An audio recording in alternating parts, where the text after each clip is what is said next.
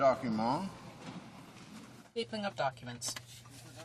Government bills. Mr. Van Loan, seconded by Mr. O'Connor, moves for leave to introduce a bill entitled An Act to Deter Terrorism and to amend the State Immunity Act. This motion is deemed adopted. Monsieur Van Loan, appuyé par Monsieur. Mr. Van Loan, seconded by Mr. O'Connor, moves that the bill be now read a first time and printed. This motion is deemed adopted. Reading of this bill, première lecture de ce projet de loi. When shall the bill be read a second time? À la prochaine. At the next sitting of the House. Projet de loi émanant du. Introduction of government bills. Statements by ministers. Reports from Reports from interparliamentary delegations. Reports from committees. The honourable member for Elgin, Middlesex, London.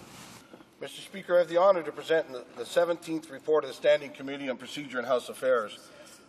Pursuant to Standing Order 9112, this report contains the list of items added to the order of precedence as a result of the replenishment that took place on Tuesday, May 26, 2009, under private members' business, that should not be designated non-votable.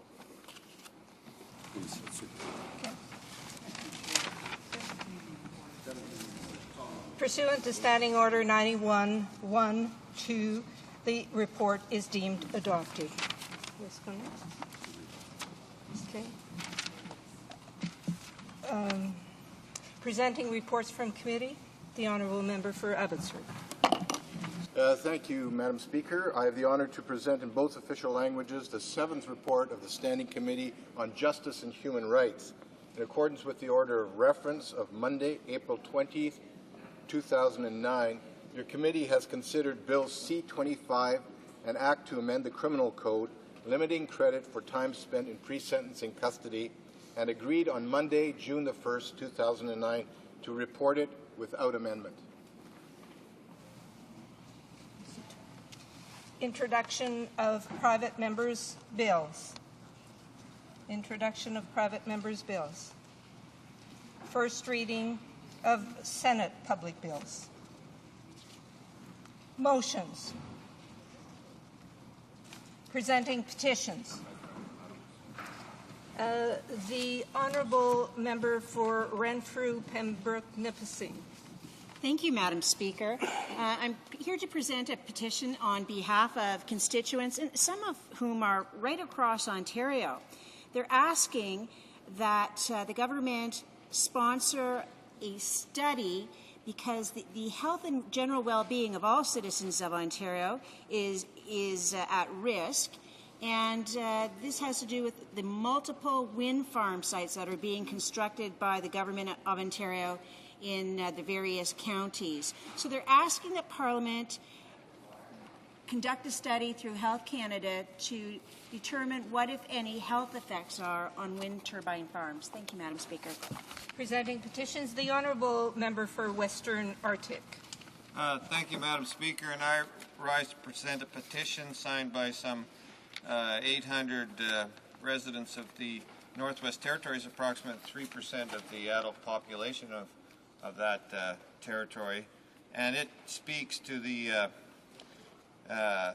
petitioner's request the House of Commons and Parliament to revise the Divorce Act and enact legislation which requires a rebuttal presumption of equal shared parenting for children after divorce or separation, and that adequate judicial training and accountability be implemented to ensure compliance with the legislation and the will of Parliament. And this refers back to 1998 Special Joint Committee on Child Custody and Access report entitled For the Sake of the Children. So on behalf of those petitioners, I'll present this position. Thank you. The honourable member for Lethbridge. Well, thank you, Madam Speaker. And pursuant to Standing Order 36, I'd like to present a petition today on behalf of 250 or so Canadians from Alberta and Saskatchewan. And these Canadians are particularly concerned about the individuals and families affected by MS and are calling upon the government to make employment insurance sickness benefits more flexible, to allow for partial benefits and part-time work for individuals with episodic disabilities, and to make the disability tax credit a refundable benefit so persons with disabilities can have more income, and allow spouses to claim the caregiver tax credit. Thank you. Presenting petitions, the honourable member for Vancouver East. Thank you very much, Madam Speaker. I'm pleased to rise in the House today to present two petitions. The first petition is signed by citizens from Saskatchewan and, in fact, right across the country, but mostly from Saskatchewan, who draw attention to the House the fact that the House passed the NDP motion on employment insurance on March the 10th. And they call on the Government of Canada to respect the will of the House of Commons and immediately restore the integrity of Canada's employment insurance system. And Madam Speaker, the second petition is signed by residents of East Vancouver, and they are signing a petition to call to stop the Canada-Colombia Free Trade Deal and call on Parliament to reject the trade deal until an independent human rights impact assessment is carried out, and that the agreement should be renegotiated along the principles of fair trade, which would take environmental and social impacts fully into account while genuinely respecting labour rights and the rights of all affected parties. Thank you, Madam Speaker. Presenting petitions, the Honourable Member for Vegreville Wainwright. Thank you, Madam Speaker. I'm delighted to present this petition on behalf of constituents and others who note that there was a federal election held on October 14th, which provided a minority government for the Conservative Party, in fact, with an increased mandate. And they also note that the opposition are looking to impose an unstable, unelected Liberal NDP separatist coalition that during the election they promised they would not entertain. And they note that Canadians have the democratic right to choose who will govern them and not have a surprise Prime Minister chosen through an unseemly, undemocratic backroom deal.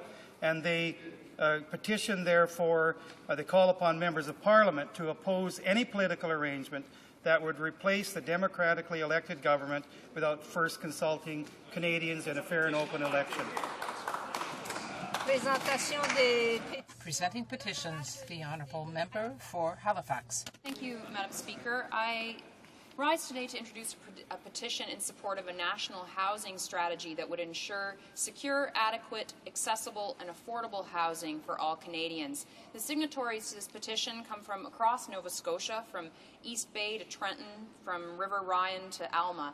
And what they're asking for is an increased federal role in housing through investments in not-for-profit housing, housing for the homeless, access to housing for those with different needs, and sustainable and environmentally sound design standards for new housing.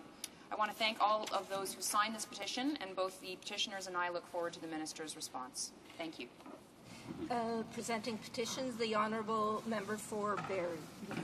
Thank you, Madam Speaker. I have a petition today from close to 1,000 residents from the City of Barrie concerning local television and expressing their wishes that Parliament do as much as possible to protect local television in Canada. In particular, the petitions focused on the A Channel in Barrie, which has been a community institution for a long time that supports our local charities and helps promote our culture in the region of Simcoe County, and it is my honour to present this petition today in the House of Commons. I had the pleasure of attending the Save Local Television rally in my riding a few weeks ago, where I was presenting this petition, and I know that there is enthusiastic support for our local television station in Barrie, and I am happy to present this today. Presenting petitions, présentation de pétitions, orders, questions on the order paper. Thank you, Madam Speaker. Madam Speaker, thank you. I ask that all questions be allowed to stand. Agreed. So ordered. Orders of the day. Oh, wait. No, c'est tout. Orders of the day. Government orders, government bills, commons. Resuming debate at the third reading stage of Bill C-24, Canada-Peru Free Trade Agreement Implementation Act, and resuming debate on the previous question. Resuming debate. The Honourable Member for Vancouver East. Thank you very much, Madam Speaker, and I'm very pleased to rise in the House today to speak to Bill C-24, which is the free trade agreement between Canada and the Republic of Peru. And first of all, I want to thank all of my NDP colleagues who have spoken so forcefully in the House over the last few days on this bill. And I think that the concerns that we've raised in the House about this agreement very much reflect what we've heard right across the country. And I have to say that I think often, when we debate legislation in this House, various bills before us, I think there's sometimes a sense that not many people are watching what's going on, and that things just go through and nobody's paying attention. But I have to say that on this particular issue, on the trade agreement between Canada and Peru, as well as the one that is to come back to the House, which is the Canada-Colombia trade agreement, there is a huge constituency out there who are watching what happens to this bill. There are people who are organized both in the labor movement, in civil society, people who work on human rights, who work with NGOs in Peru, in Latin America and elsewhere, who are very, very concerned that this trade agreement is going to go through. So, Madam Speaker, I'd like to make that point first of all, that I'm very proud of the fact that the NDP caucus has stood so strongly against this bill, because we understand that this trade bill, like so many others of the trade bills that we've seen over the years, the so-called free trade agreements, are agreements that basically put the vested interests of multinational corporations ahead of the public interest, ahead of the interests of labor rights, ahead of the interests of strong environmental standards. So, Madam Speaker, we consider that the debate on this bill, even though we're now at the final stage of it, and we're happy that our colleagues in the bloc are also standing together with us to try and stop this bill, we think it's very important that we do due diligence, that we expose the flaws of this bill, and that we alert more Canadians to the fact that our government conducts these kinds of negotiations basically in secret, behind closed doors, and we come up with these free trade agreements with various other nation states that really, in the bigger picture, are not in the public interest. And Madam Speaker, I find it ironic that on the one hand, we often find that these trade agreements are based on the premise that these multinational corporations want governments to have as little to do as possible with regulating and overseeing what should be done in terms of trade or labor standards or the environment or social standards. And that the underpinning of this agreement, and so many like them, whether it's the North America Free Trade Agreement, whether it was the agreement that we had in the House a few years ago dealing with the FTAA, that was the subject of many demonstrations in Quebec City. Though, what the underpinning of these agreements is to basically transfer power from democratically elected governments to corporations. And when we see things like Chapter 11, which is contained in NAFTA, being mirrored in this agreement, and of course will be included in the Canada-Colombia trade agreement, that confers nation-state rights to multinational corporations, we're looking at a fundamental violation of the democratic principles of a democratically elected governments. And I think that's why so many people take issue with these trade agreements. And I find it ironic that while on the one hand there's so much pressure from these private interests globally, as well as here within our own country, to adopt these agreements, on the other hand, we see just yesterday, big, huge corporations like General Motors expecting to have massive bailout of over $10 billion Canadian. And we see the Canadian government coming forward and saying, oh yes, of course, no question that's going to happen. And it seems to me that there's a huge contradiction here, that on the one hand, we've had this globalized regime that has been a race to the bottom, where we've seen these trade agreements undermine very basic human rights of workers and of people generally. And those corporations who want kind of a hands-off approach from government, but of course when they're in trouble, they're the first in the lineup to say, they want the government to be there with these massive lineups. And that kind of point is not lost on us. And as one of my colleagues says, it's the old adage that I think the former leader of the NDP, Michael Lewis, pointed out. David Lewis, the corporate welfare bums. And so those kinds of contradictions exist.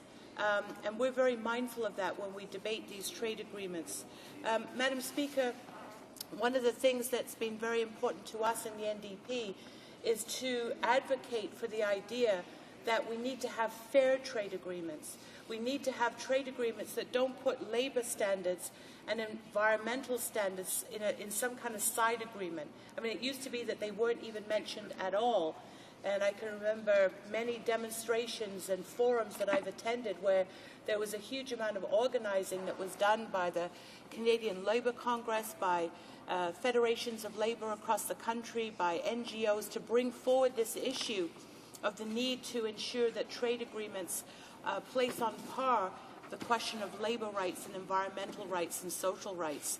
And so, historically they weren't even part of the agenda. Now we're beginning to see, particularly in this one with Peru, that there are side agreements. But, Madam Speaker, when we examine this agreement that's before us, we believe that to have a side agreement is completely inadequate. There should be strong labor standards, there should be strong environmental standards contained right within the agreement. And I think this really speaks to the heart of the matter, and that is if we're engaged in trade, and we certainly support and understand that trade has to take place between nations, but the rules by which that happens and what it is that we consider to be the priorities and what's important is something that's completely negated and missed in the agreement that's before us. I'd also point out that the actual bill before us is enabling legislation. So if we had the ability to actually amend the agreement, if we could send it to committee, if we could deconstruct it and make the amendments that were needed, well, then maybe we'd be looking at a different situation. But unfortunately, with the bill that we're now debating, C-24, because it's enabling legislation, it's basically a take it or leave it or proposition. So we have no recourse but to say that this agreement, as it stands now, as it was negotiated by the Canadian government, is something that should not be approved by this Parliament. So we're glad that it's come forward and that we actually have the opportunity to vote on the agreement, but in our opinion, the agreement is very flawed. And it's basically, Madam Speaker, a copycat agreement of NAFTA. And to us, this is very much mirrors the outdated George Bush style of approach to trade.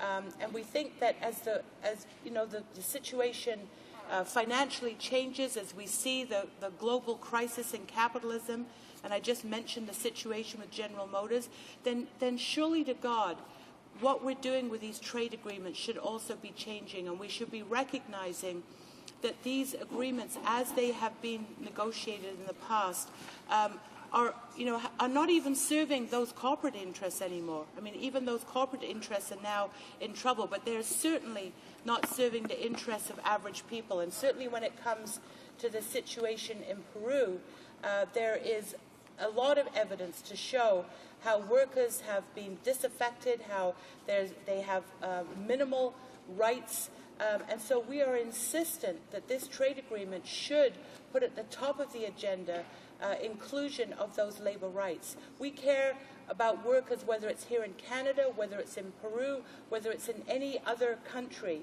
But to have this race to the bottom where basically workers pay the price and Canadians lose their jobs is a situation that we find intolerable. So, Madam Speaker, we are against this bill.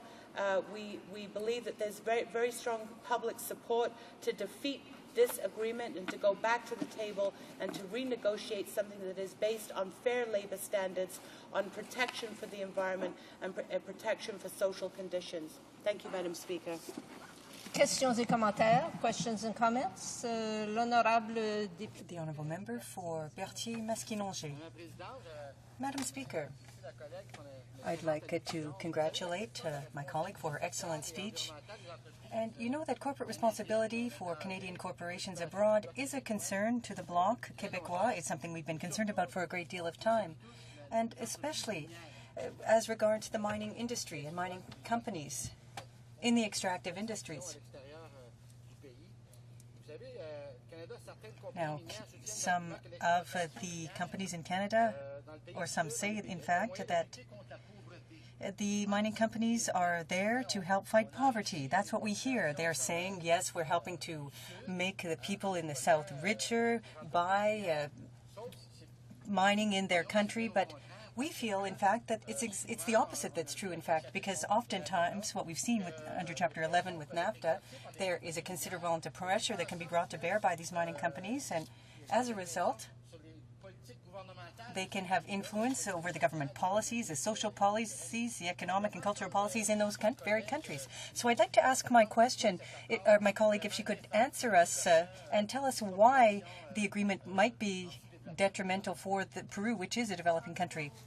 Member for Vancouver East. Well, thank you very much, and I'd like to thank my colleague from the bloc for his question, because he's entirely right that there is a very negative history when it comes to Canadian mining countries, whether it's in Peru or Colombia or other countries. And in fact, there's a very strong movement within our own country to hold these companies to account. And the fact that they can operate in a way that they undermine local conditions, that they undermine and violate worker rights. And I think the illusion that they're somehow there to help that developing country is something that is a fallacy that we now understand. And so this is another indication why this agreement is so flawed, because it does nothing to address the practices, the harmful practices of those corporations, Canadian corporations that are operating in places like Peru, where they're actually undermining the rights that labor has. They're exploiting labor, they're exploiting the environment, and this is something that we want to be stopped. But unfortunately, it won't be stopped by this trade agreement. It will only be made worse. The honourable member for Mississauga South. Madam Speaker, let's follow up on the answer that the member just gave. This bill does nothing to address the labor difficulties in labor law in Peru. So let's stop any efforts to improve our trading position, our competitive position in Peru, which is in a trade deficit situation, so that we can demonstrate our concern about labor practices.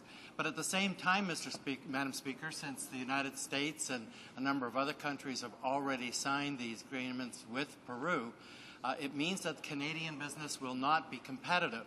And we will lose that business, and we will lose jobs in Canada. So, Madam Speaker, the question is quite simple. Is it our role here to balance the needs to create jobs or retain jobs in Canada, or to demonstrate that we're concerned about labor laws and practices in Peru? The honourable member for Vancouver East. Well, Madam Speaker, as I pointed out before, the agreement, the bill that's before us today does not allow us to actually amend the agreement. We either support it or we don't. We think that the agreement is fundamentally flawed, and our position in the NDP is that we defend and advocate for both jobs here in Canada, good quality jobs. I mean, heck, we've done that day after day in this House, which is more than I can say what the Liberals have done. But we don't do that also at the expense of labor rights in other countries. And that's why these trade deals are so important in terms of examining what's really going on. For example, in the U.S.-Peru deal, the environment and labor sections are not side agreements. They're actually part of the agreement. Why don't we have that in Canada? Why have we relegated them to side agreements where the compliance mechanisms are very minimum? So, Madam Speaker, this is not an issue of pitting one against the other. This is saying if we have trade agreements, let's make sure that they protect both Canadian interests, but at the same time they don't violate the rights of workers in other countries. What kind of position is that? And it's quite shocking that the Liberals are going along with this. Of course, they have a history of promoting and advocating these kinds of agreements. We're not prepared to do that. We're prepared to say we want fair trade agreements that respect labor rights both in Canada and in Peru. You're here. Resuming debate. The honourable member for Berthier-Masquinongé. Thank you. Madam Speaker, I'm pleased today to speak to this bill. As I've mentioned in the past, the Bloc Québécois is opposed to this free trade agreement because fundamentally it doesn't meet a number of criteria and objectives which are very important in the signing of trade agreements that will lead to fair trade and not trade that will simply promote inequality. All freed agreements, in our view, must contain binding measures with respect to minimum standards for human rights, labor, and respect for the environment. This free trade agreement with Peru, which would open the door to Canadian investors, mining investors in Peru, does not contain sufficient binding measures and criteria to protect human rights, workers, and the environment. Now, we know that Canada is a leader in terms of mining abroad, and the federal government provides tax credits and by doing so supports these companies and helps them in their work abroad. The federal government at present, Madam Speaker, is promoting projects, but it's not very concerned with whether or not the mining companies are respecting minimum human rights, workers' rights, and the environment. With the support of the Liberals, the Conservative government has refused to adopt binding standards in terms of corporate social responsibility for mining companies to be followed by Canadian companies when working abroad. And, Madam Speaker, it's quite ironic, if not pathetic, to see the Liberals opposed to adopting standards in the opposition, because oftentimes we say that when they're in the opposition, they turn into the NDP, but when they take power, they turn into the Conservatives. They're supporting this agreement, but at the same time,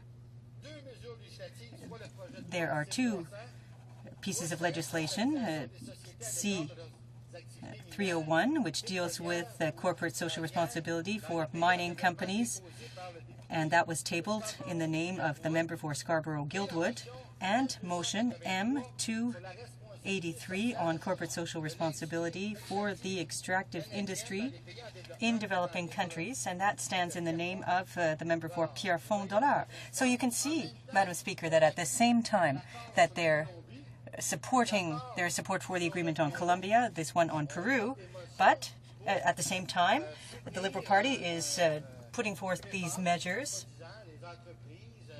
and they're defending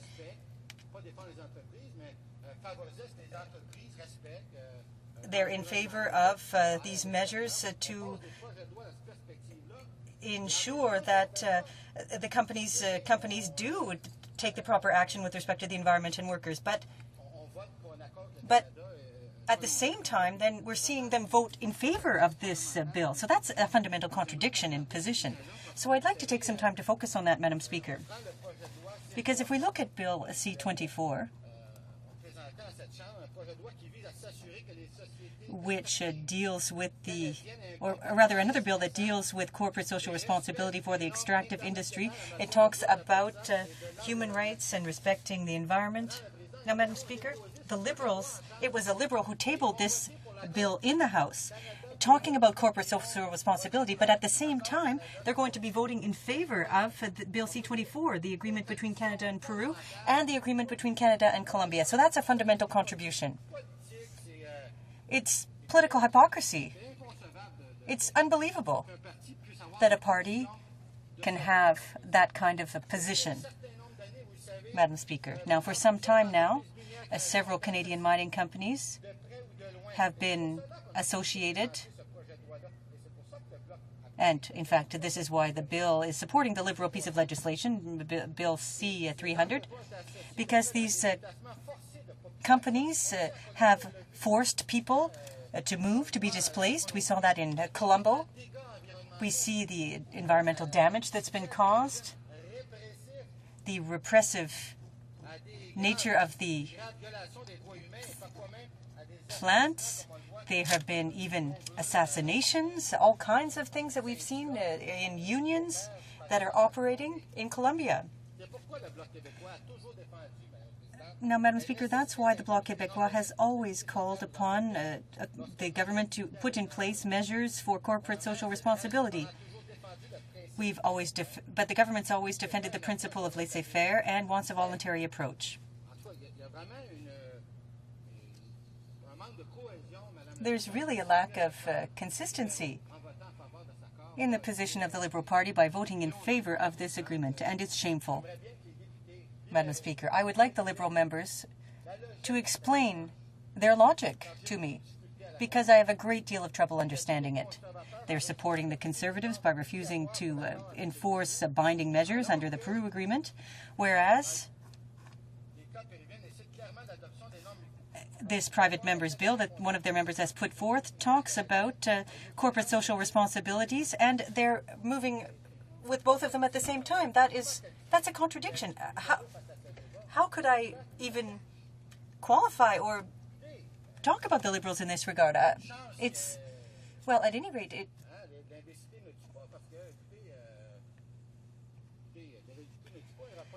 it's a good thing that ridicule never killed anyone, because there wouldn't be any Liberals left in the House if that were the case. Now, I've been listening to them since yesterday, and I'm very astonished. So instead of imposing binding measures, Ottawa is continuing to perpetuate this myth that all Canadian companies are responsible and are defending the people of these countries, and that all the action taken is responsible on the part of these mining companies. Now, we're talking, Madam Speaker, about important radical reforms that were put in place by Mr. Fujimori between 1990 and 2000 that reduced the size of the government's ability to step in and to impose measures over its own territory. So, Madam Speaker, since then, investments have been made in the country, and Peru is undergoing economic growth, but we must consider it as a developing country. The Canadian government has a responsibility to ensure that its legislation does not run counter to the needs of the people of Peru. Sustainable development, fair development, harmonious development, respectful of local populations is important. It's not simply good enough to say that we're stimulating jobs or creating jobs in the country. So that is why the Bloc Québécois has always been in favor of the adoption of standards and for mining companies. Now, Madam Speaker, in simply not taking into account a number of recommendations made by industry, by civil society, which was contained in the Roundtable report, the National Roundtable on Corporate Social Responsibility, which included the participation of all parliamentarians and which covered the extractive industry in developing countries. By refusing to acknowledge and put in place the recommendations of that report, the government is an accomplice.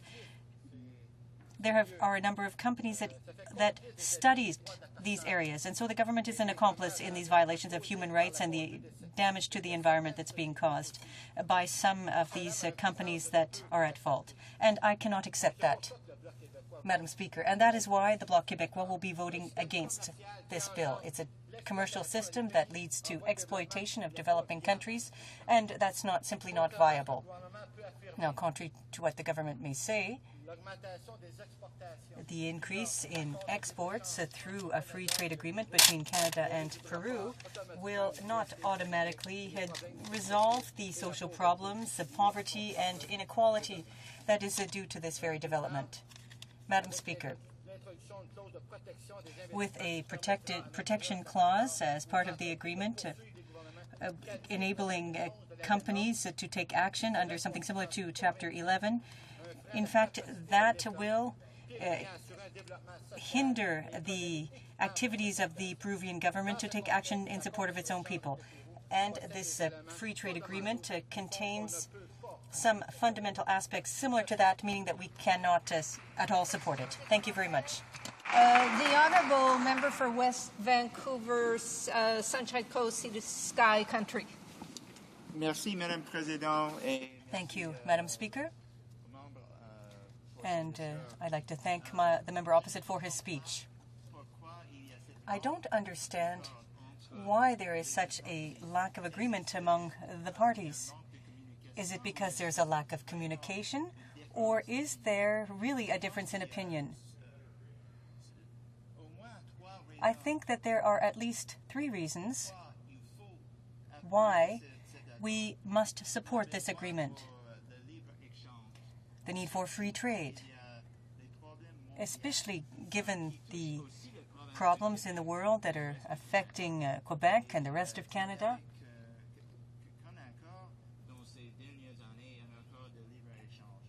And we need to have free trade agreements in order to deal with economic problems. Second is the pursuit of social justice. Like you, sir, and like the member from the New Democratic Party, I'm seeking social justice. I've been to Peru. I worked with Canadian Food for the Hungry. And we do need to work hard to improve the situation because the NGOs cannot do it alone. We need the assistance of others as well. Thank you. The Honourable Member for Berthier-Masquinongé. Madam Speaker, I won't be applauding those remarks because they're naive. Let's look at Peru. In 2004, a study was conducted. I have some figures.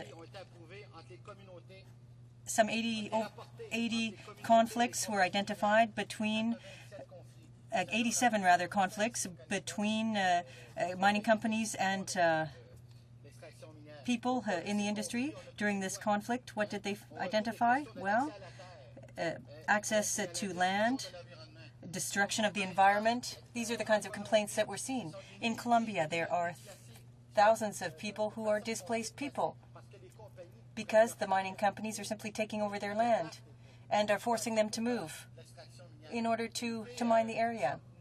So we are in favor of free trade, fair free trade that will focus on sustainable development and that will respect local populations as well. The Honourable Member for Burnaby Douglas. Thank you, Madam Speaker. And I want to ask my colleague if he has any concerns with the fact that labor standards and environmental standards are not part of the main agreement but are part of side agreements in this Canada-Peru free trade agreement. Some analysts have noted that even though there's a similarity between this agreement and the one that the United States entered into with Peru, but in the United States agreement, environmental standards and labor standards are part of the main agreement. They also point out that the Canadian Environmental Standards Agreement is much weaker than what the Americans have in their agreement, but that this hasn't slowed down President Garcia from making changes to the environmental policies of Peru, which don't help the environment and which have been very detrimental to the people of Peru. So I'm wondering, given those problems, if you could comment on those particular issues and the problems that are associated with the Canadian agreement in this regard. The Honourable Member for Berthier-Masquinongé. Indeed, Madam Speaker, I think that my colleague from the NDP is alluding to Chapter 11 of NAFTA, which is operational in this agreement. As you know, we are in favor of multilateral agreements rather than bilateral because it's easier for those countries. When it's multilateral, companies have to respect those standards more. I think we should need a fair agreement, yes, but the companies should have to publish a report annually.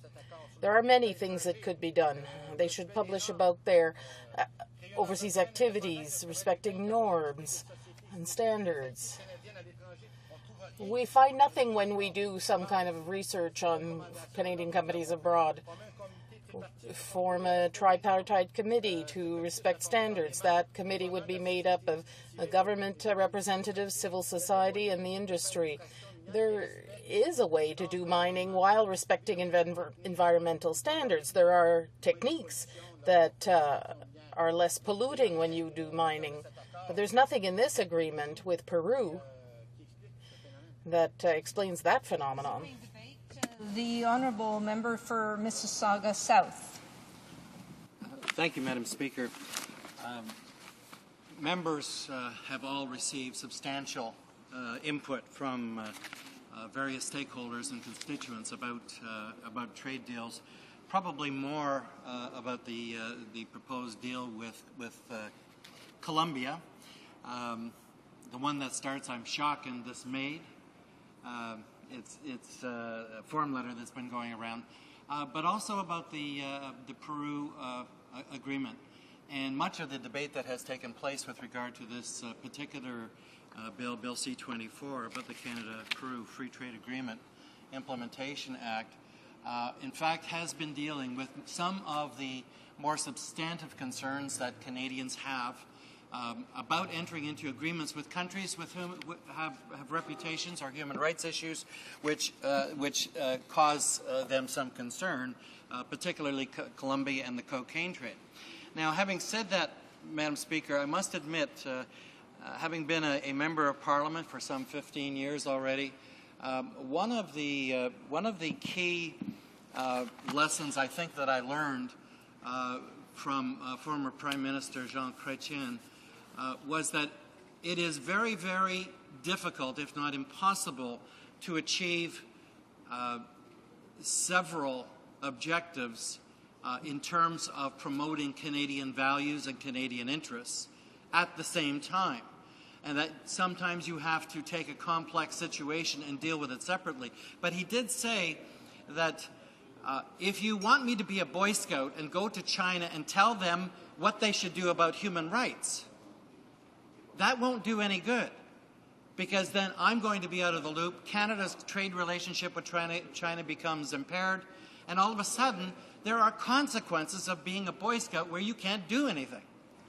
So he said, rather, I would want to be at the table.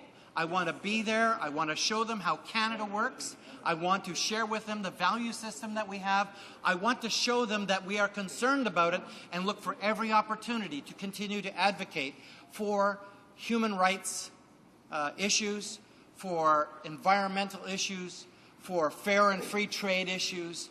You name it, Madam Speaker, these bills raise all of these kinds of concerns. So the question really comes, if you, for instance, take the Colombia deal, you would probably say, well, listen, the committee, the Standing Committee on International Trade says, I think we should have a human rights assessment on Colombia. And what would come out of that human rights assessment? Well, it would say, you know, there's a terrible drug trade, and there's a lot of nastiness going on there, and the human rights there is terrible. Compared to Canada's standards, this is really unacceptable. Now, this is a wonderful thing to do when you are talking about doing more business with that country. All it does is rub it in their face what the realities are that we know.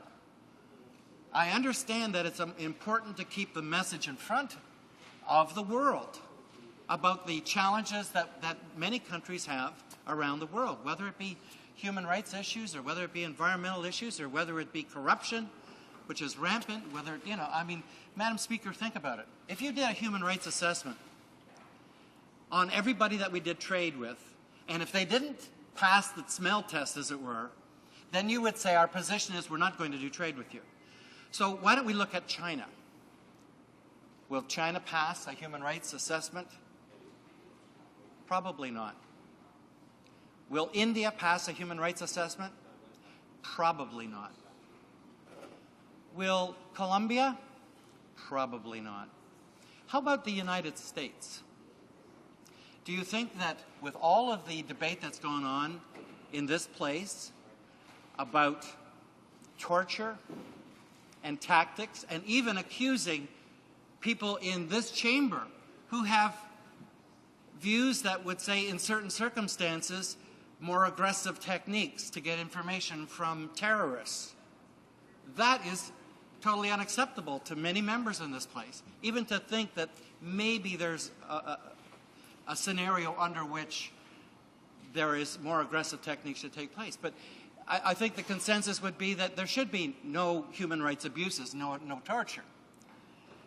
But that means that if you're going to apply the same criteria that you want to apply to Peru about having a human rights assessment before you consider doing trade or expanding trade, Madam Speaker, that means we have to reconsider our trading relationship with our largest trading partner, the United States. It is bizarre, and it's probably a stretch. But it can be argued. And I wanted to speak today because I received so many communications from people who have been told this. They have been told that this is terrible. We shouldn't be doing business with these people. Most of them, unfortunately, do not understand that we already have a trading relationship with all of these countries. We already do trade. Madam Speaker, with regard to Peru itself, we have a significant trade deficit. We have $390 million of trade that of exports to Peru, including cereals, paper, technical instruments, and machinery. But we import from Peru about $2.5 billion, mostly in minerals, gold, zinc, copper ores, animal feed, and vegetables as well. So, Madam Speaker, you have to ask yourself whether or not Canada is prepared, notwithstanding the current recession and the economic climate that we're in, whether we are prepared to sacrifice doing more business, growing our economy, creating jobs, for the opportunity to say to someone, the way you run your country, the laws that you have with regard to human rights, the laws that you have with regard to labor, the laws that you have with regard to the environment are the kinds of things that we just have a problem with.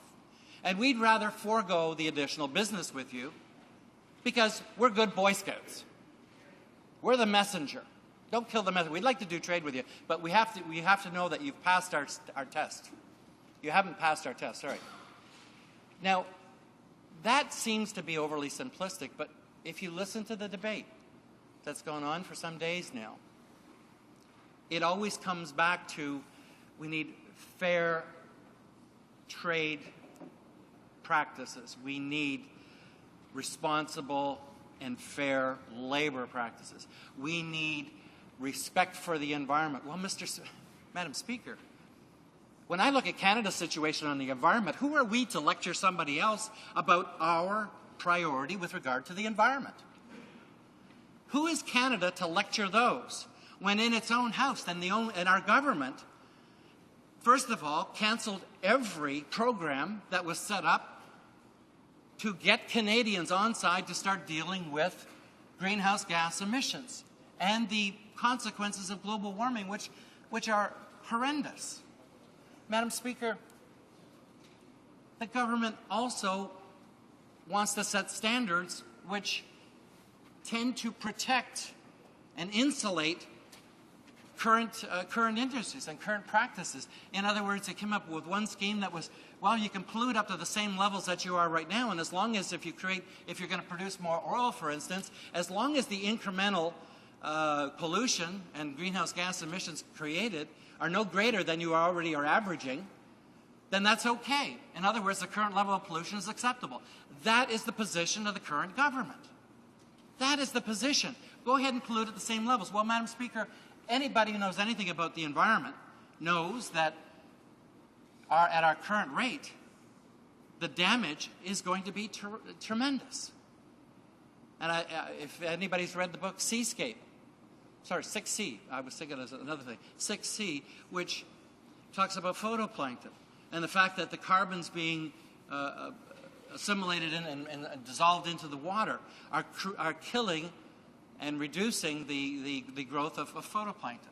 Well, Madam Speaker, these are the kinds of things that I wanted to raise, because the seas are sicker, in fact, than the land. And if the seas go, the land is going to go right after it.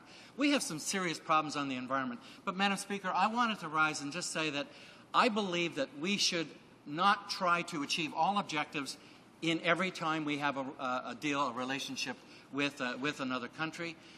We do some trade now. Other countries have already entered into similar trade agreements. They have a competitive advantage over Canada. If we do not enter this deal, if we don't deal with those tariffs that we presently are facing, Madam Speaker, even the existing exports into Peru will disappear because we can't be price competitive. That costs jobs in Canada. Madam Speaker, we have to think more carefully about what our objectives here. Questions et commentaires. Questions and comments. L'honorable The honourable member for Berthier-Maskinongé. Madam Speaker, I was listening to our colleague, whom we appreciate greatly in this House. He speaks often in this House, but we don't always agree with his positions. I'd like him to explain how his party, the opposition party, the Liberals, maybe the future government, who knows, They want to take power eventually. They voted in favor of M283, a motion that says that the government should take immediate action to establish national roundtables and task forces on the social responsibility of Canadian companies in foreign countries, and that it get the necessary funds and ombudsman. You know the motion. You voted in favor. There is nothing in this agreement that includes the terms of this motion, and yet you're going to vote in favor of it, in favor of the Canada-Peru agreement. So I'd like to hear your views on that. I'd like to remind the honourable member that he must address the chair. For Mississauga South for response. Thank you, Madam Speaker. This is precisely the point. I don't think that there are many people in this place that do not believe that having a national roundtable or an international roundtable forum to discuss on how we can address the issues that are being raised by that private member's motion by the member for Scarborough-Guildwood.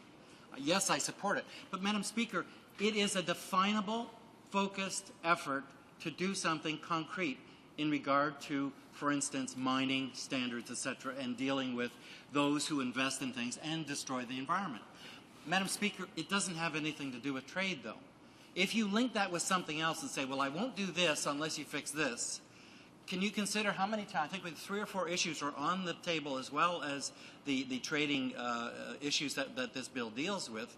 If one of those things should fail, then the whole thing fails. And I guess the question really is for the House to consider whether or not we should sacrifice trade, jobs, and opportunities to continue to influence, through, for instance, this roundtable, to influence our actions and the actions of other countries with regard to commercial activity, which negatively impacts the environment. Questions et commentaires. Questions and comments. For West Vancouver, Sunshine Coast, Sea to Sky Country. Thank you, Madam President, and thank you, Member Opposite, for your remarks. I would ask if the Member Opposite could confirm my understanding of what he said. From what I understood, that there is a value in engaging the people of Peru or any other country just by being at the table, even with outside agreements. But furthermore, this agreement contemplates side agreements that bolster the whole human rights, social justice, environment, labor rights kinds of issues that have been raised by my colleagues from the Bloc and the NDP. Could my colleague from the Liberal Party confirm my understanding?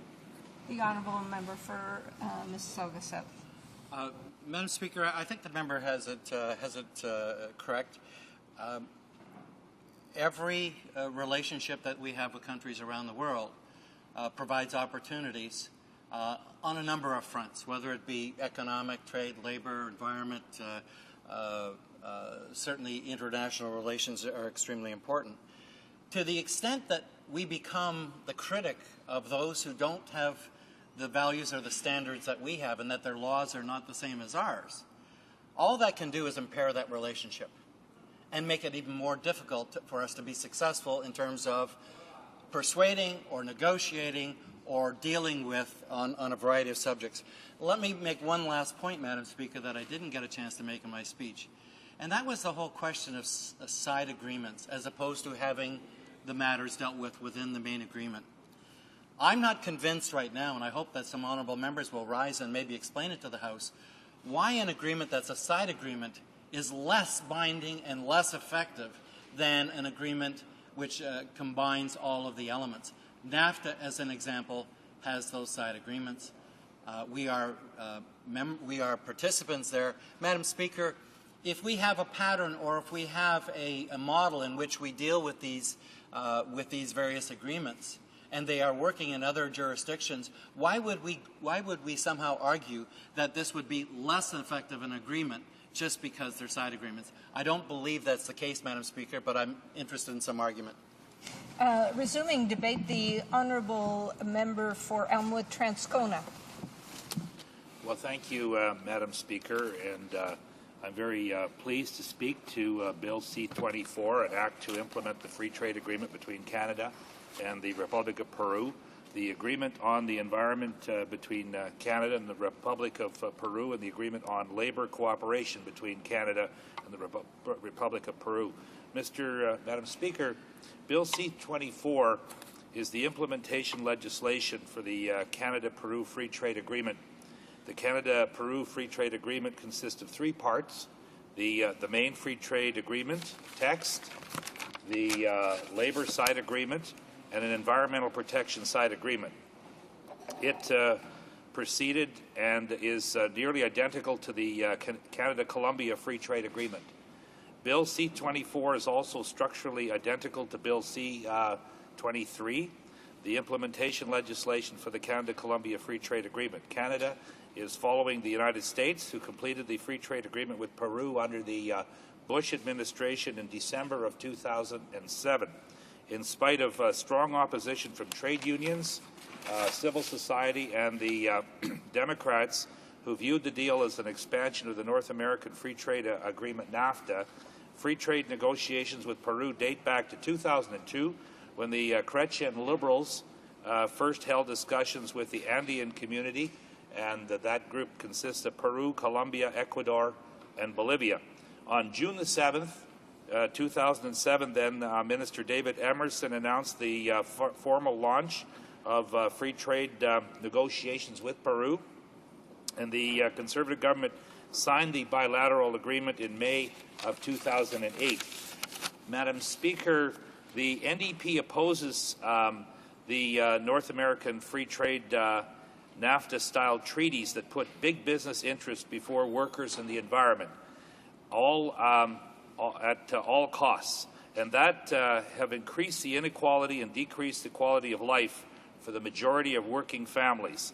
In the case of the Canada-Peru agreement, our concern is that a much larger and more developed economy will take advantage of a developing one, that large corporate interests will end up shaping the so-called free trade architecture to serve their needs, and not the public interests of the two trading nations.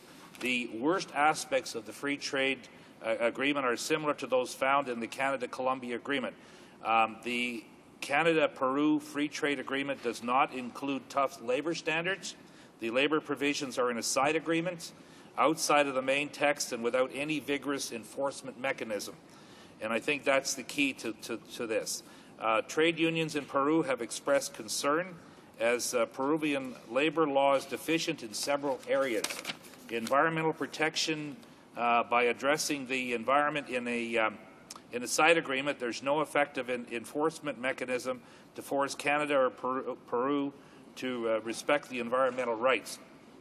Canada and recent budget measures in the recent budget took away some of the environmental protections through the Navigable Waters Act that we previously had in this country. So it's not just a one-way street here where we're looking at in this case, the country of Peru, and saying that they're not, living up to standards and they're racing to the bottom. Well, we have examples on our side where it could be argued that we, in fact, are doing the same thing in terms of racing to the bottom. The Canada-Peru Agreement on the Environment commits both countries to pursuing environmental cooperation and to improve their environmental laws and policies, but it can only ask both parties to enforce their domestic laws. And if they don't, there's no necessary consequence. In terms of the investment chapter, and that's been a major concern of the members of the bloc who are also supporting the NDP here in voting against this bill. The investment chapter is copied from the North American Free Trade Agreement, so we have some experience over the years with how that works. Chapter 11, investor rights.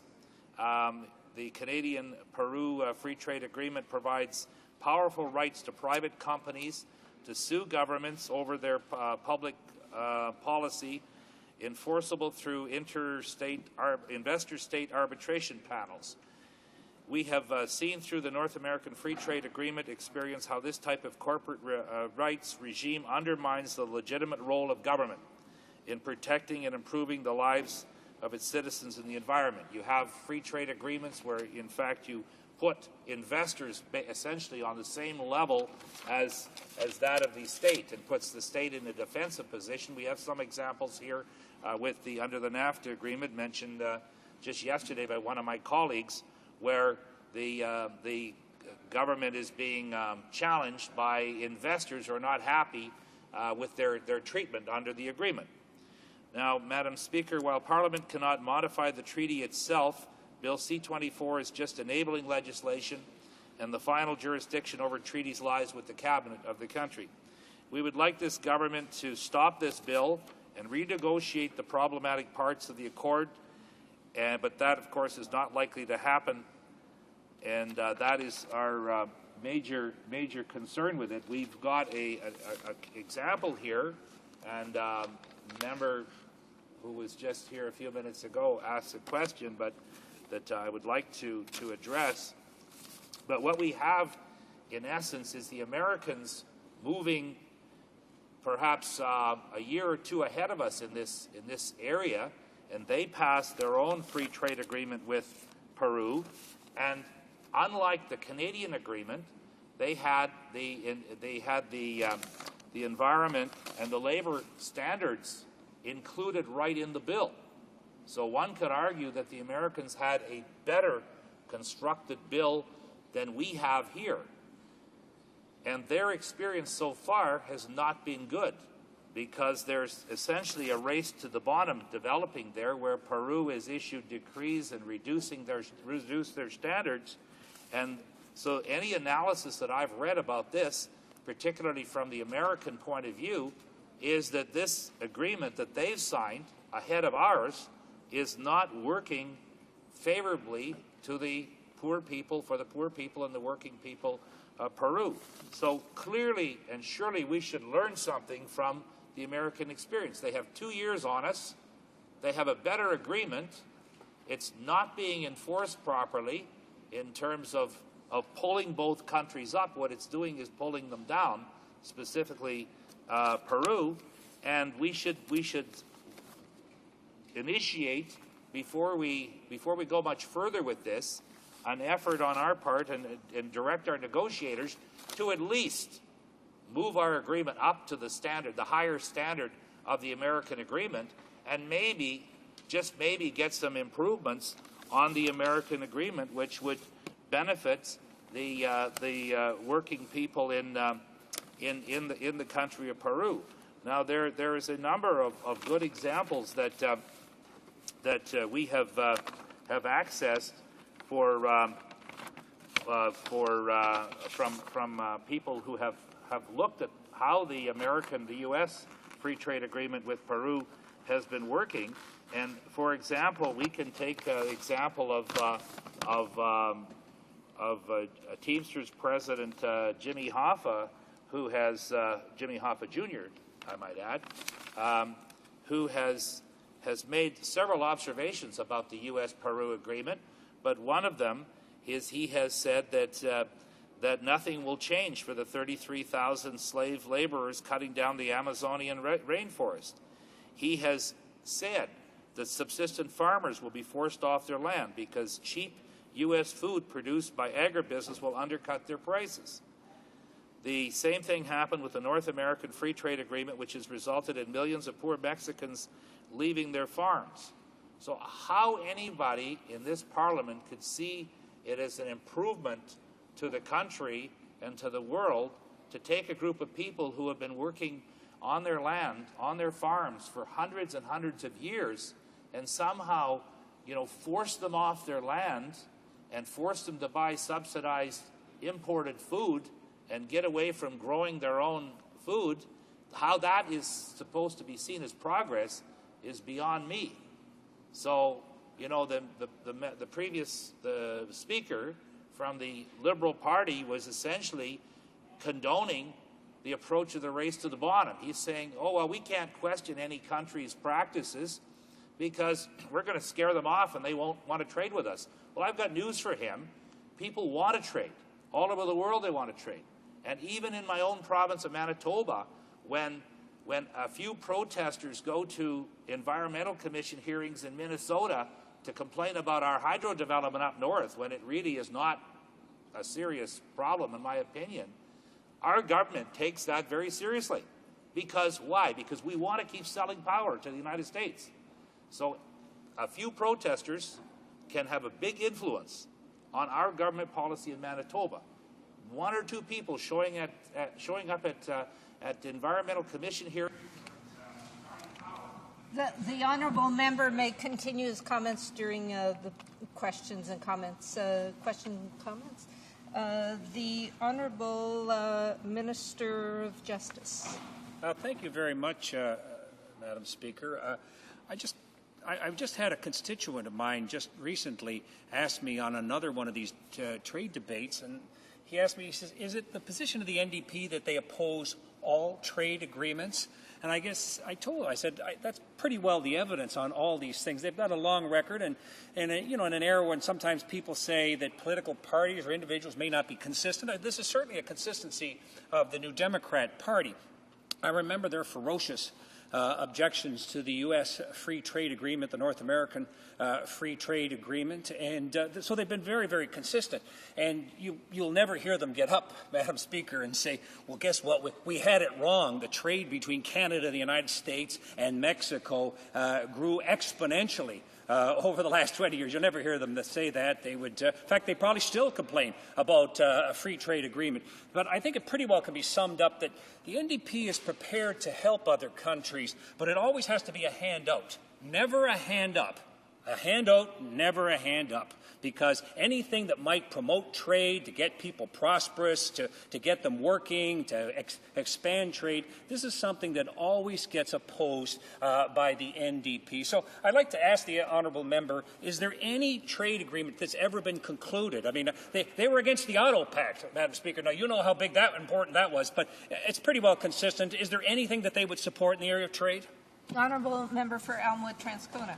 Well, thank you, Mr. Speaker. Those are very silly comments from the from the member. I mean, I spent a few minutes in my speech suggesting to the member that, in fact, the United States had probably a better agreement with Peru, signed 2 years ago, and we have some experience there where we could look and see how it's developed. In the case of the United States, they were smart enough to include the labor and environmental agreements as part of the agreement, not as side agreements. So we assume that they have a better agreement. So I think it's incumbent upon this government to pay some attention there, and it's not too late for them to get their trade negotiators out there and try to at least elevate our agreement as good as, up to the level and as good as what the United States has had for the last 2 years. And I was pointing out to the member that we have evidence that even that higher standard is not working, because the Peruvian administration are racing to the bottom, changing the laws, forcing farmers off their land, and you know, obviously the member wasn't listening to my comments on that. So yes, we do support trade. We support fair trade agreements. I don't know how many times, and the bloc members have been telling this member for the last few days the very same thing. We support fair trade. What's so complicated about that concept? So we don't... Then comments? The honourable member for Algoma, Manitoulin, Kapuskasing. Thank you, Madam President, and I want to thank my colleague for his comments and his speech. I think that it certainly speaks well about why we have been asking for fair trade and not a free trade agreement. I want to touch base as well with some of the comments from some of our other colleagues, specifically right now the Minister of Justice, who just spoke with regards to how free trade has actually worked. If free trade has worked so great in the U.S., why is it that we have thousands of people coming on to Parliament Hill today speaking with regards to forestry and the lack of attention that was done with regards to their that part of the agreement? As well as we had a comment made by a Liberal member who talked about the greenhouse gas emissions. And I can tell you on that is that under their party, we saw much more greenhouse emissions rise. So my question to my member, to my colleague, is: does he think, as the Liberal the Liberal member seems to think, that we should turn a blind eye to human rights when it comes time to these free trade agreements? The honourable member for Elmwood Transcona has 30 seconds to respond. Thank you. Order. Thank you, Madam. Please. The honourable member. Now 20 seconds. Thank you, Madam Speaker, and I want to thank the member for the question. The reality is that there are many, many ways to negotiate agreements, and what we want are fair trade agreements. We want to take into account as many of the possibilities, eventualities that can happen, and whether that involves labor, environment, human rights issues, they should all be put into agreements because people want to trade. And to get a sound trade agreement, people will agree to have decent standards if you require those in an agreement. Resuming debate, the honourable member for Burnaby Douglas. Thank you, Madam Speaker, and I'm pleased to have this opportunity to speak in this debate on Bill C-24, an act to implement the free trade agreement between Canada and the Republic of Peru, the agreement on the environment between Canada and the Republic of Peru, and the agreement on labor cooperation between Canada and the Republic of Peru. And Madam Speaker, I think one of the part of the context of our debate today is the fact that today, this morning, and this afternoon, thousands of members of the Communications, Energy and Paper Workers Union, the CEP, my old union, I was a proud member of CEP Local 232, will be gathering here on the Hill for a national day of protest to say that forestry workers fight back for jobs, pensions and families. And one of the reasons this protest has been organized is because of the failure of free trade agreements between Canada and the United States, the failure of the softwood lumber agreement between Canada and the United States to protect the jobs of Canadian workers. And that's one reason why thousands of people will be here in Ottawa today to protest the failure of Canada to protect Canadian jobs and Canadian workers through these types of trade agreements. And so, Madam Speaker, that shows why it's so crucially important that we pay attention to these agreements as we sign them and as we develop them. So I'm glad that we have this opportunity to debate the Canada-Peru agreement here in the House today. And as my colleague from Elmwood Transcona has said, New Democrats support trade agreements, but we support fair trade agreements, and we want to make sure that they meet the social and environmental labor goals of our country, that they support our democratic vision for our own country and for countries around the world. We want to make sure that any agreement that we enter into supports those standards. And, Madam Speaker, I don't think that makes us Boy Scouts, as the member for Mississauga South indicated, and I don't think Boy Scouts shouldn't appreciate the way he slags their intent to be honorable citizens. I just don't think that makes us Boy Scouts or makes us naive to want to uphold those kinds of standards in these agreements. One might ask the member for Mississauga South, if he's prepared to sell his soul for a mess of pottage, which may be the other end of the coin when it comes to these kinds of agreements. So I think that there is a very appropriate time to give due diligence to these agreements and to make sure that they do what they say they're going to do. We're very concerned, and we always raise the context of labor rights, of environmental protections, and the investor chapters of these agreements. And this Canada-Peru trade deal is no different in those regards, Madam Speaker. We believe that these agreements do put the interests of big business before workers and the environment, and that is one reason why we don't support this agreement. We think that we haven't learned anything from the problems with NAFTA's Chapter 11 on investor rights. And we do continue to be concerned that this gives corporate interests the ability to override the democratically elected representatives of the people of the country when it comes to corporate relations and some trading relationships. And so these provisions are maintained in this Canada-Peru agreement, and it is one of our key concerns with that deal. Madam Speaker, the other contextual kind of setting that I want to give is, again, with what happened with the U.S.-Peru free trade agreement, and how that's been implemented and the effects of that deal that has been in place since December 2007. I think it's very important to understand what happened there and look at some of the differences between what the United States negotiated with Peru and what Canada has negotiated with Peru. One of the key concerns, and some of this information comes from an article written by Mary Theron, research associate with the Council on Hemispheric Affairs. And she has pointed out a number of problems in since the negotiation of the U.S.-Peru Free Trade Agreement.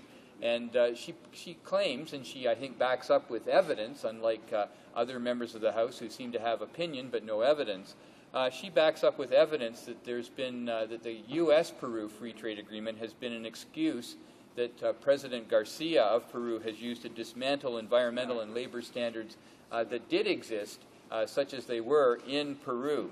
And that it has also led to further economic deterioration in Peru. And Ms. Theron says that this should be taken into consideration before other free trade agreements are signed by the United States. And I think that's instructive for Canada before we enter into this agreement with Peru. She also notes that corruption is a serious issue with the Garcia government in Peru, and that there is a long history and a continuing history of scandals in that government, and especially scandals with corporate interests in Peru and their involvement with bribery and whatnot with the government and leading officials of the government of Peru. And I think that context is an important one for us to struggle with as well. You know, do we enter into agreements and it can't guarantee the force of law and the supremacy of law, and get bound up in these terrible scandals related to the development issues of their country. This article goes on to talk about how President Garcia has been implementing and changing the legislative framework of Peru to accommodate the U.S.-Peru Free Trade Agreement. And he's been doing it by the use of legislative decrees. And in fact, in the first 6 months after the agreement was signed, he enacted a total of 102 legislative decrees designed to harmonize national laws with the conditions laid down in the free trade agreement between Peru and the United States. Now, it's interesting to note that the Peruvian Congress Constitutional Commission has recently declared about 40% of those decrees to be unconstitutional, which again brings into question the Garcia government's commitment to the Constitution, to the law, to the background framework of this agreement in Peru. And that there's been considerable comment in Peru, in the Peruvian press, and as well as with politicians and activists, that the government has used these decrees to the detriment of labor, the environment, and the agricultural industry and indigenous rights in Peru. Exactly. One of the most controversial of the legislative decrees was number 1015, which was passed in May 2008. And that decree was designed to facilitate the privatization and stripping away of communal lands held by indigenous and subsistence farming communities. And any of us who know anything about Peru know that communal land is essential to the Peruvian understanding and to the traditional way of life in Peru. Previously, the law in Peru required a 2/3 majority in Congress to authorize any land sales from these communally held lands. However, this decree 1015 lowered this requirement to a simple majority in a clear attempt to encourage those kinds of sales and subsequent exploitation of the land by foreign and domestic entrepreneurs. So that's one of the key changes that came about despite the agreement between the United States and Peru. Another legislative decree, number 1064, eliminates the ability of landowners to negotiate with oil and mining companies over the use of their land. Now, before that decree, companies had to reach an agreement with property owners in order to buy or rent their land for commercial use. Only if negotiations failed could companies turn to the government, specifically the Ministry of Mines and Energy, to force owners to sell their land. And this decree, number 1064, cuts out landowners completely, leaving the entire negotiation process in the hands of government.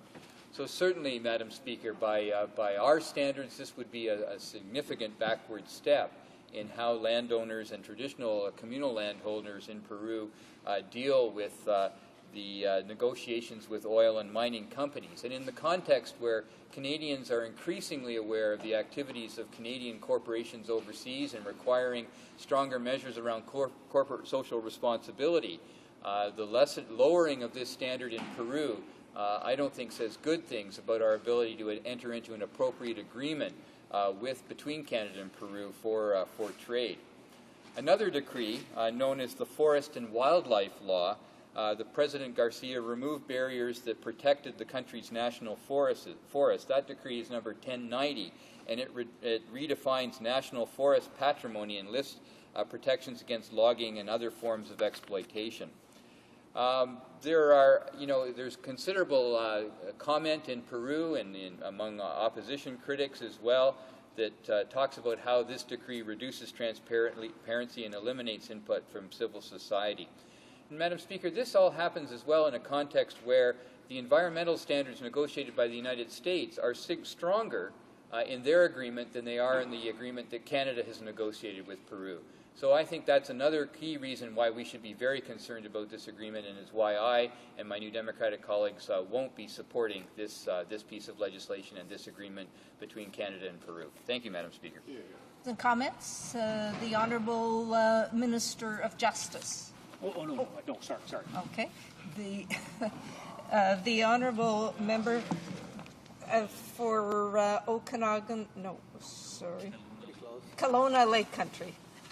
Thank you, Madam Speaker. It's still in the Okanagan, the beautiful Okanagan, and it's a pleasure to rise, and Madam Speaker, to acknowledge my colleague from Burnaby Douglas from beautiful British Columbia as well. And I just, as a member of the Standing Committee on International Trade, the aspect of the Canada-Peru trade agreement is something we've spent a great deal of effort and time to ensure that the agreement not only helps folks of Peru, but Canadian businesses expand, as alluded to by the Honourable Member. The fact the Softwood Lumber Agreement is something that the Forest Products of Canada, FPAC, have stood firmly behind. The fact that if we didn't have that agreement in place, the situation would be even more dire than it is today. And we are facing a global economic crisis.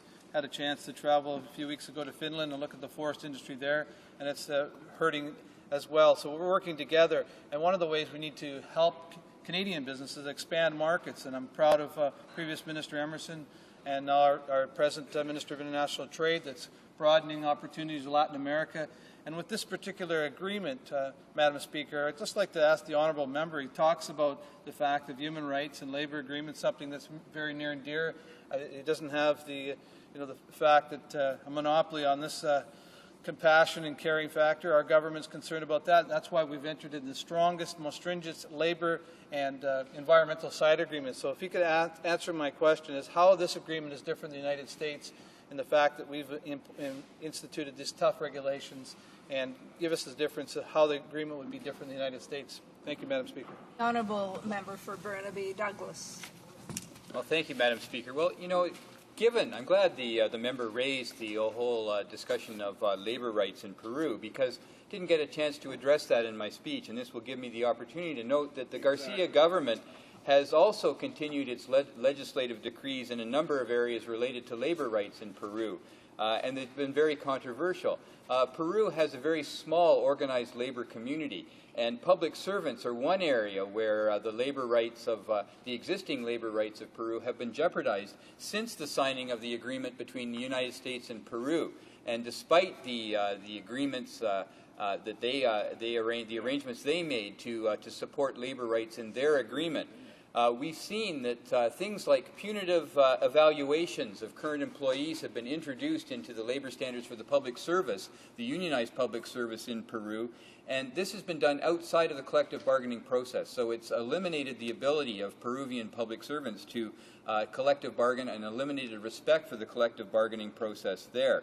Madam Speaker, we've also seen that despite changes to the minimum wage in Peru, and most Peruvians participate in what's called the informal labor market, and so this is a very significant issue for the majority of Peruvians.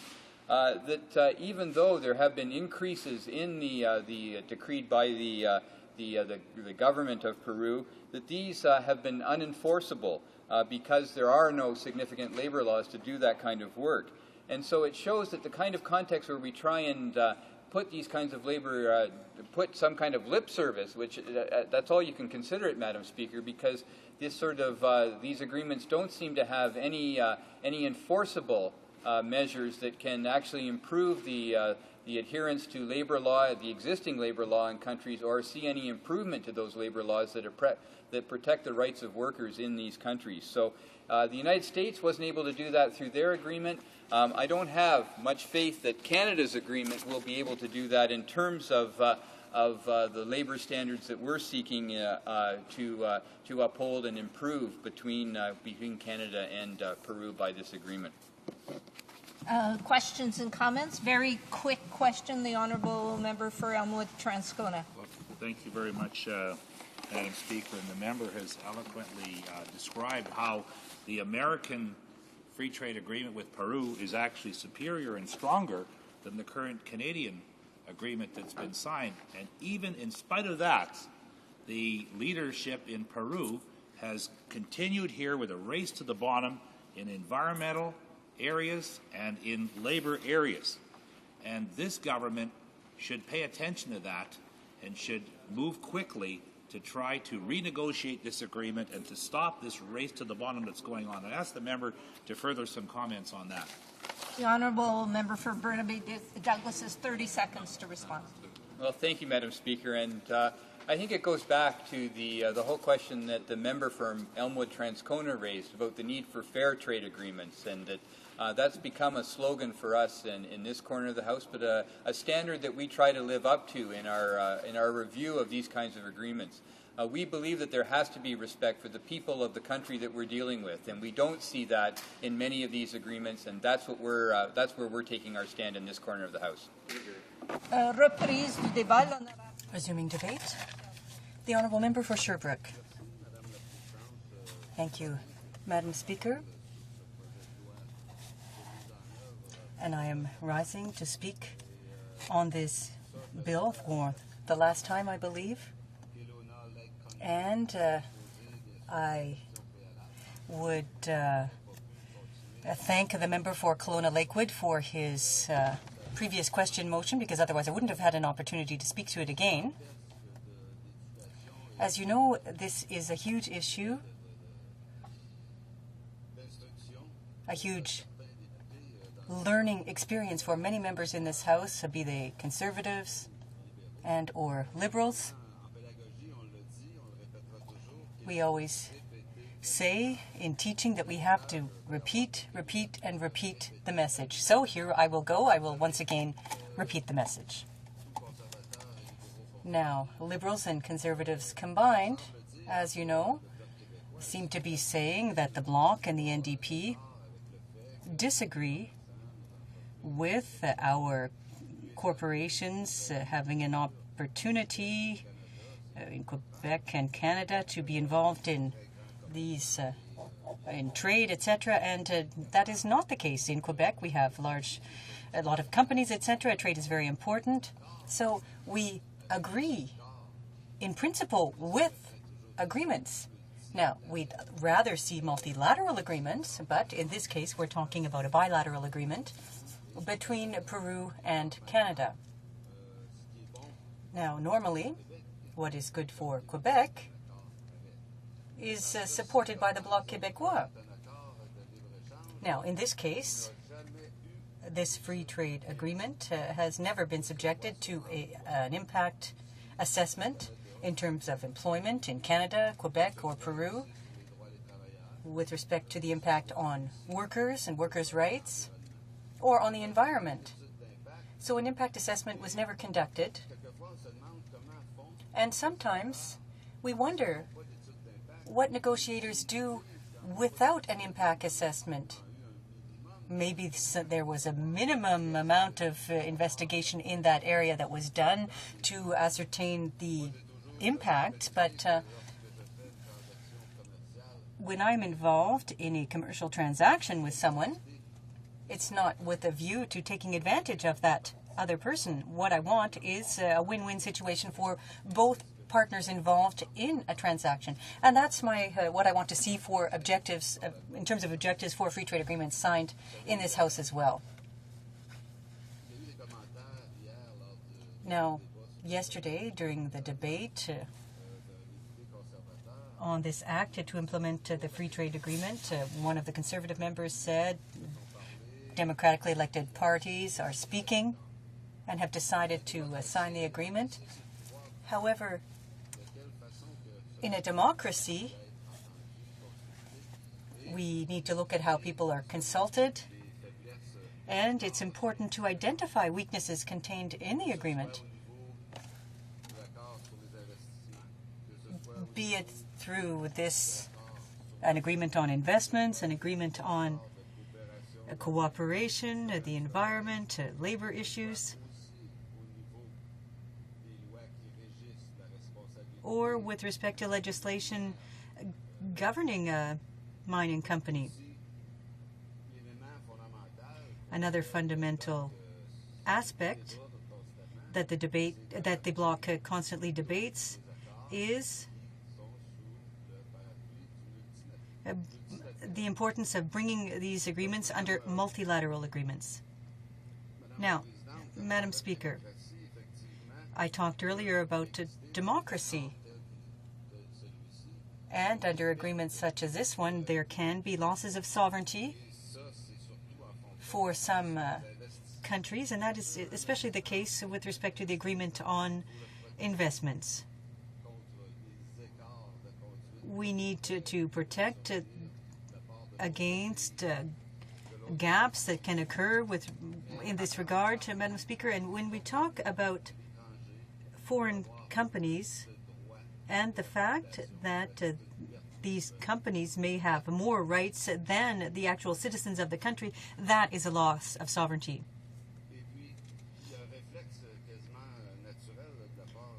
Then there's the government's natural reflex. In the current economic crisis, its first reflex is to focus on markets that are less regulated. The agreement with Colombia, for example, and this agreement with Peru. Now, you know that the agreement with the European Union was not very complex, and the bloc quickly supported it. So we are aware of the benefits of being on an equal footing, and it's important for the other country to be able to guarantee these rights. Now, when I made my first speech yesterday, Madam Speaker, on this bill, I referred to some comments made by witnesses who appeared before the committee, and I hadn't had an opportunity to complete that, so I'd like to go back, Madam Speaker, to comments made by Theresa McClegannon, who said from the outset that the fact that investors would have access to the state is highly problematic and should not exist in a free trade agreement. She also referred, of course, to the issue of sovereignty of the other country, as well as Quebec and Canada's sovereignty. Now, we have an excellent example with the free trade agreement with NAFTA, with 2,4-T, which is a pesticide that we don't want to be used on our lawns for aesthetic purposes. But no, what we're seeing is the company take legal action against the government of Quebec. So when we legislate on principles based on health, precautionary approach, there is a significant loss of sovereignty. And this is an agreement like the one for Peru, and it is a flaw. Now, I have some other examples. There is the free trade agreement between the U.S. and Australia, where the state or the investors did not have access or do not have access to the state. And the witness's comment was that this could provide additional social protection. So, Madam Speaker, with respect to the witness, I'm quoting, who is from an environmental association. She spoke specifically about the problems linked to the agreement on investment, even though she represented an environmental organization. So she recommends sending the government back to do its homework again,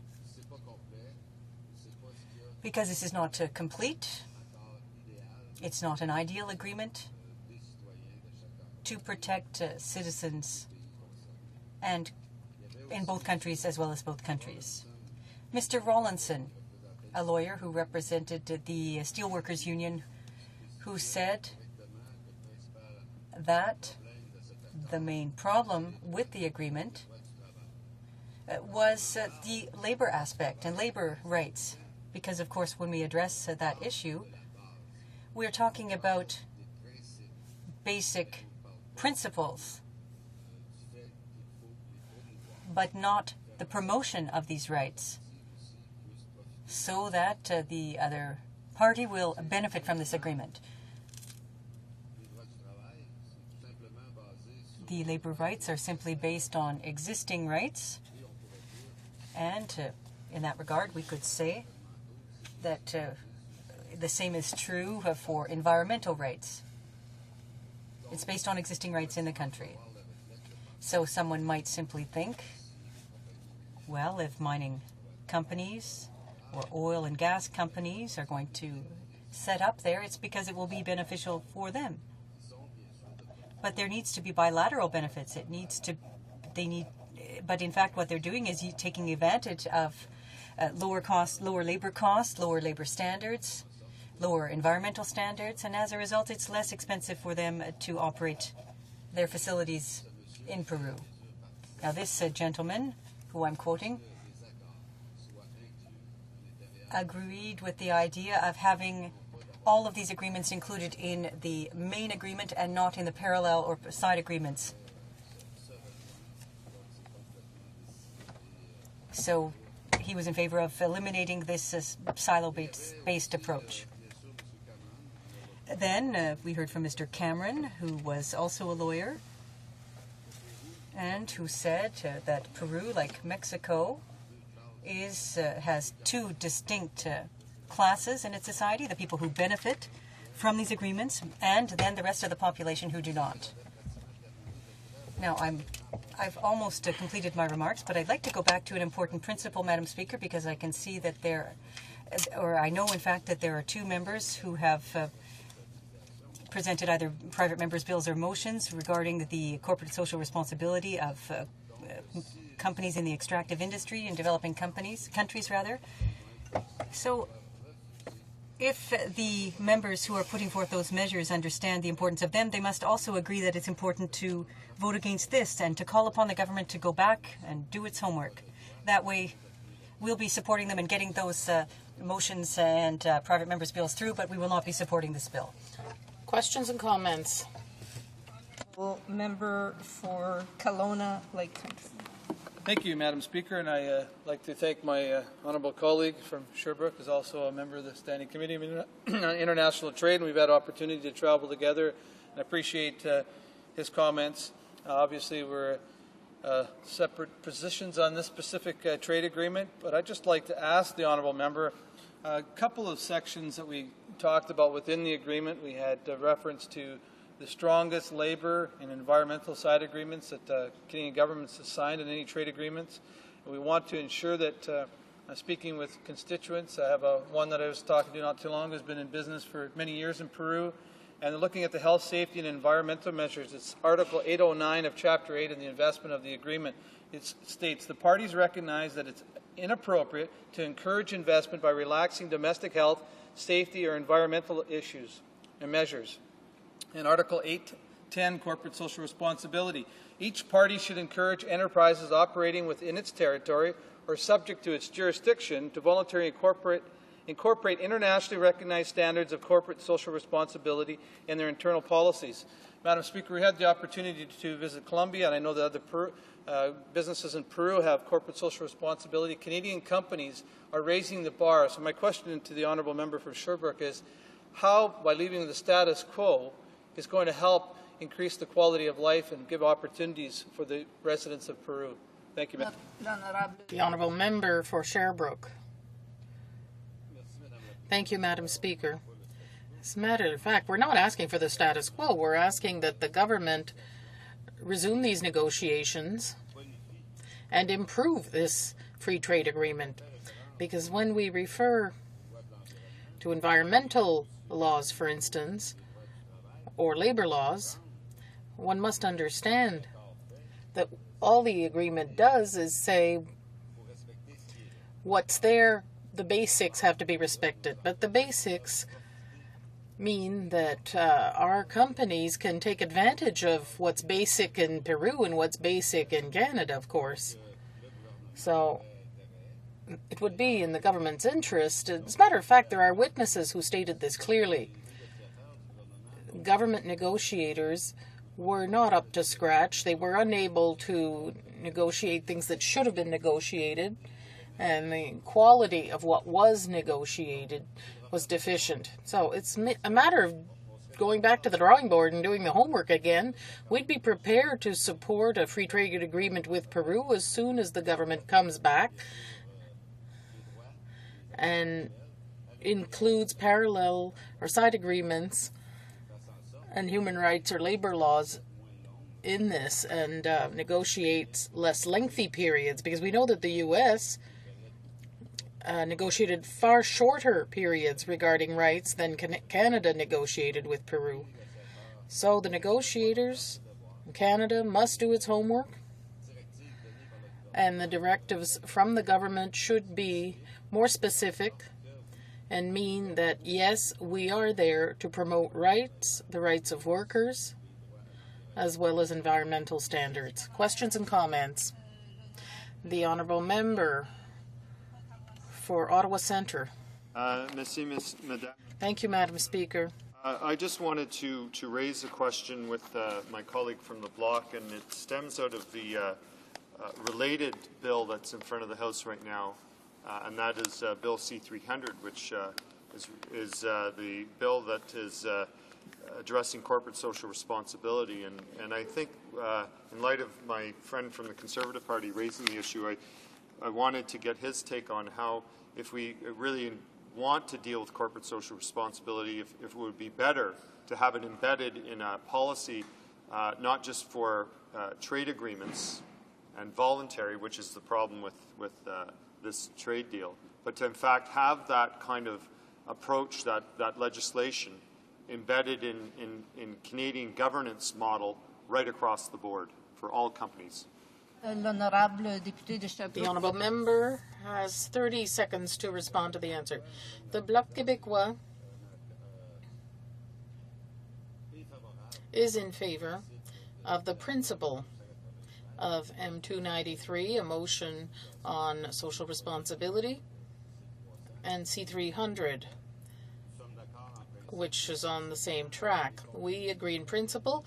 Canadian companies should be more accountable, more responsible abroad, and this is an important step, but there may still be great gaps between what's done in one country with which we negotiate a trade agreement and their laws and standards and our laws and standards.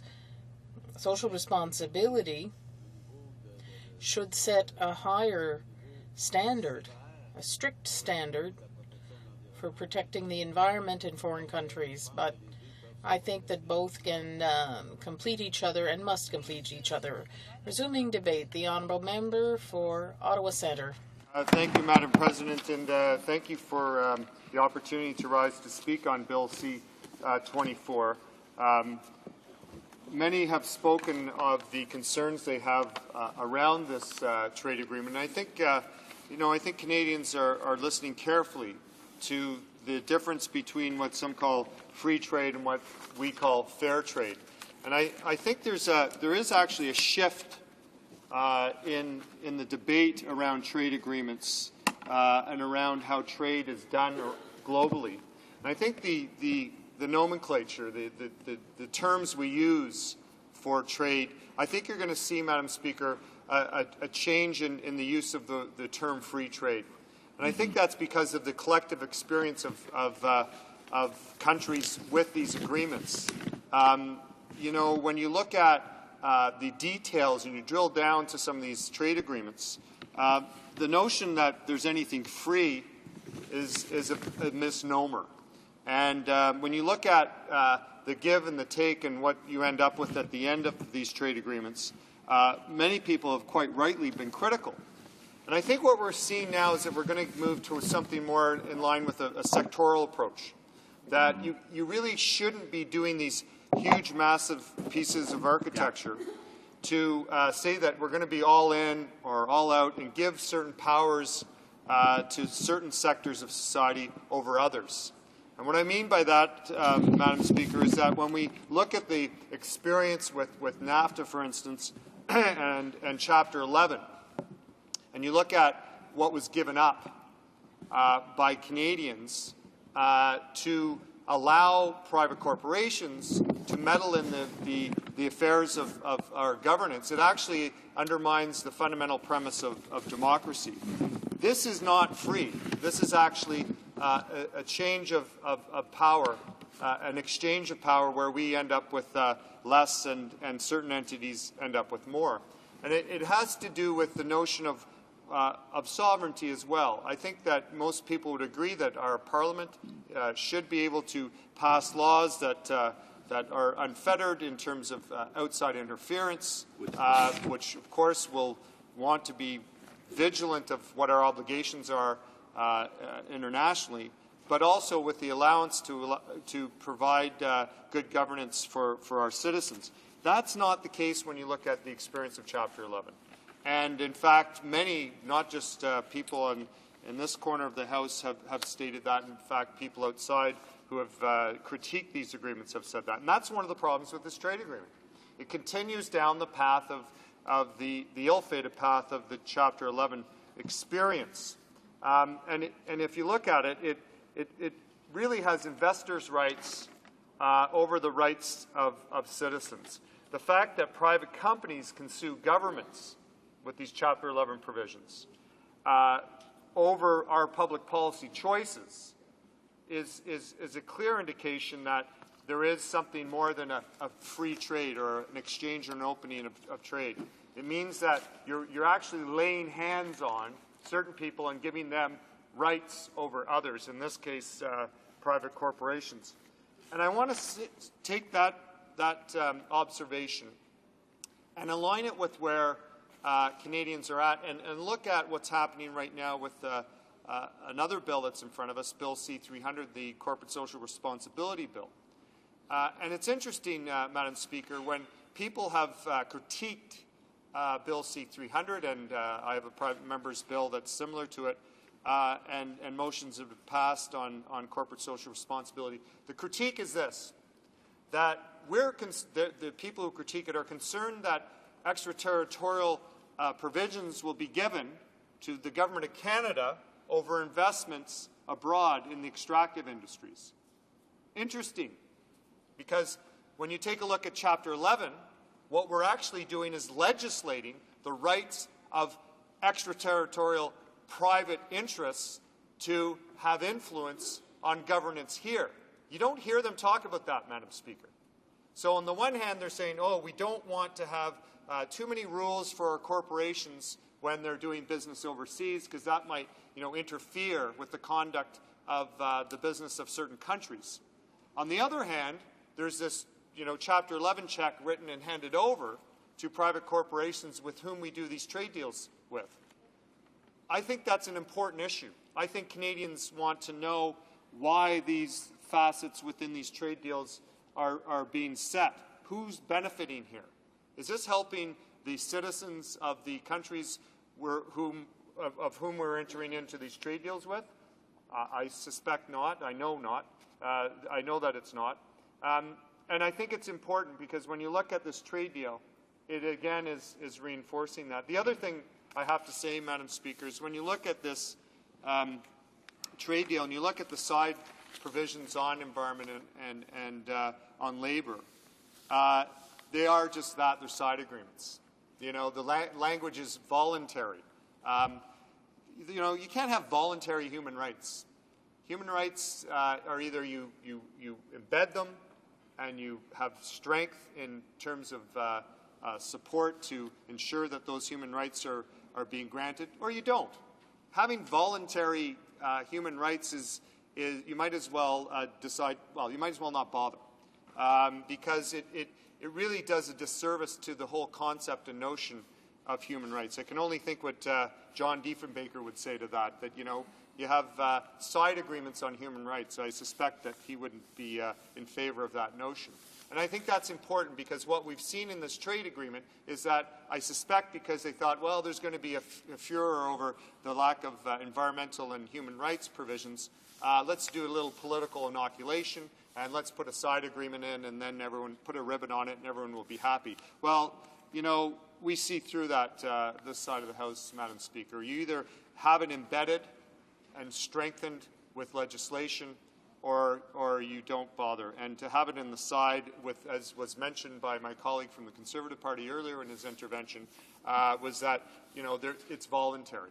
And, you know, it's like the response of the government to corporate social responsibility, where they've taken a very robust report from both business and civil society about how we can do corporate social responsibility and turned it into a suggestion box about, well, if you have a concern, put your concerns in this box and maybe we'll deal with it. That's not good enough. We need to take this issue seriously. It affects everyday people's lives. And this trade agreement, sadly, is putting up on the altar environmental protection and human rights protection, you know, for what? For profit, for the bottom line. As I said, I think people will see through that. We certainly do. Madam Speaker, I'd also like to point out where Canadians are in their view of where Canada should be when it comes to trade agreements. And I want to reference a document that recently came out called Back on the Map, and it's a very comprehensive overview of a study that was done for a new vision for Canada in the world. And it was done by a nonpartisan group, Canada's World National Citizens Dialogue, that was done recently. And the director is Shauna Sylvester, who I met with recently. And she was pointing out to me the research that was done. What do Canadians want to see in their foreign policy and their trade agreements? And one of the things that was put in to the research, in the report, was Canadians wanting to see good governance. And as it relates to promoting good governance in trade deals. And I'll just quote from the report, and this is based on research talking to Canadians about what they want to see in our foreign policy and trade deals, that they want to see that the Government of Canada take a leadership role in convening and facilitating the reform of international financial and development agencies, promote fair trade practices, and corporate social responsibility, particularly among Canadian companies with overseas operations. Support a stronger voice for developing countries within international institutions, invest in public diplomacy, and shield effective programs from partisan politics, institute a federal process to help with that. What they want to see is Canadian governance and trade deals promote fair trade, promote corporate social responsibility, and to promote the values that are embedded in our Canadian fabric, not to hand over to certain companies and interests a blank check to decide what they want to do with it and undermine not only our democracy but the interests of those who of which the country of origin, in this case Peru. So for those reasons, our party will not be supporting this trade deal, and I wish that we would have the support of the Liberals to oppose this trade deal, because this isn't good enough. Thank you, Madam Speaker. Questions and comments? The Honourable Member for Kelowna Lake Country. Thank you, Madam Speaker, and I thank the Honourable colleague from Ottawa Centre for his intervention in this important Canada-Peru Free Trade Agreement discussion taking place today. And as a member of the Trade Agreement Trade Committee and members of the House, we have to understand the importance of free trade. We talk about fair trade, but when we talk about fair trade, it's different perspective of what does fair trade mean. And I've talked to a lot of constituents, and we've had committee members discuss this with witnesses from across the country, talking about the importance of diversifying our trade around the country, around the world. The fact that we've had over 80% of our trade with one trading partner has caused a lot of the economic downturns we see today.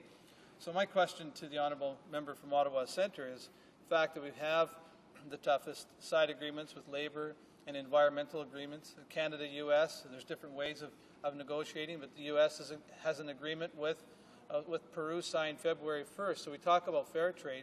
How is this fair to Canadian businesses? Every day that goes by, they're at an uncompetitive fair disadvantage. Quebec farmers are losing business, prairie farmers, businesses across the country. So how is this fair by delaying and dithering and dodging the fact that we need to expand our market share with this agreement is going to help Canadian businesses? Thank you, Madam Speaker. Honourable member for Ottawa Centre. Well, I thank him for his intervention, but I want to correct him on something, is that the side agreements have been noted as inferior to the agreements that the Americans have negotiated with Peru. Right. So, on this side of the House, we think Canada can do better. We think Canada, has a solid history in the past on human rights, on labor rights, and hopefully environmental rights. So I say to my colleague is that it's not good enough to have inferior side agreements on these critical issues. And I also want to underline the importance of you got to get it right. You can't just say we have to rush to get an agreement done that leaves behind our values. Trade agreements are about values as well as about trade. And I think Joe Clark put it well at committee, at the Foreign Affairs Committee recently. He said, we can have trade agreements, and that's one thing. But what we need to do is be able to pronounce our values to the world. And if you give up your values in trade agreements, then it sullies your reputation when you're doing diplomacy in your place in the world. So on this side of the House, we think you have to get it right, take the time to get it right, and to make sure you don't leave values that are so important to all Canadians and to the people of Peru, for that matter, and make sure that due diligence is paid, Madam Speaker. The honourable member for Algoma, Manitoulin Kapuskasing. Thank you, Madam Speaker. And I think my colleague is absolutely right. We shouldn't be turning a blind eye with regards to the environment and human rights. I mean, the U.S. had over 2 years to within this process here, and I can tell you that the agreement obviously has a lot of flaws. It's funny that the president from Al Garcia actually did 102 legislative decrees on this, and the concerns are, based on these decrees, that they're actually unconstitutional. And basically, the activists have basically indicated that it's been detrimental to labor, the environment, the agriculture industry, and Indigenous rights. So maybe my colleague could just explain a little bit more with regards to why it is that we really, really have to make sure we get it right. The honourable member for Ottawa Centre. Well, thank you, Madam Speaker, and I want to thank my colleague from Ontario for her intervention.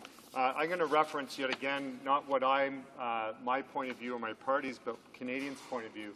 And I want to reference this comprehensive study that was recently done on Canadians' point of view that I think is important data for all of us. And what Canadians said in this review that was done by the Canada's World, which is the Centre for Dialogue out of British Columbia, the evidence was from Canadians what they want to see in their government, that they want the federal government to make Canadian companies responsible for environmental damage when they're doing overseas operations. They want the federal government to pass mandatory, not voluntary regulations for Canadian corporations overseas in human rights and environmental standards. That's what Canadians think. And what I'm asking this government is to please listen to Canadians as well as members in this place and put this agreement aside because they haven't got it right. And these values that Canadians want aren't in this agreement. Resuming debate, les prises du débat, the honourable member for Burnaby, New Westminster. Thanks very much, Mr. Chair. I'm pleased to follow my learned colleague from Ottawa Centre on this debate because, quite frankly, Mr. Speaker, this is the kind of debate we need to have in the House about the government's trade agenda. This is simply a carbon copy of the Liberals' trade agenda, but the trade agenda of the government essentially has showed appallingly weak negotiating and an inability to set any sort of objectives in line with what Canadians feel so strongly they need to see in trade policy. Mr. Speaker, as you know, the vast majority of Canadians are fair traders. They want to see a balanced approach on trade that actually provides for improvement in environmental standards and improvement in human rights and labor rights. And they also want to see a trade strategy that allows for domestic growth and jobs here at home. Well, Mr. Speaker, they get neither with this bill, tragically. Now, Mr. Speaker, as you well know, over the last 20 years, we have seen that most Canadian families actually earn less now than they did when the U.S.-Canada Free Trade Agreement was implemented back in 1989. So we've seen an erosion for the vast majority of Canadian families. They're earning less. Now, the ones that have profited, Mr. Speaker, as you well know, are chief executives and corporate lawyers. They've seen their income, their family income, increase dramatically. In fact, the wealthiest of Canadians now take more than half of all income in Canada. But for most Canadians, Canadians in the middle class, Canadians in the lower middle class, the poorest of Canadians, they've seen a substantial erosion in their income. Now, we also are facing, Mr. Speaker, as you well know, a record trade deficit. Essentially, what we do is we export raw materials to create jobs in other countries, and we import increasingly the manufactured products that used to be manufactured here in Canada. Mr. Speaker, how does this trade agreement, the Canada-Peru trade agreement, change this? Well, it doesn't change it at all, Mr. Speaker. Fundamentally, in fact, even under the former Liberal government, most of the bilateral agreements that we have signed have led to a fall in exports. We simply import more from the country of origin, often with no standards applied, no labor standards, no minimum wage standards, but our exports actually fall, Mr. Speaker. So to pretend that this bill is in any way part of any sort of comprehensive economic strategy is simply false, Mr. Speaker. It is not the objective of this government. The objective of the government appears to be more than anything else just a fancy ribbon cutting. Signing a trade deal is a lot of pomp and circumstance. You get to put your signature on a piece of paper. You get to come in the House and say, we're doing something. But when most bilaterals have led to a fall in exports, when most Canadian families are earning less, you've got to wonder, you've got to think that somebody within the Conservative government would actually look at the results, would actually monitor what is going on, and take measures to put in place a more comprehensive export strategy. They haven't done that, Mr. Speaker. And in fact, as we've cited in the House before, Canada and the Canadian government, Conservative government, just as bad as the former Liberal governments. They're same old, same old. One doesn't change the other's strategy. But we're just as bad under the Conservatives as we were under the former Liberals for actually providing any sort of product promotion support outside of Canada. For the entire United States market, Mr. Speaker, the entire United States market, where 85% of our exports go right now, we have a combined product promotion budget of the Canadian federal government for this massive United States of America, 300 million citizens, of $3.4 million, Mr. Speaker. I'll repeat that because it is stunning in its cheapness. But $3.4 million is the entire federal government product promotion support budget for the entire United States of America market. Is that unbelievable, Mr. Speaker? Yes, it is, but it's unfortunately true. This government has no trade strategy, provides no product promotion support, and seems incapable of understanding even the rudimentary elements of what a fair trade strategy would be. And increasingly, Mr. Speaker, as you know, in the OECD countries, in the United States, the debate is increasingly on fair trade as opposed to George Bush-style unregulated free trade. And, Mr. Speaker, in election after election, fair trade is winning out. People around the world want to see a balanced fair trade approach and not this radical extremist George Bush-style unregulated free trade approach, Mr. Speaker. And as a result of that, we're seeing elections like we did in the United States where governments are changed and that agenda is stopped. So, Mr. Speaker, that's the approach that the government's taken up until now.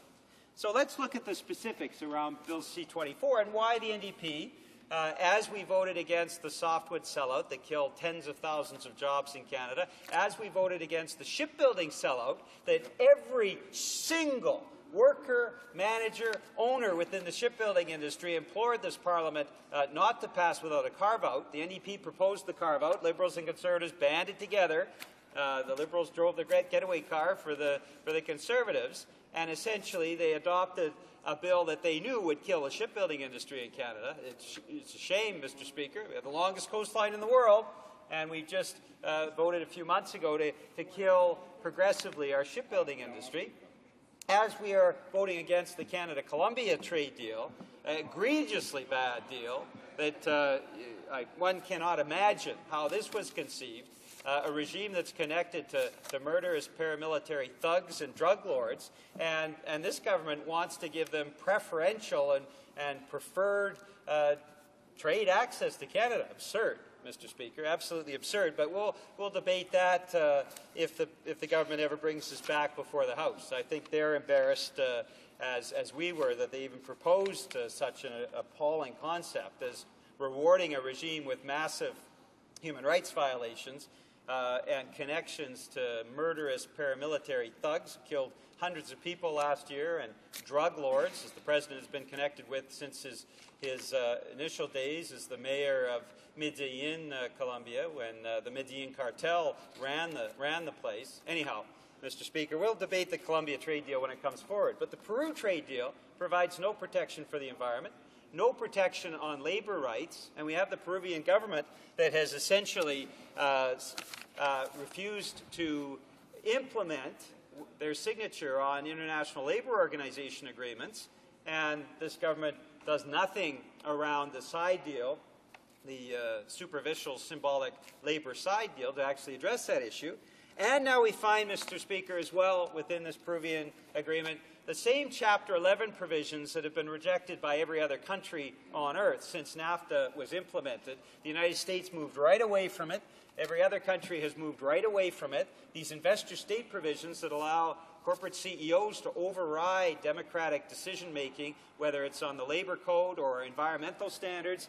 A corporate CEO can actually get compensation for any public measure that's taken in the public interest. It's like a cash cow. They can go to governments and get millions of dollars for nothing, simply because the government has taken a decision that's in the best interest of their citizens. Well, Mr. Speaker, in this Bill C-24, we have enhanced investor-state provisions that allow the corporate CEOs to milk the Colombian government. And we found, Mr. Speaker, just last week that there was, among Peruvian workers, a nationwide strike because in the northeastern Amazon region of Peru, there was a package of law that has been passed that will open up the lands of that region to mining and drilling without consultation with local communities, Mr. Speaker. So what we've got is this Chapter 11 on steroids in Bill C-24, no protection for environmental standards or labor standards, and now legislation by the Peruvian government that allows mining CEOs to override local democratic decision-making. Regardless of what our political stripe is, Mr. Speaker, you would think that every member of this House would understand that democratic decision-making is the very essence of democracy. And once we give extraordinary rights to a corporate CEO to override that and get millions of dollars of compensation for nothing, we are doing something that is profoundly unfair to the people of Peru. So, Mr. Speaker, for all of those reasons, the NDP is speaking out against this agreement. But we continue to press the government to actually negotiate fair agreements, fair trade agreements, Mr. Speaker. Not a complicated concept. It means actually raising living standards in Canada, raising living standards abroad. You do that by tough environmental standards, by tough labor standards, and human rights. Thank you, Mr. Speaker. We'll be voting no on this bill. Questions and comments? The Honourable Minister of National Revenue. Thank you, Mr. Speaker. I listened carefully, of course, to my colleagues' remarks and those of the Bloc Québécois members. I heard the members say that it was not good for Canada's economy to have a free trade agreement with Peru and other countries in the world. Does the member think that if our country produced goods only for the needs of Canadians, that you, me, and those watching here would be more prosperous? The answer is no. Canada's strength is that we produce great quantities of goods and we are able to export them around the world, and that is why our economic activity is much higher than many other places. When I was Minister of Labour, I went to Colombia and to Peru to talk about the side agreement on labour conditions. I spoke with my counterpart, and I heard him say that if we could only realize how good our reputation around the world is, we would be surprised. I think that 50 to 60% of companies are not registered in Peru. That means that the state does not have any role to play concerning working conditions and other things, and now with this agreement they will have to register. The Honourable Member for Burnaby, New Westminster. Thank you very much, Mr. Speaker. I thank the Minister for his question. I really appreciate it. I know, for having been in the region of Lac Saint-Jean, Saguenay, that people know the difference between good agreements and bad ones like this one that the government negotiated. We are not talking about closing the borders because we do not have this kind of agreement. My point is that exports in most cases under these bilateral agreements have actually fallen. So there is a lack of strategy here. Signing these agreements does not create prosperity in Canada. That is clear. The second thing is that if the Canadian government signs an agreement with the Colombian government where union members and representatives are killed every week, where people disappear daily, and here we have this government trying to sign an agreement with a government that is involved with the paramilitary. It does not speak well for this approach. Questions and comments? The Honourable Member for Berthier-Masquinongé. Mr. Speaker, I want to congratulate my colleague for his excellent speech. I am not surprised to learn that the Conservatives will be voting in favor of this agreement. They negotiated it, and it really is in line with their right-wing ideology. But I am astonished to see that the Liberals also plan to support it. They introduced Bill C-300 that deals with Export Development Canada and the need for it to work in respect of environmental and labor standards. We also have another bill to set up national advisory groups to deal with the Canadian industry in developing countries. So I'm wondering if my colleague could tell us why he thinks the Liberals are voting for those motions and bills and against, or rather for this bill. The Honourable Member. Thank you very much, Mr. Speaker. Yes, effectively, that is an excellent question. We have seen here in this House over the past 3 years 72 consecutive votes where the Liberals have supported the Conservatives, and the Conservatives have been kept in power with the support of the Liberals. There is no difference. They believe the same thing. Superficially, from time to time, the Liberals bring in some bill to say, well, we don't agree with the Conservative approach. But we know that an agreement that cost thousands of jobs was supported by the Liberals, and the agreement with Colombia was supported by the Liberals. Order, please. Resuming debate, les prises de débat. Is the House ready for the question? The question is as follows. Mr. Cannon, seconded Kelowna Lake Country, seconded by Mr. Rathgerber, moved that this question be now put.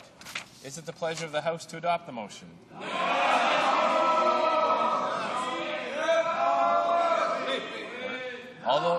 All those in favor will please say yay. All those opposed will please say nay. In my opinion, the nays have it. Call in the members.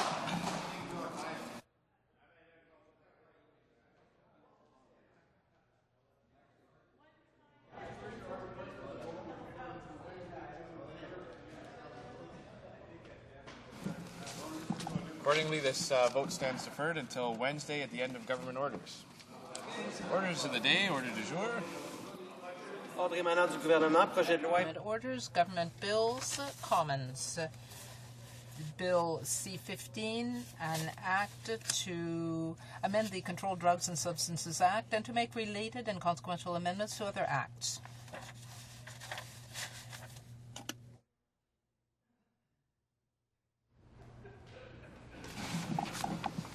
There is one motion and amendment standing on the notice paper for the report stage of Bill C-15. Motion number 1 will be debated and voted upon. Je vais maintenant soumettre la motion numéro... I will now introduce motion number 1 to the House. Ms. Davies, Vancouver East, seconded by Ms. Leslie, moves that Bill C-15 be amended by deleting Clause 3. Debate. The Honourable Member for Vancouver East. Well, thank you very much, Mr. Speaker. And, well, here we are back in the House debating this Bill C-15, which deals with mandatory minimum sentences for drug crimes in Canada.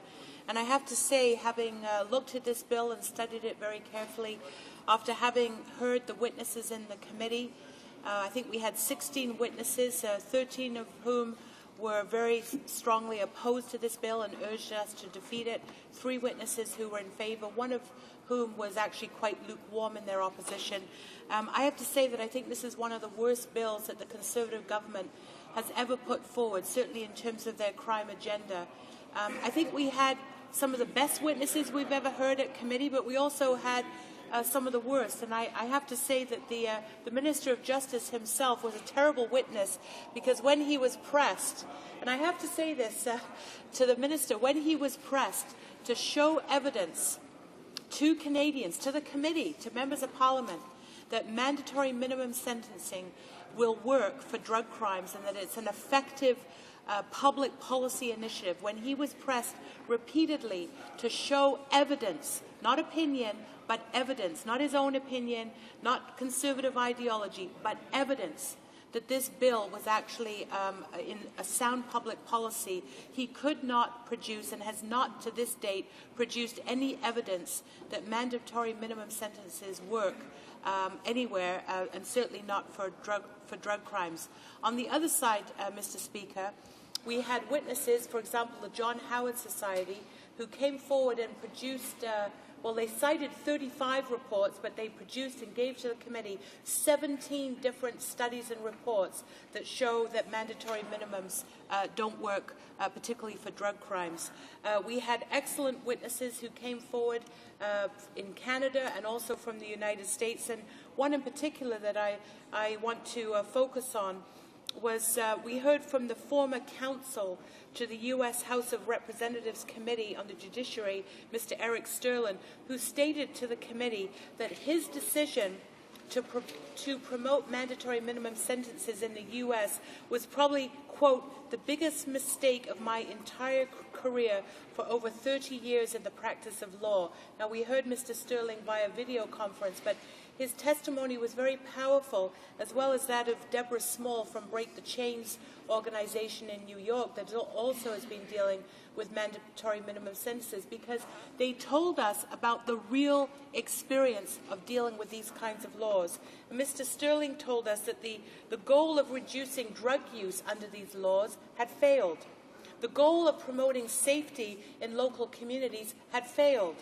The goal of raising the price of drugs while lowering the purity had failed, and the goal of reducing organized crime had failed. Now, when we heard from the Minister, he told the committee that the purpose of this bill was not to go after sort of the low-level dealers, the people on the street who are addicts, who are facing significant health issues and who should not be criminalized. We were told, no, this bill is about going after organized crime. This bill is about going after the kingpins. This bill is about putting those guys in jail, the big traffickers, the big dealers. And, well, Mr. Speaker, again, the minister may clap his hands and delude himself that that's what he thinks he's doing, but I think they know that the reality and the evidence shows that this bill will do none of those things. This bill is clearly targeted at the low-level dealers, and we heard evidence to that effect, and the experience of what's happened in the United States shows us that as well.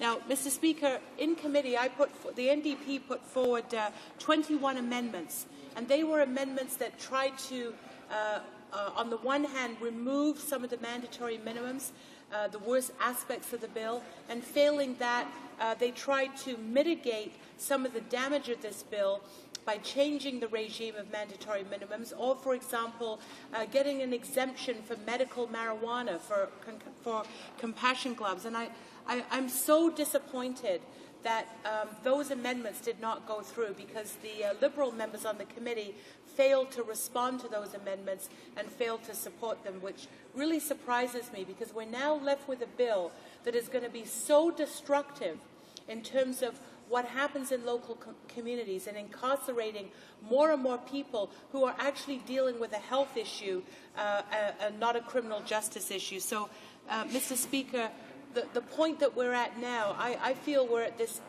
terrible place where we've got a bill that it looks like it's going to go through, and it's simply really bad public policy. It's going to increase the prison population, particularly the provincial prison population, because most of these mandatories that are 2 years or less will be under the provincial jurisdiction. Again, the minister could not tell us how much that was going to cost. He could not tell us how many more people are estimated to be imprisoned as a result of this bill.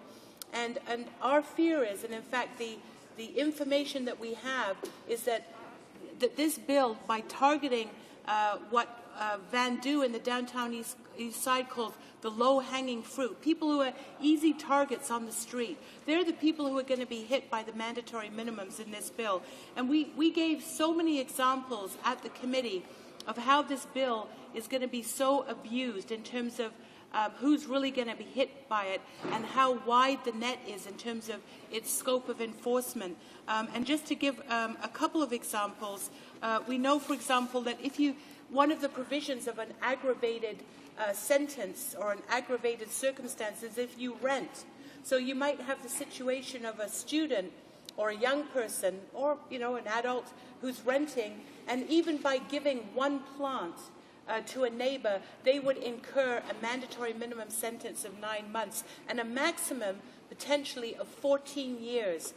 In the current Controlled Drug and Substances Act, there'd be no minimum, but the maximum would be 7 years. So you can begin to see how punitive this regime is and this bill is, and how it can be applied to people who are really creating no serious harm, because they're not the kingpins. They're people who are maybe dealing with medical marijuana, growing medical marijuana.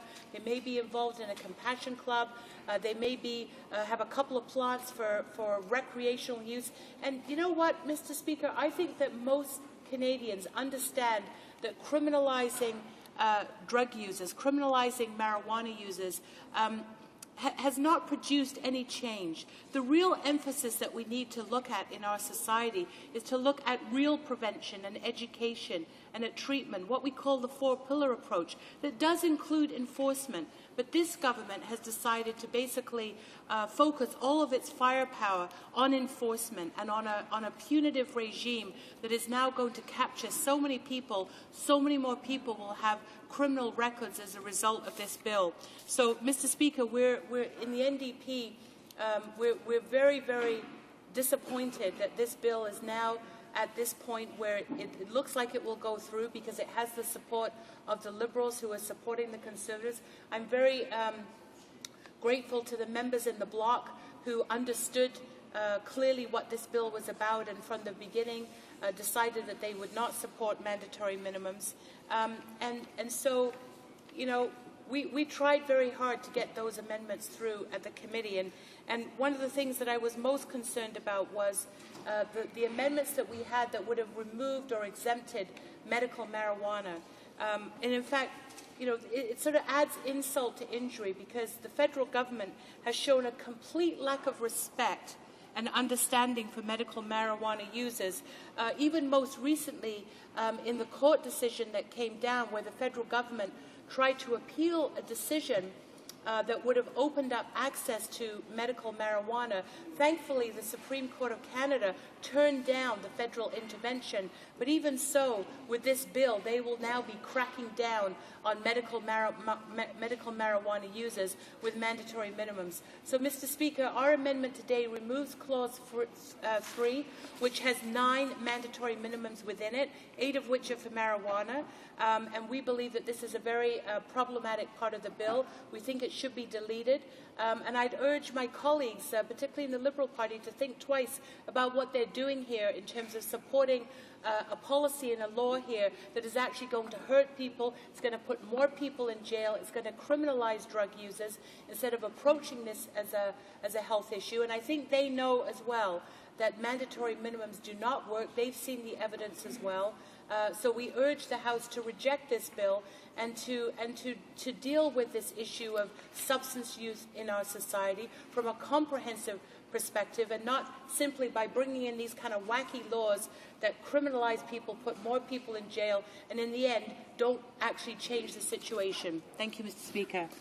Questions and comments. Questions et commentaires. The Honourable Minister of Justice. Thank you very much, Mr. Speaker. Well, I guess it's back to business as usual for the NDP. They completely oppose this bill that is directed at drug traffickers. All the way through this bill, it's drug trafficking that we're zeroing in on, but the NDP now completely opposes. That was a slightly different message, Mr. Speaker, that I received on 3 trips to British Columbia there a couple of months ago.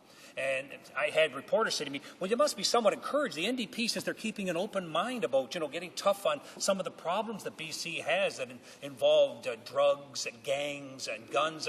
You're getting NDP support. I said, well, I hope it continues. Now, Mr. Speaker, I don't know quite where the dividing line was. I think it was about 10 seconds after the British Columbia election was completed, and then it was back to business as usual. They're no longer in the business of getting tough on crime and standing up for victims and law-abiding Canadians, and that's very disappointing, Mr. Speaker, because it's a mischaracterization of this bill to say this is going after users. Users want to be helped. We want to help. We are going after traffickers, and I disagree completely with the member. The last time she spoke, I didn't get an opportunity to say this, but she went on to say that the government is targeting people who are trafficking in drugs around schools, that, this is just somebody who maybe used to go to the school, he's back talking to a few friends, a little bit of drugs goes, a little bit of money. I can tell her that this is the last kind of individual that school boards and schools need. The former students back just to sell a few drugs out on the playground or in the neighborhood surrounding. I'm going to tell you, school boards don't want them, parents don't want them, teachers don't want them,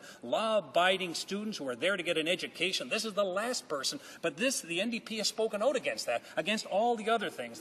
These poor dealers, they're just selling a little bit of drugs for a little bit of money. I'm going to tell you something, Mr. Speaker. We're sending out a very clear message to that, and we're standing up for law-abiding Canadians and people who don't want this problem in their backyard. And I'm very disappointed that the NDP is completely folded 10 seconds after the last BC election. The Honourable Member for Vancouver East. Well, Mr. Speaker, I guess we're willing to stand up and tell the truth. And I think the line that we've just heard from the message, we're sending from the minister that we're sending a clear message and we're getting tough on these traffickers. The fact is that this bill applies from one plant all the way up to over 500. The examples that I've given where you could be convicted of trafficking for simply giving one plant to a neighbor or being in a car and transporting, that's considered trafficking. Let me tell the minister what people in BC are saying. Anne Livingston, the executive director of the Vancouver Area Network of Drug Users, she says there's a term that's used for arresting people who use drugs in our neighborhood, and it's the low-hanging fruit. There's a sense of shooting fish in a barrel. That's what the minister's doing. Those are the easy targets. This bill is not going after the kingpins. Otherwise, they wouldn't make references to the drug treatment courts. What about Philippe Lucas, who's from the Vancouver Island Compassion Society? He says we deserve policies that will actually achieve the goal of dealing with problematic substance use and not ill-considered responses that have been proven to actually increase judicial and incarceration costs, as well as the transmission of HIV, AIDS, and hepatitis C. Questions and comments, questions and commentaire. The Honourable Member for Moncton Riverview Dieppe. Thank you, Mr. Speaker, for the opportunity to question my friend.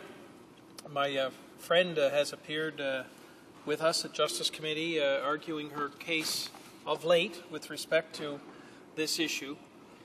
But she wasn't with us in British Columbia when the committee traveled there to hear about the scourge, or perhaps in Upper Canada you say scourge, I don't know, that drugs have played on society there. And she pretends that this bill isn't about trafficking. Her amendments are largely about trafficking in marijuana. One of the amendments made was to increase, in fact, the lower threshold to 5 plants from 0 plants, but still growing for the purposes of trafficking. The criminal code has a well-defined definition of what trafficking means. And to me, as the father of 3 young girls in school, I think trafficking is probably a bad thing. She's saying that higher levels of trafficking are worse. I don't disagree with that. But the government's only offering us a few tools. Why don't we embrace this? Recognize that drug treatment courts are an option here to avoid sentencing and get on with pressing the government for more meaningful attacks on the war against crime. There's only 30 seconds left for the member for Vancouver East. I think it's very unfortunate that the Liberal members have chosen to support this bill for, I think, what is purely political purposes, because they're so concerned about their image of not being tough on crime. The fact is there is such overwhelming evidence that mandatory minimums not only do not act as a deterrence, but they will actually increase backlog at the court system, they'll increase incarceration and the cost of doing that without stopping drug use itself. So I think the member... Order. I'll have to stop the Honourable Member there. I should remind all Honourable Members that when they're in the chamber to make sure cell phones, pagers, laptop volumes, I don't know whose that was, but I heard a cell phone ringing. We'll move on to resuming the debate. The Honourable Member for Edmonton St. Albert. Thank you very much, Mr. Speaker. It is an honour for me to rise and speak in opposition to the NDP attempt to amend Bill C-15 in an amendment, in my view, which would eviscerate it by taking out all of the minimum mandatory sentences. Mr. Speaker, this legislation was introduced as part of the government's commitment to tackle crime and to provide safer communities for all Canadians. This bill proposes, amongst other things, a number of mandatory minimum penalties, or MMPs, for serious drug offences involving Schedule 1. Some of the substances on Schedule 1 include heroin and cocaine, and also Schedule 2 substances such as cannabis. And where there exists certain aggravating factors, such as where violence was used to commit the offence or the offence was committed for organized crime. Mr. Speaker, one of the most important elements of this bill is the MMPs proposed for the offence of production of Schedule 1 drugs, such as cocaine and methamphetamines, and Schedule 2 drugs, such as cannabis. Mr. Speaker, this motion proposes to remove this very important clause from the bill. As I indicated, it would essentially eviscerate the bill and render the rest of the clauses meaningless. Mr. Speaker, clandestine drug labs and marijuana grow operations, or MGOs, have increased significantly in the last few years. They very often constitute a serious threat to the personal safety of persons who are not even involved in the commission of the offence. Meth labs, for example, Mr. Speaker, pose significant risks to public health and security because of their production process.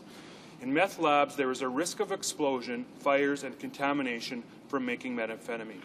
As the honourable member from Vancouver East will recall, when we were in Vancouver, we heard from the fire chiefs of Greater Vancouver, and they rightfully pointed out that this was a significant risk to the entire public, not just those involved in the purchase and sale of drugs.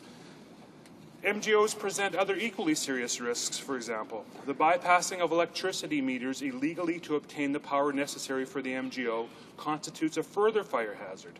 Setting traps to protect the grow operation from other criminals put at risk first responders who are called in to extinguish the fires, and the use of volatile pesticides and fungicides pose a threat to persons living in or close to such illegal operations. So purely innocent individuals, innocent third parties, are often caught up in these marijuana grow operations and the organized crime that live off their profits. Mr. Speaker, another major concern is the presence of families with young children in the clandestine labs or MGOs. Many clandestine labs and marijuana grow operations install families in their homes where these activities take place so as to give them the aura of normalcy and legitimacy. But you can certainly appreciate, Mr. Speaker, the clearly apparent risk and harm that is put on children who are put in that very difficult and negative situation. Lastly, Mr. Speaker, innocent homeowners who rent out their houses frequently find that the renters have used their property for a grow operation and have caused tens of thousands of dollars of damages to their property. Again, another innocent victim, not a person involved in the drug trade, but somebody who's victimized by these growing aura of MGOs. As you can see, Mr. Speaker, there are very good reasons for wanting to ensure that persons who are involved in the illicit production of such substances are subject to harsher penalties than what is now available in the Controlled Drugs and Substances Act. Clause 3, Mr. Speaker, addresses the serious problems described. The Honourable Member. On a point of order, the Honourable Member. Yes, Mr. Speaker. I'm not receiving the interpretation. I can't see signals from the translation booth, but is there translation now, French language? Yes, okay. The Honourable Member for Edmonton St. Albert. Mr. Speaker, I'll just wrap up by stating that Clause 3, which is the proposed clause of this amendment, addresses the very serious issues that these grow operations and other drug operations contribute to society, and for that reason I will be opposing these motion. I encourage all honourable members of this House to similarly oppose this motion. This legislation, C-15, is part of the government's agenda to get tough on crime and put serious drug dealers where they belong, Mr. Speaker, in prison. Questions and comments, questions et commentaires. L'honorable député de Abitibi-Témiscamingue.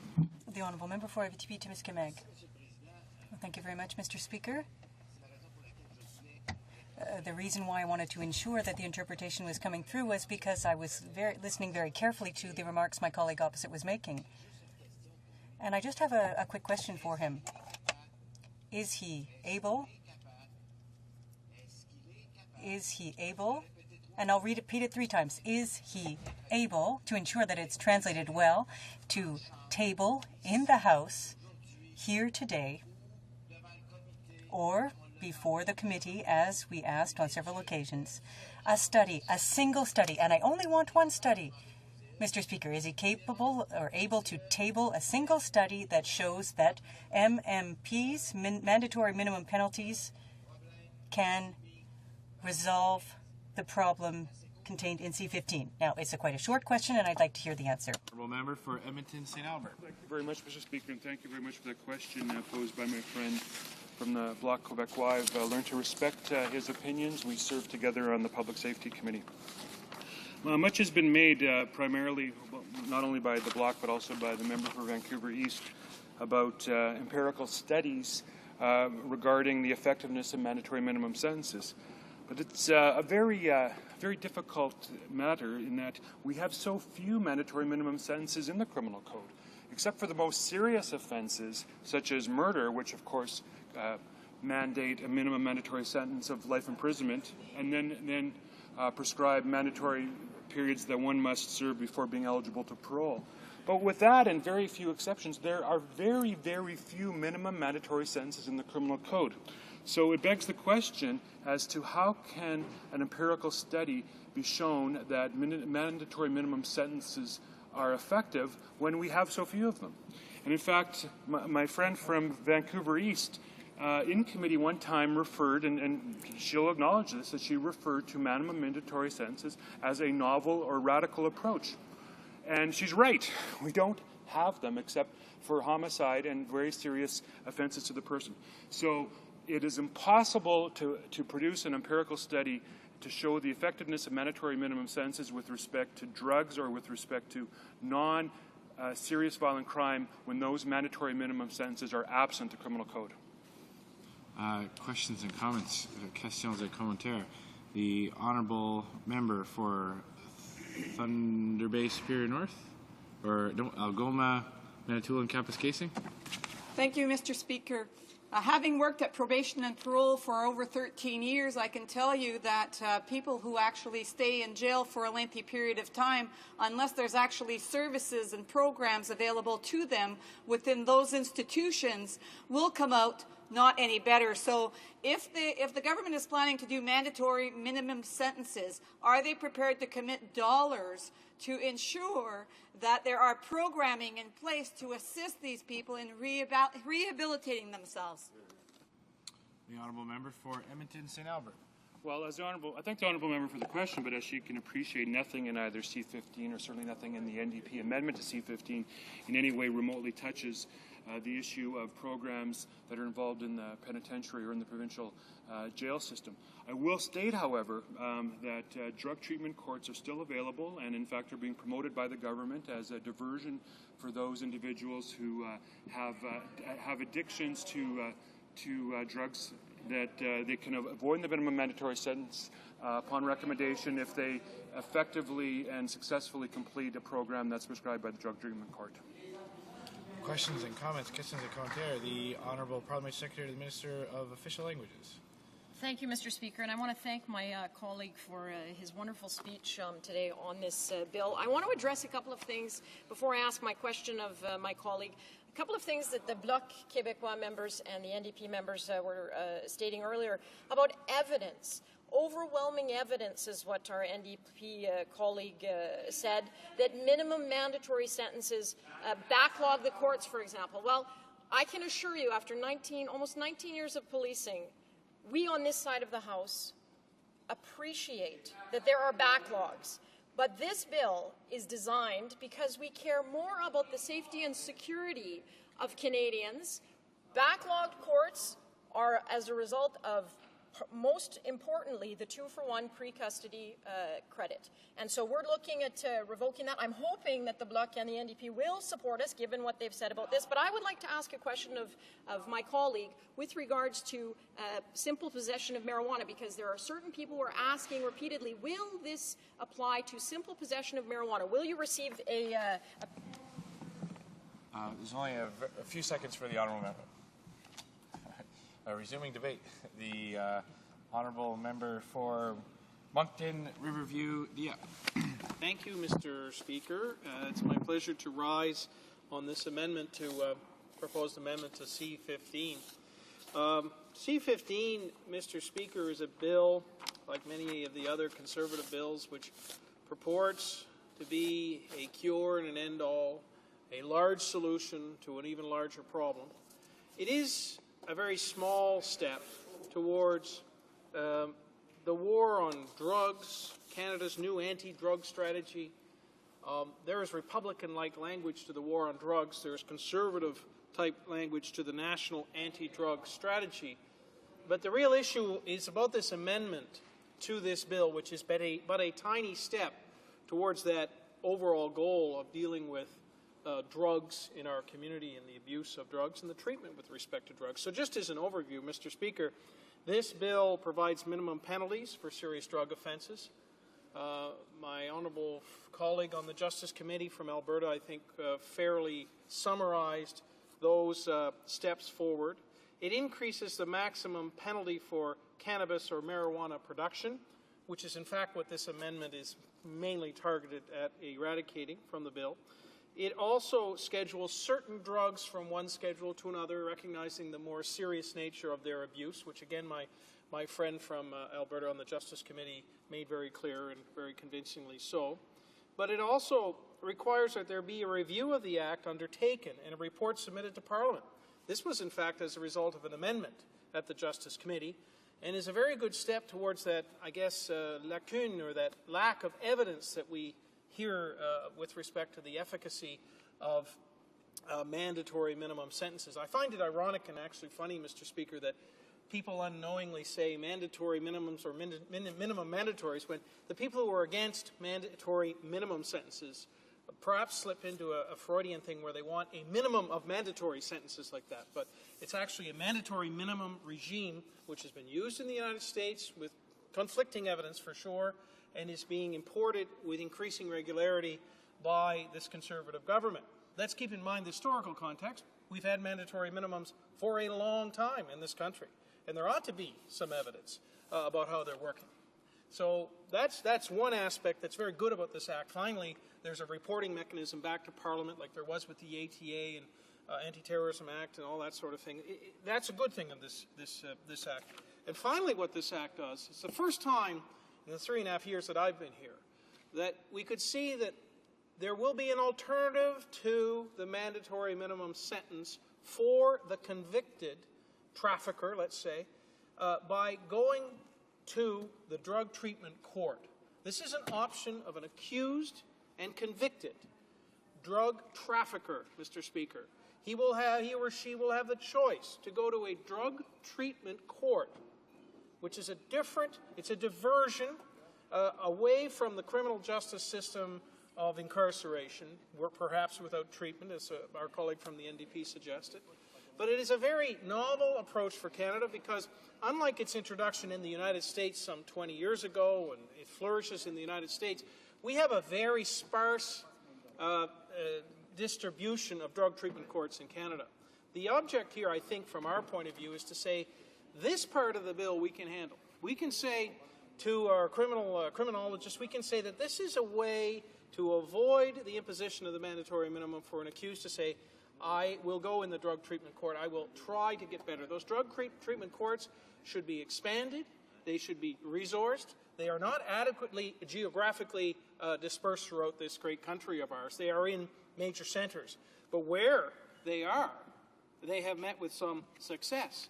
One of the things we didn't get to do at committee is hear from the Attorney General from Manitoba, who sent us in a very complete brief on the subject, Mr. Speaker, and he lauds his Winnipeg Drug Treatment Court and hopes, along with about 20 pages actually, of suggestions that the government takes seriously this anti-drug strategy by resourcing it, by making sure that we get to the cause of drug abuse, that we get to issues of treatment with respect to drug abuse.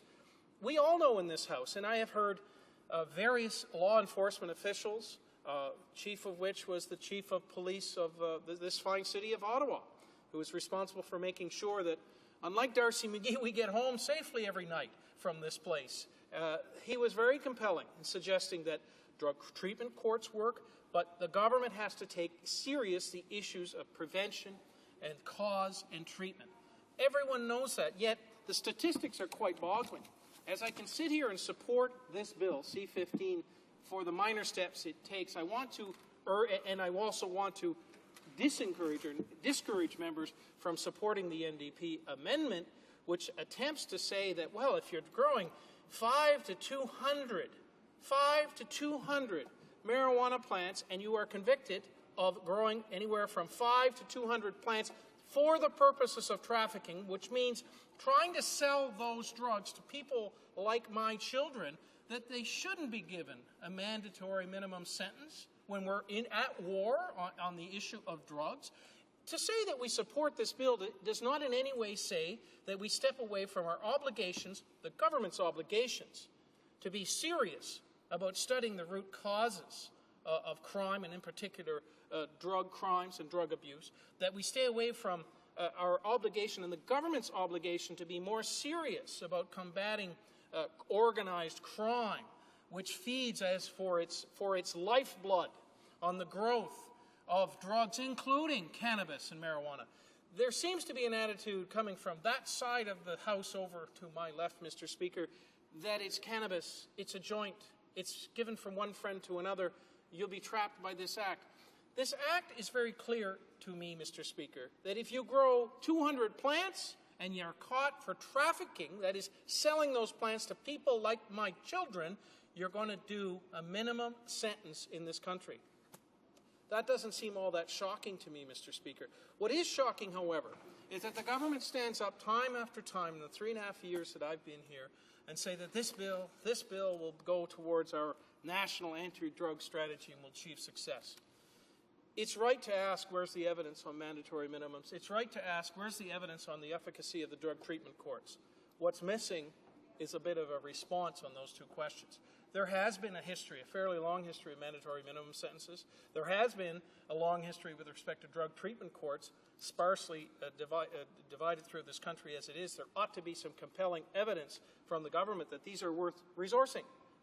And yet they're not being resourced to the level that they are. In my province of New Brunswick, there's no drug treatment court. I laud this bill because it gives someone an opportunity to pick drug treatment courts.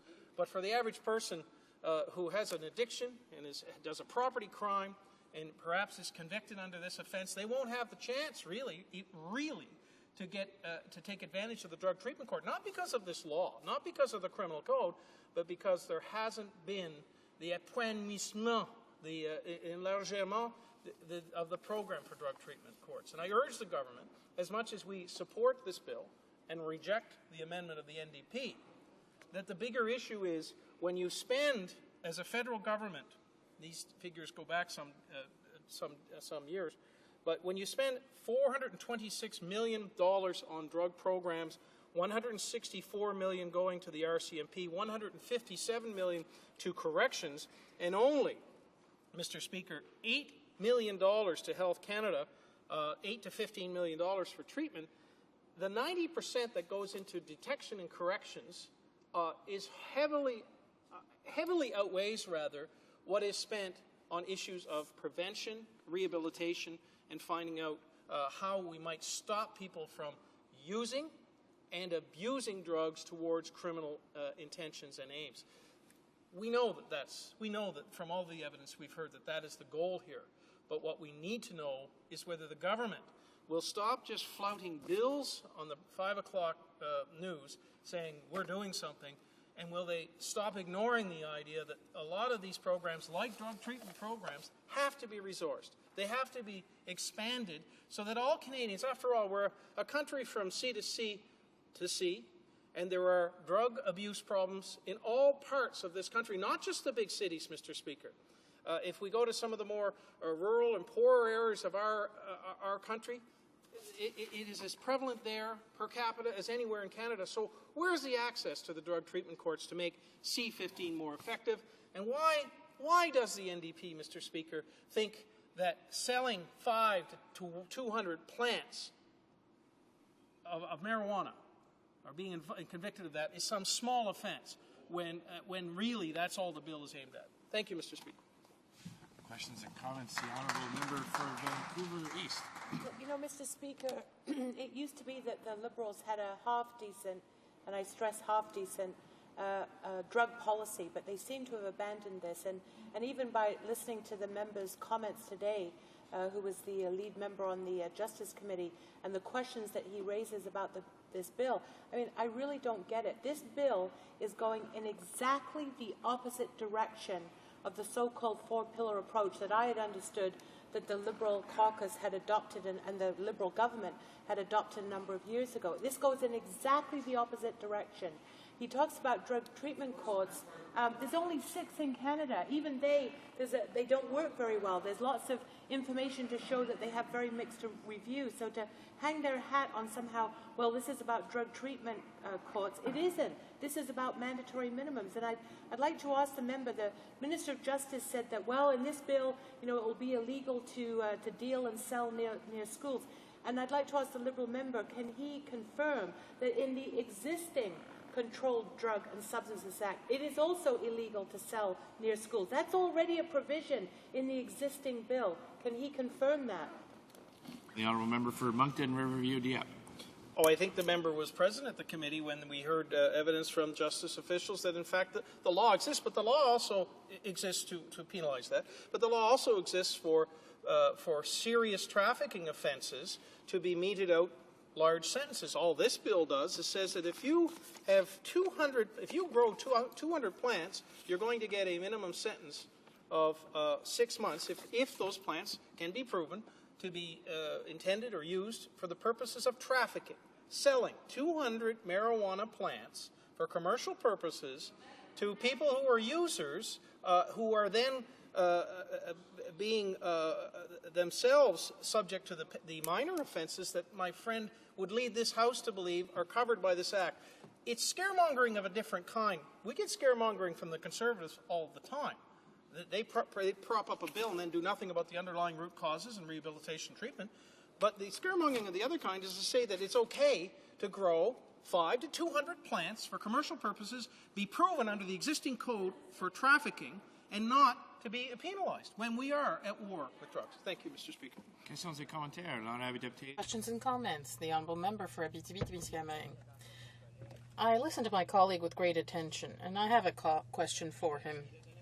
He gave an important figure here, and I'll get back to it, concerning the services offered in penitentiaries, because you have to go to a penitentiary and see how things are to understand the situation.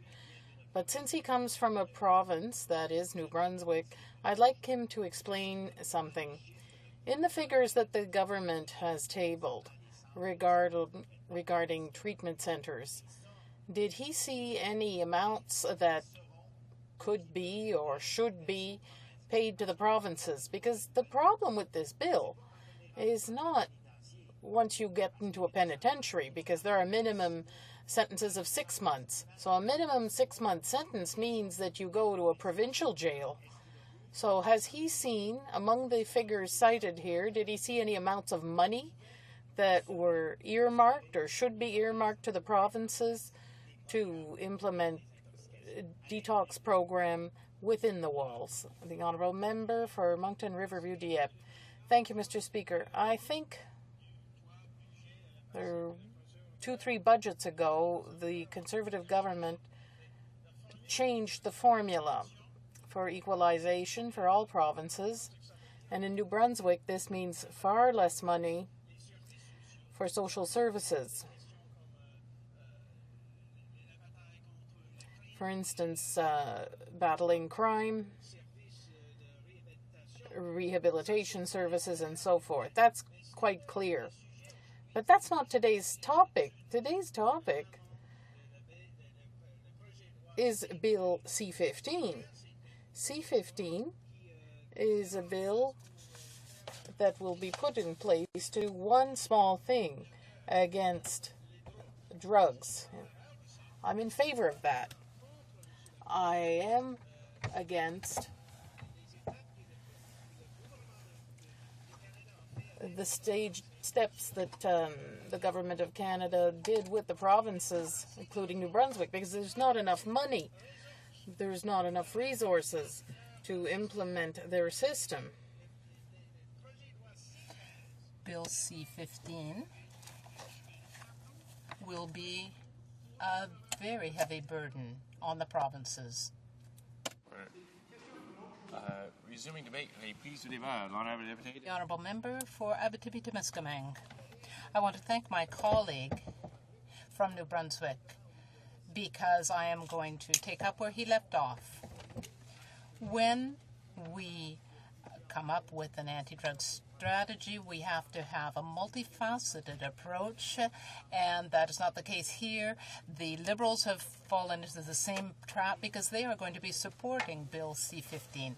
I will say at the outset that we will not be supporting the NDP amendment because we felt as well that the 200, 250 to 300, we felt that there was a lot of trafficking involved then, and that we could not support this. But the problem, Mr. Speaker, is that we are at a point where we are dealing again with minimum sentencing. We want to say very clearly, really sure that there is nothing understood by the Conservatives. Perhaps when they have lost the election, they will come back and try to understand, but they will never understand that minimum sentences do not resolve crime problems.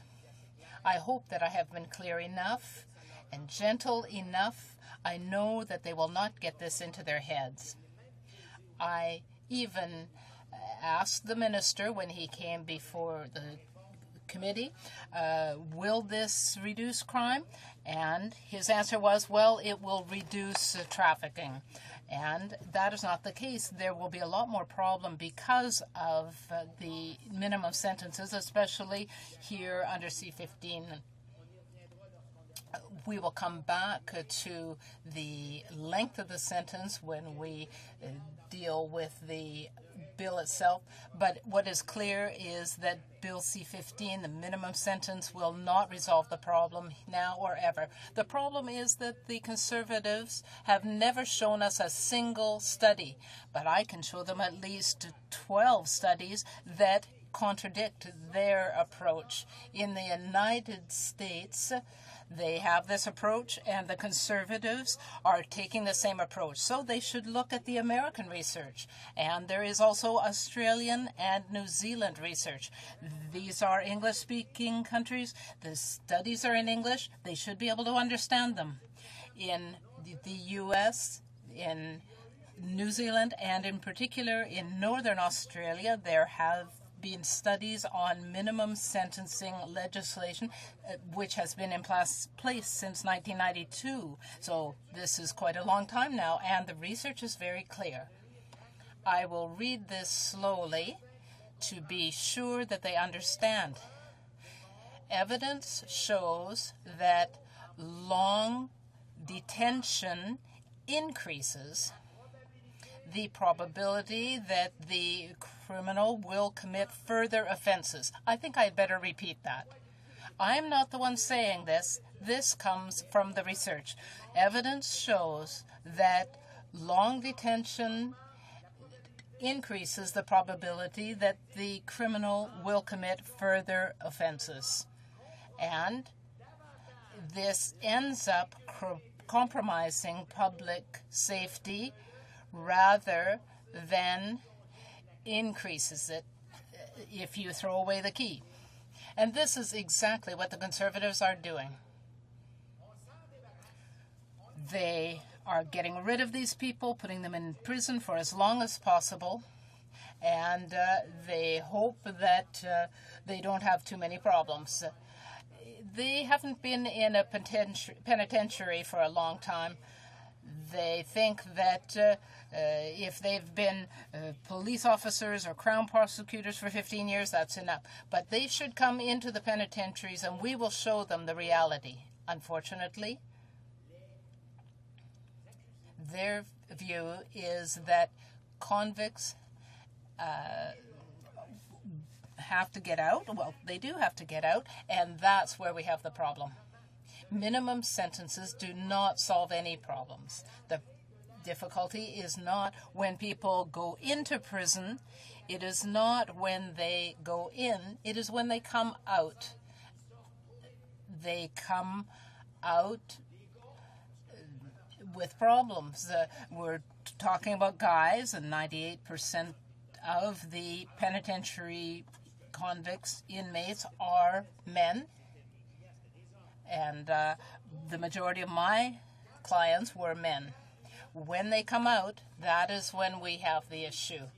If they looked at the issue, looked at the person, and if the judge had the leeway to decide that a given person required 8 months or 3 years, then that discretion should be available. The problem with the Conservatives is that they have not yet understood that even if they impose a minimum sentence, those men or women will be able to get out on parole. Even if they get a 3-year sentence, it does not say that they will actually be in detention for 3 years. They will have a 3-year sentence.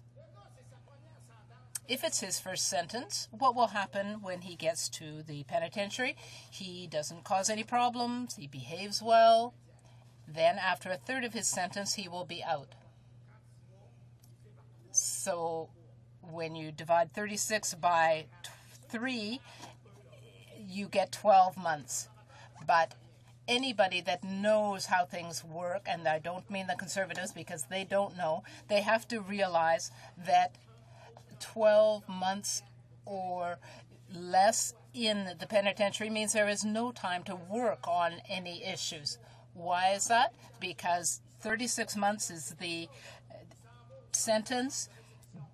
The person goes in, goes to the reception center, spends a few months there, and there is an analysis, an evaluation, and so on. And this person has not too much of a criminal background at this point. Then they go to the penitentiary. Now, when we have people who have a very thick criminal record, and in fact here it says in the study, it does not help people who have long sentences already because of their background. So somebody who has a gun and sells drugs, then there are at least 2 convictions. So if this is a well-known criminal, the situation is quite different. The Conservatives say that they want to get traffickers, dealers off the street. Of course, everybody wants to get dealers away from schools. But look at the definition of the area around a school in their legislation. I can guarantee, and I'm saying this honestly, that the worst laws make lawyers rich. And there are certainly lawyers that will be getting rich because of the legislation brought in by the Conservatives. I'll give you another example of the problem here with Bill C-15. This bill will have a disproportionate impact on minorities in Canada who are already more likely to be poor and marginalized, for example, Aboriginal people. For example, in the West, and there must be a few Conservatives from the West, they should see how many Aboriginal people are in penitentiaries compared with their population in the overall society. Moreover, Mr. Speaker, minimum sentences... Oh, I'm almost out of time. I'll have to speak even more quickly. So their idea of tough on crime, this approach has never actually worked. There have to be sentences. We have to get criminals off the streets. But the problem, and I will repeat this, is not when people go into prison, but when they come out. And here I'm addressing myself to the Minister of Safety, Public Safety, and I would like to know why he does not introduce legislation on parole. They have not taken the time to analyze this issue, but I can tell you that this particular bill will not reduce crime, it will actually increase it. Questions and comments, the Honourable Member for Edmonton St. Albert. Thank you very much, Mr. Speaker, and I thank the Honourable Member from the Bloc Québécois for his comments. I stated earlier when he asked me a question that I served on him with the Public Safety Committee. It's actually the Justice Committee, so I wanted to correct that. And I've heard him speak many times in the Justice Committee against minimum mandatory sentences, citing his belief that they serve no deterrent value or have no deterrent value. So I have a couple questions for him. He comes from the province of Quebec, where we have been studying the fairly intense organized crime issue that's currently going on in that province with bikers and other gangs that are making a lot of money off of cannabis and other illegal substances. So what is his solution for the recidivism among people who traffic in drugs and other organized crime if he doesn't believe in minimum mandatory sentences? And I appreciate that he's against minimum mandatory sentences, and he quoted several times that long detention increases the probability that the individual will commit further sentences. But will he at least acknowledge that during the duration of one's prison sentence, that individual has no ability to commit further crime? The Honourable Member for Abitibi-Témiscamingue. The answer is no. He will commit other offenses because people who are in prison, people like Hells Angels members, we had big problems with that in Quebec, and they actually organize criminal activity from within prison. Yes, crime is a problem, but it is not by imposing mandatory minimum penalties that we will cure that problem. These are good people who behave well when they're in prison. They have not done anything, butter wouldn't melt in their mouth, but too soon they are freed. And once they are released, then they are back at work. In the case of the Hells Angels, the Bloc Québécois worked very hard to make sure that the proceeds of crime would be taken into account. So the issue is to keep criminals from having access to their proceeds. The Honourable Parliamentary Secretary to the Minister of Official Languages. Merci bien. Thank you very much, Mr. Speaker. I would like to thank my colleague from the Bloc Québécois for his remarks, but I would like to cite other people. He cited research, and I would also like to give you some examples. We have to send a strong message, especially to high repeat offenders, that drug offenses will not be tolerated, and that if you get caught, you're going to get a certain sentence. Count on it. And who said that? It was Dr. Darrell Plekis from the Royal Canadian Mounted Police Research Chair and Director of the Centre for Criminal Justice Research, School of Criminology and Criminal Justice, University College of the Fraser Valley. So there are researchers who are in support and who believe in what we're doing. And when my colleague opposite said that if we have minimum sentences, we're going to see a higher rate of recidivism, well, most of these drug offenders, according to some of our experts, are already repeat offenders. And so we need to protect Canadians from these repeat offenders. We need to do everything in our power to make sure they don't drag our children into a drug world, that they don't drag our children into drug addiction. And that is why I believe strongly in what measures our government is taking. But I do want to ask the member a question, because he said, les minimums, ça ne va pas. Minimum sentences will not resolve crime problems. But if we do nothing, that will not help either. So my question for my colleague is, if you had a magic wand to eliminate crime, please share it with us and let us know what that magic solution is. There's just 30 seconds to answer. Well, I can answer quickly. The answer is easy. Make them serve out their sentences. Do not release them 8 months into a 3-year sentence. We have been against that from the beginning. It's part of our platform. Yes, it is. You just have to read it. In our platform, we say very clearly that inmates need to serve out their sentences. The problem is not when they go in, it is when they come out of prison. That has been shown to be the case. You can bring in legislation till the cows come home, and it will not eliminate the problem. You have to deal with the parole side. Resuming debate, the Honourable Member for Etobicoke North. Speaker, today I rise to support Bill C-15, an act to amend the Controlled Drugs and Substances Act, and with respect, do not support the NDP amendment. Mr. Speaker, I wonder what your earliest memory is. I asked my colleagues, and their memories were of eating ice cream for the first time, playing in a sandbox, and reaching for the sky while swinging. Mine is of a dark, wet night and hitting my head on the back of a red Valiant seat, a police officer rolling down the window and then touching my forehead, an X-ray machine, a bandage, and my mother crying. I was 4, and we had been in a drunk driving accident. Today, most Canadians understand that impaired driving threatens the lives of innocent road users, and that is a criminal offense which carries significant penalties.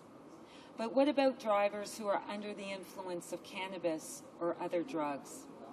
Mr. Speaker, stoned drivers are not safe drivers, as drug use affects both perception and responses. Therefore, before I tackle the main thrust of this bill, namely stronger drug laws to reduce gang violence, I want to address drug-impaired driving and why penalties for drug dealing with violence, running a large grow-op, or trafficking are important. A British Medical Journal study of over 10,000 fatal car crashes showed drivers who tested positive for marijuana were more than 3 times as likely to be responsible for a deadly accident. A New Zealand study showed that habitual marijuana users were 9.5 times more likely to be involved in car accidents, showing that both acute and chronic drug use can alter perception and crashes. Mr. Speaker, the World Health Organization reports that cannabis impairs cognitive development and psychomotor performance in a wide variety of tasks, including divided attention, motor coordination, and operative tasks of many types. Human performance on complex machinery can be impaired for as long as 24 hours after smoking as little as 20 milligrams of THC in cannabis. Drug-impaired driving, like drunk driving, shows a woeful disregard for human life. Mothers Against Drunk Driving's 2006 data showed that impaired driving in Canada by drugs other than alcohol resulted in over 1,200 fatalities. Drug use is widespread in our society. In 2000, Canadian police departments reported a total of almost 88,000 drug offenses. And so is the practice of hotboxing, or smoking marijuana in an enclosed space, such as a car or small room, in order to maximize the effect. Youths to professionals hotbox on the way to school and to the office. Mr. Speaker, what would happen if cannabis penalties were reduced? One research study showed that 2.5% of fatal crashes were attributable to marijuana, compared to nearly 29% attributable to the legal drug, alcohol. Mr. Speaker, there is also a relationship among alcohol, drugs, and violence. A joint Canada-U.S. study, DAVI, or the Drugs, Alcohol, and Violence International Study, provides important evidence about the relationship in Montreal and in Toronto. Over 900 male students, grades 9 to 12, these were school dropouts and young offenders, were interviewed. Almost 19% of boys in Montreal and 15% in Toronto had brought a gun to school. This relationship between drugs and violence continues beyond school days. Gangs employ violence to control and expand drug distribution activities, and they use violence to ensure that members adhere to the gang's code of conduct.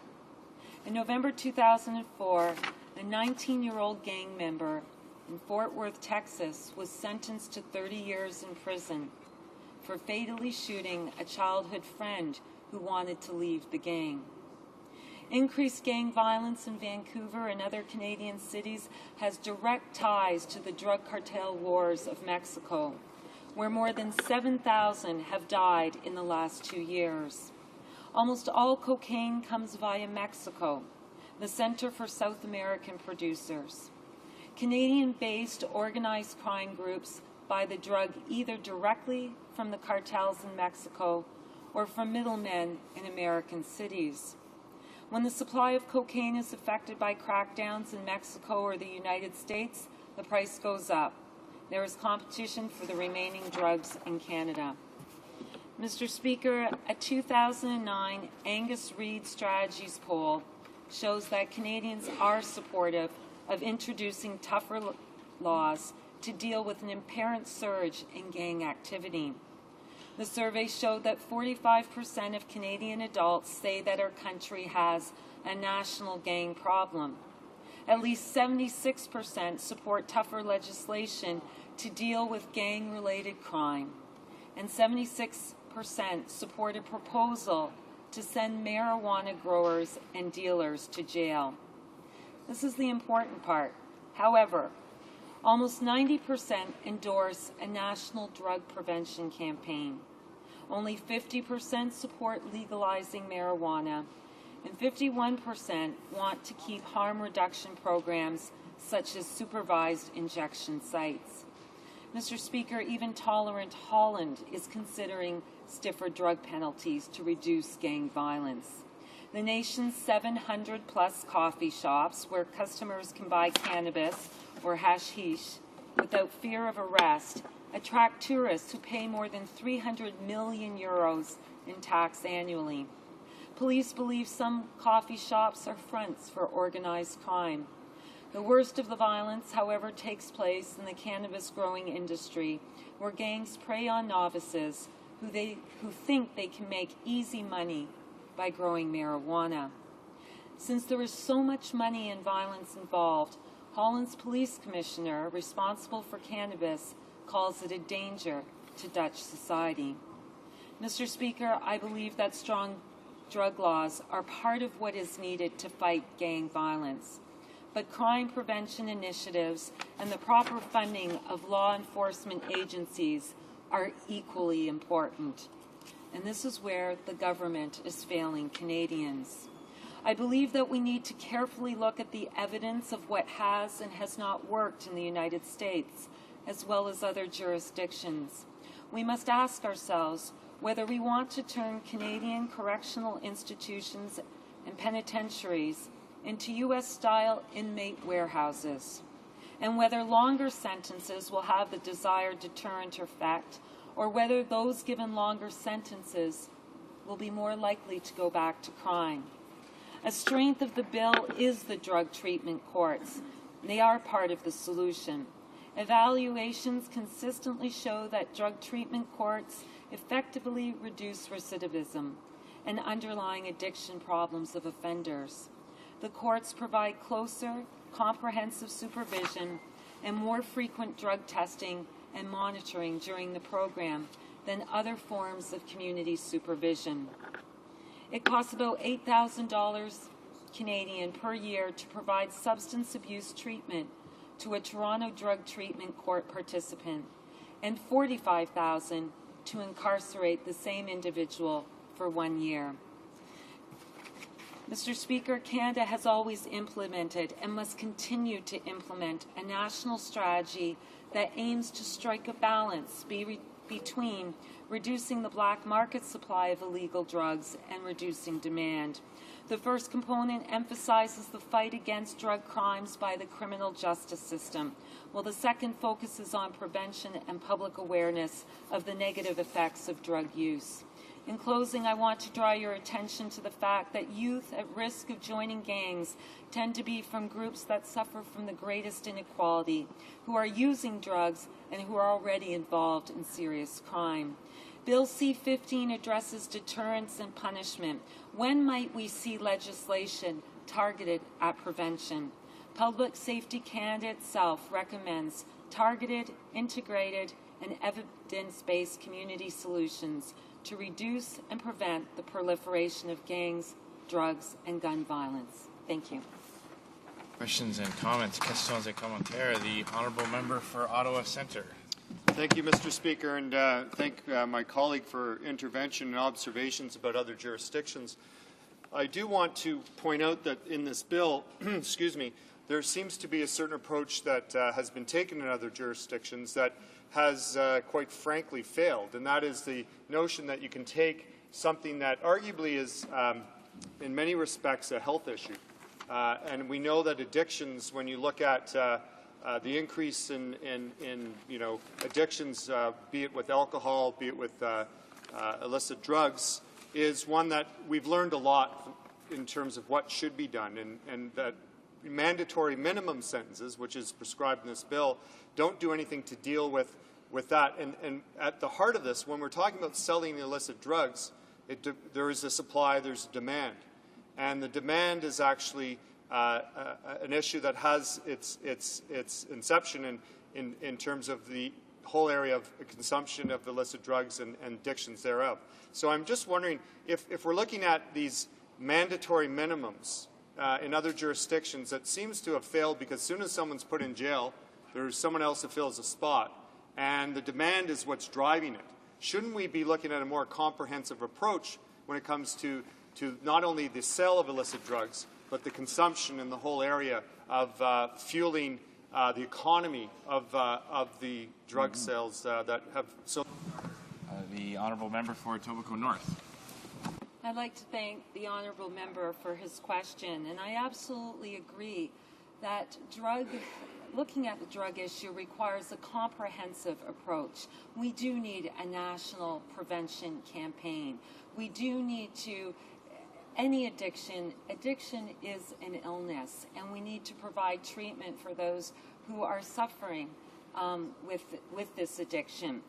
And part of this has to involve the legal system as well. And we do require penalties for trafficking, for grow-ops, and I'm really pleased to see that in the bill that we do have drug treatment courts.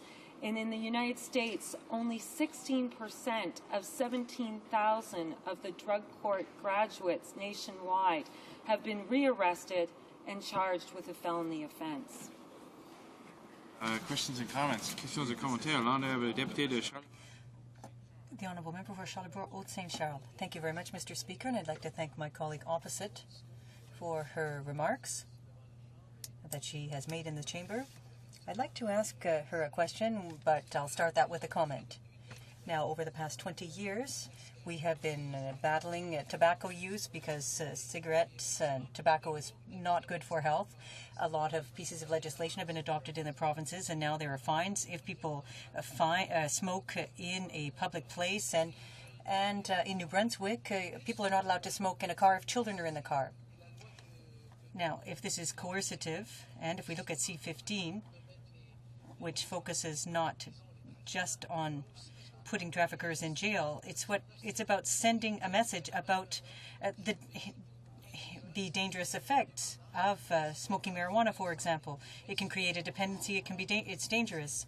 So would it not be helpful, therefore, and this is my question to the member opposite, would it not be helpful for us to do the same kind of advertising campaign or awareness campaign to encourage people who not to use marijuana? Honourable member for Etobicoke North. I thank the honourable member for his very good question.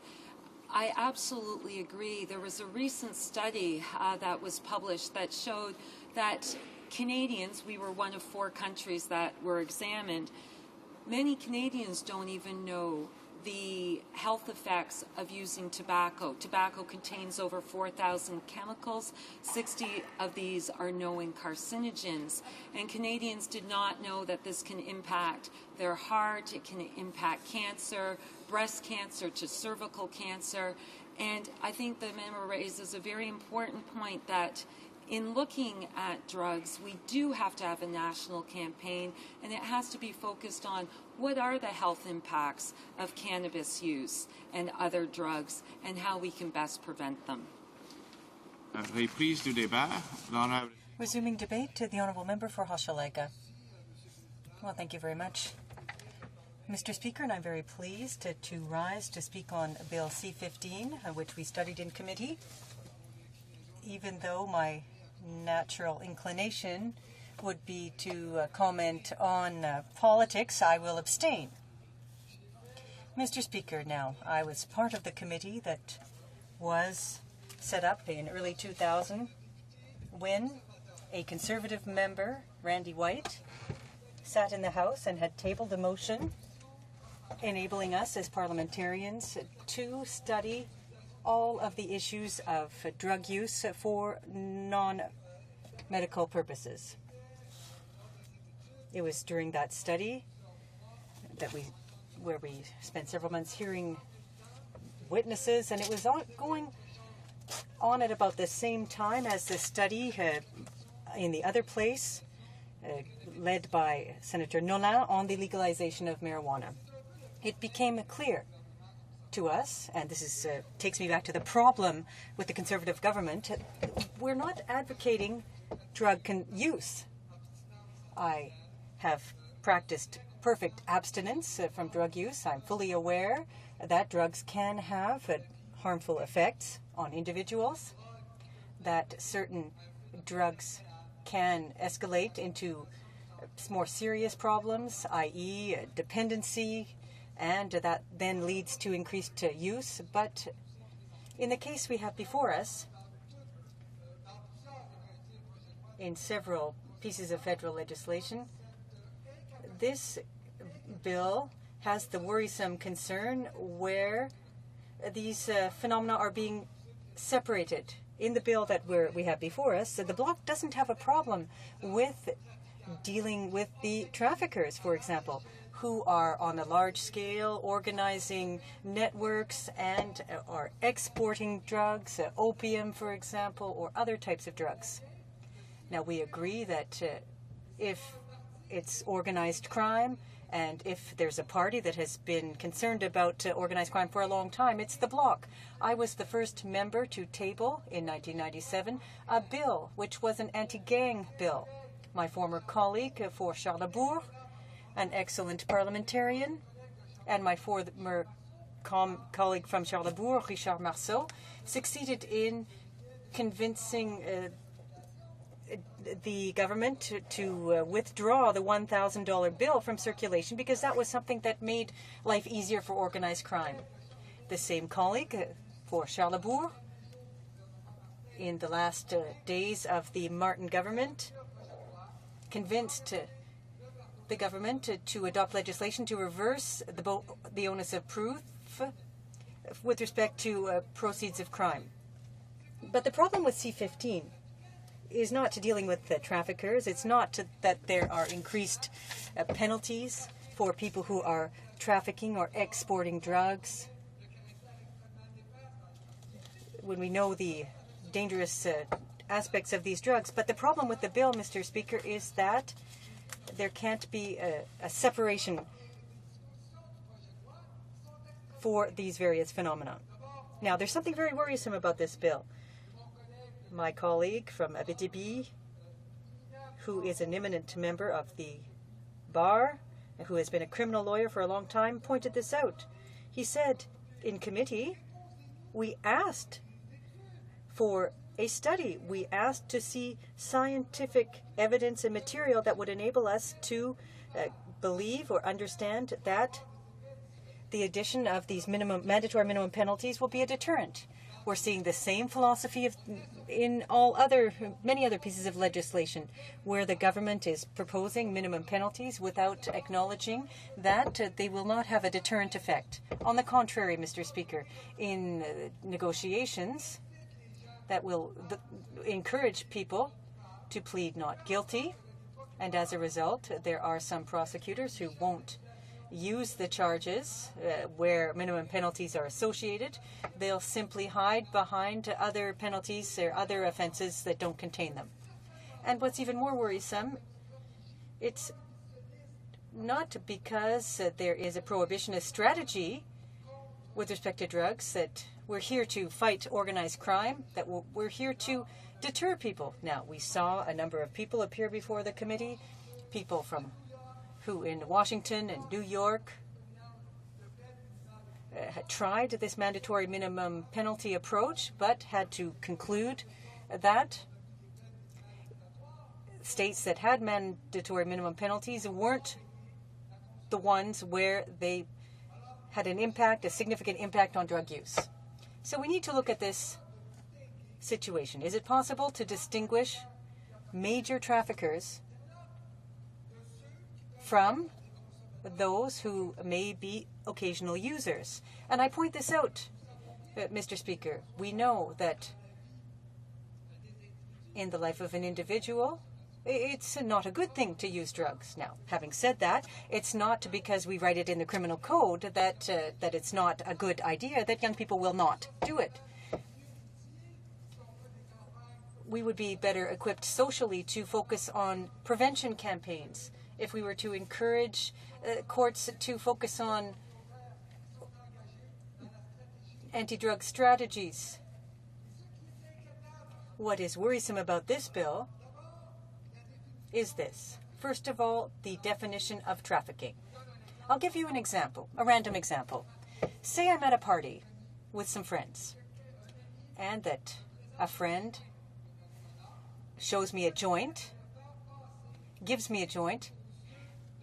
Under this act, it's the joint simply passing from one hand to the next is trafficking. So if you're at a party and somebody's a student is celebrating the end of his studies in political science, and well, I said science, political science, but it could be at the HEC, it could be in administration, I'm not discriminating, but at any rate, if that were to be the case, we can't make a distinction between an occasional user and a major trafficker.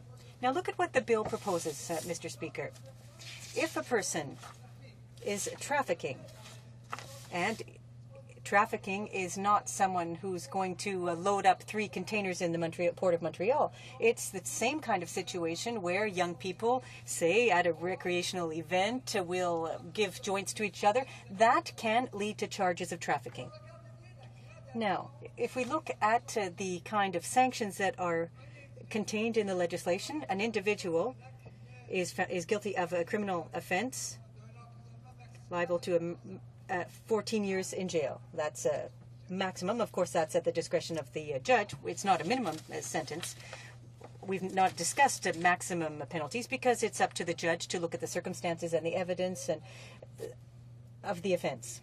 But it also says that the prison time may not be shorter, inferior to, and so that implies a minimum penalty of 6 months if the offense is committed for the purpose of trafficking and the number of plants is under 201. So if there are fewer than 201 marijuana plants. So a young person who may be at the University of Ottawa, for example, who is sitting outside and offers a joint to one of his friends could face a 6-month sentence. Now, I reiterate, in the Bloc Québécois, we don't encourage consumption or use of any kind of drug at all. It's not part of the Canada Food Guide. We don't think it's necessary to be successful. We don't think it's a good habit to have either. But socially speaking, will mandatory minimum penalties that range from 6 months to 2 years help us solve the problem relating to drug use in this country? And this is where we tried to explain the situation to the minister. Now, you know, Mr. Speaker, there are people who have examined the issue of drug consumption. I'm thinking of the criminologist in Beauchamp, of the University of Ottawa, and others as well, eminent persons. And I repeat in conclusion, we have a problem with the fact that there are minimum sentences. We have no problem with minimum sentences with trafficking, but there should be a gradation here, and it's not the best way to discourage young people from consuming drugs, and that's one of the reasons why we will vote against this bill. Questions and comments, questions and commentary. The Honourable Member for Elmwood Transcona. Well, thank you, Mr. Speaker, and I want to congratulate the member for his address. It seems to me, Mr. Speaker, that the government should be taking steps to break the the mafia and the gangs that control the drug trade in this country, because in fact it's only when you remove the money that's what drives this whole process. And the government is very, very quick to be bringing in, feel-good bills that it can try to advertise to the public that it's doing something when it really isn't, and when they should be dealing with the actual gangs and the criminal elements behind the problem. But I noticed the member previous, the block member previous to the member who just spoke, indicated that the bloc were in favor of keeping, when people were sentenced to prison, say for 36 months, that they should be required, the prisoner should be required to stay in prison the full 36 months. It's only through that process that people could take advantage of the rehabilitation programs that are in the prison. If you keep letting people out halfway through their sentence, they're never going to finish their rehabilitation programs. That's what I gathered he was speaking to. So I just wondered whether the honourable member had any further comments about that. The honourable member for Hochelaga. Mr. Speaker, I thank my colleague for his question. The member who spoke before me is the joint justice critic as well as the critic for Aboriginal Affairs. He's the member for Abitibi. That I think that what he said in the House, unfortunately I didn't hear his speech, but I think he said that in the Bloc Québécois platform adopted in 2007 by our caucus, we provided for the abolition of 1/6 of the sentence. When there's a trial, when there's a rule of justice that is applied fairly, we don't think that there should be any opportunity to get out of prison at 1/6 of the sentence. We think 2/3 is appropriate. There should be mechanisms for parole with follow-up in the community, but it seems to me somewhat precocious to allow for release after 1/6 of the sentence. When we examined that question in the Bloc Québécois, we were told that this 1/6 was given sort of automatically, and that added to our worries, and that's certainly what the member for Abitibi was referring to in his speech. Comments, questions et commentaires. Resuming debate, les prises du débat, the honourable member for Burnaby Douglas. Thank you, Mr. Speaker, and I'm pleased to have this opportunity to speak in this report stage debate on an act to amend the Controlled Drugs and Substances Act, and which pertains mainly to the establishment of mandatory minimum sentences related to drug trafficking and the drug trade. Mr. Speaker, we're actually debating a specific motion that was moved by my colleague from Vancouver East that would delete Clause 3 from the Act, and this section deals with 9 mandatory minimums, 8 of which deal with specifically with marijuana. And Mr. Speaker, I think it's pretty important that we talk about this because I think many Canadians have great difficulty with the existing marijuana laws in this country, and it's been an area where there have been many suggestions over many years about necessary changes to our laws, especially with regard to marijuana. And so I think that going into the area of mandatory minimum sentences around marijuana is something that many people in this country will have difficulty with. One aspect of this that I'm particularly concerned about, Mr. Speaker, is the effect that this law, should it pass and should this amendment fail, will have on compassion clubs that provide medical marijuana to thousands of Canadians whose experience of marijuana in the context of a medical problem has been that it's been extremely helpful to them. And where other drugs and more dangerous drugs have been ineffective in treating their medical condition, the use of marijuana in various forms has been successful. And I have to say that having visited the Green Cross Society in Vancouver and have had friends who've dealt with the Compassion Club in Vancouver, I know of many instances where where the use of marijuana has been extremely important to successful treatment of a range of diseases and allowed people to get on with their lives in ways that other therapies and other drug therapies have been unsuccessful or more dangerous for them. So it's very concerning to me how this law will complicate the services provided by compassion clubs. Mr. Speaker, what I find most disconcerting in this debate, however, is the inability of the government to provide any evidence whatsoever that mandatory minimum sentences will have the kinds of effects that they say they will, in terms of controlling the drug trade, for instance. They've been asked numerous times, over and over and over again, to provide that, just provide one study, any evidence of that. And I have to say that the member for Vancouver East, when the minister appeared before the standing committee that was looking at this legislation, when she asked the minister this question, she got no response whatsoever.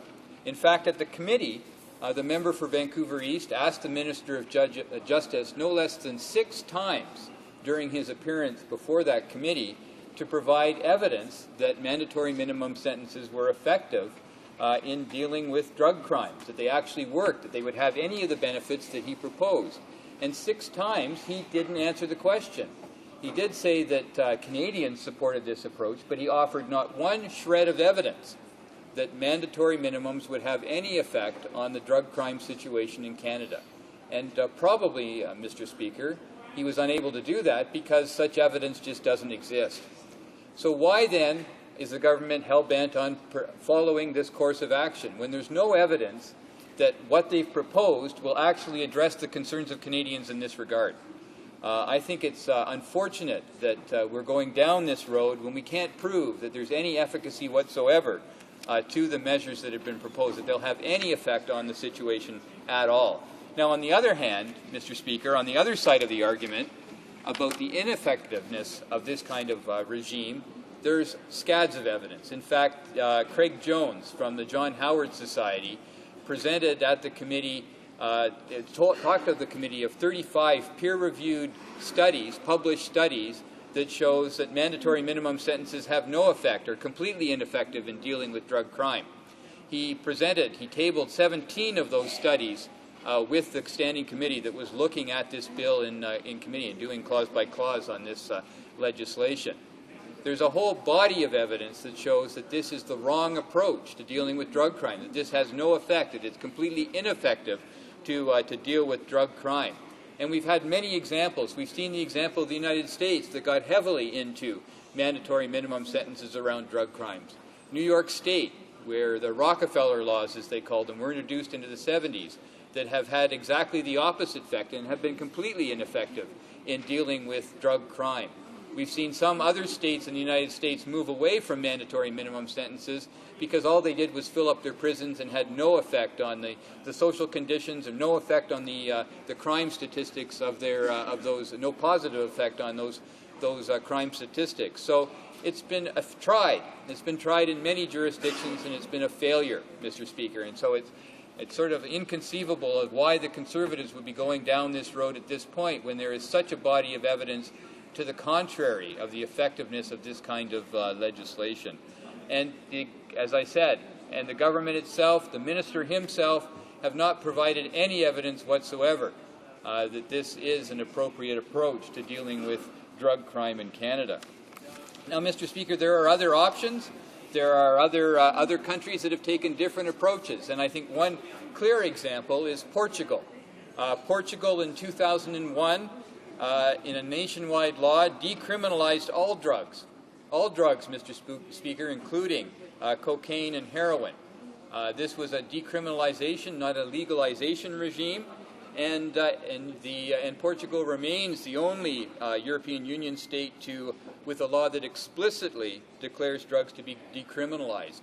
Now, there was recently a study done by Glenn Greenwald for the Cato Institute on Portugal's drug laws, and I'd recommend it to all members and to anyone else listening in on this debate to see exactly what's happened in Portugal, where they took a different approach. And I think one of the things that Mr. Greenwald does in his recent study is he analyzes the empirical data around this change. And here's what he says about what's happened in Portugal. He says the empirical data indicate that decriminalization has had no adverse effect on drug usage rates in Portugal, which in numerous categories are now among the lowest in the European Union, particularly when compared with states with stringent criminalization regimes. Although post-decriminalization usage rates have remained roughly the same or even decreased slightly when compared with other EU states, drug-related pathologies, such as sexually transmitted diseases and deaths due to drug usage, have decreased dramatically. drug policy experts attribute those positive trends to the enhanced ability of the Portuguese government to offer treatment programs to its citizens, enhancement made possible for numerous reasons by decriminalization. So, Mr. Speaker, here's a different approach of decriminalization to drug laws, a far different approach than the Conservative government's taking here in Canada, which has had success, which by the empirical data has shown to be a successful approach to all of the goals that we're seeking here in Canada: decreasing drug use, decreasing crime, decreasing deaths from drug use, decreasing sexually transmitted diseases, all kinds of positive value out of taking this kind of approach.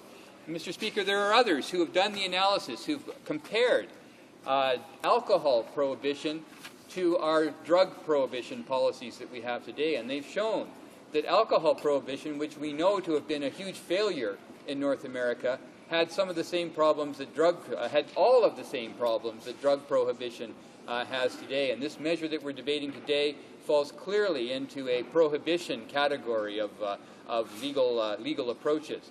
So, Mr. Speaker, I think we need to take that history seriously. We need a government that's willing to look at that history, to analyze that history, and act in light of what we already know in terms of how these kinds of policies affect drug policy, drug crime. We know, Mr. Speaker, that we're not going to change drug crime and gang crime in Canada unless we go to the profitability of the drug trade in Canada. And there is nothing in this legislation that addresses why people make so much money selling drugs in Canada. There's nothing here that will say that somebody we put away for a minimum mandatory sentence won't return to the drug trade after that, and in fact most of them do return to the drug, a lot of them do return to the drug trade after, with a better network and with more skills from having been in prison. But the other reality is that someone that we send to prison on a drug trafficking charge is replaced almost immediately by another person who's willing to be involved because the profitability is so high. And until we grapple with how we address that issue, we aren't going to make progress on dealing with drug crime in our society, Mr. Speaker, and dealing with the other issues that stem from it. So, Mr. Speaker, there's no evidence. The government can show not one scrap of evidence that this approach to using mandatory minimum sentences will improve our society, will meet any of their goals, let alone the goals of Canadians with regard to drug crime. And, Mr. Speaker, that's for one reason why I won't be supporting, the key reason why I won't be supporting this legislation. Questions and comments, questions et commentaires. The Honourable Member for Nanaimo Cowichan. Thank you, Mr. Speaker, and I want to thank the member from Burnaby Douglas for his very impassioned speech. And I know he's very familiar with the circumstances of this, but what I know has happened in some of the Aboriginal communities is that young people have left their reserves and they have gone to big cities like Vancouver. And what has happened is that because of the lack of supports for them when they are in those cities, that sometimes they drift into a lifestyle that is not healthy or safe for them. And what we, as a result, have, because we don't have those programs in place to support these young people, is that some of them end up contracting HIV/AIDS as a result of drug use or other lifestyle issues. And they then go back to their home communities. And I wonder if the member could comment on what he sees as being important in terms of treatment for young people who get involved in the drug trade and then end up having to go back to their communities. The Honourable Member for Burnaby Douglas. Thank you, Mr. Speaker, and I want to thank my colleague for the important question that she asked. Mr. Speaker, the reality is that we need a multi-pronged approach to dealing with drug issues in our society. In Vancouver, we often talk about the four-pillar approach to drug issues, the four pillars being prevention, treatment, enforcement, and harm reduction. And sadly, all we've seen from this government is emphasis on the enforcement pillar. Any stool that has four legs and one's bigger than the other is only going to fall over and be unsuccessful as a stool. And so this four-pillar approach requires equal treatment of all of the pillars. And we know that prevention is absolutely crucial to having an effective drug policy. We know that treatment is absolutely crucial. And Mr. Speaker, when someone who has an addiction issue in Canada seeks treatment, unfortunately, more often than not, they're told that they're going to have to go on a waiting list before that treatment is available and put off that treatment. And we know that that's a loss right at that very moment. Because every time we put someone on delay when they've made a decision to go into treatment for an addiction, when we delay them, we've lost the opportunity to deal with that addiction. Mr. Speaker, we know, for instance, that when they get out of treatment, they need specialized supports. They need specialized housing. And if we send them back into the circumstances which they've left when they were, because of due to their addictions, and we send them back into that same situation, we've lost all the benefits of having gotten them into treatment in the first place. So we need to make sure that we have a broadly based treatment program and one that extends beyond the actual drug treatment process itself to ensure the success of those. We also need to make sure that we stress harm reduction. Unfortunately, despite the many studies that have shown harm reduction to be an effective tool in dealing with drug issues, this government has often failed to appreciate that evidence and has not given great support to harm reduction measures. But in Vancouver, Mr. Speaker, and in Burnaby, we know the importance of harm reduction, places like the Safe Injection site in Vancouver that are very effective. Questions and comments. The Honourable Member for Simcoe North. Thank you, Mr. Speaker. And just a brief question. I was interested by the member's comments here this afternoon, but I wonder if he could comment, and he certainly recognized the fact that this bill certainly isn't all of the measures that need to take place to, in fact, prove quality of life for people who find themselves in this position, but would not the approach of decriminalization, in fact, create a situation where you, in fact, are softening rules around what is, in fact, a threshold drug, and by so doing, wouldn't it, in fact, expand the use of drugs and, in fact, require more than treatment and intervention to improve? The Honourable Member for Burnaby Douglas. No, Mr. Speaker, in a word. I think if the Honourable Member chose to look at some of the evidence, if he chose to look at the study, for instance, from Portugal, he would see evidence that that's just not the case, Mr. Speaker. We've seen in this analysis of Portugal's experience, which has gone on for 8 years now, Mr. Speaker, that isn't the case and that hasn't been their experience, having decriminalized all drugs, not just marijuana, not just so-called softer drugs, but all drugs, including cocaine and heroin, that they have seen very positive outcomes from that step. And, Mr. Speaker, I think that we should be looking at that kind of evidence. We should be examining that. The government should be examining that. Rather than introducing measures that have no evidentiary support, they should be looking at measures which can be proven to be successful and reaching the kinds of goals that all Canadians want to reach around drug use and drug policy and drug crime. We don't have that approach with this legislation. That makes it very, very flawed legislation and legislation that isn't going to improve the situation here in Canada. And that's why New Democrats are not supporting this legislation, Mr. Speaker. We'll move on to statements by members. Déclaration des députés. Statements by members. Member for West Loch St. Paul. Mr. Speaker, this year marks the 100th anniversary of the town of St. Paul. This is a town and community that I am tremendously proud to call my home. Communities like St. Paul continue to be the backbone of rural Canada. Whether it was the humble roots laid down by the original French and Métis settlers, the first-generation Ukrainian immigrants who braved the dangerous trip west in the hopes of a better future, or the Cree nation that inhabited the area, St. Paul des Métis comes from a rich and diverse history. And I can assure you that small towns and rural areas like St. Paul will always remain in the front and center of our government policies. 100 years of history has built this town, given it a unique identity, and made it a treasured home to thousands. Those who call St. Paul their home, who have grown up and raised their families there, are proud to have done so. I know that future generations will help build another 100 years of history. As we begin our celebrations, let us all look to a bright future for the town of St. Paul. Once again, congratulations to the people of St. Paul, and enjoy the celebration. The Honourable Member for Etobicoke North. Mr. Speaker, I would like to take this opportunity to congratulate one of my constituents, Craig Spencer. Craig was recently honoured with the Canadian Association of Speech-Language Pathologists and Audiologists with the prestigious National Certification Exam Award. A recent graduate of the University of British Columbia, Craig now works in Toronto and greatly enjoys working with older adult population to help develop and deliver effective communication solutions. These highly trained individuals assist in the treatment and assessment of communication disorders.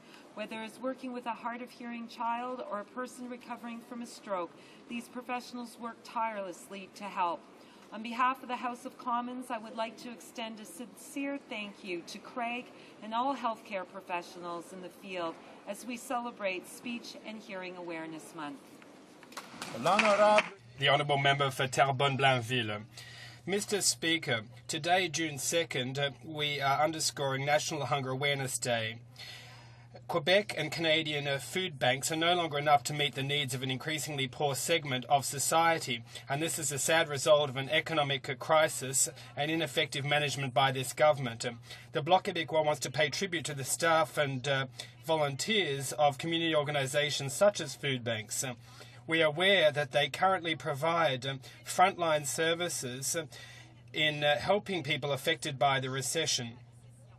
They need to have their efforts supported, and that is why the Bloc Québécois is demanding that the government put $300 million in a trust so that Quebec can help the innocent victims of this financial crisis. In these tough times, we need to feed those people who are paying the price of financial practices disconnected from reality. It is only right that the wealth should be shared and that we should support these communities which are mobilizing in order to meet the essential needs, that is, to stave off hunger. Thank you, Mr. Speaker. Member for Timmins, James Fay. Thank you, Mr. Speaker. Well, the Conservative government have completely abandoned the forestry communities of the North. It shouldn't take a demonstration by thousands of forestry workers to get this government's attention. Now, take the workers from Abitibi. Not only are they fighting for their jobs and their communities, but they're fighting for the pensions that they have paid into for decades. Now, show the absolute indifference of this government and compare it to the way they've stood up day after day in this House of Commons to defend the CPP mandarins who've skimmed off millions of dollars in bonuses while running the Canadian pension plan into the ground. Mr. Speaker, the difference is very clear. It's a question of which side are you on. The Conservative Cadillac government are on the side of the fat cats. They're not there to represent the workers of Iroquois Falls or Thunder Bay or Kenora. Mr. Speaker, the New Democratic Party will continue to fight for the forestry workers and protect the pensions that they have paid into. The Honourable Member for Stormont, Dundas, South Glengarry. Mr. Speaker, as a proud Member of Parliament for Stormont, Dundas and South Glengarry, I am thrilled to stand in the House today to congratulate a group of students from my local community. Today, the North Dundas District High School Students' Council and Envirothon team from Chesterville have joined me on the Hill for the day. Just recently, Mr. Speaker, the school's Envirothon team won their local challenge and then placed second in the Ontario Provincial Finals in southwestern Ontario, making a strong showing and filling their school full of pride and school spirit.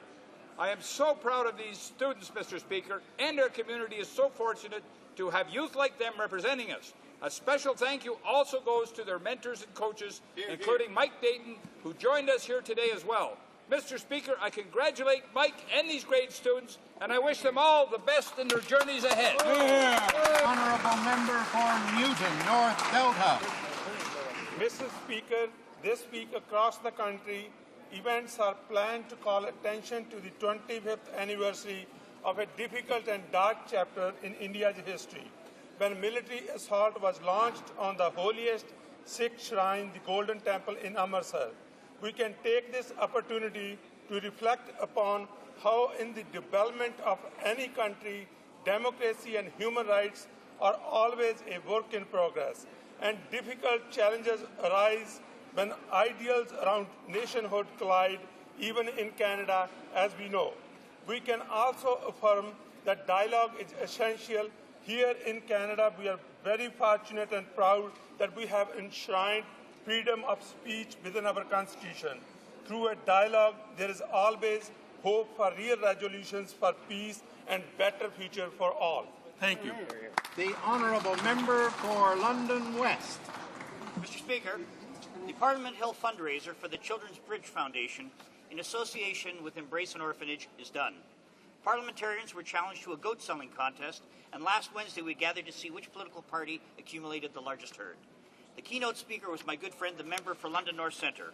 His passion for Africa was evident. He brought a sensitive personal message to a very special evening. As you know, the party selling the most goats was honoured with the ceremonial goat naming rights. I'm pleased to advise that our Conservative Party, under the dynamic direction of our House Leader and his amazing team, earned the privilege of naming rights. We chose the name Hope. This name embodies the emotions of the evening. All members from all parties have hope for a better life for these kids at the Nazareth Children's Center in Ethiopia. Hope for providing nutrition and education programming for 750 children who will be served. Absolutely. And hope in knowing that through your efforts, members, you helped raise over $100,000 to make that difference. Finally, let me thank all members of this House for giving hope to these children. Thank you, Mr. Speaker. The Honourable Member for Chambly-Bordua. Mr. Speaker, last year, as part of their social engagement class, students from the Osiac-le-Duc du Mont-Saint-Hilaire High School in my riding decided to raise the awareness of their peers about child exploitation in developing countries, especially with respect to forced labour. In doing so, the students gathered hundreds of clothing labels in order to check their origin, and it turns out that most of them come from developing countries. I accompanied two of these students, David Legrand and Nicolas Boilly-Sauvé, who are on Parliament Hill today giving the Prime Minister these labels and making known their disapproval of the practice of importing garments made by children. This is one reason why the Bloc Québécois does not approve of the free trade agreements with Peru and Colombia, because they do not include corporate social responsibility clauses. Moreover, it is sad to see that the Liberals are backing the Conservatives and supporting these free trade agreements. Member for Brent. Mr. Speaker, this week is National Access Awareness Week. As the parent of a 22-year-old intellectually disabled son, this week reminds us all of the very real challenges faced by persons with disabilities and the importance of improving access so that these very special people can fully participate in all aspects of Canadian life. Our government supports this goal and is taking important steps to help. Some of these include providing an additional $75 million for the construction of new housing units for people with disabilities, introducing the Registered Disability Savings Plan, and enabling Accessibility Fund. These investments are working to help people with disabilities lead more active lives so that they can realize their true potential. During this week, I encourage all Canadians to do their share to help persons with disabilities get access to the needs to lead all the full aspects of Canadian life. Had to get that out at the end. Honourable Member for St. Paul's. Mr. Speaker, this morning I was honoured to attend Senator Keon's breakfast to address the appalling lack of progress on the 5th Millennium Development Goal, improving maternal health. The Mothers and Midwives campaign has brought together some of Canada's finest.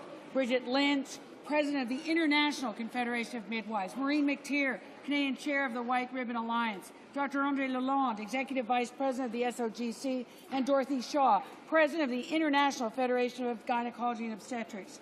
We were fortunate to be joined by a video conference by British Under Secretary of State, the truly inspiring Ivan Lewis. Together we agreed on the need to focus on MGG5 at the upcoming G8. One of the best indicators of health systems is maternal mortality. Shockingly, 500,000 women die every year, one every minute in this year. In Sierra Leone, the risk of a woman dying of the result of a pregnancy is 1 in 8. In Canada, we have to help our Aboriginal people. We need to do this together. We need to do it now. The Honourable Member for Oshawa. Mr. Speaker, Liberal hypocrisy continues. The Liberal leader's senior advisor on his blog disagreed with the government's decision to protect Canadian auto jobs. He said, I quote, "Sell off entities which actually make you money and then buy shares in companies which are total unmitigated disasters." Could someone remind me again why Canada doesn't need an election right now? End quote. Do Ontario Liberals agree with their leader's top strategist that providing support to GM and Chrysler is a waste and a total unmitigated disaster? Does the Liberal leader agree with its top strategist? This decision is the right one for my riding, and Oshawa is grateful for the action of the Conservative government is taking to protect the future of Canada's auto sector. This shows again the Liberals are out of touch with the economy and how to protect Canadian jobs during these tough economic times.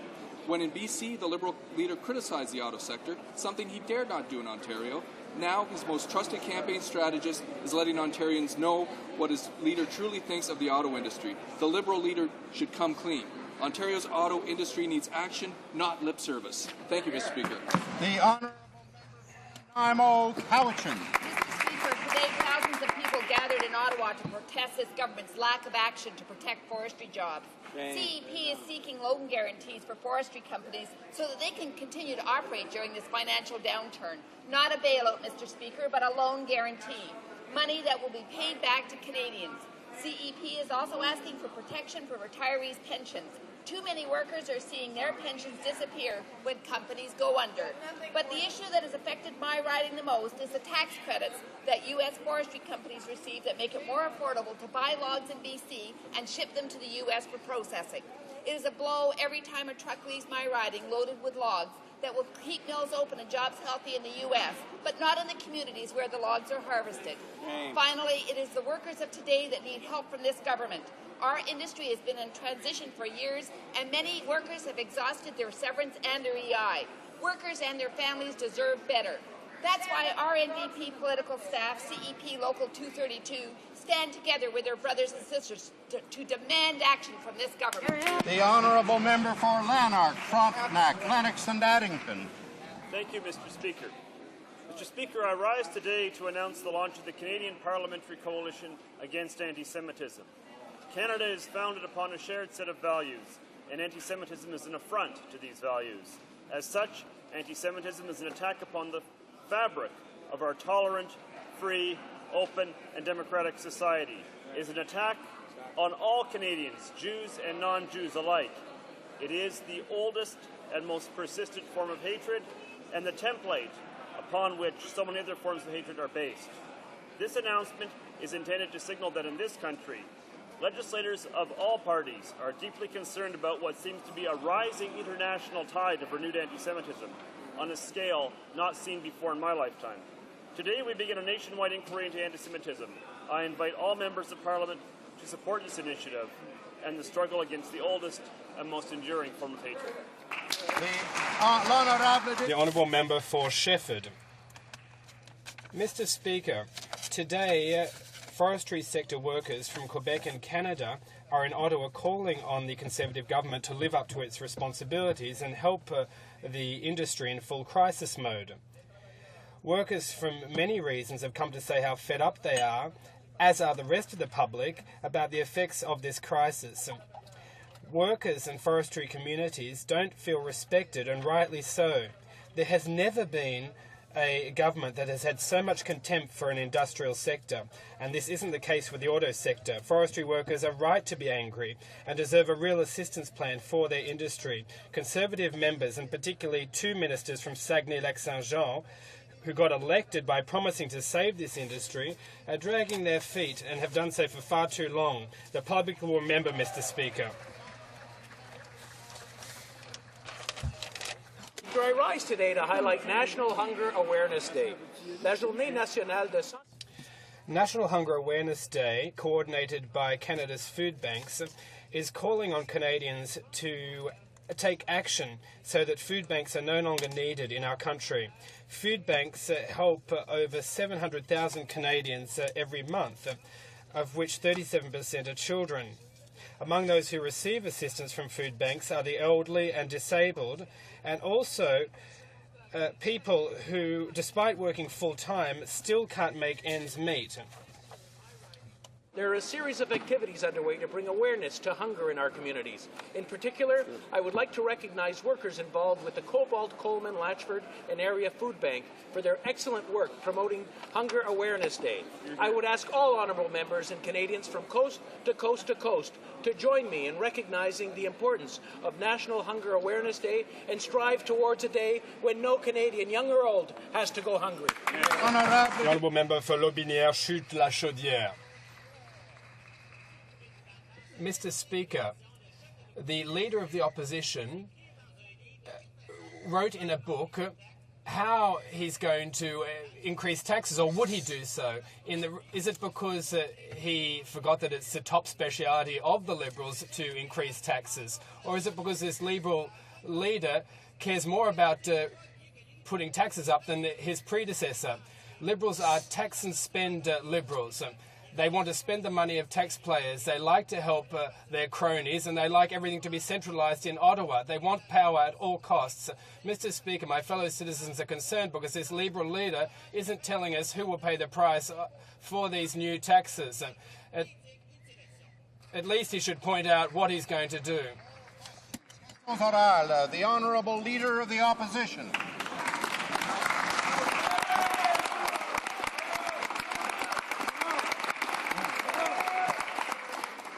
Mr. Speaker, every day in Canada, 5,000 heart and cancer patients depend on isotopes produced at Chalk River.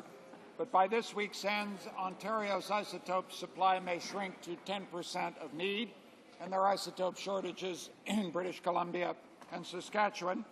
Chalk River will be shut down perhaps indefinitely.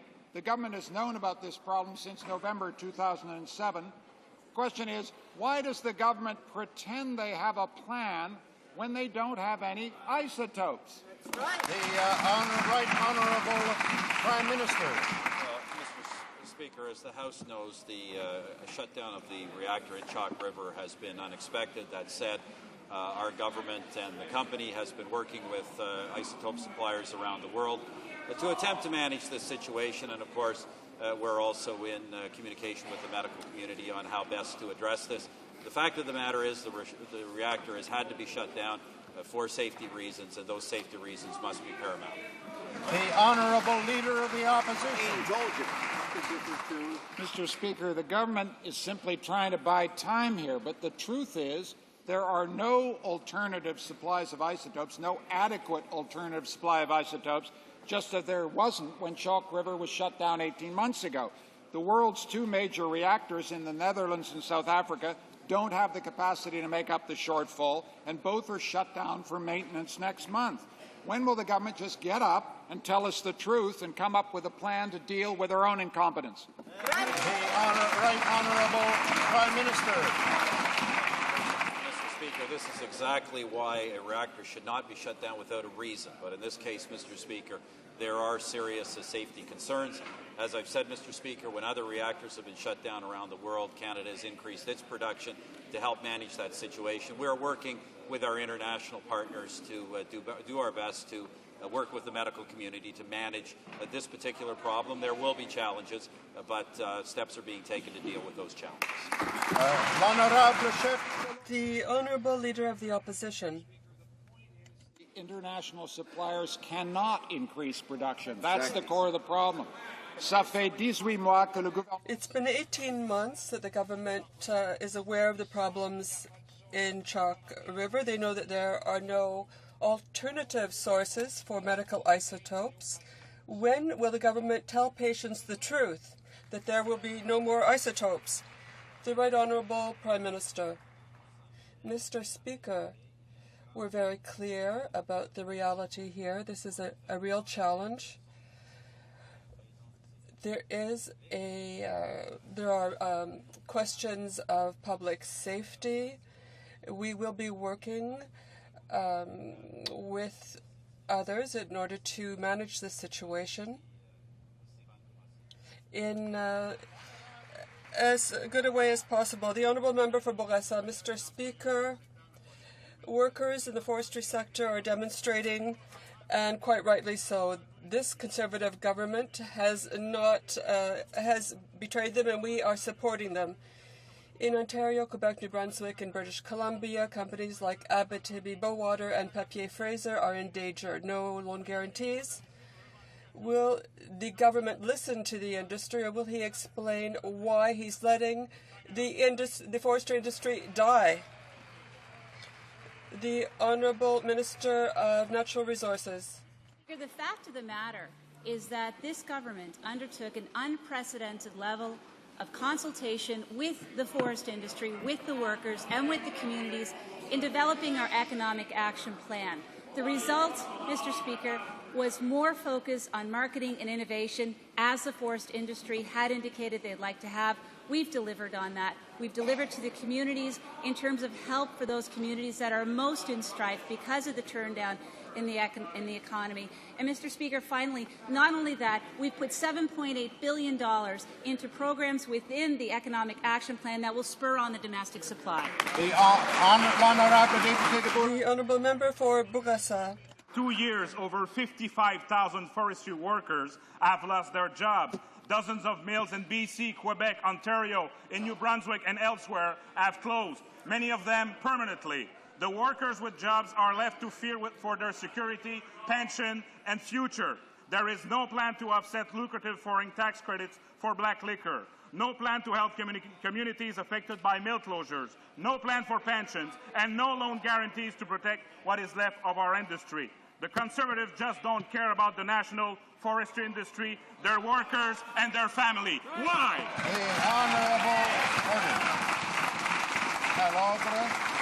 Order. Minister of Natural Resources. Order.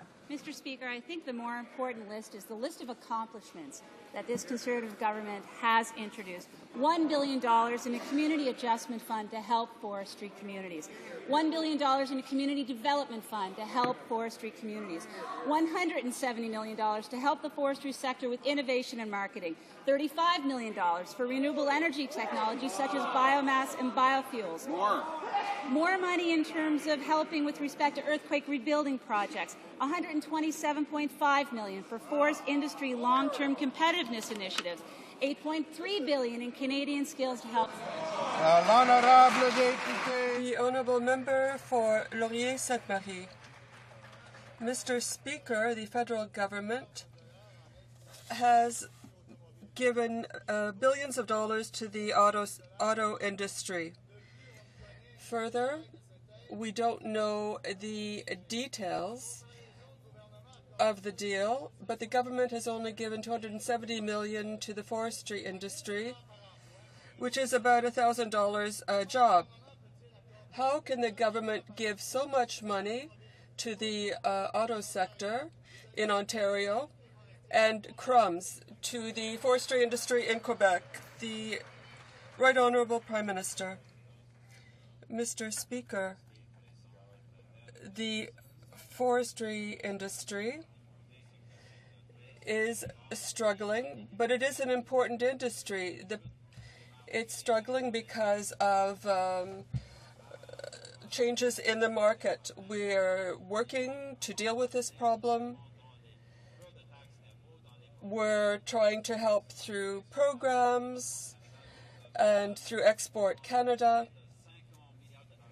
We've lent $50 million to this sector and will continue to study this issue.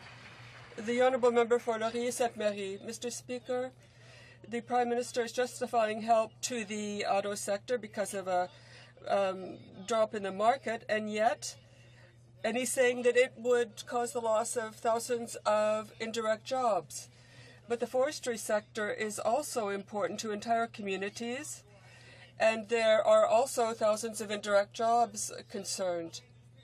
So will he be as concerned for the forestry sector? How can the government give so little money to the forestry sector? The Right Honourable Prime Minister. Mr. Speaker, we've given a great deal to the forestry sector. Tens of millions of dollars, not only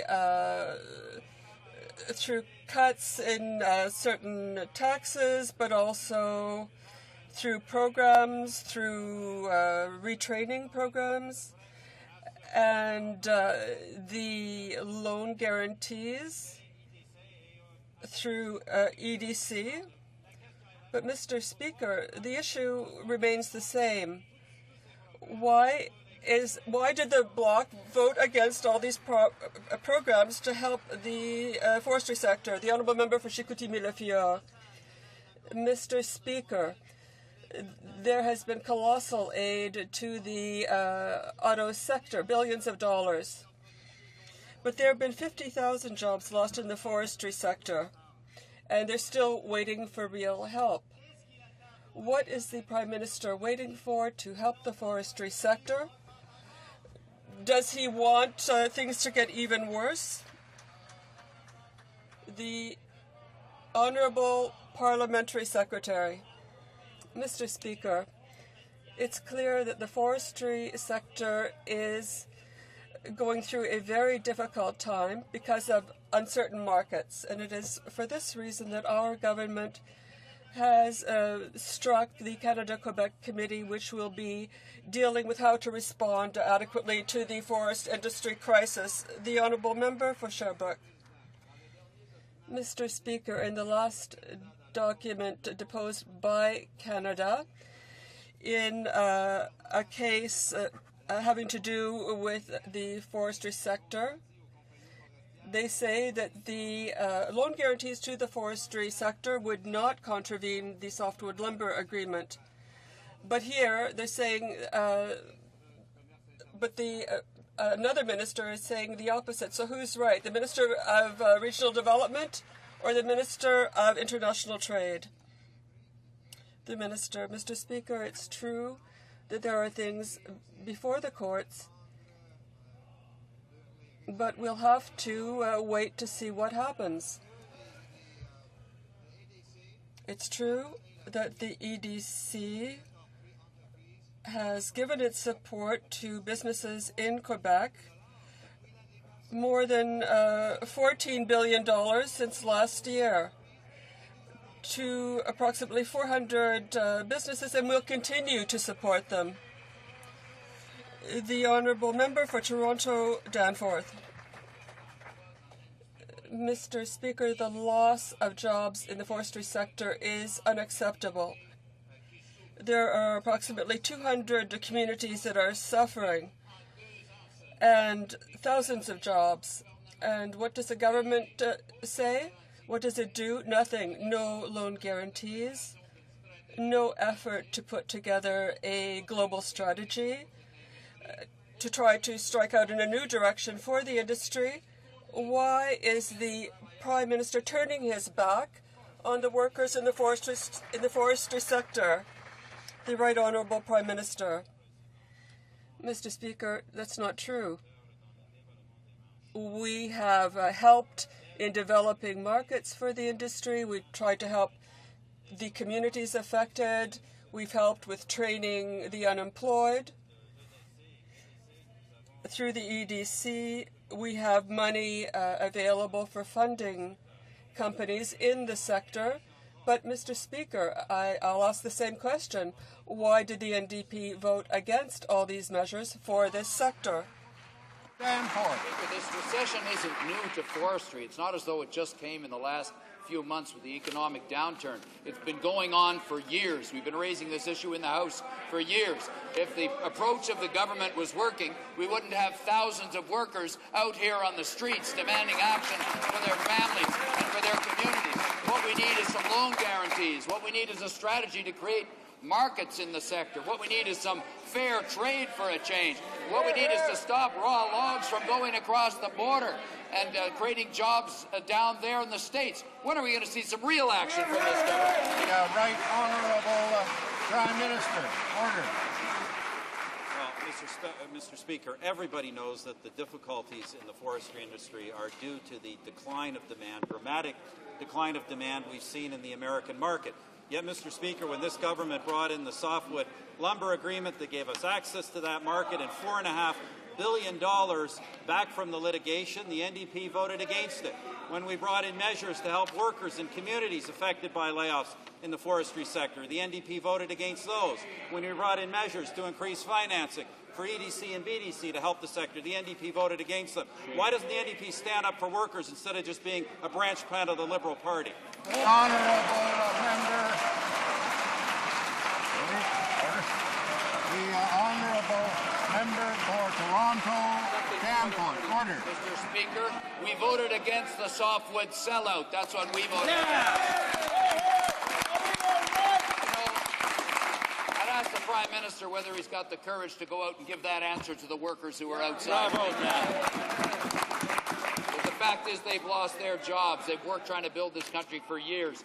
He's refused to fix EI. He's not doing anything to protect their pensions. But he's perfectly happy to defend people who run a pension plan that loses $24 billion and give themselves millions of dollars in bonuses. Why won't he stand up for the workers who've lost their jobs instead? The Right Honourable Prime Minister. Well, Mr. Speaker, if the leader of the NDP and his friends in the Liberal Party want to rip up the softwood lumber agreement, stop our access to the American market, and give billions of dollars back to American lawyers, that's their choice, but nobody in the forestry industry wants them to do that, and this government won't do it. The honourable member. Order. The honourable member for Parkdale High Park. Monsieur le Président, Statistics Canada. Mr. Speaker, Statistics Canada has confirmed that government spending has slowed down. The money that should have been invested for building infrastructure has not been used. There are hundreds of thousands of people in the construction industry not working today. What is the government going to say to these unemployed construction workers? The Honourable Minister of Finance. Newspaper report that the honourable member refers to is misleading. Federal government spending actually has increased. Relative to the last quarter of 2008, federal spending increased by $1.5 billion, or 2.4% on an annualized basis. What was different is that we had lower debt charges in the first quarter due to lower interest rates, and that had a significant dampening effect on growth. But spending on programs rose over $3.2 billion, or 6.2% in the first quarter of 2009 relative to the last quarter of 2008, Mr. Speaker. The honourable member for Parkdale High Park. Well, Mr. Speaker, it was this finance minister on January 27th that said it was absolutely essential to get the projects going, the money flowing with 120 days, 4 months. The deadline has come and gone, and all Canadians have to show for it are photo ops with Conservative ministers.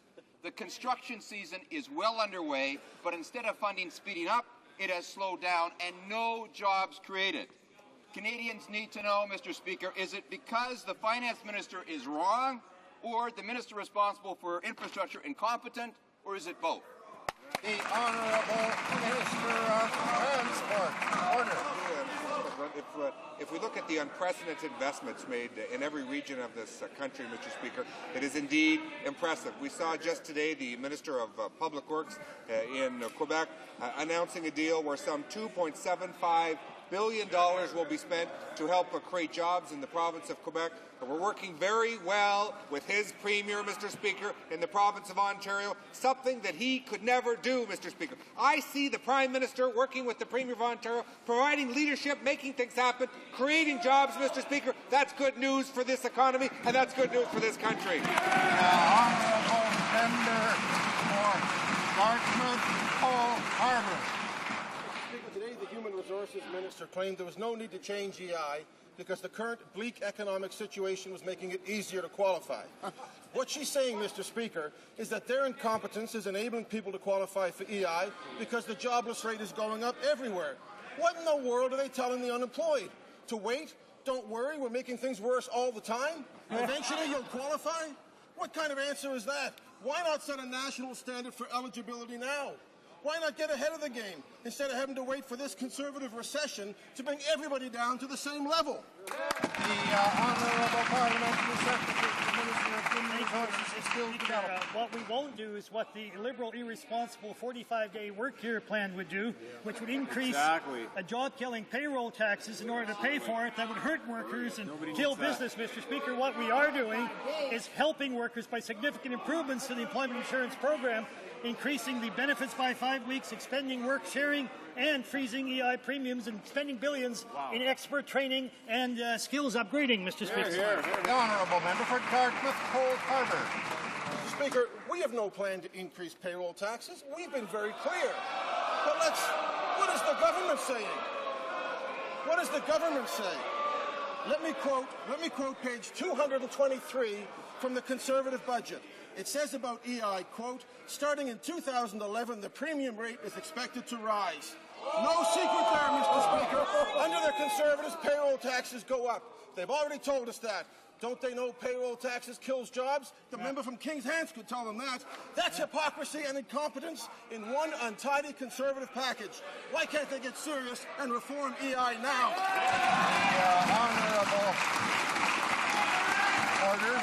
The Honourable Parliamentary Secretary to the Minister of Human Resources and Skills Development. Order. Mr. Speaker, the ill-advised, ill-conceived 45-day work year plan that the Liberals have will cost billions of dollars. How are they going to raise those billions of dollars except raising payroll taxes? Absolutely. That's the only way they can do it. They think the deficit is too big. How will they do it? They'll have to raise taxes. That's what the leader said before. We will have to raise taxes. I would believe him in that regard, Mr. Speaker. The Honourable Member for Joliette.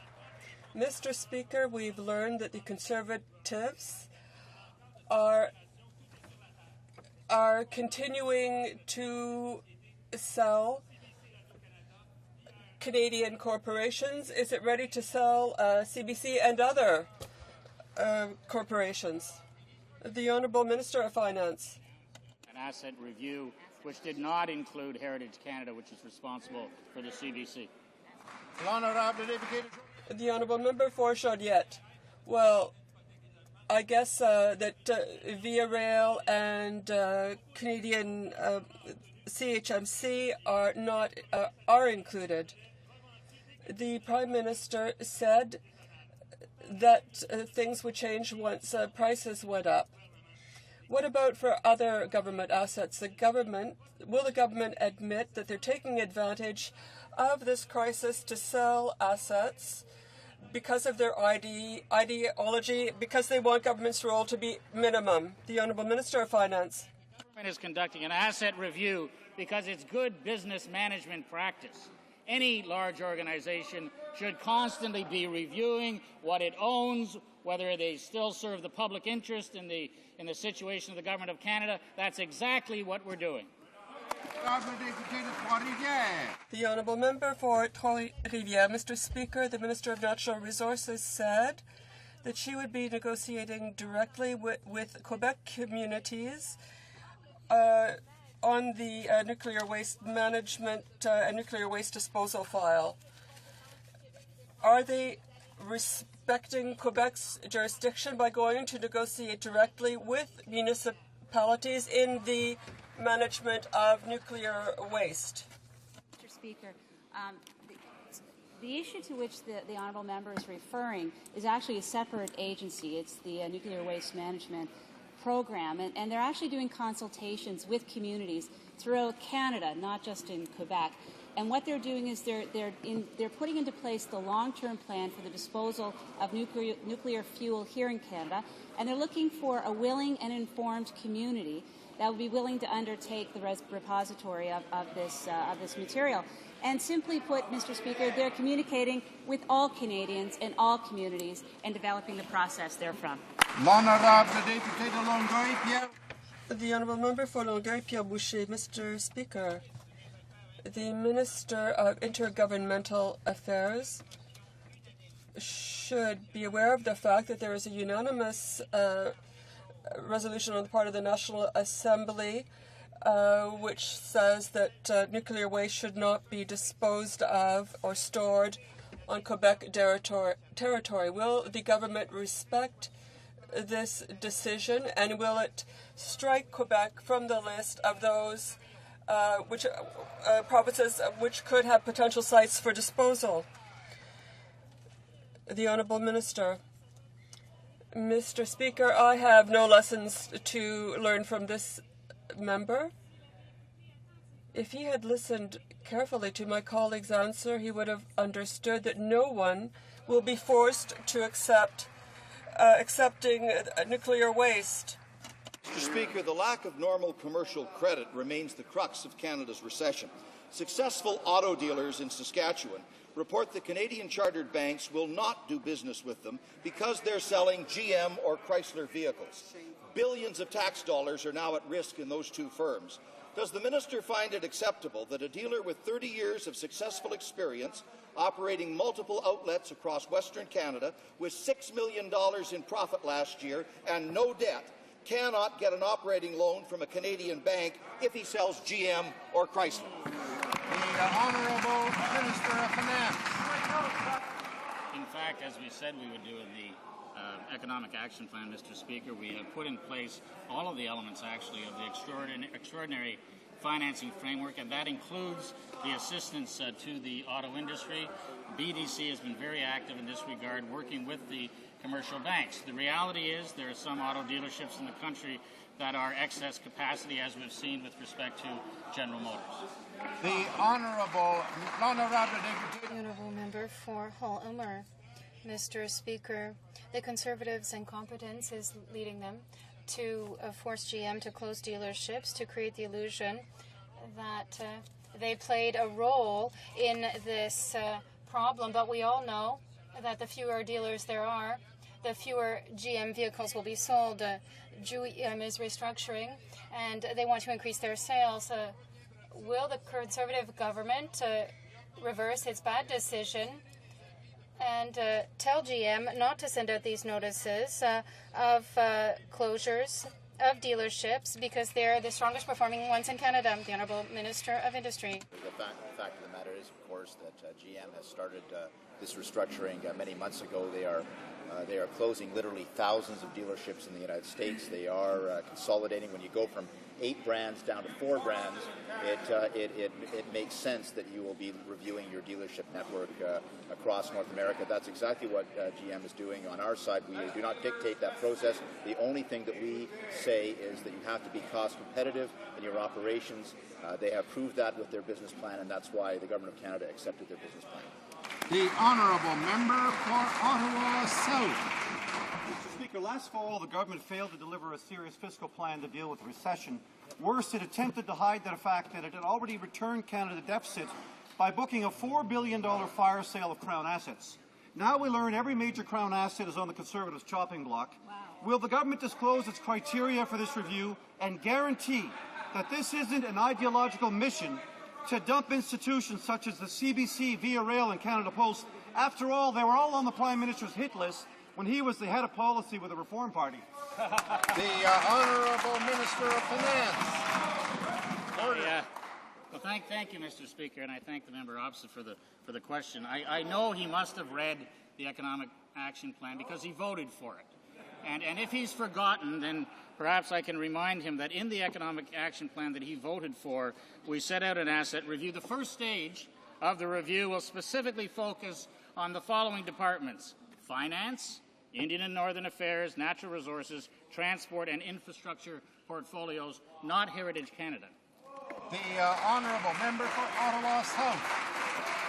Mr. Speaker, this is a government that blew the fiscal framework when times were good, pretending the party would never stop. Well, the party's over, and Canadians have been left with a serious Conservative hangover. TD Bank is now predicting a federal deficit of $167 billion over 5 years, double the finance minister's projections. After 11 consecutive surpluses, where we paid down $105 billion in debt, we're $60 billion deeper in debt than we were in 1996.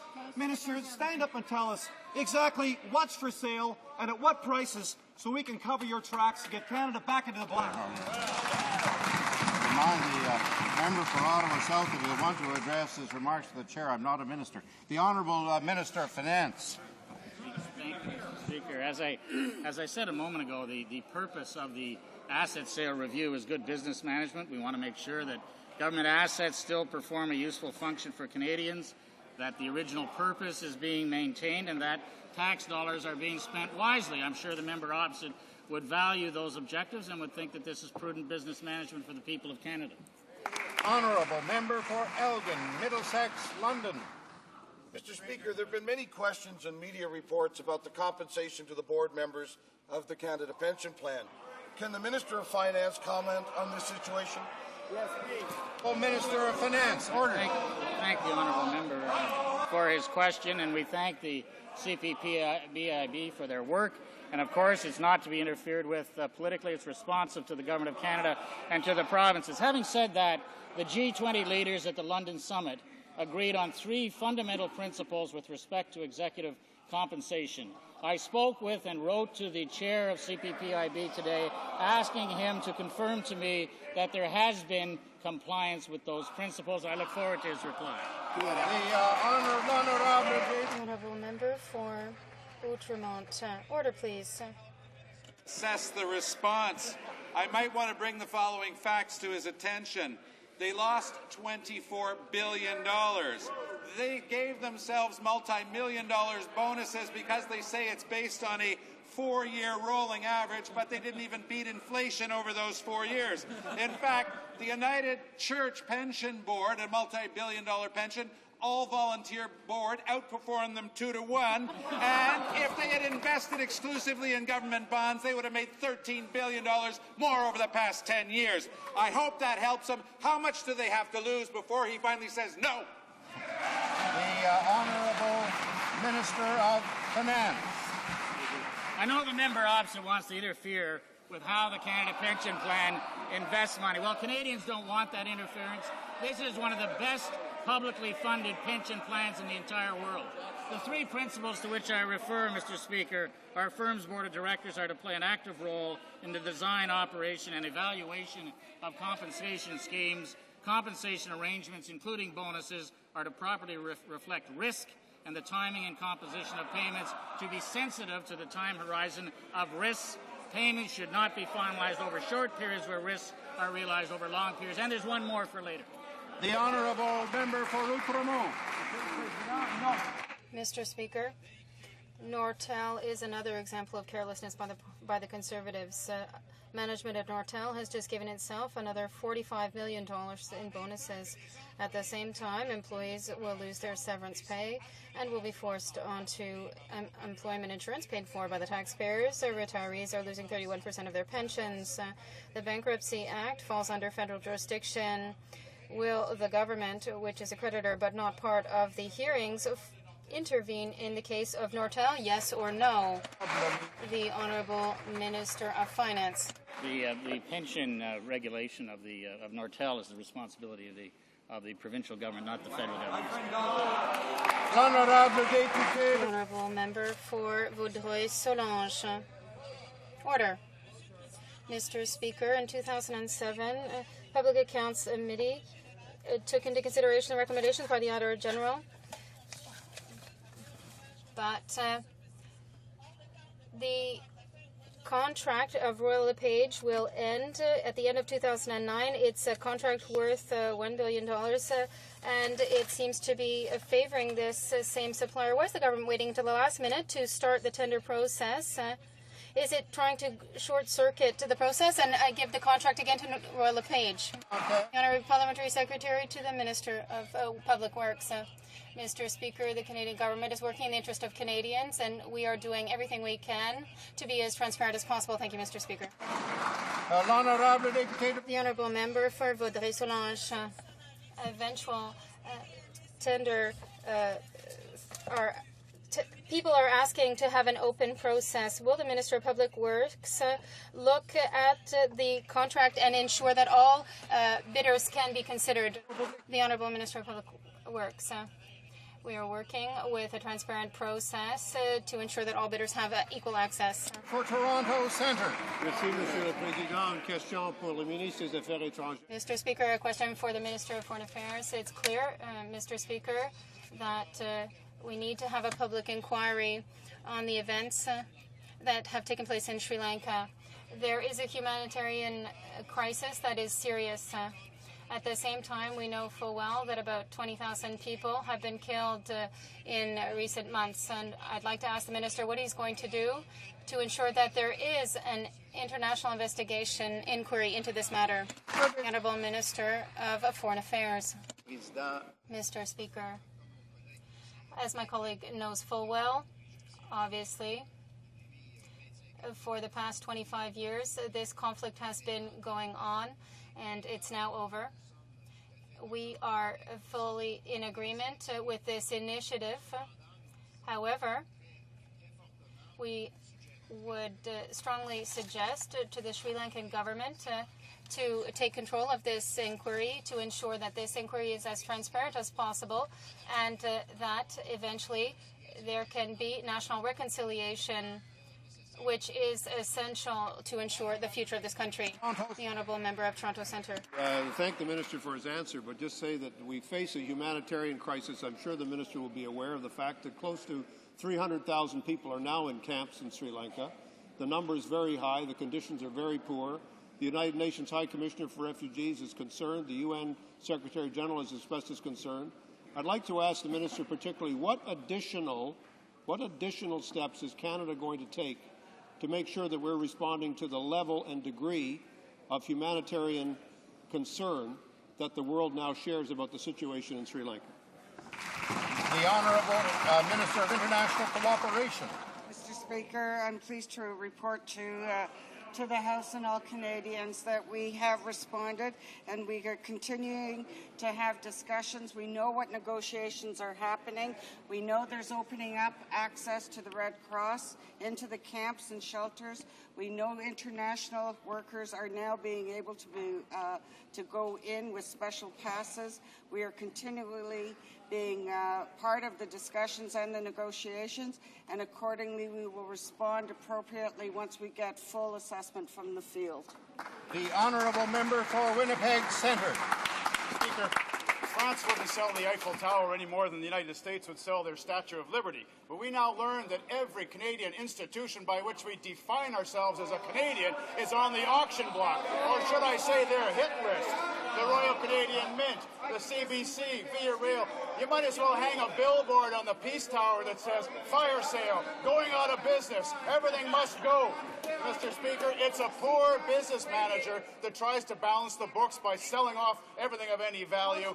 Won't they just admit this fire sale of assets is more about ideology than it is about economics? Good.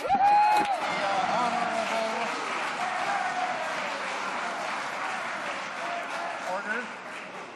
The Honourable Minister of Finance. Order. Mr. Speaker, on a housekeeping note, I'm concerned about the quality of the sound system in this place. This is the third time, or the fourth time, this question period. I pointed out that if anyone wants to read the budget, which is a wonderful book, Canada's Economic Action Plan, they would see that Heritage Canada is not listed in the asset review for this year. The Honourable Member for Ottawa Centre. Mr. Speaker, today is the 40th anniversary of the National Arts Centre. However, according to the Minister's department, his documents, that institution could be up for sale. Just 4 months ago, I raised the issue with the Minister of Finance, and actually he downplayed the issue. Yet today we hear that the NAC could be up for sale at the whim of the Minister. This is actually an affront to Canadians, Mr. Speaker. So I want to ask the Minister, Mr. Speaker, if that document that he's received, that he's hopefully read in his department, is it true, and is the NAC up for sale, Mr. Speaker? The Honourable Minister of Finance. Order. Let me say this slowly, Mr. Speaker. The answer is no. Heritage Canada is not one of the departments whose assets are being reviewed this year. That's set out in the budget. The Honourable Member for Miramichi. Order. This year. Shh. Order. Mr. Speaker, my question is for the Minister of Finance. Hundreds of thousands of Canadians, including many in my riding of Miramichi, depend on employment insurance benefits to help them get through this recession. I support the decision to freeze payroll taxes so that the government, not employers and workers, bear the burden of higher EI costs. My question is, how much money is the government investing in employment insurance to help Canadians weather the recession? The Honourable Minister of Finance. Order. First of all, I thank the Honourable Member for Miramichi for the excellent question. During the global economic recession, Canadians expect strong leadership from the government. The first pillar of the Economic Action Plan deals with the necessary investments to help protect our economy and protect Canadian families. To help Canadians who have been hardest hit by the recession, we will be investing $5.5 billion more in EI benefits this year.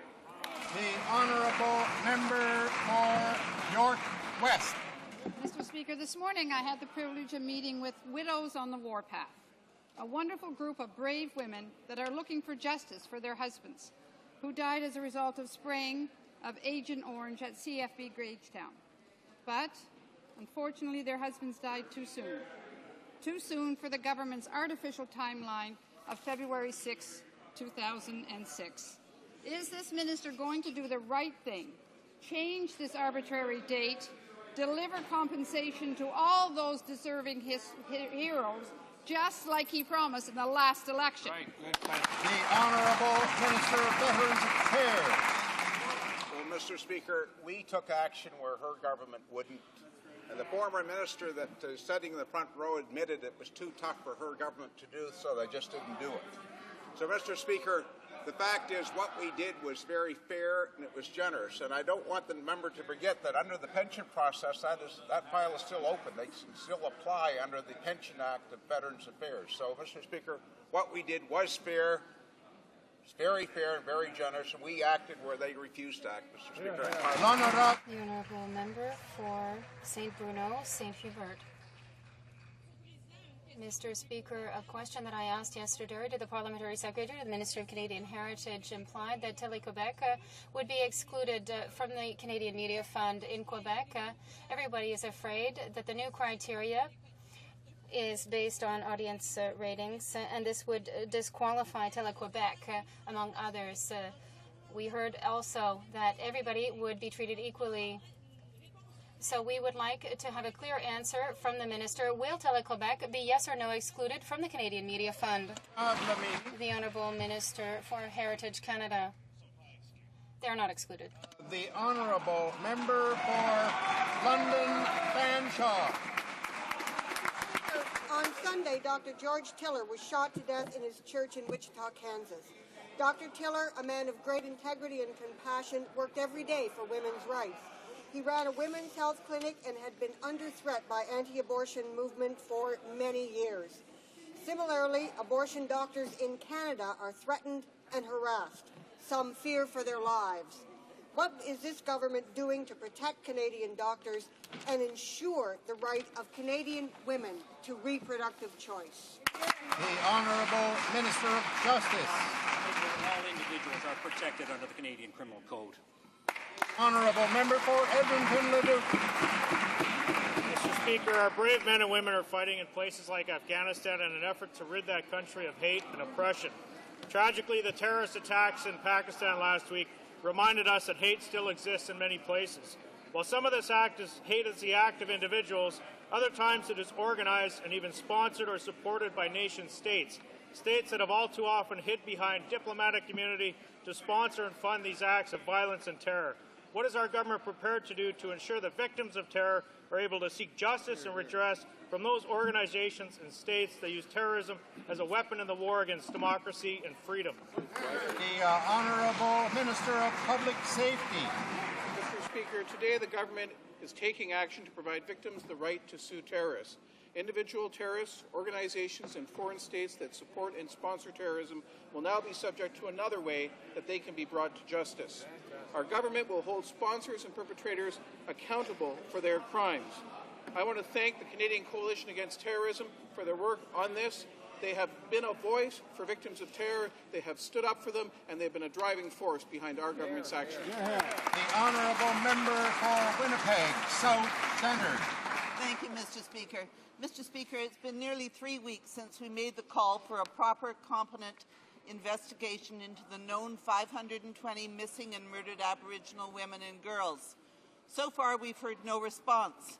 Families deserve to know what happened to their daughters, mothers, or sisters.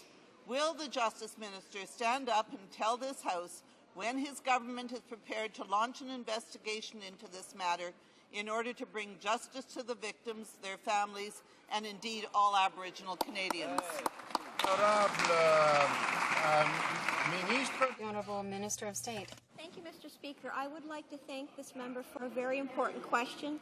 We have had a conversation about this issue a number of times. She's talking about a program called Sisters in Spirit, which is funded through Status Women Canada. It is a 5-year research project. It is also an awareness campaign. And this is the project that was the reason why we were able to identify the number of missing and murdered Aboriginal women. The project is not completed yet. I have made a commitment to work with the Aboriginal Women's Association on Sisters in Spirit too. The Honourable Member for Laurentide Labelle. Mr. Speaker, despite recent commitments by Canada to Africa, 32 African countries are proposing a Canada-Africa partnership like what already exists with the European Union.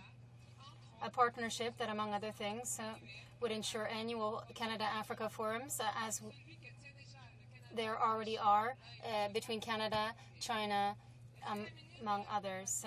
The Minister of International Cooperation will be able to tell us what he intends to do with this proposal for a partnership. The Honourable Minister of International Cooperation. Once again, I'm very pleased to report that I've met with the group of African ambassadors yesterday. We had a very productive meeting, a very positive meeting. They've put forward a number of recommendations, which I will share with my colleague, and I have undertaken to continue a positive dialogue with the group of ambassadors and within the countries that we serve and work with them. Honourable Member for Trinity Spadina. Mr. Speaker, for the first time in 7 months, Toronto drivers are seeing gasoline price jump above $1 a litre. Many commuters who can't afford it will be turning to public transit, putting more strain on the system. To help, Toronto wants to buy 204 new streetcars, but the Conservatives hasn't paid the federal share. In fact, today we learned the government spending had actually slowed in the first quarter of this year. When will the minister do his job, get the dollars out the door, and help Toronto buy some new streetcars that it needs? Honourable Minister of Transport. Mr. Speaker, we're certainly prepared to look at projects that would create jobs in Toronto. The member opposite is pushing a plan that would violate the commitment made by her leader to only have made in Canada infrastructure. What I can tell her, Mr. Speaker, is we are investing and supporting the expansion of the Toronto Island Airport, where they're building new planes made right in Toronto by Bombardier, made by Canadian auto workers, Mr. Speaker. Good paying jobs because they build a great product, and they can count on the Government of Canada being there every step of the way to help them out.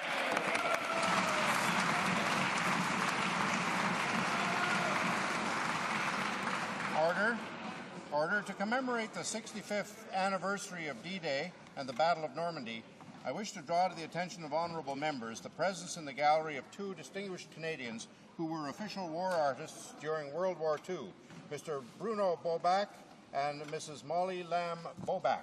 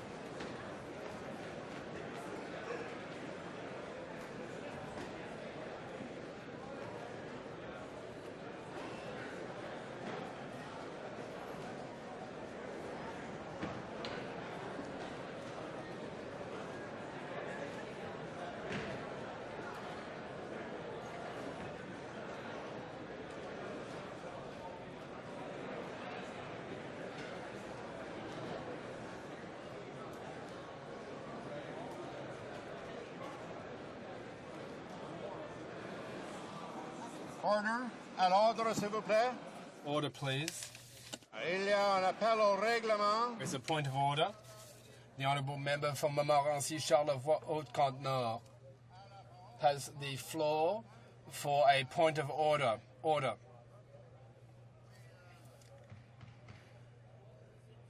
Yes, thank you, Mr. Speaker. Mr. Speaker.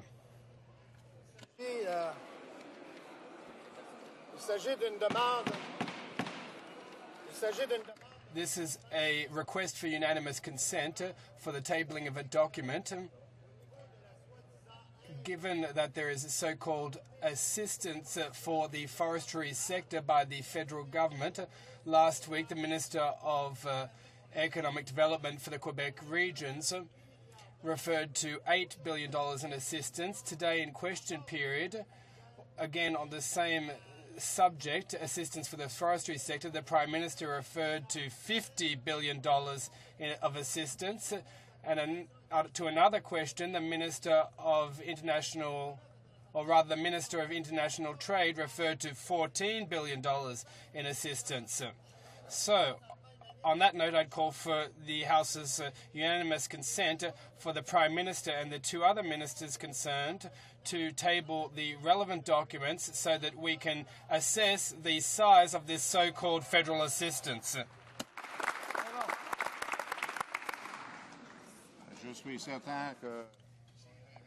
Well, I'm sure that if the ministers have the documents, they will table them in the House, but perhaps they could just give them to the clerk at the table. It's not a problem for a minister to table a document, as my honourable colleague knows. But I don't think that is a real point of order, because in fact, the ministers may or may not have referred to particular documents. They gave their responses without referring to documents necessarily. Honourable Member for Montmorency, on a point of order. Well, all I was asking for was unanimous consent for the Prime Minister and the two ministers concerned to table documents. Well, that does not require unanimous consent. They can table documents whenever. They're ministers. That's what I said. So it's not necessary to call for unanimous consent. If they wish to table such a document, they can do so, but they were responding to a question during question period. That's a question for the ministers to decide, not one for the Speaker. The Chair would like to take a moment to provide some information to the House regarding the management of private members' business. As members know, yes, I'm just giving a ruling. As members know, after the order of precedence is replenished, the Chair reviews the new items, so as to alert the House to bills which at first glance appear to impinge on the financial prerogative of the Crown. This allows members the opportunity to intervene in a timely fashion to present their views about the need for those bills to be accompanied by a royal recommendation. The order of precedence was replenished on the 27th of May with 15 new items. I'd like to inform the House that the following bills appear to impinge on the financial prerogative of the Crown. Bill C-290, an act to amend the Tax Income Act, tax credit for loss of revenue for retirement, in the name of the member for Richmond-Athabasca. Bill C-308, an act to amend the Employment Insurance Act, EI System Enhancement, in the name of the member for Chambly-Bordua. And Bill C-395, an act to amend the Employment Insurance Act, in the name of the member for Berthier-Masquinongé. Present their views regarding the need for a royal recommendation to accompany these bills, or any of the other bills now on the order of precedence, are encouraged to do so at an early opportunity. I thank the House for their attention. The Honourable Member for Trinity Spadina, on a point of order. Mr. Speaker, yes, it is on the point of order. In answering my question regarding Toronto streetcars, the Minister of Transport claimed that they will not be made in Canada. I just want to make sure that it is clear for the record that these streetcars will be made by Bombardier, which will be in Thunder Bay. And last I checked, Thunder Bay is part of Canada. Well, I'm sure the Minister's delighted for the the clarification in respect of the matter. Orders of the day, ordre du jour. Orders of the day. Government Bills Commons, resuming debate at report stage on Bill C-15, an act to amend the Controlled Drugs and Substances Act and to make related and consequential amendments to other acts. Resuming debate. Reprise de débat. Resuming debate. Halifax.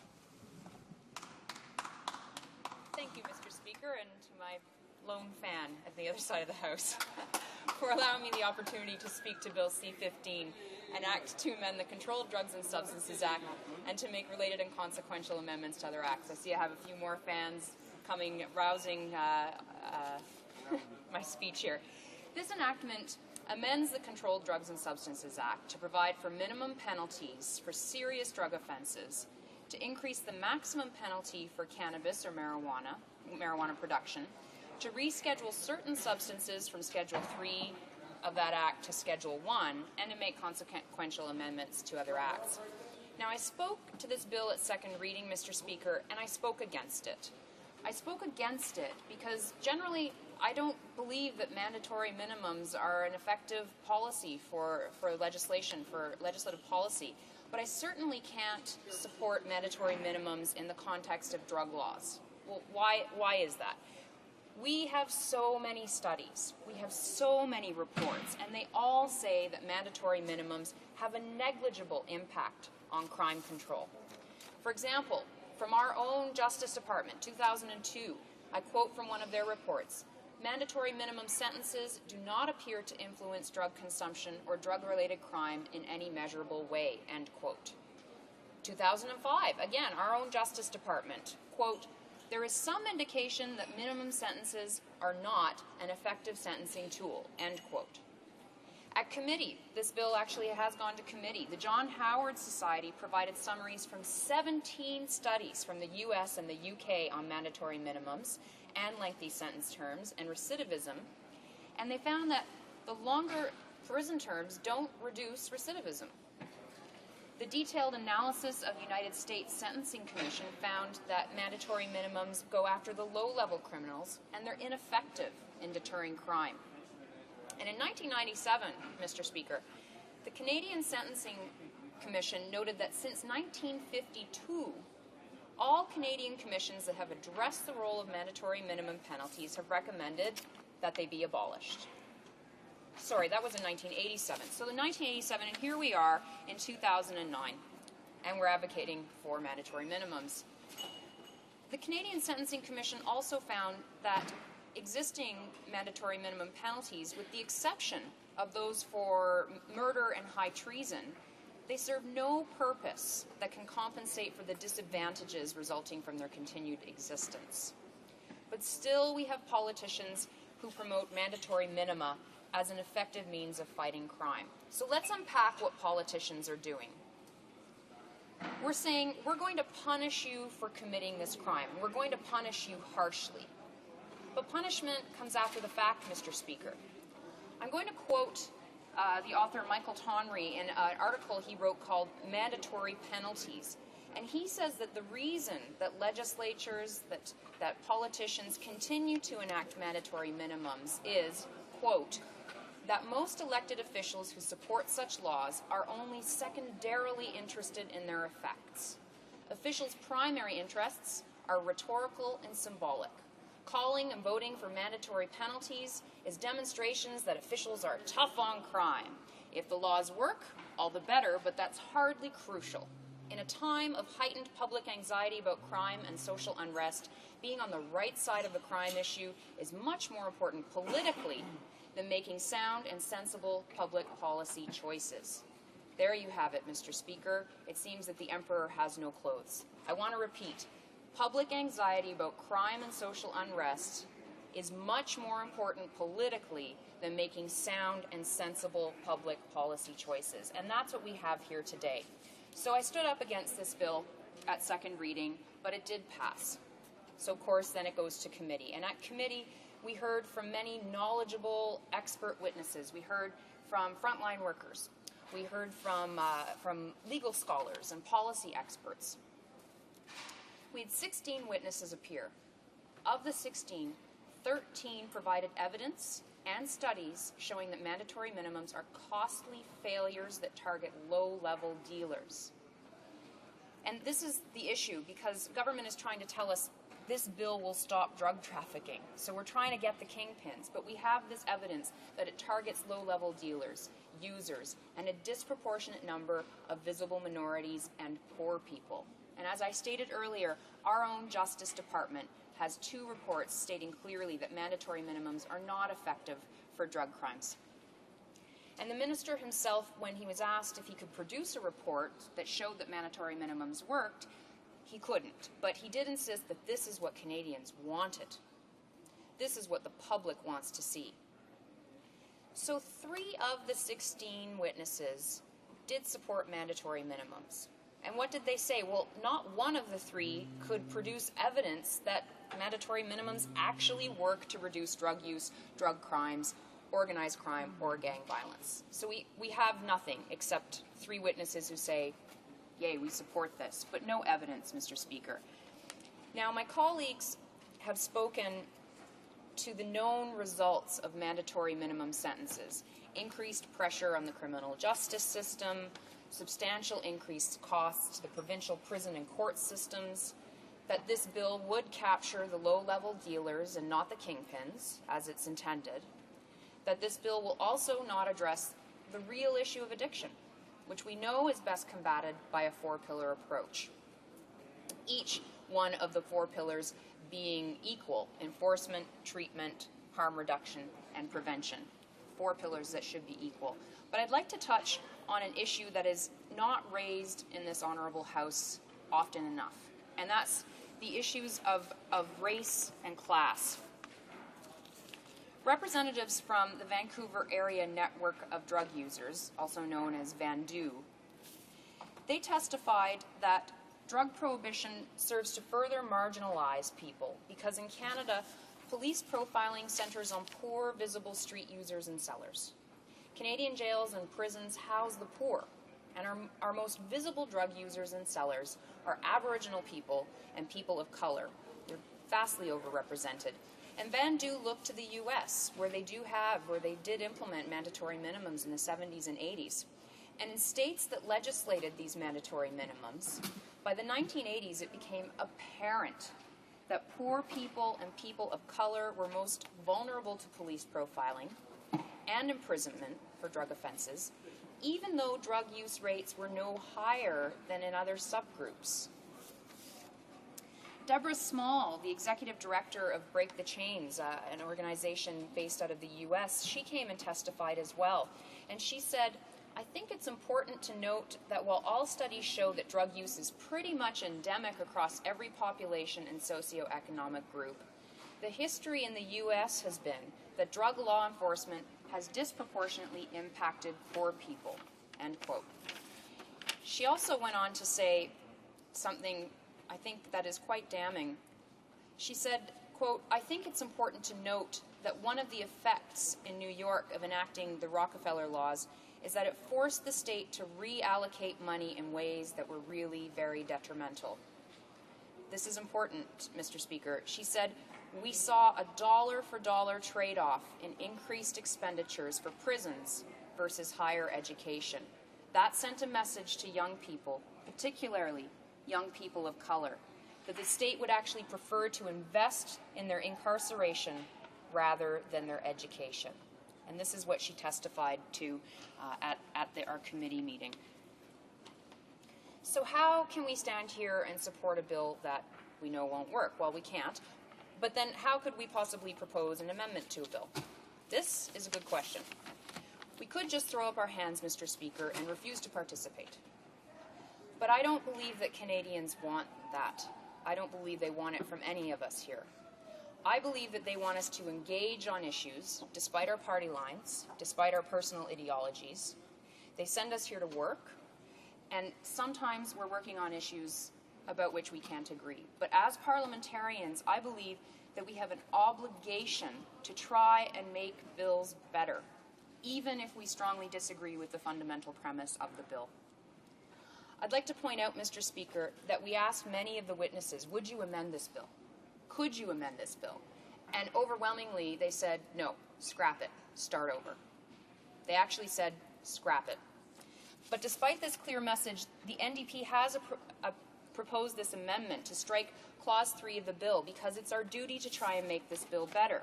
Perhaps we do give up some of our principles by engaging on the amendments, but it's the responsible thing to do, Mr. Speaker. So this amendment would strike Clause 3 of the bill, and what it does, Clause 3, it essentially creates quite a few of the mandatory minimums for various Schedule 1 and Schedule 2 drugs, and striking it results in striking some of the mandatory minimums that we feel would capture the wrong people, people who are poor, Aboriginal Canadians, people from racialized communities, and compassion clubs.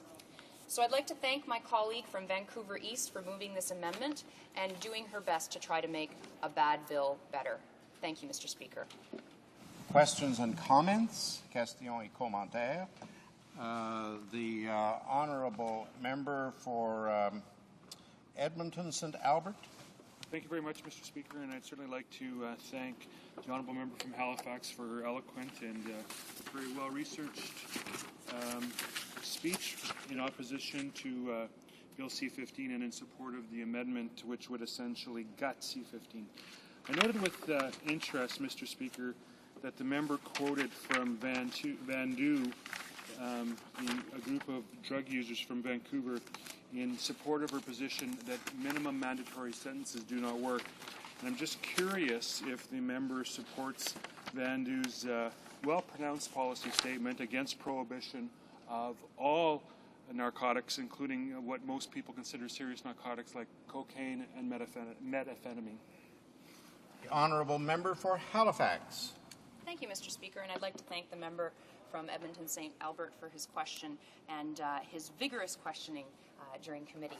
I support the work that Vandu does generally. I certainly support, they are experts, Mr. Speaker. They are a group that is made up mostly of people who have addictions, who have overcome their addictions, people who know firsthand what addictions can do to their lives and the lives of their friends. And I think that we need to look to them as experts on this issue. I think that we need to take them very seriously in what their recommendations are. They didn't appear at this committee to talk specifically about holus bolus decriminalization. They came for a very specific reason, and that's the testimony that I heard and that I had in front of me. And I very much support, not just support, but I think they're right. I think they hit the nail on the head when it came to C-15. Thank you. Questions and comments? The honourable member for Mississauga South. Thank you, Mr. Speaker, and I thank the member for enlightening the House on a few important details.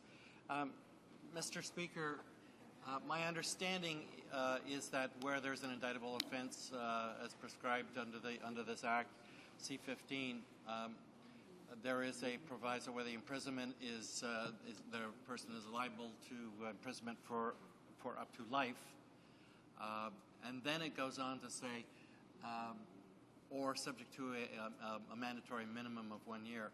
Now, I don't know whether or not the committee, and maybe the member can help, the committee had heard from legal officials as to the process that has to be gone through to, in fact, seek the mandatory minimum to be imposed. My understanding is that the Crown Attorney would have to make application, and that it is usually the practice for them not to make application for mandatory minimums simply because these are the small potatoes. They're really after the serious criminals who are behind the drug offenses. So I wonder, is the member aware of that, and does she know, in fact, that even existing mandatory minimums often are not even exercised by the Crown Attorney? The honourable member for Halifax. I thank the member from Mississauga South for his question. I have to admit, I'm not sure what he's referring to. I mean, it is a mandatory minimum. It's mandatory that this must be the minimum sentence. I do know we did have testimony before us that there would be a lot of plea bargaining that might happen if there was a mandatory minimum for one offense.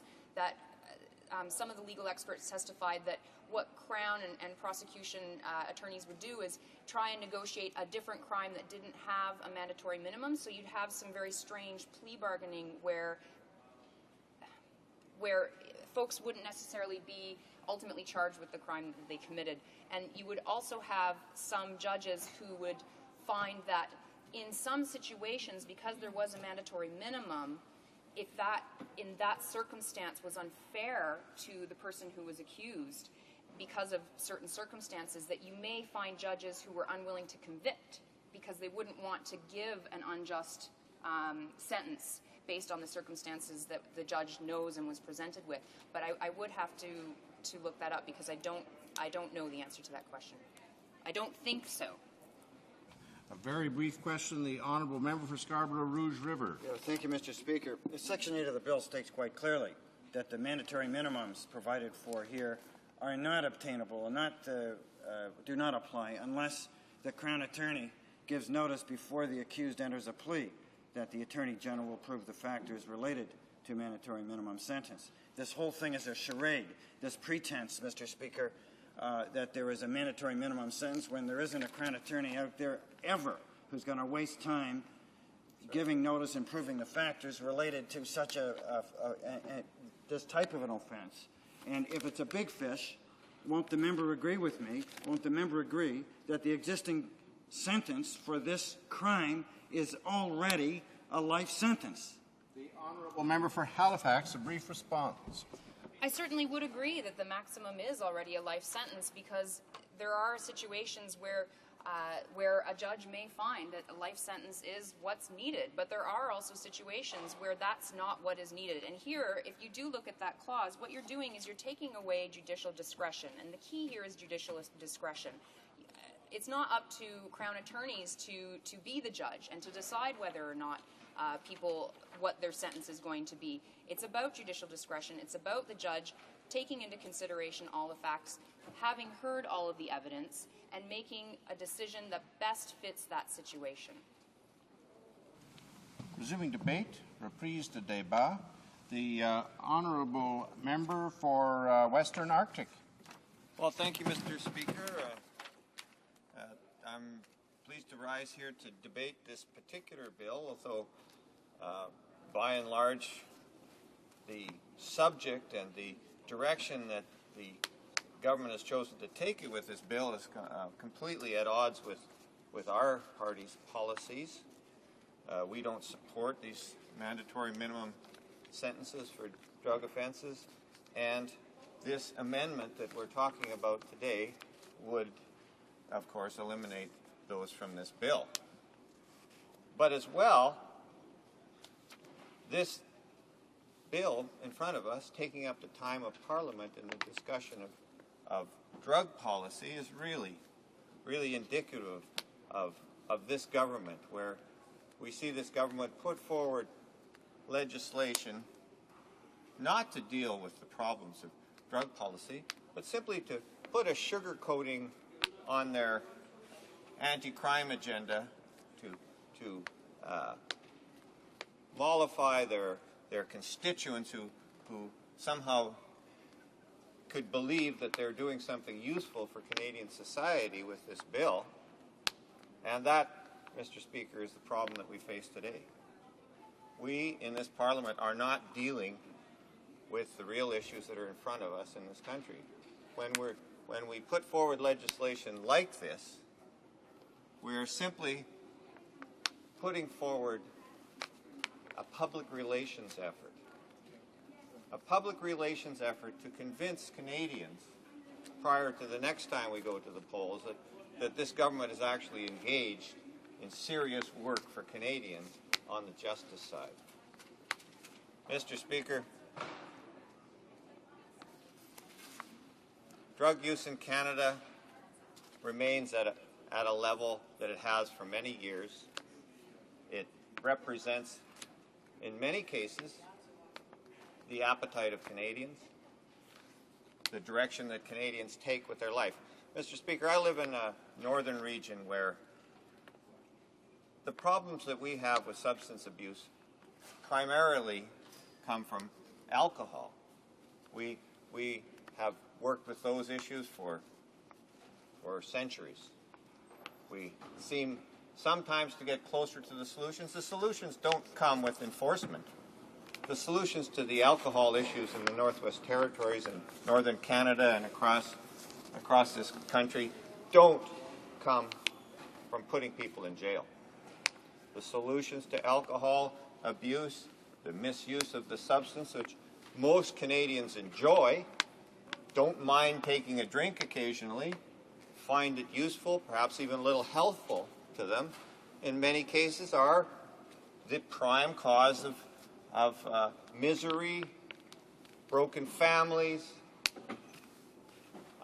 property damage, you name it. But we don't try to deal with alcohol abuse, the problems of alcohol, by simply putting people in jail. We know that that's not a solution. We know that we need to come up with better solutions. We know that the solutions that are going to work are based on understanding, on education, on working with people to ensure that they have decent income and that they have the opportunities that come with life. So what we see here is a bill that speaks to trafficking. I agree. This is a bill about those that traffic in the drugs that Canadians buy, that Canadians use. So what we're doing here with this bill, if it was passed and it's in the state that it's in now, will likely increase the value of drugs on the street, will likely make it more profitable for some to purvey the drugs, but will it actually come to grips with drug issues in our communities? No, I think actually it'll go the other way. It will increase the problems we have because we haven't taken positive steps towards solving these problems. We've chosen to go in the wrong direction. And that is really unfortunate, Mr. Speaker. That is something that takes up our time, that sets this country in a course that in a number of years will have to change, go back in another direction. And, so when we stand here today and put forward an amendment to try to change this bill, even somewhat, so that we try to make the government recognize and make all of Parliament recognize that these are the wrong directions. We're interested in working in the right directions on drug policy in this country. And what are those right directions? Likely,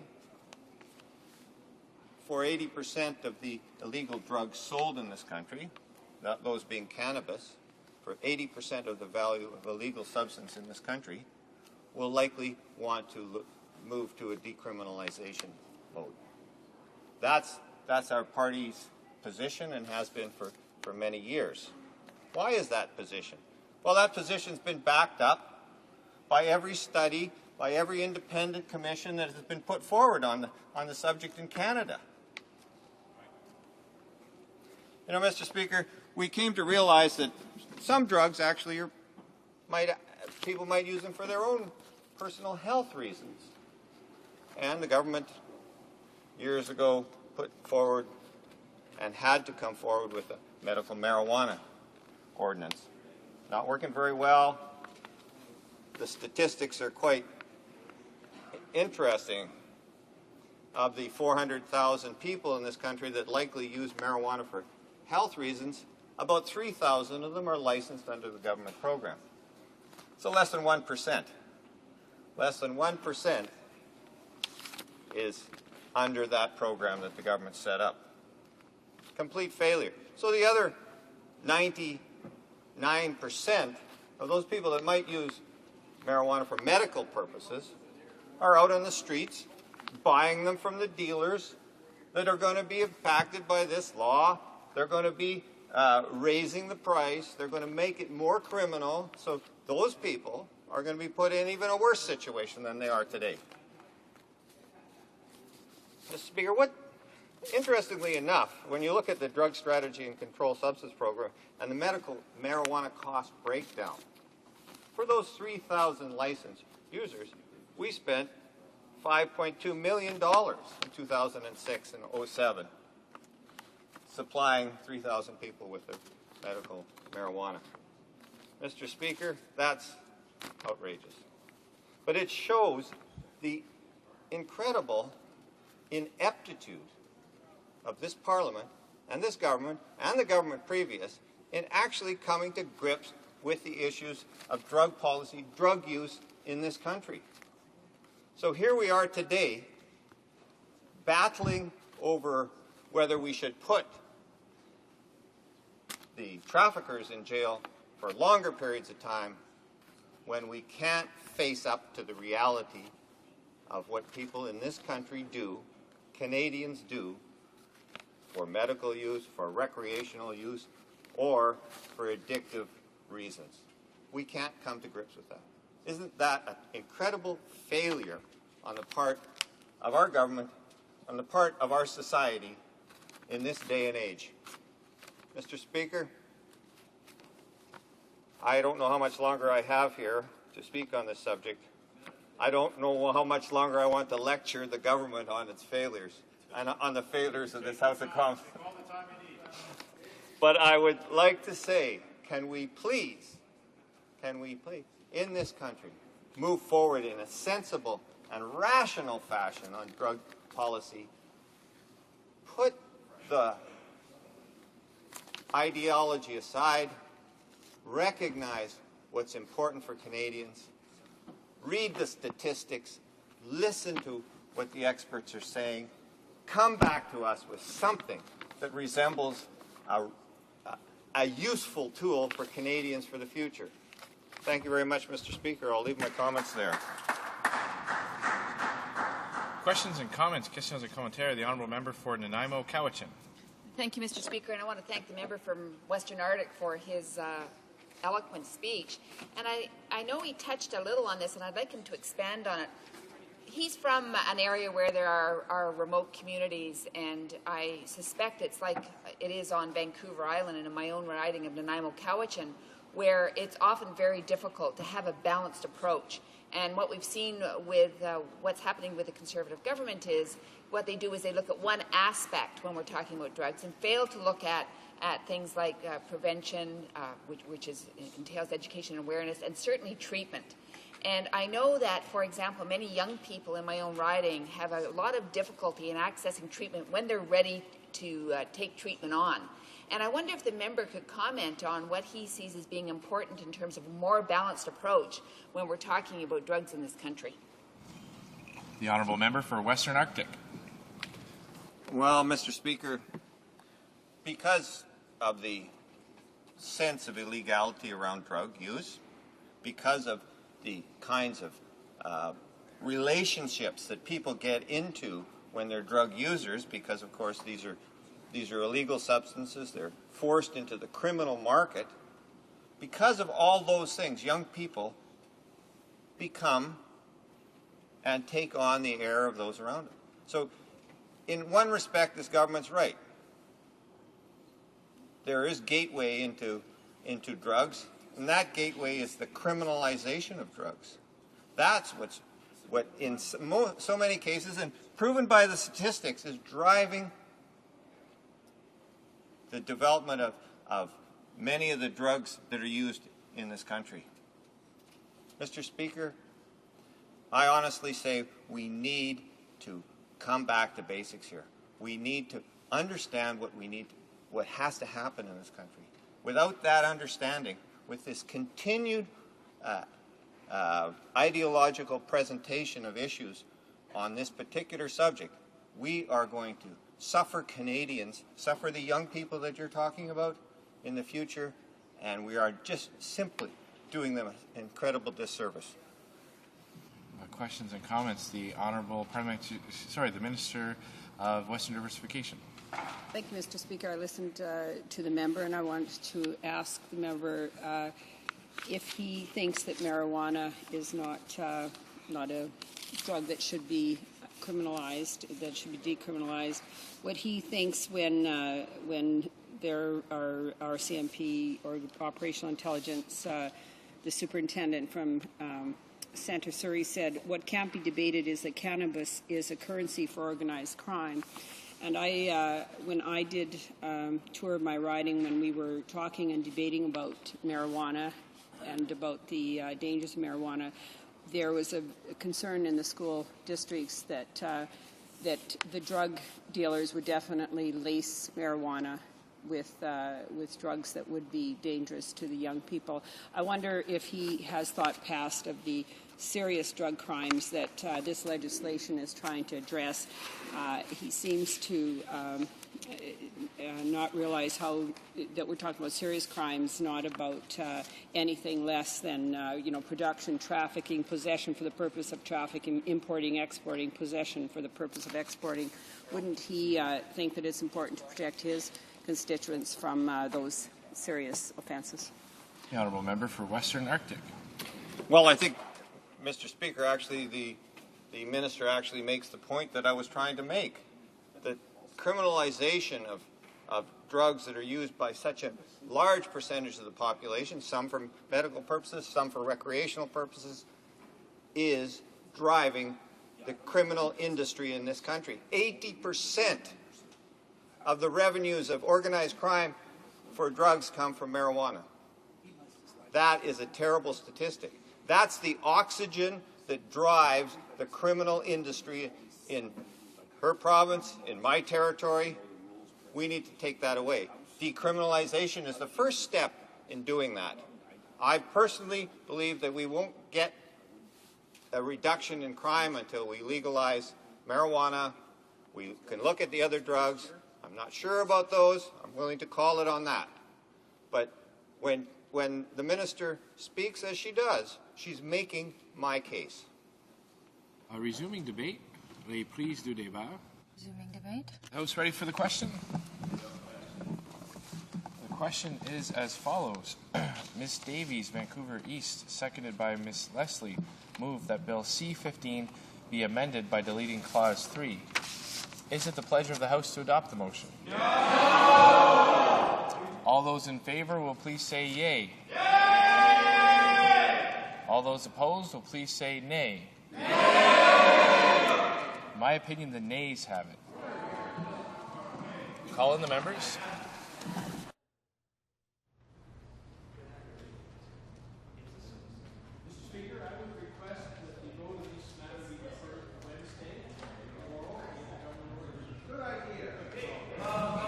Accordingly, this vote stands deferred until tomorrow at the end of government orders. Orders of the day, order du jour. Private members' business comments. Reading C-32, an act to amend the Tobacco Act. Mr. Van Loan for Mrs. Aglukak, seconded by Mrs. Yellick, moves that Bill C-32, an act to amend the Tobacco Act, be now read a second time and referred to the Standing Committee on Health. Debate. The Honourable Parliamentary Secretary to the Minister of Health. Thank you very much, Mr. Speaker. I rise today in this House urging all members to support Bill C-32, the Cracking Down on Tobacco Marketing Aimed at Youth Act. Smoking is Canada's most serious preventable public health issue. It lies at the root of deadly conditions like emphysema, lung cancer, and cardiac disease. Every year, these conditions kill thousands of Canadians and cause suffering for thousands more. And, Mr. Speaker, we want to reduce future suffering by helping to prevent young Canadians from starting smoking in the first place. That is why our government is following through on a key campaign commitment by proposing these crucial amendments to the Tobacco Act. These changes will help protect our children from marketing practices designed to entice them into smoking. By amending the Tobacco Act, we can keep more young people from experimenting with an addictive substance. And by doing so, we can shield them from unwittingly laying the foundation for a possible lifelong addiction with potentially serious health consequences.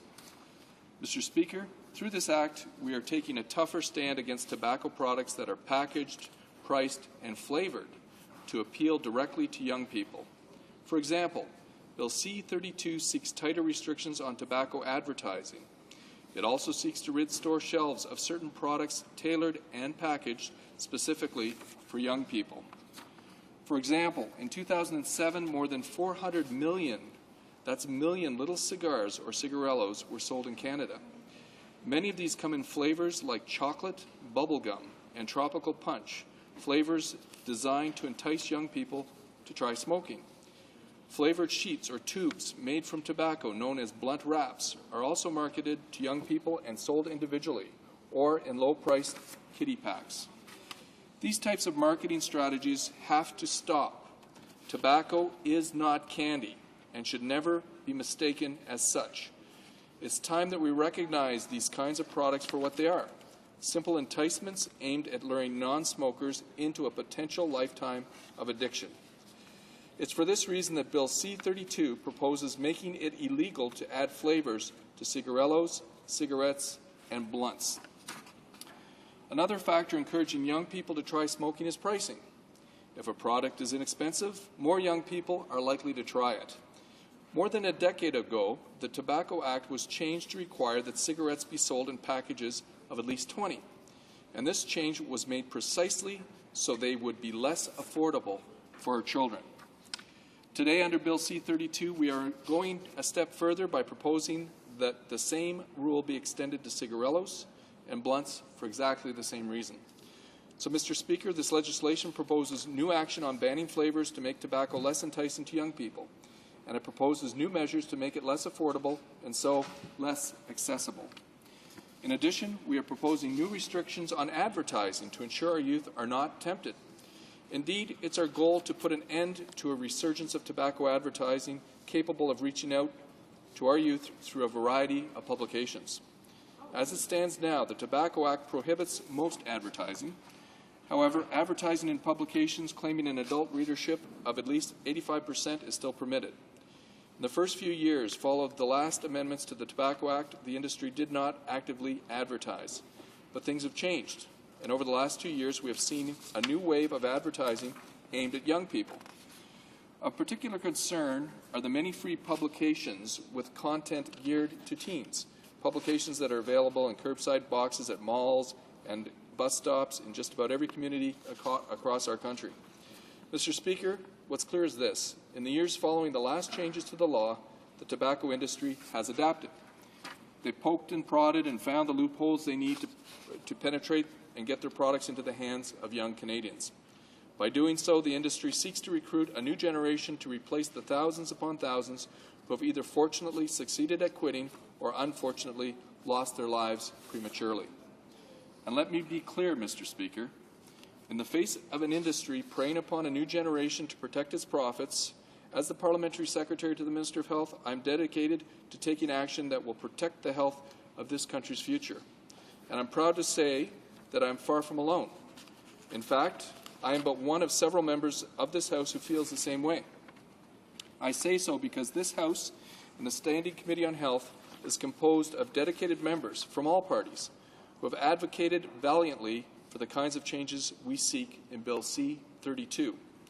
In particular, Mr. Speaker, I want to point out to the great work that the Honourable Member from Winnipeg North has undertaken during her time as a Member of Parliament. Many of our ideas are included in C-32, and I want to thank the member for her support and efforts in this regard. Now, in closing, Mr. Speaker, let me summarize some things in relation to this issue that we know. 1. We know that the vast majority of adult smokers became addicted when they were in their teens. 2. We know that if you haven't started smoking by the time you're 19, you are unlikely to ever become a lifelong smoker. And 3, using the illustrative examples that I've provided, the tobacco industry is alive and well and trying as hard as it can to exploit gaps in the law to reach more and more young people with their products to start them smoking. As a result, we have an obligation to update our law to make tobacco products less appealing to young people, less affordable, and less accessible. And finally, Mr. Speaker, when it comes to a question like this one and the problems that Bill C-32 seeks to address, I call upon all parties to seek a strong consensus in favour of this very important bill. No matter what party members belong to, what region we hail from, or what community we represent, we are all elected to protect the health of our citizens and safeguard the future of our country. And, Mr. Speaker, this is precisely what Bill C-32 seeks to do. Thank you very much, Mr. Speaker. Questions are Questions and comments. Questions and commentaires. The honourable member for Yukon. Thank you, Mr. Speaker. And I don't think anyone could disagree with the member on the honourable motives of this bill. I mean, why would you not want to stop youth from smoking and all its negative effects on both youth and society? Which is why it is somewhat embarrassing for the government that when they came into power, they cancelled the Aboriginal non-smoking program. And that particular program was very successful in stopping Aboriginal youth from smoking. And I hope with the members' commitment that all parties should obviously be against smoking, and that that the health effects and the effects on society are so negative that we would, as he said, it's something we would all want to support. I hope he will go back and lobby his minister to reinstate the Aboriginal non-smoking strategy that they cancelled, because it not only helps Aboriginal youth with a specifically tailored message for them, but all Aboriginal people to try and reduce smoking, which of course would be a benefit for all of us. The Honourable Parliamentary Secretary, the Minister of Health. And thank you very much, Mr. Speaker. And I want to thank the honourable member for his comments and his question. Recently, the Health Committee just came back from Nunavut, and we were appalled to hear in some of these communities that 75% of the people in the community smoke. And what the government is trying to do with this act and the changes we want to put forth is to put a strategy for all Canadians, for all Canadian youth. Back in September in 2008, this is something that the Prime Minister committed to. And I don't know if the member has had the opportunity to go and see some of these products, but I was appalled. They had flavors such as grape, cherry, peach, get this one, banana split, tropical punch, and of course, everyone's favorite, chocolate. And these flavors are being added to these products. And if you look at them, Mr. Speaker, they actually look like markers. They actually look at, in some ways, toys. And as the member said so eloquently, I think everyone in this House takes their obligations to the future of this country, takes their obligations to our youth very seriously. And I look forward to all members of this House supporting these very important initiatives, not just for the Aboriginal community, but for all Canadians. Thank you very much, Mr. Speaker. Questions and comments. Questions and commentaires. The honourable member for Yukon. Comments, and but he didn't really answer my question, so I'd just like to ask again, would he lobby the minister to reinstate a program, a non-Aboriginal, a program to help encourage Aboriginal people to stop smoking? He's right, this particular bill will catch Aboriginal youth, but there are other Aboriginal people that smoke, and certainly that strategy was very well received by them, and the funds were well received, and a very positive addition to improving health. And as the Parliamentary Secretary for Health, I would think this would be a high priority on a member's agenda. The Honourable Parliamentary Secretary. Again, Mr. Speaker, I want to thank the member for his question. And yes, we are committed to the cessation of smoking for all Canadians. When we were up on our recent trip, I do believe that some of the government officials we talked to, they do have a very important worked out program to target specifically Aboriginal Canadians, but I will look into the question directly that he's asked me, and I thank him for his time and commitment to this very important issue. Questions and comments. Questions and commentaires. The honourable member. Question and comment. Resuming debate.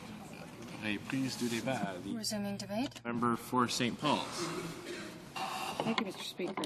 I'm very pleased to stand today to speak about Bill C-32, the Act to amend the Tobacco Act. On April 23rd, in an effort to hold this government to account, I submitted a question to the order paper asking two things. What is this government's strategy to combat the illegal cigarette trade and ensure tobacco control? And two, what has the government done to follow through on the September 17, 2008 commitment to ban flavoured tobacco products that appeal to children and ban tobacco advertising in print and electronic media that can be seen and read by our youth? While it appears that Bill C-32 does little to answer my first question, which I will address shortly, it is clear that Bill C-32 seeks to amend the Tobacco Act to provide the additional protection for youth from tobacco marketing and the other things as the honourable member mentioned. Bill C-32 was introduced last Thursday before World No Tobacco Day, and that this bill is also part of the federal tobacco control strategy the government policies framework to reduce death and disease caused by tobacco use, slated for 2011. I'm pleased that on World No Tobacco Day, the World Health Organization decided to promote the evidence-based approach by former Minister of Health Alan Rock on the graphic labeling of cigarette package. We know that tobacco is the leading preventable cause of death. More than 5 million people die from the effects of tobacco every year, more than from HIV, AIDS, malaria, and tuberculosis combined. It is the only legal consumer product that kills when used exactly as the manufacturer intends. Up to half of all smokers will die from a tobacco-related disease. Secondhand smoke harms everyone who is exposed to it. Tobacco companies spend tens of millions of dollars every year turning new users into addicts and keeping current users from quitting. Through advertising and promotional campaigns, including the use of carefully crafted package designs, the tobacco industry continues to divert attention from the deadly effects of its products. More and more countries are fighting back by requiring that tobaccos graphically show the dangers of tobacco, as we have done in Canada, and have called for the World Health Organization's Framework Convention on Tobacco Control. They used the Empower Technical Assistance Package developed by the World Health Organization to meet their commitments under this international treaty. Effective health warnings, especially those that include pictures, have been proven to motivate users to quit and to reduce the appeal of tobacco for those who are not yet addicted. Despite this fact, 9 out of 10 people living in countries that do not require warnings with pictures on tobacco packages. Nicotine is a highly addictive substance. Warning people about its true risks can go a long way towards reducing tobacco addiction. Requiring warnings on tobacco packages is a simple, cheap, and effective strategy that can vastly reduce tobacco use and save lives. Nous soulignons l'usage en cours. We think that this tobacco use is too extensive. Tobacco and smoking is due of the avoidable death of 37,000 Canadians per year. Over 3 billion more contraband cigarettes were sold in Canada than in 2007. 3 billion cigarettes that are now more available to Canadian youth. The contraband de cigarettes. Contraband cigarettes are costing every year the federal government nearly $2.3 billion in revenues that could be invested in programs and healthcare research. Bill C-32 and engaging thorough stakeholder consultations that, rather than information sessions, that this government sought to push for more interdepartmental coordination, reevaluate the failed enforcement strategy that has seen the number of contraband cigarettes rise rapidly, and push for cheap and effective strategy of warning labels on tobacco packages. It is not enough for this government to ban something without finding out and dealing with the other places that this same product can come into Canada, in the same way that we are fighting so terribly about contraband cigarettes. Right now on the playgrounds in Ontario, 48.6% of the cigarette butts found there are contraband illegal cigarettes that those kids are buying out of duffel bags in the parking lot for $6 a carton. This is the way kids are getting addicted. This bill is a good first step in terms of dealing with the flavored tobacco, but it will do nothing unless this government actually works much harder in order to deal firsthand with the contraband cigarettes. Bill C-32 repeals the exemption that permits tobacco advertising and publications with an adult readership of not less than 85%. It prohibits the packaging, importation for sale, distribution, and the sale of little cigars and blunt wraps unless they are in a package that contains at least 20 units. We know that the price point for tobacco is very important to children, and long ago we eliminated the kiddie packs, and now it's important to make sure that this also applies to cigars and blunt wraps. It also prohibits the manufacture and sale of cigarettes, little cigars and blunt wraps that contain the additives set out in a new schedule to the Act, as well as the packaging of those products in a manner that suggests that they contain a prohibited additive. It also prohibits the manufacture and sale of tobacco products unless all of the required information about their composition is submitted to the Minister. Bill C-32 also aims at protecting children and youth from tobacco industry marketing practices that encourage them to use tobacco products. These marketing practices included the use of flavorings and additives that would appeal to children and youth. The availability of little cigars and blunt wrap, sheets or tubes of tobacco in small quantities and kitty packs is an increasing number of tobacco ads in daily newspapers and free entertainment weeklies. Little cigars, also known as cigarillos and blunt wraps, are marketed today with the fruit flavors such as grape, cherry, peach, banana split, tropical punch, and additives such as vitamins, sugar, and others that taste like candy that mask the harshness of the tobacco and appeal to the children and youth. Research from both American sources and the tobacco industry's own internal documents released through court cases indicate that the addition of fruit and candy flavors to tobacco products make them more appealing to new users. The tobacco industry's internal documents show that flavors and additives increase the try factor. There is no question that those California ads that portrayed the tobacco industry executives corralling youth or sitting in smoky boardrooms going, our customers are dying off, we better go get those young ones, has been clearly demonstrated with the advent of these truly sinister products. This is a growing problem. Wholesale sales of little cigars have increased from 53 million units in 2001 to 403 million units in 2007, making them the fastest growing tobacco product on the Canadian market. C-32 would amend the Tobacco Act by prohibiting the addition to little cigars, cigarettes, and blunt wraps of the fruit flavors and additives that would appeal to children and youth. It would also prohibit the representation of these flavors and additives on the package, such as a picture or a graphic. The amended Tobacco Act would also provide Health Canada the flexibility through a Governor and Council authority to ban other appealing additives or include other product categories in the flavour ban at any time in the future if the evidence indicates that these are serving as inducements to youth. Regarding minimum package requirements, unlike cigarettes that must be sold in packages of 20, little cigars and blunt wraps are almost often sold individually and priced as little as $1. C-32 would amend the Tobacco Act by extending the minimum quantity provisions that exist for cigarettes to little cigars and blunt wraps, requiring them to be packaged in quantities of at least 20. This change will end the industry practice of selling these products in single or small kitty packs that are attractive to use because of their cheaper price. Regarding advertising, although there are currently restrictions on tobacco advertising in both print and electronic formats, the tobacco industry has been taking full advantage of an exemption allowing them to advertise in publications that have at least an 85% adult readership. A recent resurgence of tobacco advertising, over 400 ads nationwide between November 2007 and December 2008, has exposed youth audiences to tobacco sales pitches.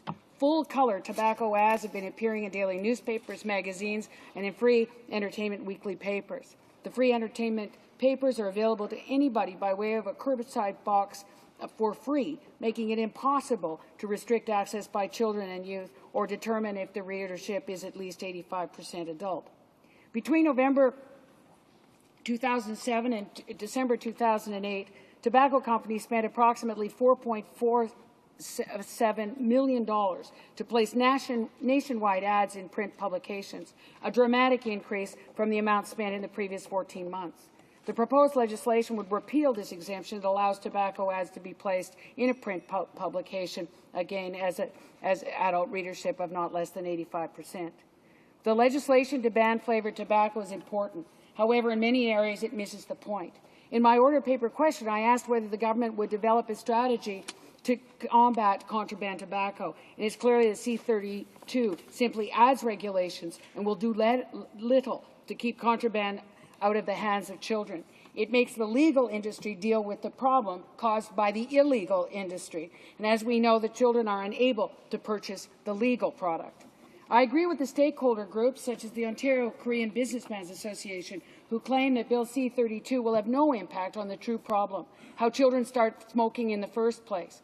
It is the illegal product that causes the rise in consumption, and this government continues to do nothing to combat the wave of illegal manufactured cigarettes from being distributed in high schools for as I said, as little as $6 a carton. And in fact, Mr. Speaker, we've seen flyers of these sellers that actually are dropping flyers in terms of the ability for people to just dial a carton, except that it's not in a carton, it's a garbage bag full of cheap cigarettes delivered right to your door.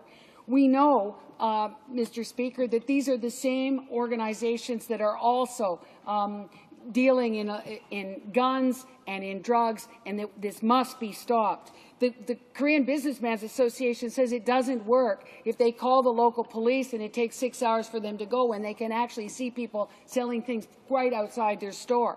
There needs to be at least a 1-800 number and the task force that the RCMP called for, where all levels of policing can come together to actually deal once and for all with this dangerous and illegal trade. The RCMP has also called for the dismantling of the illegal manufacturing sites and called for a multi-jurisdictional department task force. Yet the government issued licenses to illegal operations to make them legal, and the task force apparently has never met. As I mentioned before, illegal tobacco costs the taxpayer $2.4 billion a year in lost tax revenue and undermines every single tobacco control law and regulation currently being administered by the federal and provincial governments. The sale of illegal tobacco is more than just a tobacco industry issue. This growing trade affects everyone. It deprives Canadian governments of significant revenues, it fosters other criminal activities, it has an impact on public health, and provides unregulated, easy and affordable access to tobacco products. There is also a direct correlation between the rise in contraband tobacco consumption and the change in government in 2006. Looking at the statistics for the growth of illegal tobacco sales, we can see that 33% was the national average last year, up from 16.5% in 2006. This is a jump of over 100%. In 2008, it was 48.6% on the playgrounds in Ontario schools and 40.1% in Quebec. We Liberals had a strategy in place and a multi-pronged approach to deal with problems, but this government let the rate of contraband consumption grow exponentially, and now we have learned that the American Secretary for Homeland Security, Janet Napolitano, knew nothing of the huge problem in tobacco smuggling until after she came out of the meeting with the Minister of Public Safety. She only responded to this problem after it was raised by a journalist. This is totally, totally irresponsible. Why is this government refusing to deal with contraband tobacco? Contraband causes huge losses in tax revenues. Don't they need the money? Seeing more and more Canadian children becoming addicted on cheap cigarettes and allow smugglers and members of organized crime to profit off the illegal trade. It is, again, as I say, Mr. Speaker, it's the same people smuggling the cigarettes that are smuggling the drugs and the drugs and the guns. This is organized crime. Just look at the statistics. There were 13 billion estimated total Canadian purchases of illegal cigarettes in 2008 compared to 10 billion in 2007. It is time that this government got smart on crime. If this government was serious about reducing youth smoking, they would consider stopping the youth from having access to these cigarettes. This government needs to deliver a plan and an enforcement strategy to stop the importation of illegal black market tobacco. In a Hamilton Spectator article written on April 30th, 2009, it was reported that the jump in smoking rates was directly correlated to easy access to contraband and tax-free cigarettes that sell for a fraction of the regular price. Rob Cunningham, a senior policy analyst for the Canadian Cancer Society, mentioned in the article that he is very concerned about the impact of inexpensive contraband cigarettes on smoking rates. Public health officials estimate that 200 contraband cigarettes cost $8 to $15, compared with the usual $55 to $80. Mr. Cunningham continues to say that higher tobacco taxes are the single most effective measure to reduce smoking, and the presence of widespread, inexpensive contraband tobacco is dramatically impeding the progress that we would otherwise be making. This government must address the fact that contraband cigarettes are the cheapest and easiest cigarettes to get for children. I'm concerned that in the media background, the department skirts the issue entirely by saying that contraband is the purview of public safety. Well, this may be true. It completely ignores the fact that an entire strategy is undermined by the lack of action by whatever department is in charge of contraband, and it shows that this government is working in silos to the total detriment of the health of Canadians. There's only some of the stakeholder reaction groups we've heard so far. However, many groups, including Physicians for a Smoke-Free Canada and the Canadian Medical Association, have been pushing the government for laws that would crack down on the sale and marketing of cigarillos. Paul Tomey, the chair of the Tobacco Policy for Canadian Lung Association, is quoted in the government press release accompanying the bill, stating that these are positive steps forward in the fight against tobacco, and that strong measures such as these not only will protect Canada's children from the harmful effects of smoking, but will also serve to curtail industry tactics aimed at marketing their products to this country. But as I say again, Mr. Speaker, banning these products in this country will not do anything if they just arrive in duffel bags and dunnage bags from across the border, or as this industry has done before, actually from Canada outside back into Canada and then dealt with in the black market. The President of the Canadian Medical Association, Dr. Robert Willett, also quoted in the government press release, thanks the government on behalf of Canada's doctors and their patients, adding that closing the loopholes is a step forward in protecting our children from a deadly addiction to tobacco. Despite our concerns that C-32 does nothing to address the contraband issue that is at the heart of youth smoking rates, the Liberal Party will support this bill in principle. However, we will be asking the government questions at committee why this bill does not include restrictions against menthol, and why there will be a 270-day period before store owners must take these products off their shelves. We will also investigate whether the ban on flavors can be extended to chewing tobacco, smokeless tobacco, as a kiddie product, as 1/4 of the users are children under 19. Flavoring smokeless with candy flavors is a problem so similar to the flavoring of the little cigarillos that it makes no sense to exclude this one category. We understand that smokeless is not as large a problem as smoking, but it is significant enough to worry. For every 5 boys who smoke cigarettes, there is 1 smokeless user. Adding smokeless to this bill would require a very simple amendment to the schedule. Although it could be done by regulation later, there is no reason to delay. Bill C-32 is a step in the right direction to protect Canadians and youth in particular from tobacco marketing. Tobacco products should not be marketed as inoffensive. By prohibiting the sale of cigarettes, little cigars and blunt wraps that contain a series of additives that have flavoring properties and prohibiting packaging that suggests that these products contain these additives, the bill aims at avoiding misleading marketing of tobacco products. By prohibiting advertising in all types of magazines and newspapers, regardless of their readership, the bill ensures that all Canadians and youth in particular will not be exposed to tobacco sales pitches. However, as I mentioned in detail, this bill will not solve the problem of smoking among youth altogether. That is because the bill fails to address the question of contraband tobacco, which is an important source of supply for youth, contraband products being cheap and easily accessible. Despite the omission of contraband, the Liberal Party will support the bill at second reading, and we look forward to engaging in a deeper study at the Health Committee. We will take witness testimony at committee into consideration in assessing whether this bill should be amended. Thank you very much. Merci beaucoup. Questions and comments. The honourable member for Elmwood-Transcona. Thank you, Mr. Speaker, and I thank the member for her speech. I know she's a medical doctor, and I actually have 2 questions for her.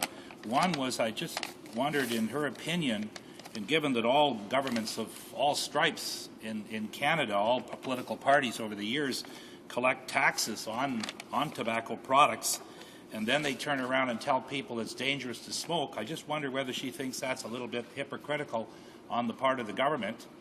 And also, she talked a lot about illegal cigarettes, and to my mind, whether we're dealing with the area of legal cigarettes from the stores or whether they're illegal cigarettes, at the end of the day, I think probably the solution to this problem could be along the lines of the government offering incentives for people to quit smoking. And I'm sure that's been talked about by some people over the years.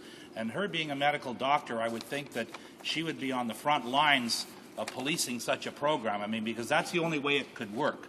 is that if a person wanted to quit smoking for financial incentives by the federal government, it really would be turned over to the Medical Association to police, and that is one way, I think, of getting people off cigarettes. Because, you know, I would be in favor of banning cigarettes, but I know that those don't work, because they'll just find another way around it. So I'd ask her those two questions about the hypocrisy of all governments in the past of collecting taxes on the product and when it's causing lots of problems for people. And second of all, what about incentives for people to stop smoking through the medical profession? Member for St. Paul's. Thank you very much for the question. We know that even when we rolled back the taxes on tobacco, that the smoking rate went way up. There is a serious price point, and the taxes on tobacco do two things. One is it is a deterrent to youth, particularly in terms of the price point, but it also allows us to do good things. And as the member from the Yukon so rightly stated, that the government has been previously able to help with programs, particularly for youth. And some of the programs that the government has allowed children to design themselves have been some of the most effective ones, particularly ones that deal with targets and that they don't want to be a target of the tobacco industry. I think that there's been some very innovative programs that Health Canada has funded over the years, and unfortunately, this government seems to think that they can cut these things instead of actually using the money that we have to be able to promote it better. I do believe also that rather than just giving people money to stop smoking, we need to develop better programs for stopping smoking, and also that some of the products like the nicotine chewing gum, puffers, patches, that we need to make those much better accessible to Canadians. We know that it usually takes 8 times for somebody to finally stop smoking. When they've tried and failed 4 times, they're halfway there. We've got to not just write them off at that time. We've got to help them go forward to be able to kick this deadly habit. Questions and comments. Questions et commentaires. Questions and comments. Resuming debate. The Honourable Member for Richmond Athabasca. Thank you very much, Mr. Speaker. I'm pleased to rise on Bill C-32. Bill C-32's purpose is praiseworthy, that is to discourage tobacco use among people by limiting the availability of tobacco products available on the marketplace. Now, the Bloc Québécois supports this bill. We're not the only ones to do so. There's a communique from the 26th of May from the Quebec Coalition on Control of Tobacco, which is in favour of the federal government's legislation. I quote Mr. Louis Gauvin, who's a spokesperson for the coalition. He says that even though the bill doesn't go as far as he'd wish, the legislation contains some key components that will considerably protect our youth against the marketing strategies of the tobacco industry. We know that the tobacco industry is targeting young people to try and get them hooked.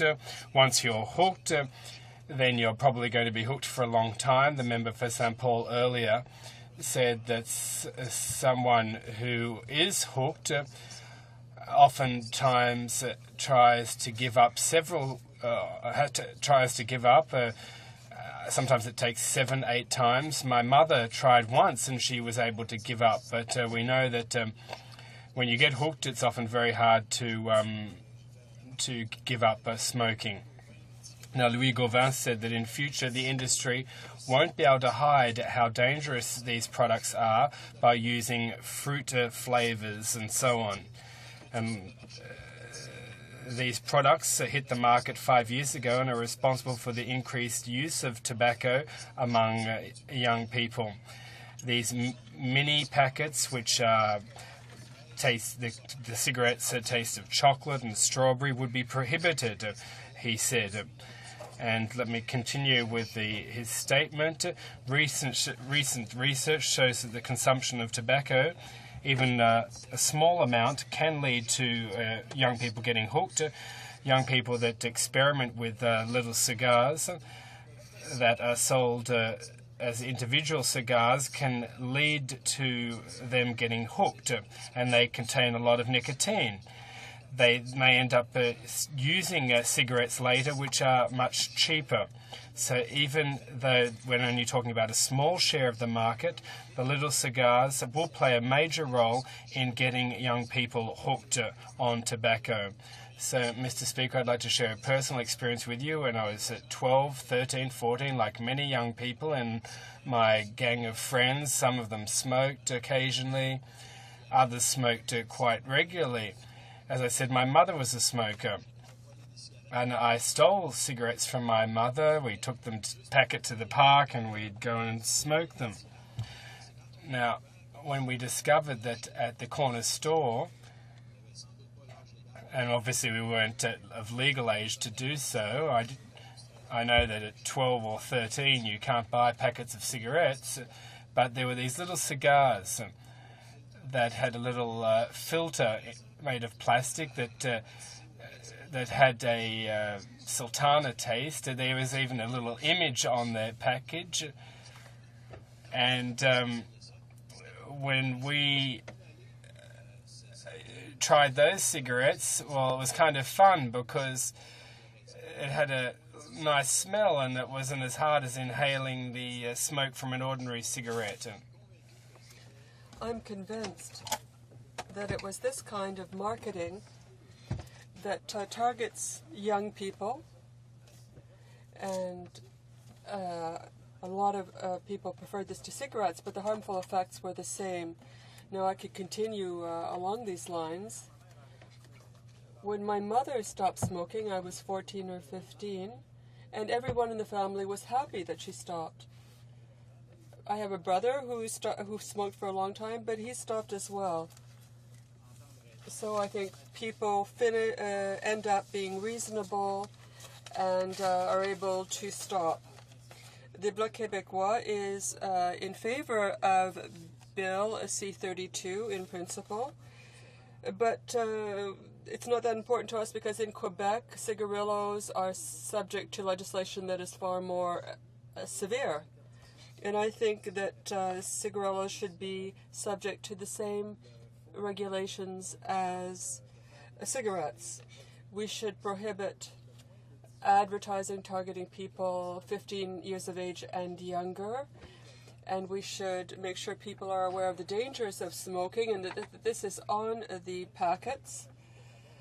So even though tobacco companies have tried to infer that cigarillos are less dangerous, that they smell good, that the taste is not as sharp. They talked about these flavored cigarillos, strawberry flavored, vanilla flavored, chocolate flavored. But, and I certainly don't want to advertise for these companies. But I've seen these, I don't want to show the cigarillo on television, but I have one here. It's a vanilla flavored cigarillo, and it's got a lovely presentation. It looks like candy, and any young person who managed to get a hold of it would feel that it was more like candy than anything else. So I certainly don't want to advertise for them or light this here today. So there is an anti-smoking coalition that has argued that people use these cigarillos to market cigarillos and to hide what their product really is, which is a very harmful product.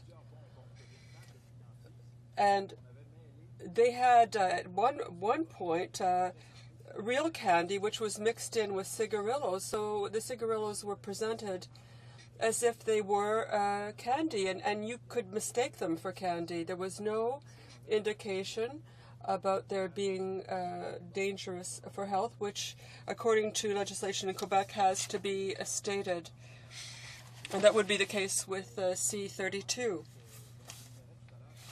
So there are various things that are taken up in C-32, But we think we need something a little bit more forceful on the part of the government, especially as concerns tobacco smuggling, in order to cut the offer of cigarettes, the supply of cigarettes, rather. If we can reduce the supply, then young people will have less access to these things, because we know that smuggled tobacco products are less expensive.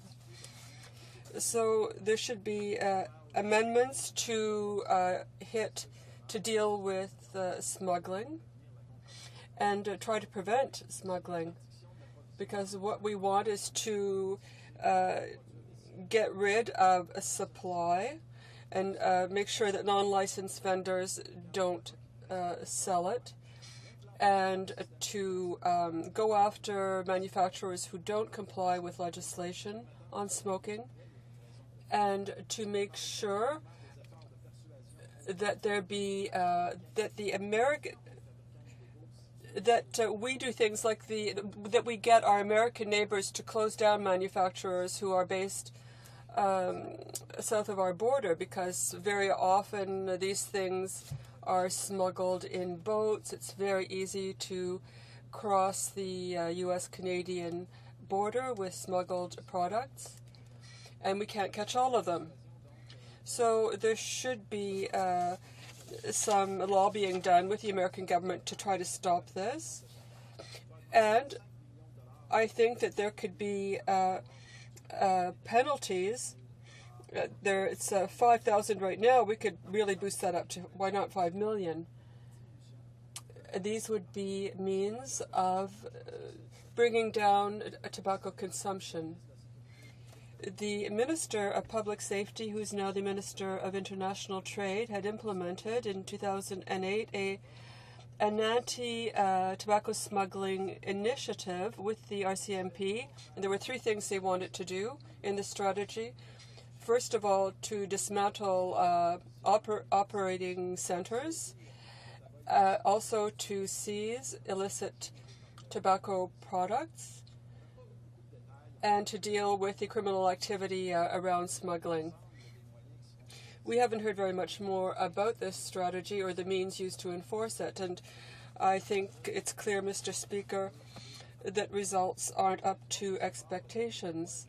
Between 2002 and even before then, the Bloc Québécois has called on the government of whatever stripe to act forcefully to deal with tobacco smuggling. We've even proposed measures to fight against this phenomenon and do everything possible to fight smoking, especially among children.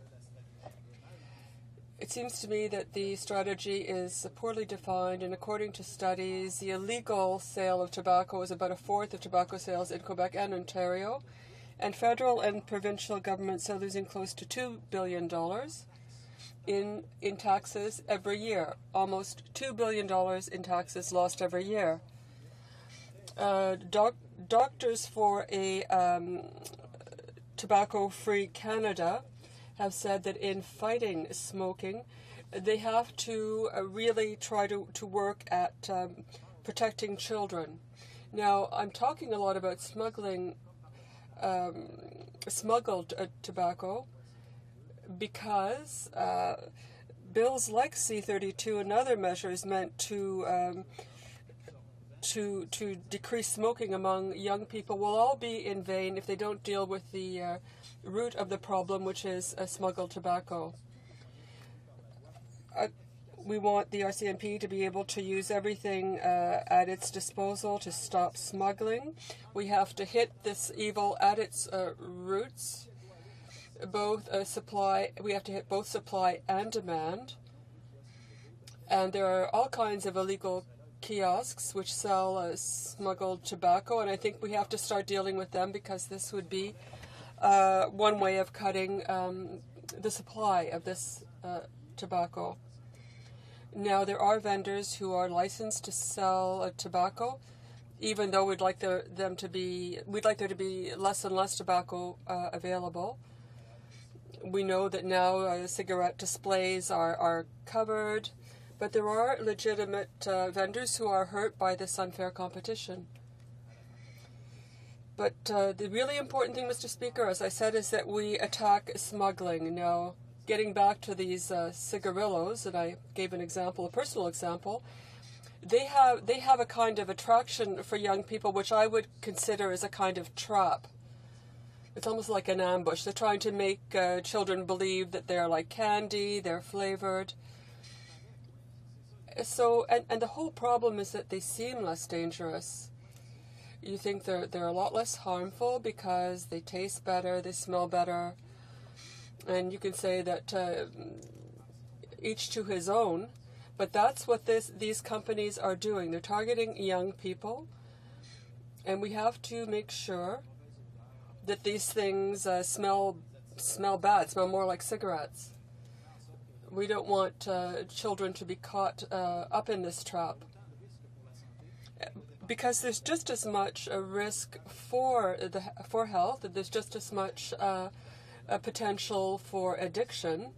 And a 2009 study said that these cigarillos had more than 200% the tar in cigarillos, and they actually have more nicotine as well. So there are various reasons. These are some of the reasons that explain the attraction of these cigarillos to children.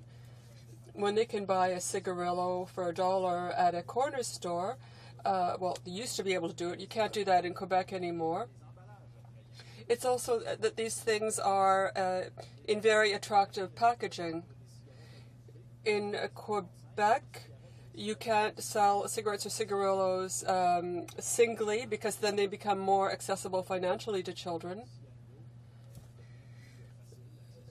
Because if a cigarillo is sold singly and costs $1 or 35 cents, 50 cents, whatever it is, any child can get enough money in his piggy bank to be able to buy a single cigarette or cigarillo. This we've cracked down on this in Quebec, and I think that this could be done in Canada as well. And we hope that will happen with C-32. In Quebec, legislation prohibits sales to minors, and not everyone complies with this legislation. I'm sure it's not only the case in Canada. Now, a very high percentage do comply with the law, but there are 12% of merchants who do not comply with legislation and who sell cigarettes to minors. According to Statistics Quebec, there is a high percentage of students who buy cigarettes in a store, a corner store or wherever. So there are corner stores that will sell to children. So all children will go buy cigarettes there. And who doesn't have, among children, what child doesn't know someone who's old enough to buy the cigarettes and who will buy cigarettes for all the other children? There's always a way of getting by things, and people have a lot of imagination, so merchants have to be very vigilant and make sure that someone underage isn't able to get their hands on cigarettes or cigars. So these flavored cigarillos, you can find them anyway. There's a list here to show you just how true it is that it's young people who are being targeted by these flavored cigarillos, raspberry, cinnamon, rum, vanilla. You might think that they were going after children with this, but still, I think it's very clear that the intention here is to attract children. They also make them smell a certain way, and this helps hook children because it makes the first few puffs a lot more pleasant. There's also very attractive packaging. So the visuals are very important in all this. The way cigarillos are packaged makes them seem like candy. There are no warnings on the packages. And when you buy them singly, they're wrapped like candy, and there's absolutely no warning about the dangers of smoking. And it's got to the point that chewing tobacco is packaged in a very attractive way. Now, I have smoked, but I've never tried chewing tobacco. But things are presented to children as if they were candy, and of course they'll try, and you can imagine what can happen. I think with chewing tobacco, the rate of oral cancer has skyrocketed, and a lot of this due to the fact that people were buying chewing tobacco. Earlier, I said that we got from the Anti-Smoking Coalition information showing that these products were hidden, or were displayed along with candy so that they would make them seem harmless. We got a brochure on this where they say that the market for aromatic tobacco has increased by 400%. In 2006, Mr. Speaker, more than 81 million tobacco products were sold of this type. So you can imagine just how powerful the marketing is. It's devilishly effective, even though it's a terrible thing for young people's health. I have other information from Statistics Quebec, and also there was a study in Quebec on smoking, alcohol, and gambling among young people, and they gathered data from over 5,000 students, and they saw that students began smoking in the second or third year of high school. 22% of boys and 21% of girls had already smoked a cigarillo by the time they were investigated.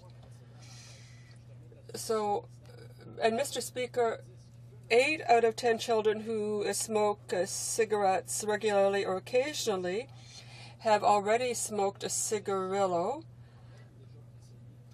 and some have already tried cigars or cigarillos. Now, we have these statistics in Quebec. The same statistics apply in the rest of Canada. So we need much tougher legislation. But even though this legislation isn't perfect, we think it's a step in the right direction, Mr. Speaker. Comments. It is my duty, pursuant to Standing Order 38, to inform the House that the questions to be raised tonight at the time of adjournment are as follows. The Honourable Member for Saint-Bruno-Saint-Hubert, Culture. The Honourable Member for Saint-Hyacinthe-Bagot, Foreign Affairs. Strathcona, Aboriginal Affairs. Questions and comments. Questions et commentaires. Resuming debate, the Honourable Member for Winnipeg North. Thank you, Mr. Speaker.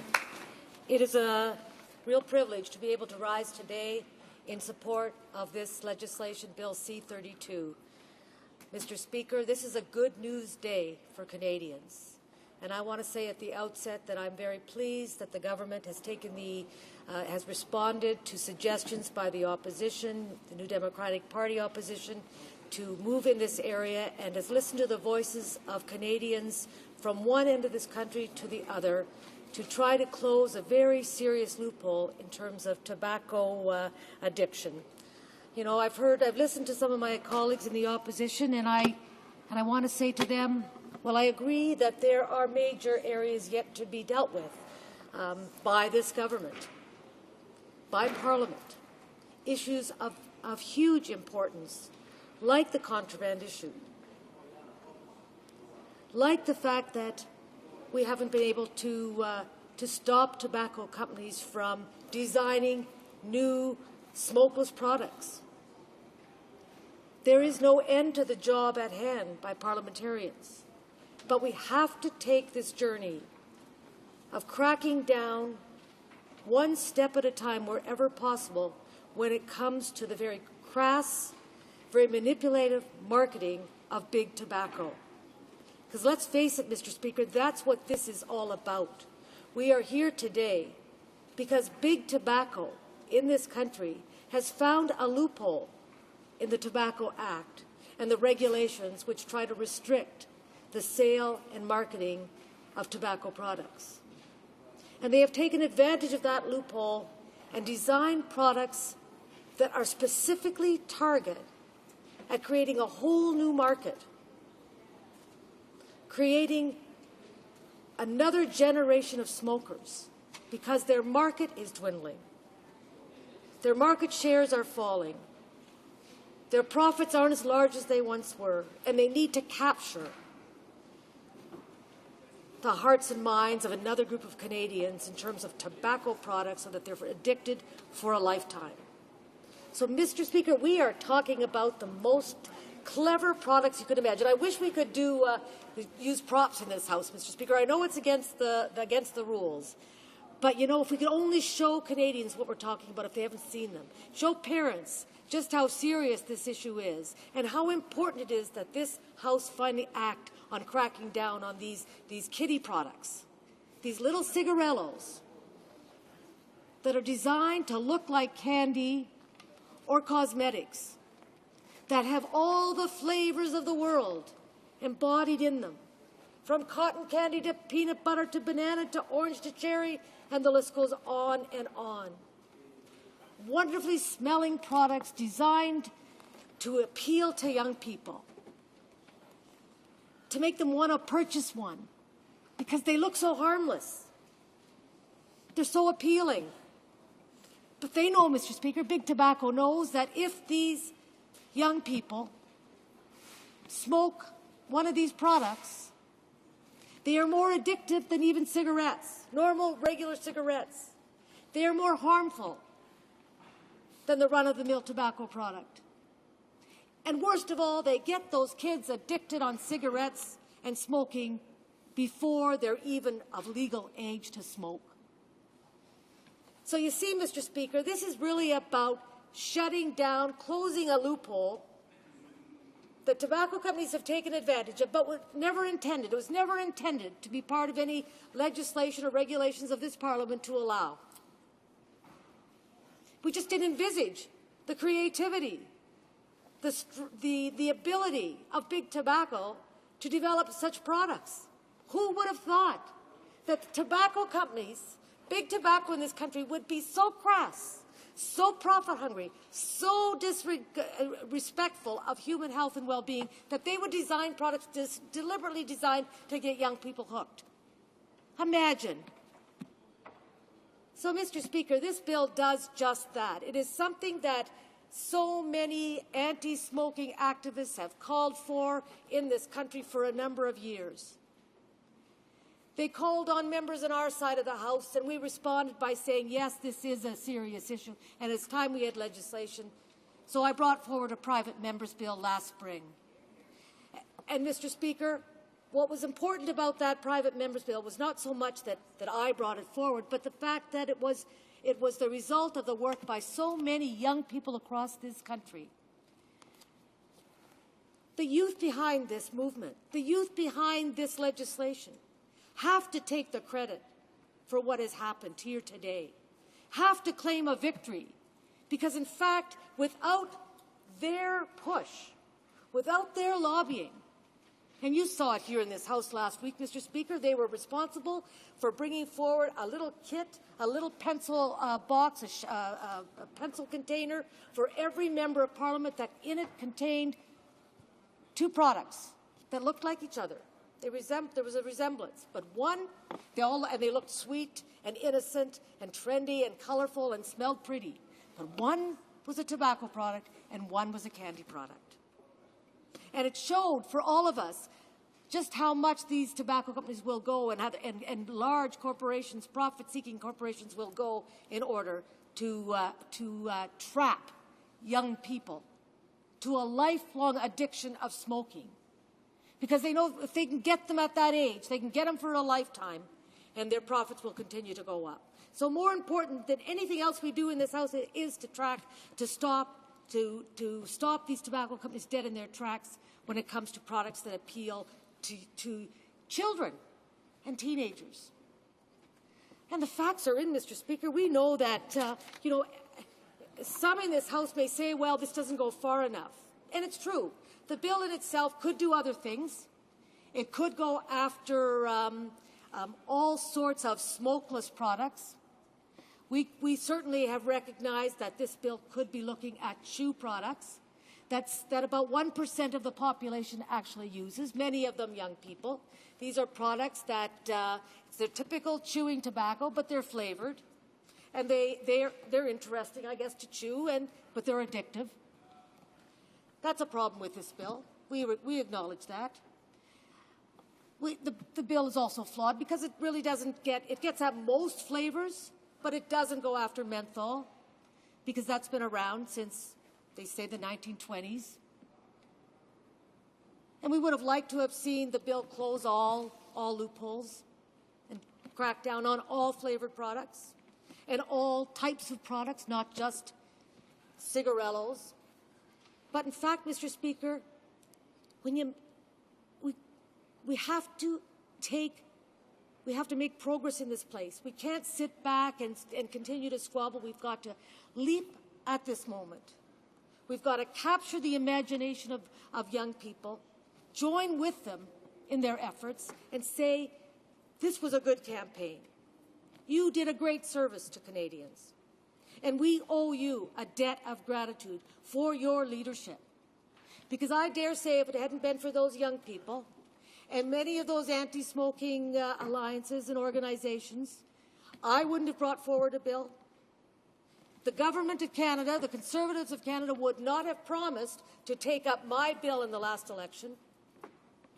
And the Minister of Health today wouldn't have brought forward a government bill that in effect adopts many of the ideas that I raised in my private member's legislation.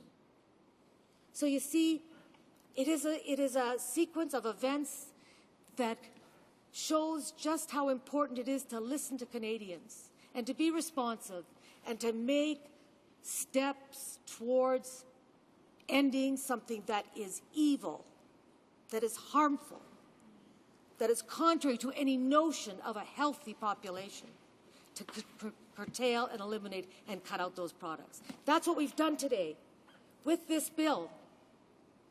We've brought in legislation. The government has brought in legislation that, in fact, eliminates from the marketplace flavored tobacco products.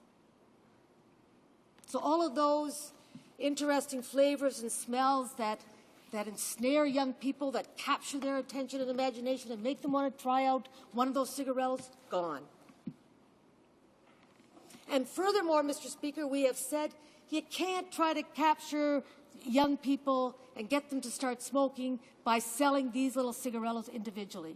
Not only is the flavor gone, and by the way, Mr. Speaker, that was the slogan of all of those young people who worked so hard on this issue, the Northwestern Ontario Youth Action Alliance, the Eastern Ontario Youth Action Alliance, all of those folks involved in stopping the sale of these flavored cigarillo products have to take credit for the fact that this bill not only bans flavored tobacco, but it bans the sale of those individual cigarillos. Because even if they weren't flavored, Mr. Speaker, the fact that these tiny little products are sold individually without proper warning labels is also an inducement to start smoking. It also is designed directly to appeal to young people. Because if you can go to a corner store and you can buy one of these little products for $1 or $2, because you think it's harmless and why not, let's just try it for the heck of it, and it's the thing to do when others are doing it. Before you know it, you're hooked. Before you know it, you've got serious, high rates of smoking among young people, and before you know it, you've got a higher than ever rate of death and illness among Canadians. And it's no joke, Mr. Speaker, when you look at the statistics, just in terms of how serious this issue is.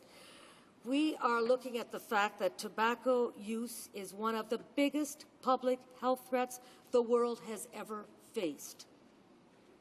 Do you know, Mr. Speaker, that there are more than 1 billion smokers in the world?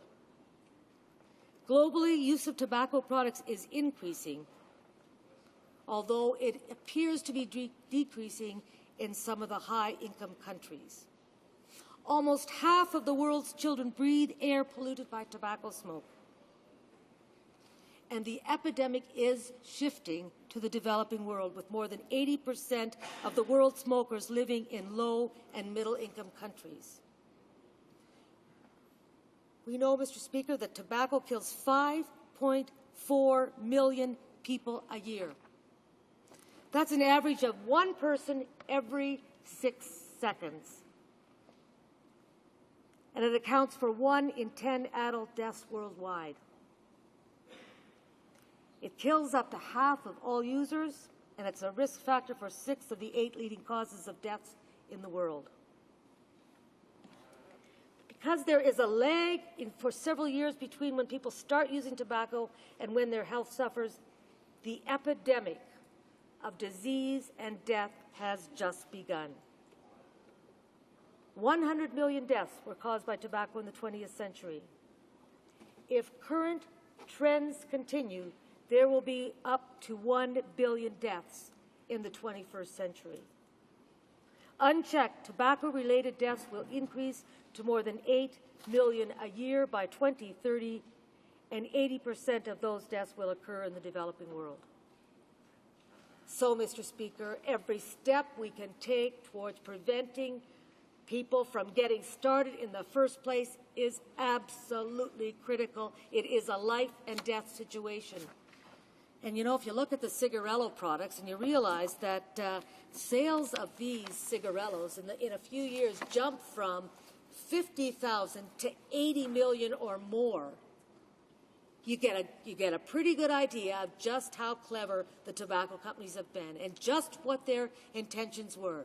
It was to design a product that would appeal to young people, that would get them hooked on cigarette smoking, and thereby handing them a life sentence of addiction to tobacco. And you know, the facts, the stats in Canada in terms of smokers are real, they are glaring, they are horrific. In Canada today, smoking rates between 15 and 19-year-old boys is about 18%. And among 20 to 24-year-old boys, it's 32%. Slightly lower than for girls, although we know that the tobacco companies are busy as we speak trying to design products to appeal to young women. You saw the same night, on the same day that the minister introduced this groundbreaking legislation, Bill C-32, there was a program on CBC TV, national CBC, called Busted. It was about what the tobacco companies are up to, designing new packaging to appeal to all kinds of different populations. You know, slender little packs that look sexy, packages that open sideways because they're innovative, some colored with light covering because then people will think they're light cigarettes when they can't use those words, or dark to show that these are solid products. So the tobacco companies know no ends. We've got to stop them each and every step of the way, every time we can. Cigarillos. Let's look at the stats in terms of cigarillos. Boys between the ages of 15 and 19 years old either have smoked occasionally or every day a cigarillo 30% of the time. And among 20 to 24-year-olds, 57% of young men have smoked cigarillos on an occasional or a daily basis. Let's now translate that kind of intensity of smoking among young people to the deaths we face down the road. Cancer, in terms of men and women, is 11,900. These are based on 2008 statistics. For women, 5,500. For heart disease, men have an incidence rate of 6,300, women 3,900. For respiratory problems, men have an incident rate of 4,900, women 3,500, for a total of men with some sort of complication because of smoking, 23,800, and women 13,500. So, Mr. Speaker, I think the statistics speak for themselves. I think everybody in this place knows we've got to do something. And so that's why I'm recommending that we actually support this bill, even though it has a few flaws. Flaws being the absence of menthol, the fact that it doesn't include smokeless products like chew, and the fact that it gives the tobacco manufacturers and the retailers a fairly lengthy period of time to get the products off the shelves, up to 270 days. Some would say that's a long time. I agree. I'd like our manufacturers and our retailers to take note of the debate today and come to the conclusion, I hope, that this place is united in its support for this legislation, and that it won't be a matter of very much time before it's passed and they must start to abide by the law. In fact, I hope that despite the concerns by members of the Liberal and Bloc parties that I share, that they will in fact see the importance of dealing with this bill quickly, getting it to committee, seeing if there are any amendments that have to be made that can be handled quickly and expeditiously, and getting this bill passed by both houses before we rise for the summer, so that by the time children start going back to school in September, many of these products are off the shelves, are not visible, are not there to tempt and tantalize them. That's what we owe Canadians. We owe prompt and swift action on this legislation to try to prevent any more young people and children from trying these cute, trendy products that actually bring death and sickness if they lead to an addiction to smoking. And we do know, Mr. Speaker, that they lead to addictions. Mr. Speaker, I've heard many of my colleagues suggest that the real issue here aren't these products, that we really have to focus all of our attention on contraband. Well, contraband is a very serious issue. Yes, it is. I know about the amount of cigarettes that appear in garbage bags and are readily passed around for cheap. I know how harmful that is. But I also know that we've got to deal with that issue separately. And in fact, Mr. Speaker, you will know that I presented a motion to this House that had support from all parties to, in fact, call on this government to do just that, to take immediate steps to deal with contraband. And in fact, all three health critics of the opposition, sent a letter to the Minister of Health and to Public Security demanding action on contraband. We will keep the pressure on that issue, Mr. Speaker, no doubt about it. But let's not be fooled into thinking, as Big Tobacco would have us believe, that the real problem here is not their products, but contraband. I mean, while they're busy trying to go after contraband because their own markets are threatened, they refuse to acknowledge that their products that they've designed to create a niche market, to build their markets, to build their profitability, is a part of their doing and has to be stopped. They refuse to acknowledge their own wrongdoings and how they each and every day try to develop a new market and a new product to appeal to people, to get them addicted to smoking because their livelihoods and their profit margins depend on it. So let's not mix apples and oranges here, Mr. Speaker. This is a bill that's designed to get after those kiddie products. It's a bill that's designed to stop those flavoured cigarellos. It's a bill that says you have to package these individual cigarellos into containers of no less than 20, and they must have proper warnings. That's the objective. Questions and comments, questions and commentaire. The Honourable Member for Bonavista, Gander, Grand Falls, Windsor. Thank you, Mr. Speaker, and I'd like to congratulate my honourable colleague. Fine speech, certainly informative, and I appreciate her point certainly about the packaging that exists here, because to be honest with you, I've never really seen these products before, and I've read so much about them, and I've heard all the protestations about them, and when I saw it was presented to us here in the House, I couldn't believe it. That what I was reading was actually true, that this package looks so appealing to a younger age. I was absolutely flabbergasted. So I appreciate her comments, and on the heels of that, there was something that she mentioned in her speech. She said that thanks to the youth movement around this particular issue, it has now come to the fore, certainly has come to the House of Commons here on the floor.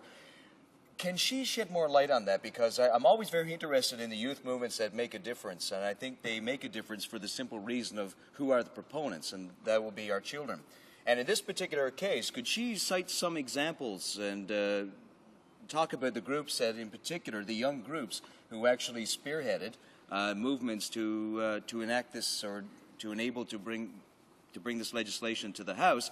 Also, if she could comment on her private member's bill. I'm assuming she meant in her private member's bill that they took care of all loopholes, not just the cigarillos, but also the smokeless products such as the chew. Thank you very much, Mr. Speaker. The Honourable Member for Winnipeg North. Thank you very much. I really appreciate those questions. First of all, let me be frank in terms of my private member's bill, which was originally C566 and then became C348, was focused on cigarillos, all flavored tobacco products that ended up as cigarillos. And the purpose of my bill was threefold: to end the flavoring in those products, to require that cigarillos be sold in packages of no less than 20, and that there be the full two-thirds of the package devoted to warning labels as per legislation when it comes to regular cigarettes. So that was the focus of my bill, based on my discussions with the young people out there and many of the activists in the field. It did not touch the issue of chew. With hindsight, I wish it did. But we know that really in terms of volume, the real problem here are these cigarillos. And you've heard the numbers, up to more than 80 million of these cigarillos being sold on a regular basis. Huge numbers and about 25%, I think 25% of they have about a 25% share of the market in terms of that age group. So it's big and it's important. However, so that's where I stand on that. But with respect to the movement, let me tell you that the whole campaign of Flavor Gone was a result of young people actively speaking out, from the Eastern Ontario Youth Action Alliance to the Northwestern Ontario Youth Action Alliance. People like let me mention a few of the names: Angela McCarricker Mortimer, David Bard, Jennifer McFarland, Jennifer McGibbon, Sam McGibbon, in my own province, the Sisler Teens Against Nicotine and Drugs, Aaron Yanofsky, who was the president of the Manitoba Youth for Clean Air.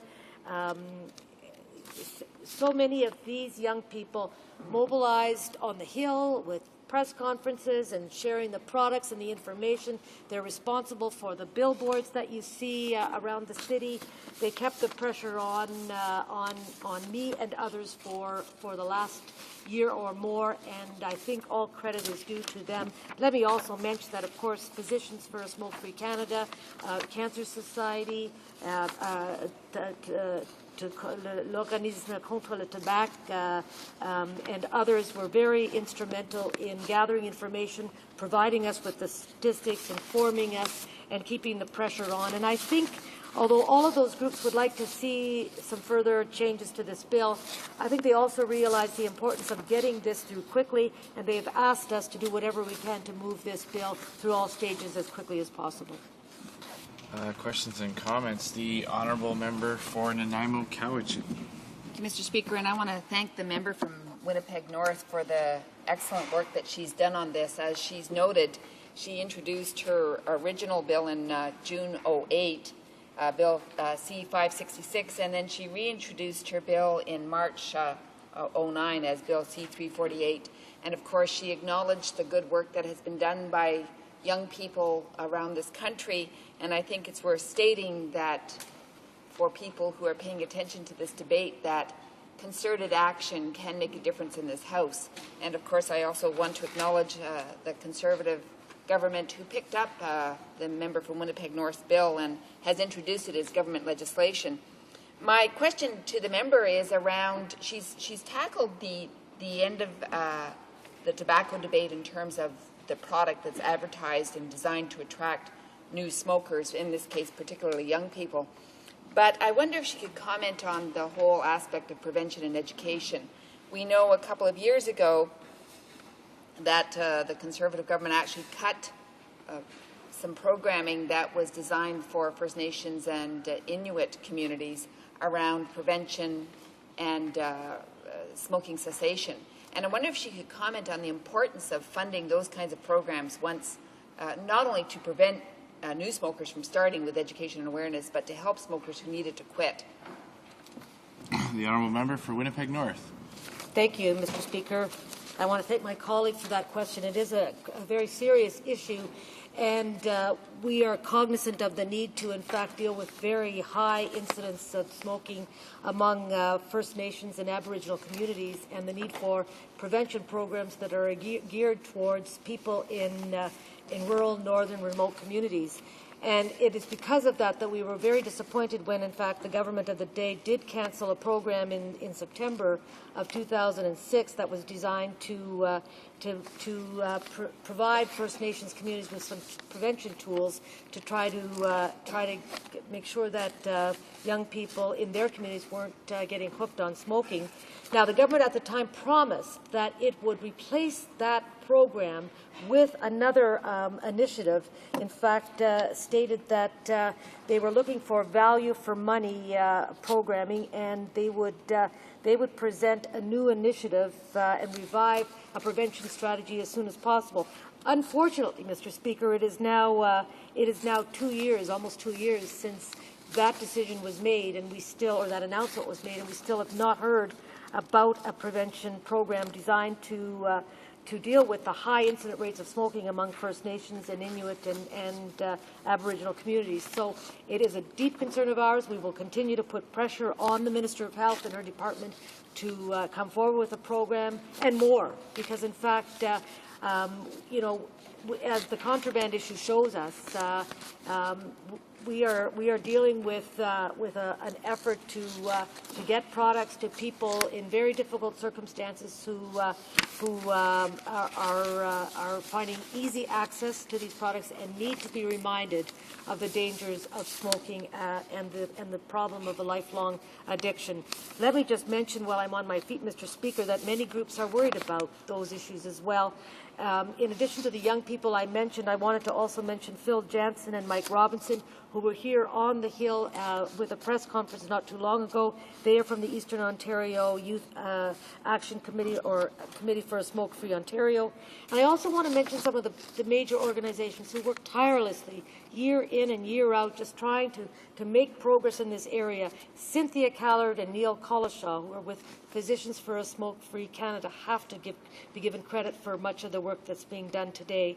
I want to mention Louis Gauvet with the Coalition Québécoise pour le contrôle du tabac, Rob Cunningham, Canadian Cancer Society, Garfield McHood and Melody Tilson with the Non-Smokers' Rights Association, Trevor Haché, Smoking and Health Action Foundation, Raphael Jacob, Tobacco Control Accountability Initiative, the Ontario Medical Association, the Canadian Council for Tobacco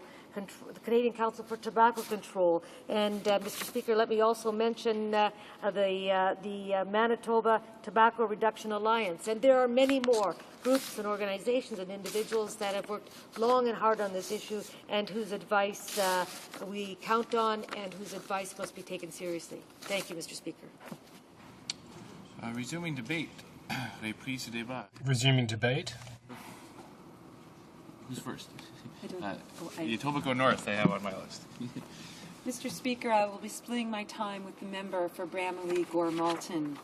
Today I rise to speak on Bill C-32 for a cause that is near and dear to me, both as a former health professor but also as a coach and judge, namely reducing tobacco use among Canadians and particularly among our youth. Today, over 125 countries grow tobacco on 4 million hectares of land. And the global crop is worth about $220 billion per year, with 5 trillion cigarettes rolling off the assembly lines annually. Not surprisingly, tobacco consumption is increasing, and it may kill over 8 million people a year by 2020 in the absence of drastic controls. Tobacco smoke contains over 4,000 chemicals, 60 of them known or suspected carcinogens, such as arsenic, DDT, and methanol. Adults who smoke risk heart disease, lung cancer, nasal sinus cancer, and respiratory disease. And even light smokers risk their health. For example, a 2005 British Medical Journal study showed that smoking only 1 to 4 cigarettes per day was associated with a significantly higher risk of dying from heart disease. Studies show substantially higher levels of lung cancer among people who work in bars, restaurants, and other smoke-filled environments. Exposure to secondhand smoke also increases the risk of breast cancer, cervical cancer, miscarriage, and stroke. Children who are exposed to secondhand smoke are at an increased risk of asthma induction and exacerbation, bronchitis, low birth weight, pneumonia, and sudden infant death syndrome. Over 1,000 and possibly as many as 7,800 Canadians are thought to die from secondhand smoke each year. Mr. Speaker, most smokers begin in childhood or early adolescence. 90% smoke before the age of 18. Early starters are more likely to become addicted daily smokers. Partly because the tobacco industry targets adolescents, 82,000 to 99,000 young people start smoking every day. Gro Harlem Brundtland, then Director General of the World Health Organization, angrily spoke out. This is not freedom of choice. Civilized nations protect their people under 18. They don't let them play around with the product, which statistically kills 1 out of 2 of its permanent users. 50% of young people who continue to smoke will in fact die from tobacco-related causes. Smoking causes 90% of lung cancers and 75% of bronchitis and emphysema. Tobacco kills, on average, 560 people every hour, 13,000 per day, or 4.9 million per year. Mr. Speaker, the World Health Organization reports that not a single country fully implements all key tobacco control measures. As a result, the World Health Organization outlines 6 Empower strategies that governments can adopt to prevent tens of millions of premature smoking deaths by the middle of this century. The 6 Empower strategies are: monitor tobacco use and prevention policies, protect people from tobacco smoke, offer help to quit tobacco use, warn about the dangers of tobacco, enforce bans on tobacco advertising, promotion, and sponsorship, and raise taxes on tobacco. In Canada, between 63 and 79% of the price of a package of cigarettes is tax. In comparison, the tax on cigarettes is 38% in New York. Unfortunately, governments around the world collect 500 times more money in tobacco taxes each year than they spend on anti-tobacco efforts. Mr. Speaker, the Canadian government has initiated many programs to try to lower rates of smoking in Canada. These include encouraging Canadians to support smoke-free living, increasing product pricing through taxation, informing Canadians about the health effects of smoking and secondhand smoke, providing programs to support those who choose to quit smoking, reducing access to tobacco products by minors, and restricting tobacco product advertising and promotion. Mr. Speaker, tobacco is a communicated disease, communicated through advertising, which appeals to the psychological needs of adolescents, and sponsorship. Many of Canada's leading cigarette brands are now sold in packs that imitate BlackBerries, cell phones, and MP3 players. Making tobacco products look like everyday objects minimizes the harms associated with tobacco use and makes them socially desirable and trendy. A 2002 study showed that tobacco companies view cigarette packaging as an integral component of marketing strategy and a vehicle for creating significant in-store presence and communicating brand image. Market testing results indicate that such imagery is so strong as to influence smokers' taste ratings of the same cigarettes when packaged differently. I am pleased to support this bill and am encouraged that it is receiving strong support from anti-smoking and health groups. Rob Cunningham, Senior Policy Analyst at the Canadian Cancer Society, said, "We're hopeful that MPs will adopt this bill quickly. It's a very important gain for us." The bill bans flavored cigarettes and cigarillos. 1/3 of youth and close to half of all young adults have tried cigarillos with flavors such as chocolate mint, peach, strawberry, and vanilla. These products have as much or more nicotine as cigarettes and are just as likely to trap young people into a deadly smoking addiction. They are also the fastest growing tobacco product on the Canadian market, with 53 million sold in 2001 and 400 million in 2007. The bill will also ban tobacco companies from advertising in print publications, repealing an exception that currently allows advertising in publications with an adult readership of at least 85%. If the bill is passed, the revised Tobacco Act would leave tobacco companies with only two possible ways to advertise: on signs in places where minors are prohibited and in publications that are delivered by mail to an adult. Mr. Speaker, it is my hope that the time has come for sustained funding and political support.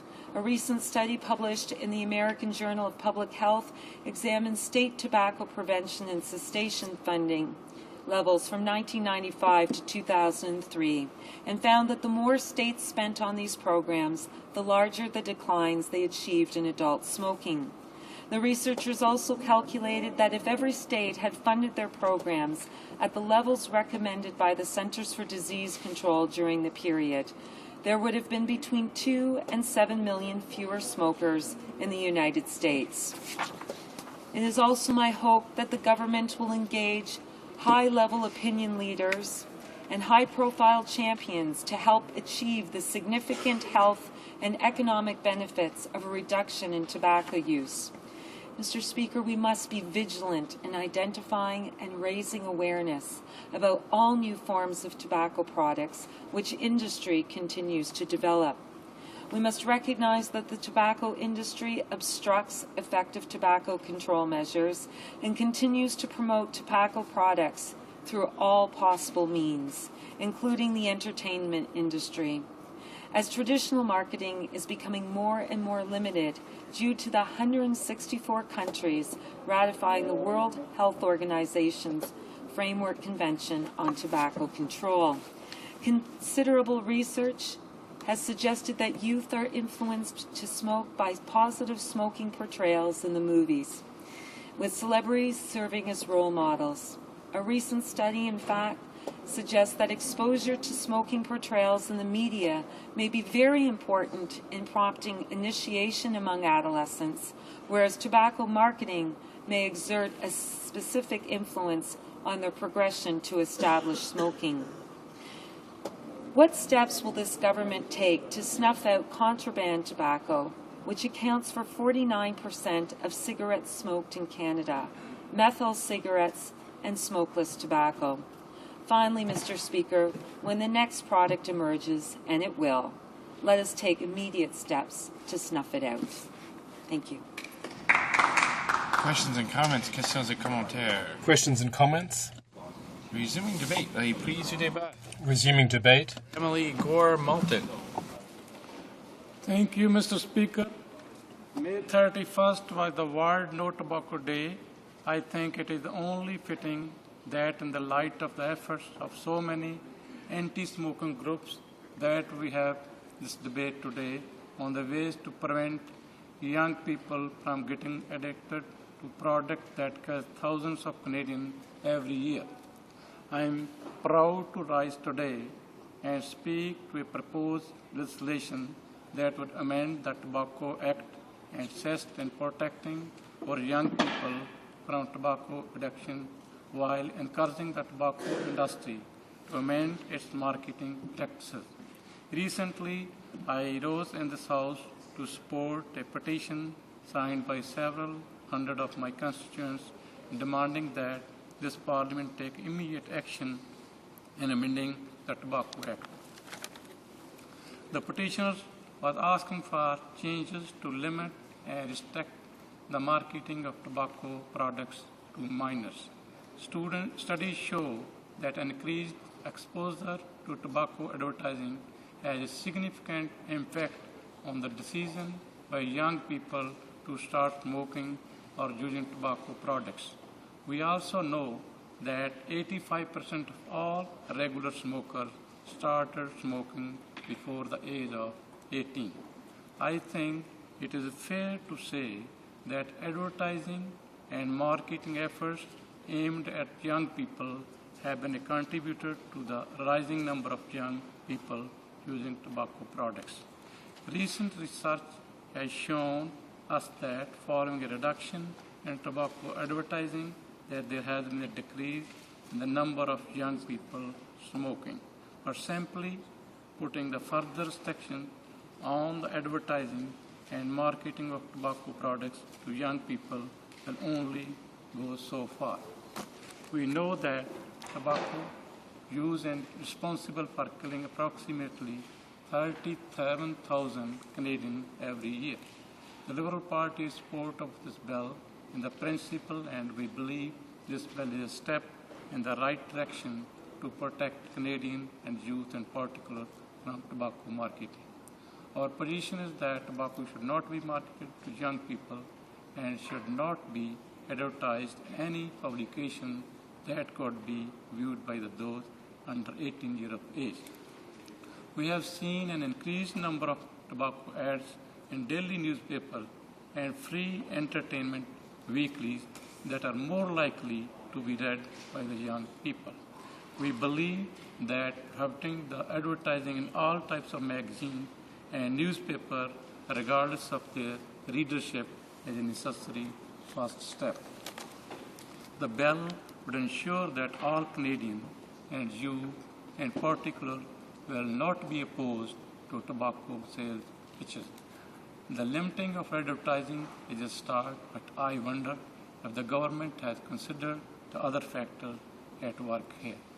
For example, some of the current marketing practices, including using various flavors and additives that would make tobacco products more appealing to children and youth. We are seeing a growing number of tobacco products that range from mini cigars and blunt wraps, sheets or tubes of tobacco that are available in flavors like grape, cherry, peach, banana split, and even tropical punch.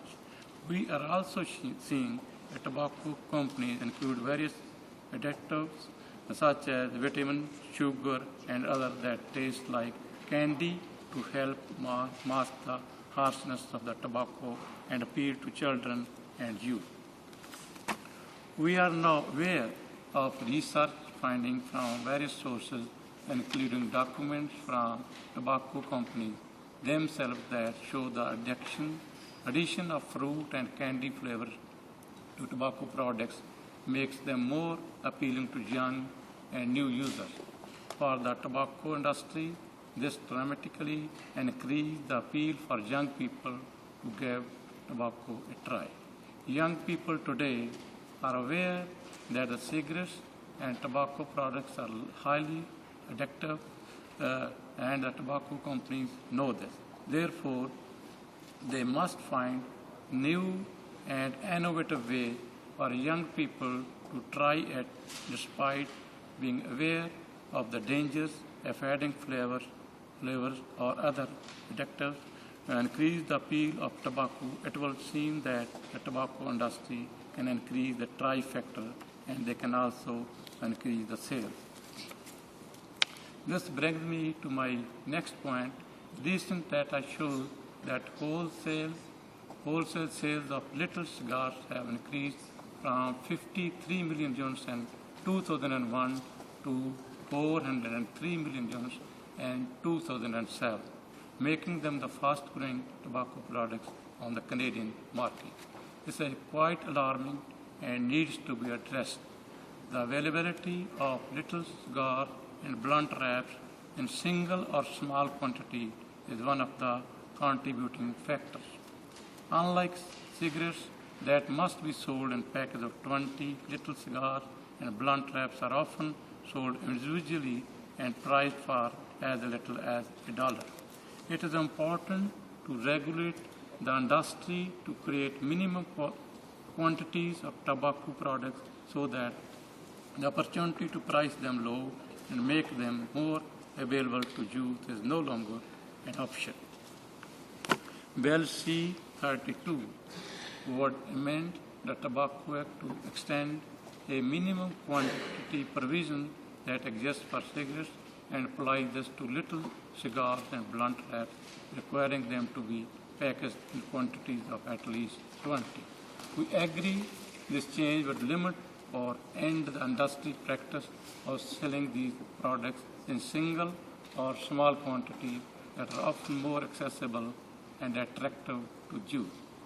My next point is that this bill currently fails to address the concerns of contraband tobacco, which is an important source of supply for youth who decide to start smoking or using tobacco products and acquire it through legal channels. The primary concern is that contraband tobacco products are cheap and easily accessible, and the bill does not address this issue. There is a direct correlation between the rise in contraband consumption and the change of government in 2006. We had a strategy in place and a multi-pronged approach to deal with the problem.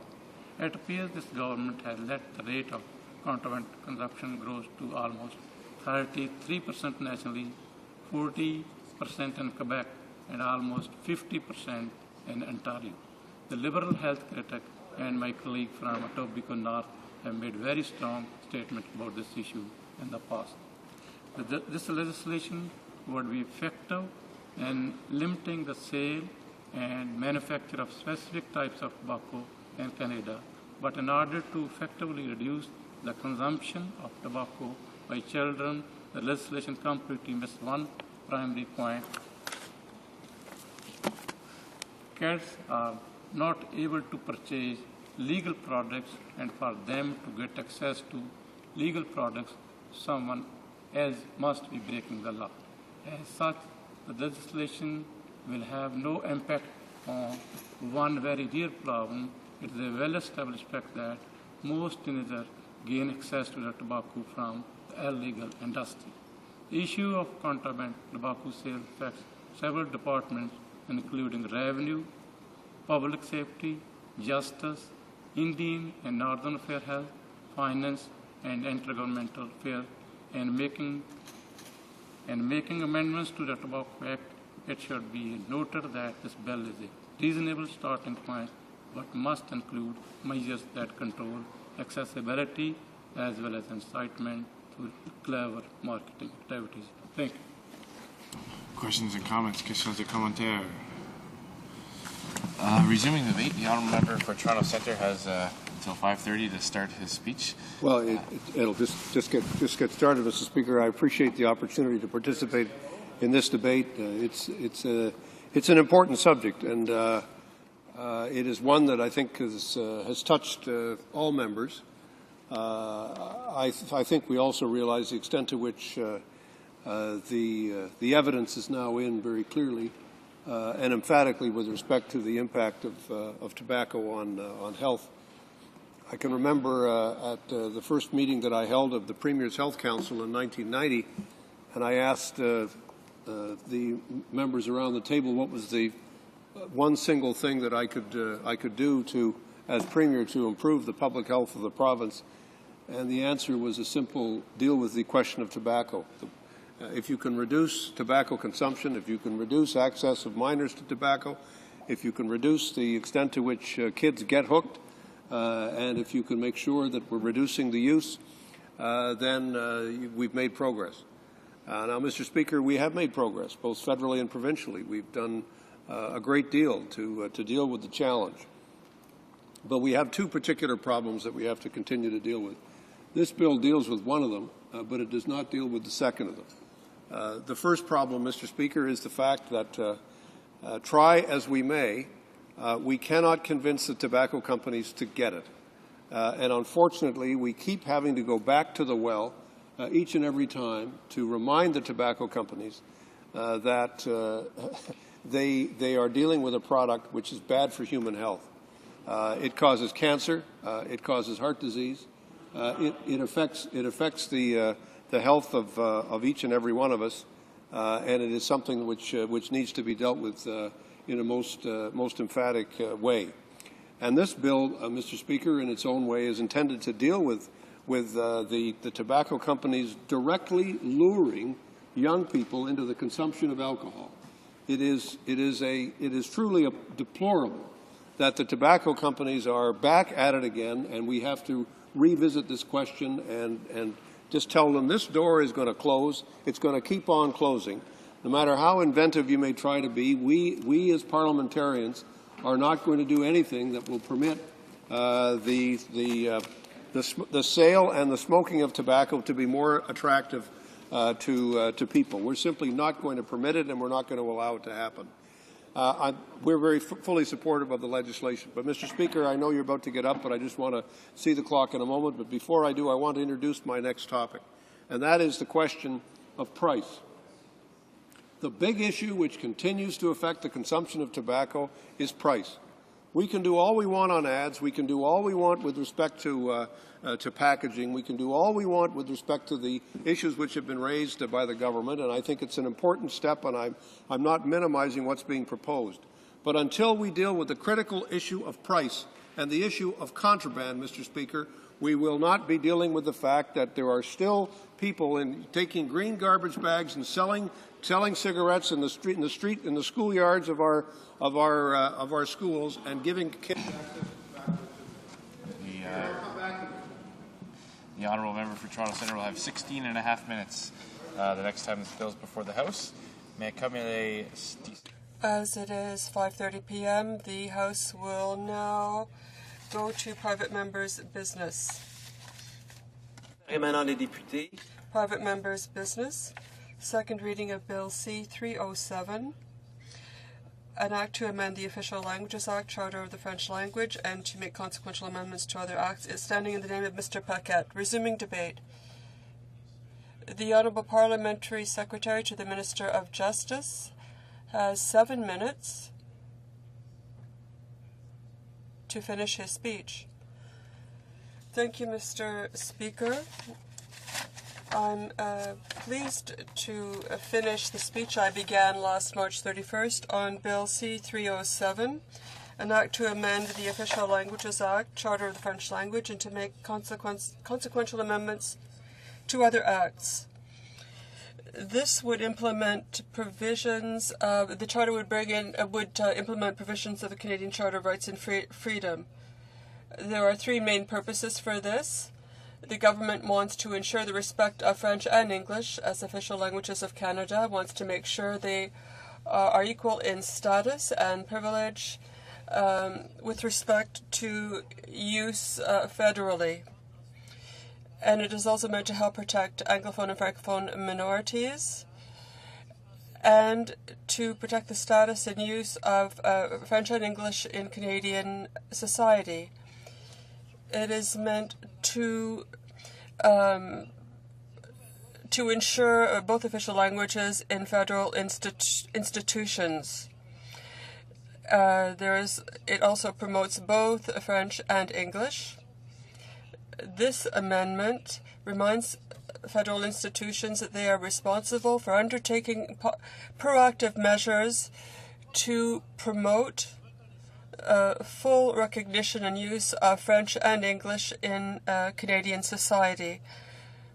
There's Part 7 of the Act that can be used for recourse under the law. Our caucus has supported this amendment unanimously. This allows us to promote the use and flowering of French and English. It allows for strengthening the legislative framework with respect to official languages. We believe that the federal government must be responsible, must assume its responsibility and show the way regarding our official languages and linguistic duality everywhere in Canada. This description of the various benchmarks of the recognition of French over the last decades will help us understand the consensus on official languages, and linguistic duality is an essential component of Canadian identity and an incredible source of wealth for all of society. The provisions having to do with linguistic duality do not contradict the Charter of the French Language, as is often said. The Charter of the French language applies fully in the fields of provincial jurisdiction with respect to the public language. Usually it's French in the province of Quebec, as well as on the island of Montreal. Overall, 94.5% of the Quebec population speaks French. It's also the province in which Anglophones speak French the best, about 69%. 50% of allophones are bilingual, speak both English and French besides another language.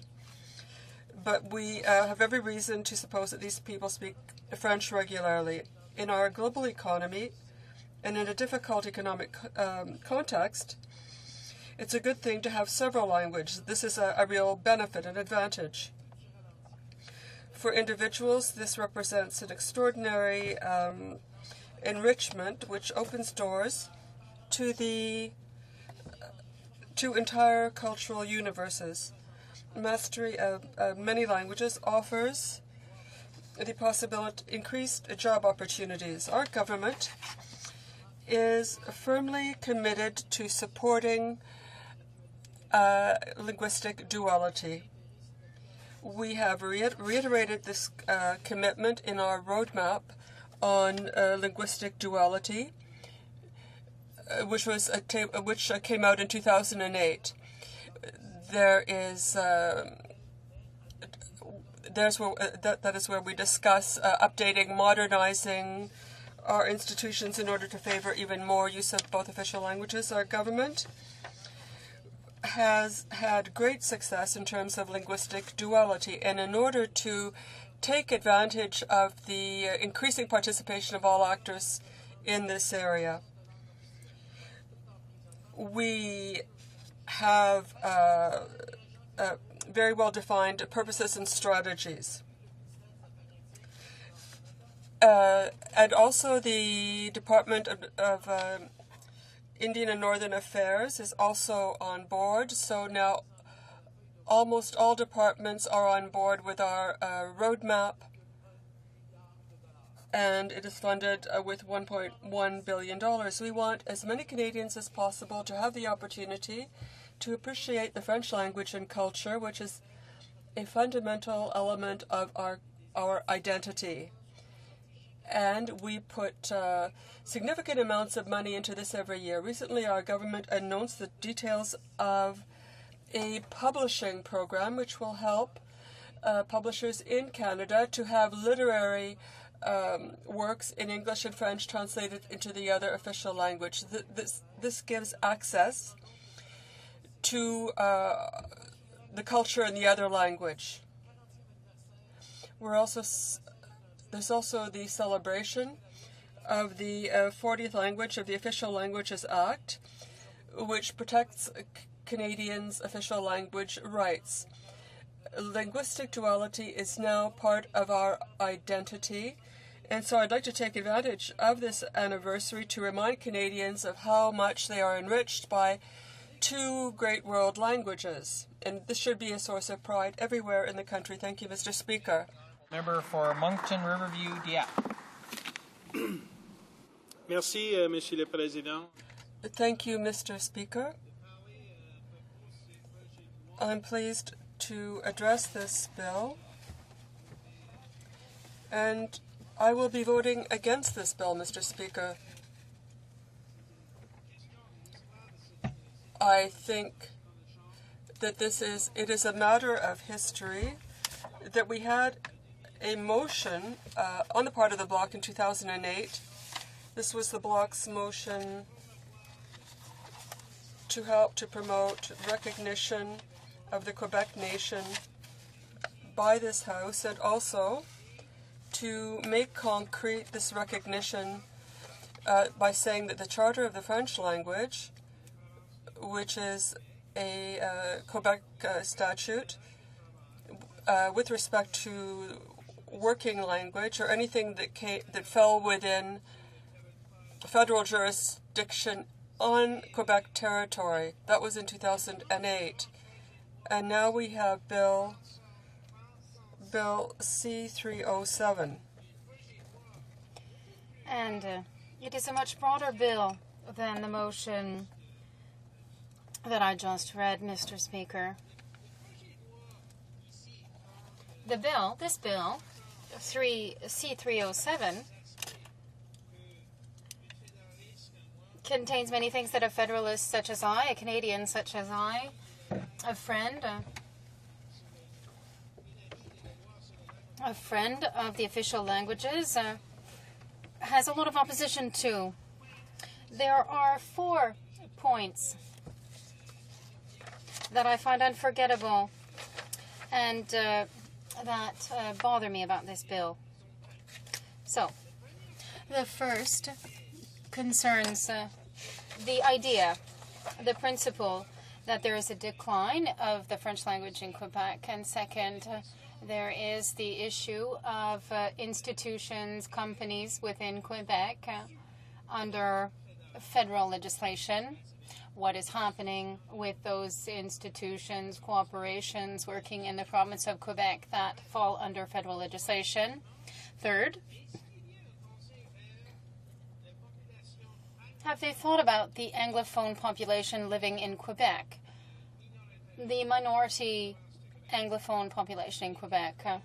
The fourth and final point,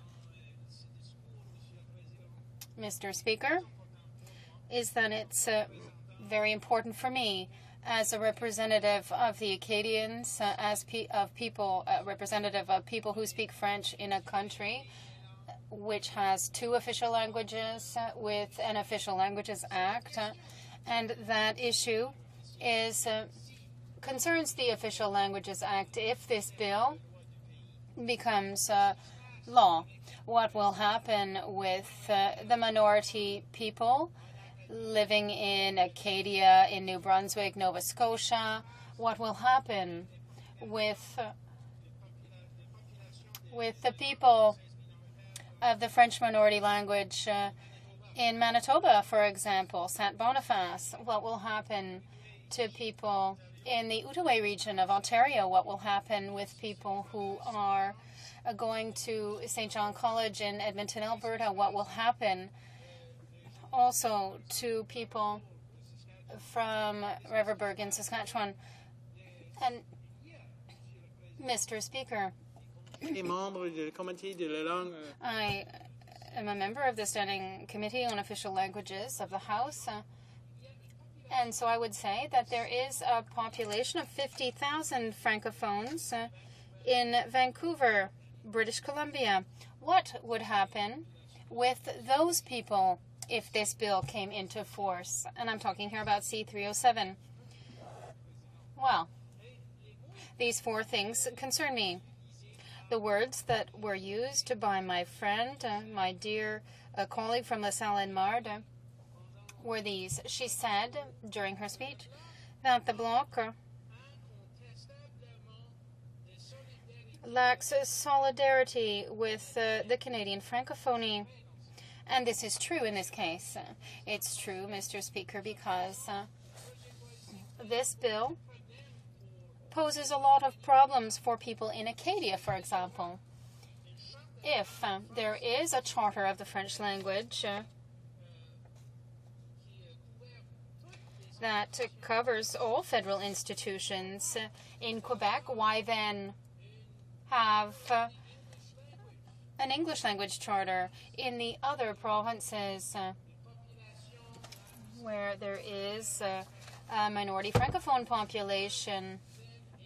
English language charter in a province where there is a Francophone minority. What if in the province of New Brunswick a government said that we shall have an English language charter and English shall be the language of all federal institutions in the province of New Brunswick? Well, I can tell you that sometimes in the history of New Brunswick there were riots over political events, over hockey victories and defeats, and over quotas for fisheries in parts of our provinces.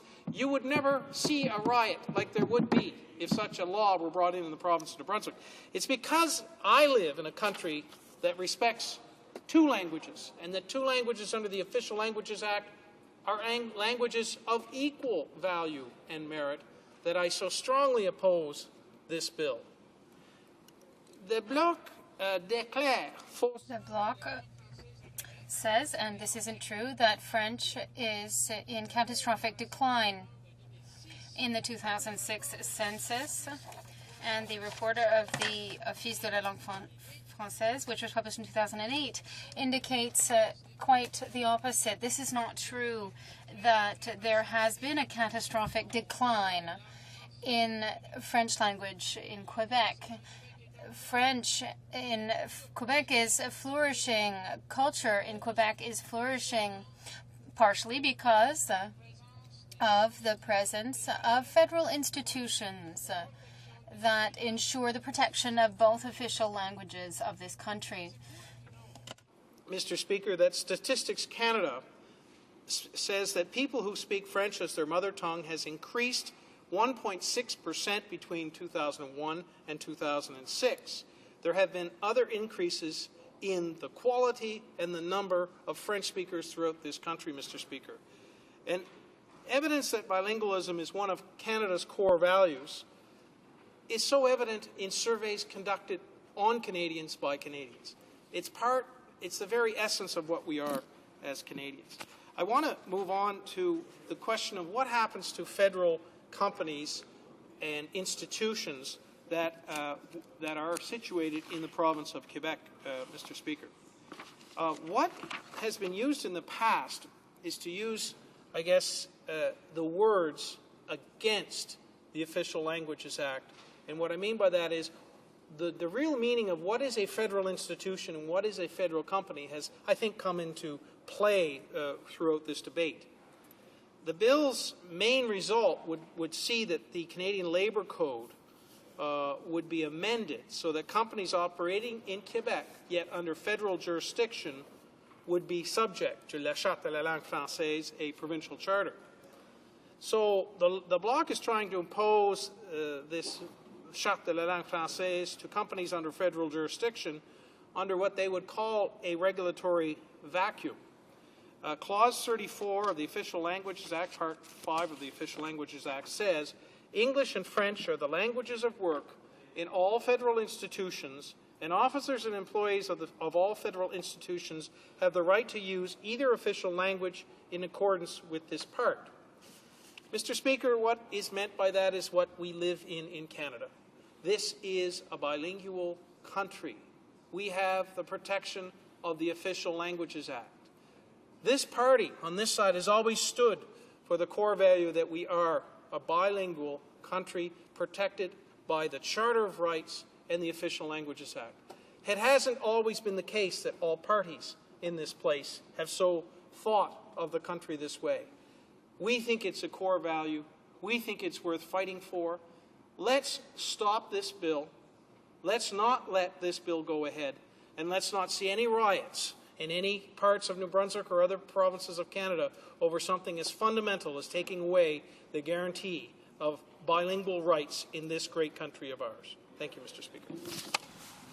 Resuming debate, the Honourable Member for Burnaby, New Westminster. Thank you, Mr. Speaker. I am rising to speak about this bill, this private member's bill. Now, we have to say, Mr. Speaker, in the House, that I have vigorously criticized the Bloc in the past. I find that the only option is not that there is a problem with the French presence in North America, and but rather that the Bloc does not support a society outside of Quebec. Well, French in Quebec can be used at work. The NDP has already taken a position with regard to this bill, and it's quite simple.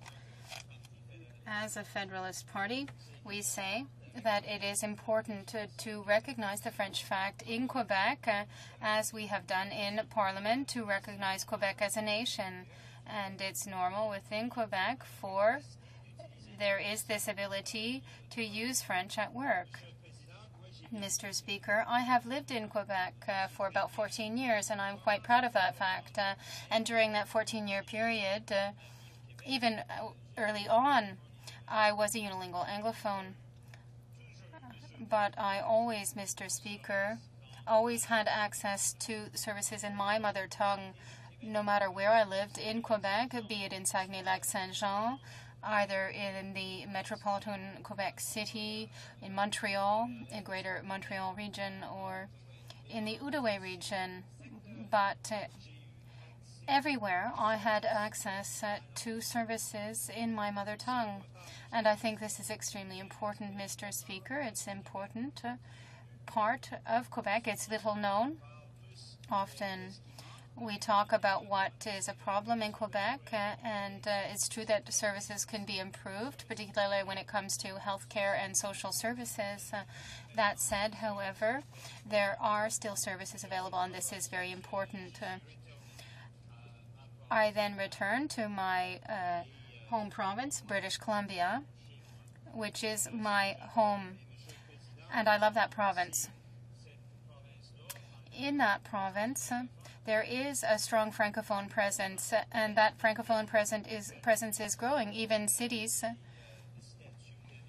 are qualifying as bilingual cities based on the Official Languages Act. And there is a Francophone presence that is not only increasing in numbers, but also in terms of a percentage of the population. And this is important, Mr. Speaker. Unlike this process of assimilation that sometimes we fear is happening in some provinces, in British Columbia we have the presence of a lot of Francophones. It was an NDP member who put in place a Francophone or French-speaking school network in British Columbia, and now there are Francophones from all regions, not just from Acadia or anywhere else, but we have a Francophonie that includes people from Europe, from Africa, and from Asia. We have people from all the former French colonies, all of those French-speaking countries. And these people are all in the Greater Vancouver region. And now they have access to this school network that was put in place by an NDP government. That said, Mr. Speaker, there is still work to be done in British Columbia.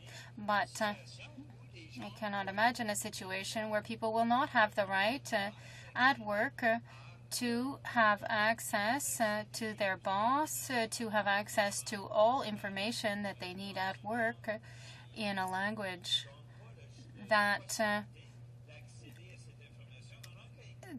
they cannot or would prefer not to speak. And that is why Bill C-307 is doing, that would ensure that somebody in Quebec, a Francophone, could at work normally could access information at work in French, could access anything, and this would ensure that they would be able to work in French. This is quite normal. It's not surprising, and it's not something that is unusual. In fact, it's quite normal. But you will say to me, Mr. Speaker, perhaps this is already something that they've acquired in Quebec, that people can work in French. There are no problems because there are people who are living and working in French. And it's true that in some cases there are companies that fall under federal jurisdiction, and there is an assurance that people can work in French. But this is not the case in every situation. And that is why, Mr. Speaker, this bill was put forward. In fact, it was to make it an obligation for these companies, be they Canadian companies or foreign companies, that are regulated by federal legislation, will allow people to work in French in those companies. Mr. Speaker, this isn't unusual. It's normal. And Canadians are people who see that this is fair, so that people can work in French in a Francophone environment. And this is part of what we recognized here in Parliament in recognizing Quebec as a nation to ensure that people can work in their mother tongue. I, Mr. Speaker, can work in my mother tongue in British Columbia. Now, Mr. Speaker, the question is, how will this affect the Official Languages Act? Mr. Speaker, the problem that we have now is that, in fact, this Conservative government, like the former Liberal government, is not reinforcing legislation that already exists. In fact, the Commissioner of Official Languages tells us every year that we have much work to do. There is a lot of symbolism. There's a lot of symbolism in the Official Languages Act. This means that services can be provided when the population requests those services, so that the services can be available in both official languages, no matter where these people live in Quebec, where there are sufficient numbers.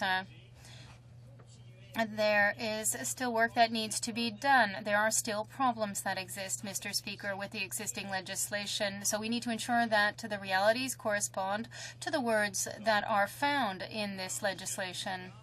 So, Mr. Speaker, since there is still work that needs to be done, I think it is important for the members of all parties here in the House to work together to ensure that an Anglophone can be comfortable in Saguenay-Lac-Saint-Jean, as I found myself to be there some 20 years ago.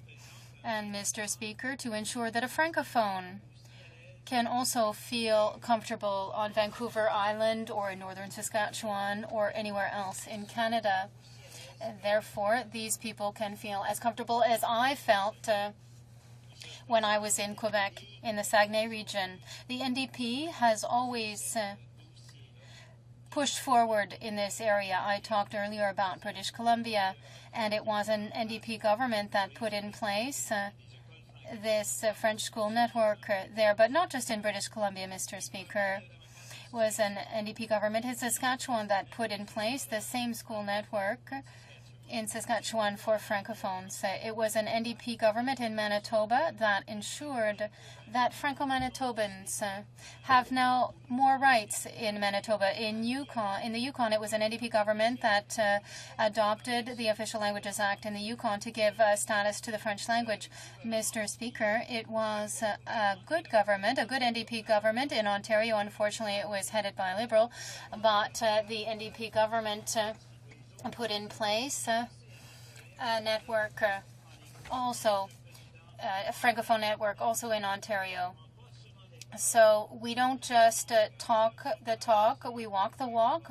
We ensure that we move forward on the rights of Francophones in Canada. That is why there is this bill. Thank you, Mr. Speaker.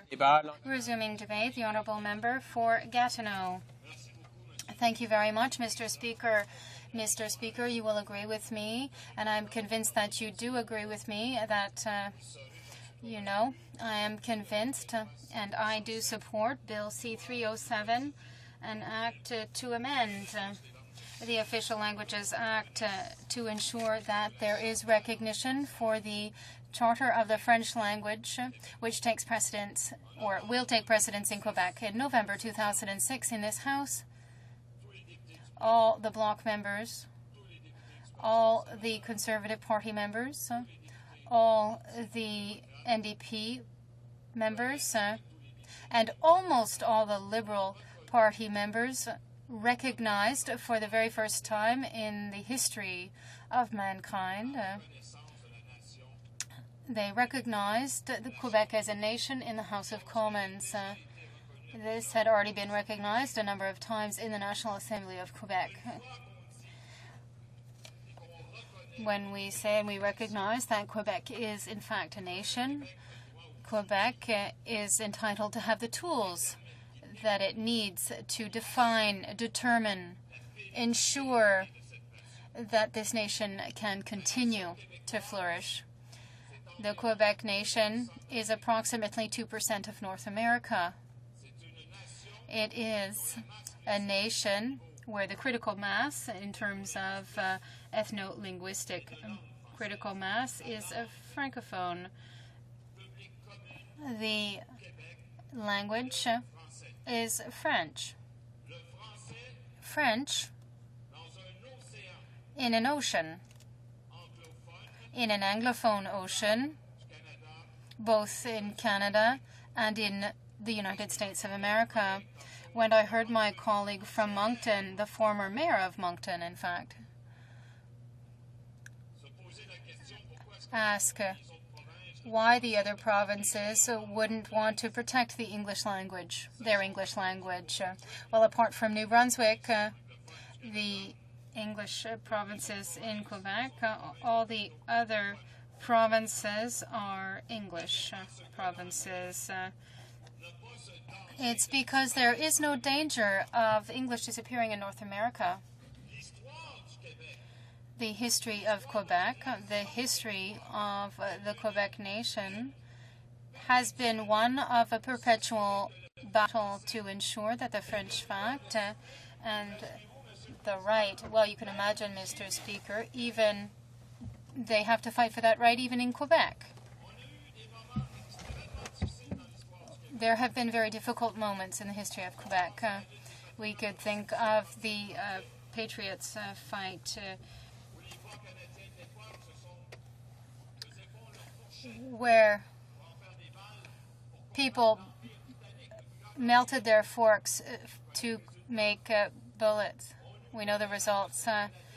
We were given the recipe for democracy, but they didn't want to give it to us. We wanted to take that democracy, and they didn't want to give it to us.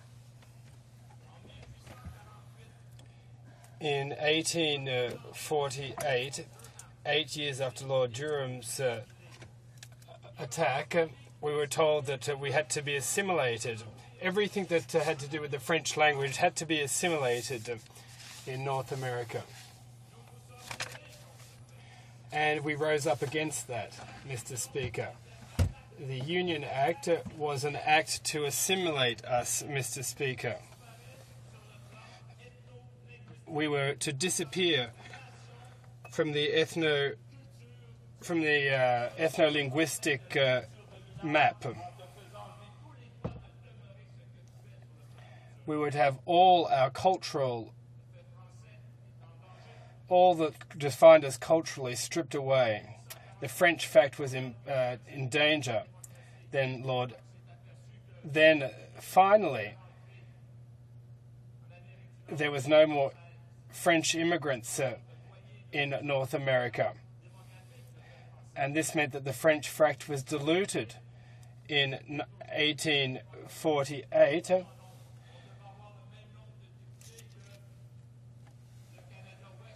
We were supposed to have the same number of members as Western Canada, which was Ontario, despite the fact that there were more French speakers, and yet it was the same number of members.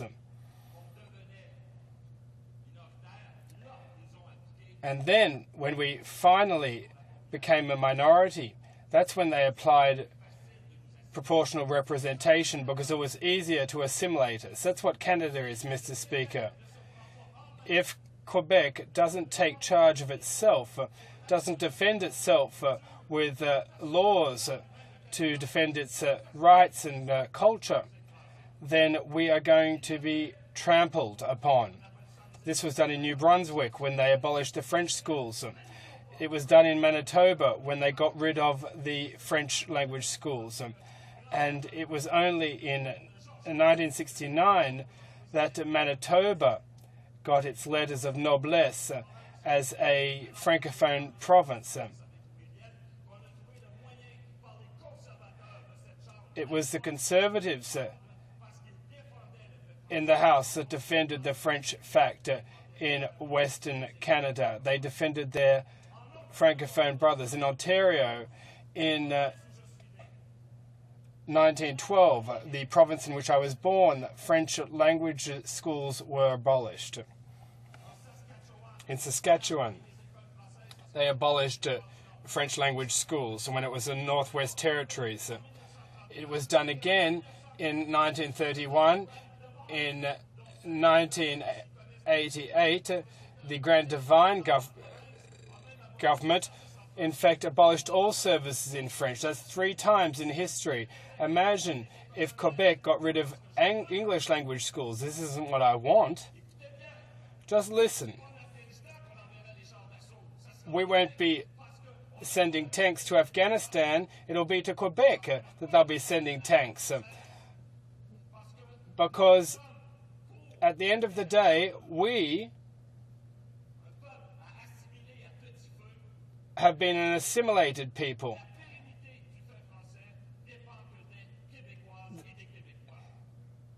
The sustainability of the French language depends on Quebecers. We need legislation to ensure that my colleagues in Quebec can work in their own language in federal areas of jurisdiction. We need a bill to ensure that these colleagues can continue to work in French in federally regulated areas. This is being denied us, and this is further evidence of this strategy. Except for the New Democrats, this is further evidence of the fact that when you agree to recognize the Quebec nation, well, all it is smoke and mirrors. It's bogus. They lack respect for Quebec throughout Canada. As a Franco-Ontarian, I lived in Saskatchewan. I fought for the rights of French language schools in Saskatchewan.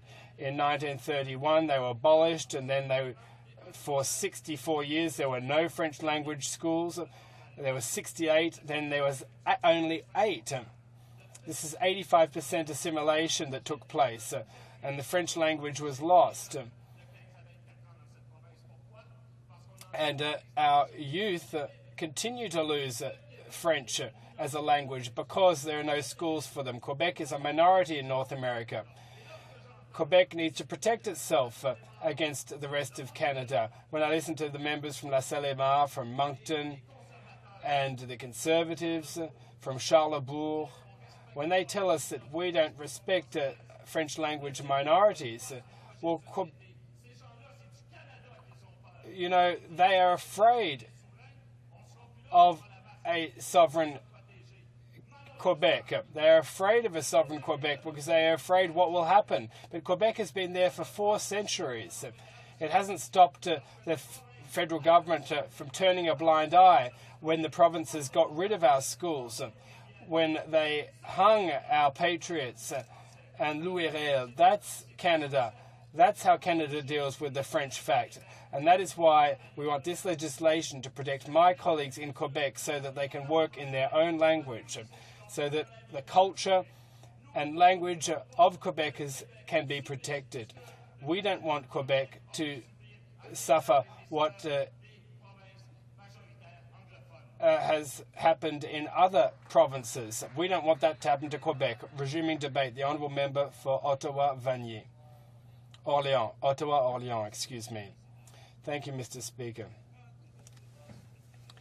In this debate on Bill 307, with your permission, I'd like to discuss the importance this government places on the promotion of the French language in Canada and on the world stage.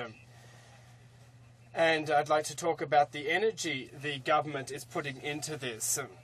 Now, if this bill is enacted, its implementation will create a major precedent in Canada. Some provinces will apply very restrictive laws in their own lands, which unfortunately will not favour the use of French, which is my maternal mother tongue.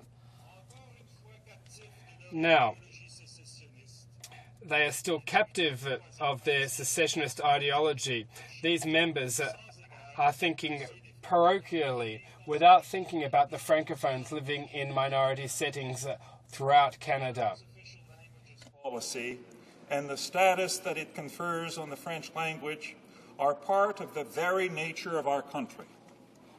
This policy is a reflection of the desire of English-speaking and French-speaking Canadians in every corner of the country to live together, and is a sort of social contract between our two major linguistic communities, the government that I support in this House strongly defends these founding principles of Canada.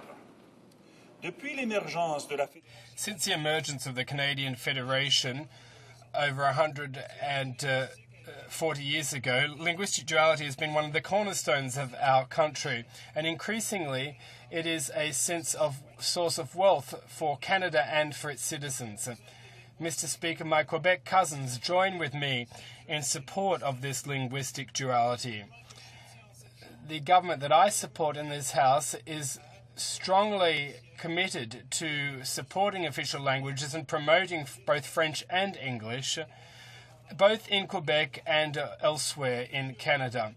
The Roadmap for Canadian Linguistic Duality 2008 to 2013 is the proof of this commitment.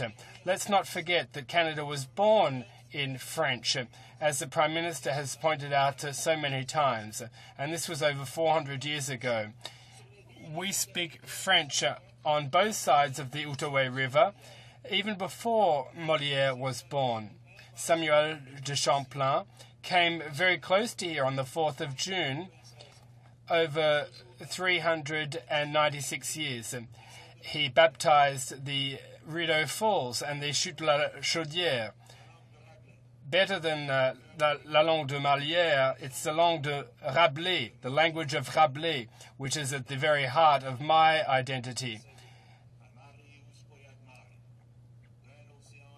From one ocean to the other, from sea to sea.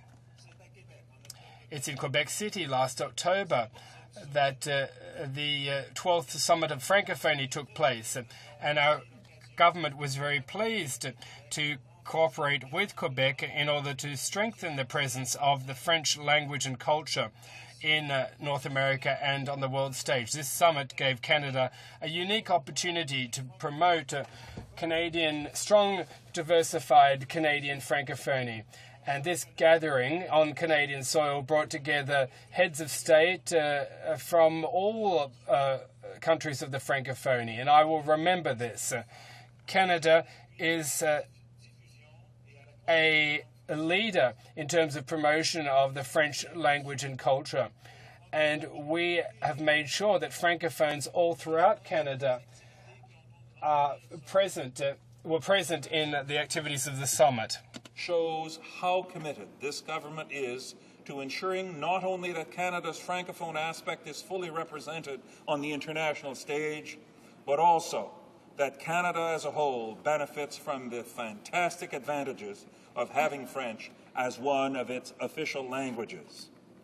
Parlé par 200 millions de... Spoken by 200 million people, French has the status of official language in 29 states. We are determined to promote French on the world stage. Canada was one of the first countries to promote the Francophonie by taking an active role in the creation and the development of its many institutions. The Canadian government is the second biggest funder after France, with a contribution of over $40 million per year for the international organization of the Francophonie and Francophone institutions. I should also point out that the Francophonie has made a major contribution in the adoption of a United Nations Convention on Education, Science and Culture, UNESCO, which has made cultural diversity a framework. We know that this framework is the formal recognition in international law that cultural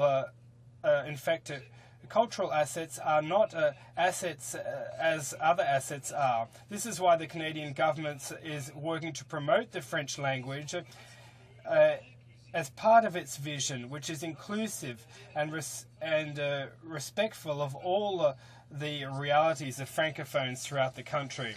So our approach is to create a Francophone space which brings together Francophones from Quebec, Francophones from minority settings, and also Francophiles from all cultural origins.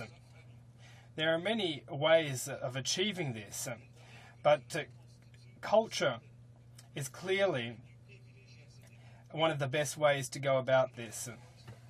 Arts and culture policies generously support the cultural development of French-speaking Canadians in Quebec and everywhere in Canada.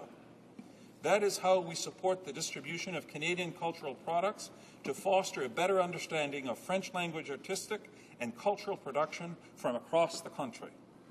Ceci peut contribuer à créer des liens. This can help to create closer ties between the francophones of Quebec and their cousins from the minority communities. That is, between all speakers and interlocutors of French in the country. This kind of increased visibility of French will serve to make Canadians more aware about the importance of linguistic duality. Basically, by reinforcing French both domestically and abroad, the government of Quebec, of Canada, of New Brunswick, Ontario and other provinces are cooperating very closely in order to consolidate the ties between francophones and francophiles from here and from abroad, to promote the establishment of strong partnerships and to look for effective action, and that is to make sure that this is coordinated. Just given you a few examples of the federal government's broad support for the French language and its vitality in Canada, including in Quebec and abroad. Ces appuis et ces initiatives. This support and these initiatives have taken place in the framework of linguistic policy, which demonstrates equal status for both official languages, and it does not prevent the federal government in any way from working on strengthening the French factor in the country. Now, the substance of Bill C-307 clearly hasn't demonstrated how Canada's linguistic system is an obstacle to the full use of French in Quebec, and why there needs to be any legislative amendments in order to ensure that French survives in this province. As a result, the government believes that Bill C-307 is unsubstantiated, it is not necessary, and we are opposed to its adoption. The Honourable Government House Leaders rising on a point of order. Thank you very much, Mr. Speaker. My apologies for interrupting the debate. Mr. Speaker, there's been consultation and discussions between all parties. I think if you'll seek it, you'll find unanimous consent for the following motion, that notwithstanding any standing order or usual practice of the House, on Wednesday, June 3rd, 2009, statements by ministers pursuant to Standing Order 33 shall take place at the expiry of the time provided for oral questions, followed by a moment of silence. Any recorded division previously deferred to Wednesday, June 3rd shall be taken up at the end of the moment of silence, provided that the time taken for the ministerial statement and the deferred recorded divisions shall be added to the time provided for government orders, and, notwithstanding Standing Order 30.7, private members' business shall begin no later than 7 p.m. Thank you, Mr. Speaker. Does the Honourable Minister have the unanimous consent of the House to move the motion? The House has heard the terms of the motion. Is it the pleasure of the House to adopt the motion? Resuming debate. Reprise du débat. Resuming debate, the Honourable Member for Joliette. Thank you, Mr. Speaker. In a couple of hours, the House of Commons will have to vote on Bill 307, the bill that I introduced. The purpose of this bill is to ensure that Bill 101 is respected in Quebec, even when it comes to federally regulated companies and businesses under the Canada Labour Code. For example, banks, airports, the telecommunications companies, Canada Post. We're not referring at all to departments of the federal government. Now, the member for La Salle-Mar didn't read my bill, hasn't understood it. He's got a Trudeauist Chrétien ideology. He's absolutely misunderstood what my bill is referring to. He said that the bill refers to federal institutions rather than federally regulated institutions. And he's suggesting the departments would be affected. We're talking about banks, la Banque de Montréal, de Nouvelle-Écosse, the Montreal Airport, Radio-Canada. So some businesses that are federally regulated. Currently, there are 250,000 workers who are not covered by the Charter of the French language. That is, they're not entitled to work in French and are often forced to work in English, quite simply because their superior is forcing them to use English, even though it's not appropriate in the circumstances. The Official Languages Commissioner condemned this practice in our airports throughout Canada recently, and the fact is that it happens in Quebec. So it's unacceptable that these workers don't have the same rights that all workers throughout Quebec. That is a legitimate right to work in your mother tongue. We're not talking just about their mother tongue, but the language of the Quebec nation, and this House recognized the Quebec nation. So I think it's quite normal that this House move ahead with enacting this legislation, not only to recognize the Quebec nation, but to recognize that we have a common single official language, which is French. But now, I know that the Conservatives must think this is a very eloquent speech.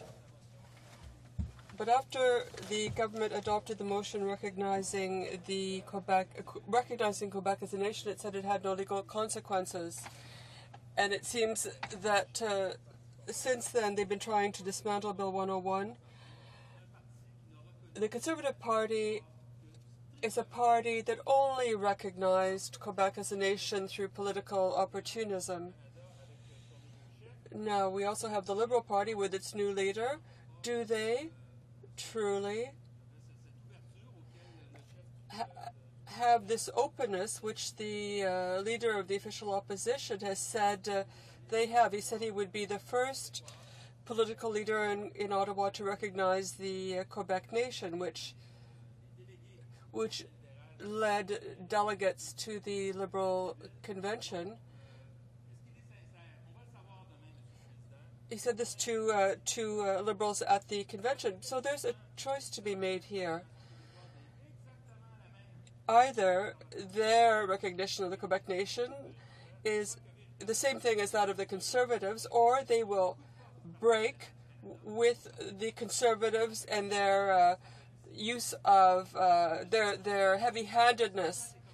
We remember the sponsorship scandal and other actions of the Liberal Party, and if they were to vote against the bill, the Quebecers will know that the Liberals are the same as the Conservatives, who've never really recognized Quebec identity and the Quebec nation.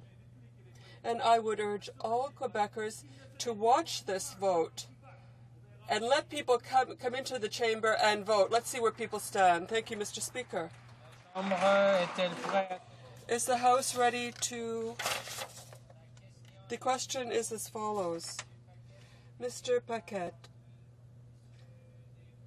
seconded by Mr. Desnoyers, moves that Bill C-307, an act to amend the Official Languages Act, Charter of the French language, and to make consequential amendments to other acts, be now read a second time and referred to the Standing Committee on Official Languages.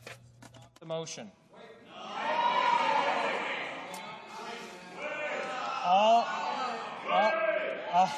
All those in favor of the motion will please say yay. All those opposed will please say nay. In my opinion, the nays have it.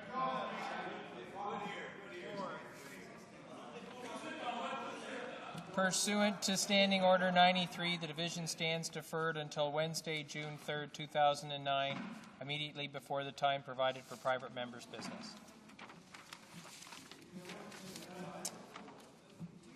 I have the honor to inform the House that a message has been received from the Senate informing this House that the Senate has passed the following public bill to which the concurrence of the House is desired. S-217, an act respecting a National Philanthropy Day. À ce moment-ci, conformément. It is my duty, pursuant to Standing Order 38, to inform the House that the questions to be raised tonight at the time of adjournment are the questions to be raised tonight. The question is that this House do now adjourn. The Honourable Member for Saint-Bruno, Saint-Hubert on Culture. Thank you, Mr. Speaker. I'm here because I put a question last March, and I didn't receive a satisfactory answer. But I have a colleague saying nothing new with that, and saying that I won't get a response this evening either. But I'm at heart an optimist, and I think the government can give satisfactory answers. I put several questions in the House with respect to the exports of our cultural products, and in particular performing arts. And the parliamentary secretary, well, he acted in a way as if it were a kind of Groundhog Day. He always said the same thing. And in that film, Groundhog Day, the main character was to answer a question and was trying to make progress, but things always went the same way. So let's see what happens. I'm going to present a new argument, and I hope that I'll get a proper answer. And I hope the answer will be yes, the government will restore funding for the programs we've cut for cultural programs. That's the answer I want, and until I get it, Mr. Speaker, I will continue to ask this question. So the Honourable Parliamentary Secretary said that there was $13 million that the government was getting to the Arts Council, the Canada Council, for the arts, but this $13 million isn't really this $13 million, because I'd like to quote a letter by CNAR, which is a performing arts group, which in a letter said, when we met with the government, 4.8 million for prom art and other millions for trade routes. And they said that it really was $2 million. But there was $5 million that was cut, that was for officials. So it's really $2 million, this $2 million that artists need. Now, this money should have been restored immediately to the Canada Council budget. Now, with respect to performing arts, the money available is... Oh, I have only a minute? Okay, I'll try to go quicker. So for tours, for music, for dance, for mixed media, there was $2 million, $2.6 million. That's a lot less than the $7 million which had been promised. So obviously these programs did not have sufficient funding to respond to the many requests that were made to it. Secretary to the Minister of Canadian Heritage.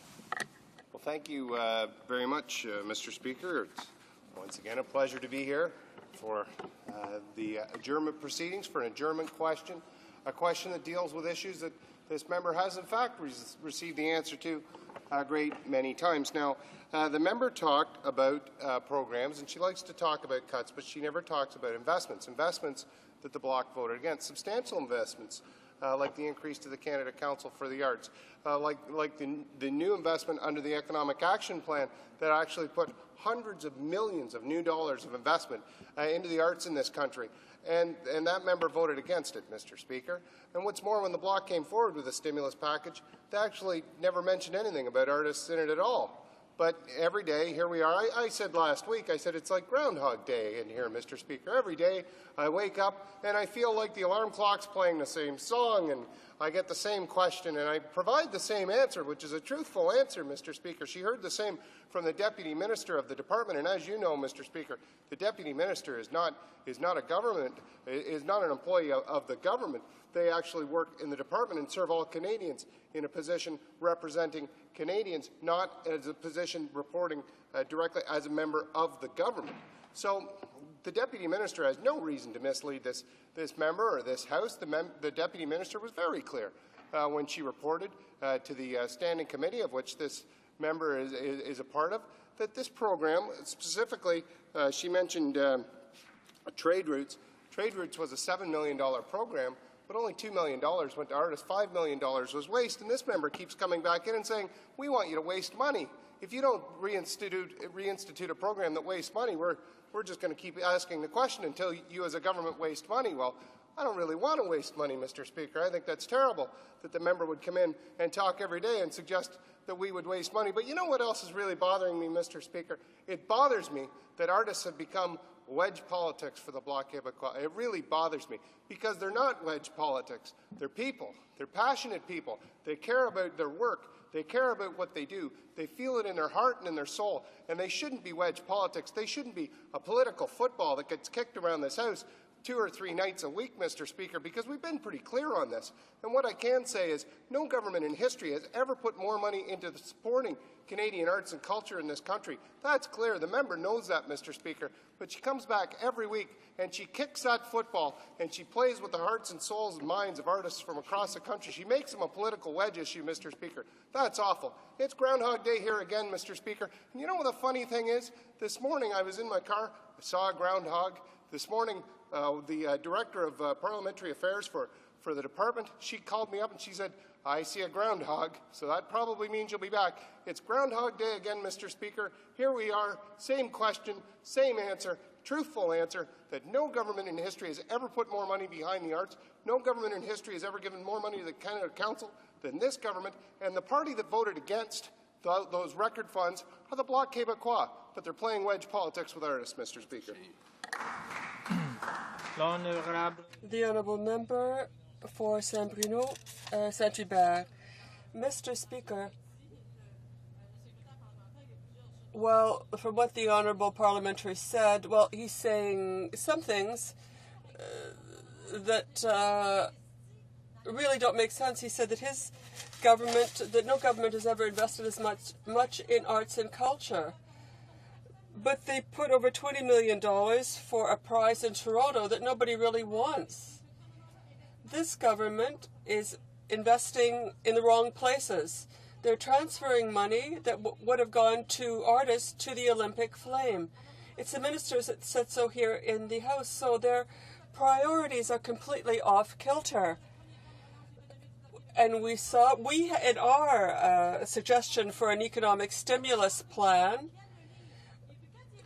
they'll see how we would have done things. They should read it. But what they're doing are just piecemeal things, not long-term, and they're not helping culture. Well, that's interesting, Mr. Speaker. The honourable member says we're putting money into the wrong places. Well, no riding certainly in Quebec and certainly in Montreal, the riding that receives the most money, and that's where we're putting money. Like, the member thinks we're putting money in the wrong places. She should mention that to the leader of the Bloc Québécois, because his riding receives over $20 million in support from this department. That's where the money's going. I'm really surprised to hear you say that we shouldn't be putting money into the leader of the Bloc Québécois' riding, because I think you'd be really disappointed to hear that. But, you know, Mr. Speaker, what we've done is we've put an awful lot of money into the arts. We've expanded the Canada Council for the Arts. We've expanded expanded. For example, the endowment incentive program. The member mentioned how artists are struggling. We put more money behind that, Mr. Speaker. So the Grand Ballet in Montreal, they now receive 3 times as much money from the endowment incentive program as they got into the Liberal Party in 2004-2005. That's getting it done, Mr. Speaker. The honourable member for Edmonton Strathcona Aboriginal Affairs. Thank you, Mr. Speaker. I'm rising in the House today to raise a question again and follow up to a question that I put to the Minister of Health on April the 2nd. And that question related to what action Health Canada is taking in addressing the incidence of cancer in a Northern Aboriginal community in Alberta, Fort Chipewyan. The reply was very unsatisfactory, generally along the lines that a lot of money spent on Aboriginals and health in Canada, and what's my complaint? I'm rising in the House today in the hope that I might get a more satisfactory reply. Why am I doing this? Because as a member of the Parliamentary Committee on Environment and Sustainable Development, our committee traveled to Alberta several weeks ago and traveled directly to the community of Fort Chipewyan, where we heard directly from the persons that Dr. John O'Connor had raised concerns about. That community repeated their concerns to our committee with the incidence of cancer, with the concern of the pollutants that are coming from the tar sands and other facilities. We also held hearings in Edmonton where we had testimony from scientists who revealed their recent studies showing that the air emissions from the tar sands facilities are likely contaminating the rivers, and concerned that the ponds are already leaching into the river and that there is evidence that there's already a problem. My concern is that Health Canada appears to have disappeared from the scene.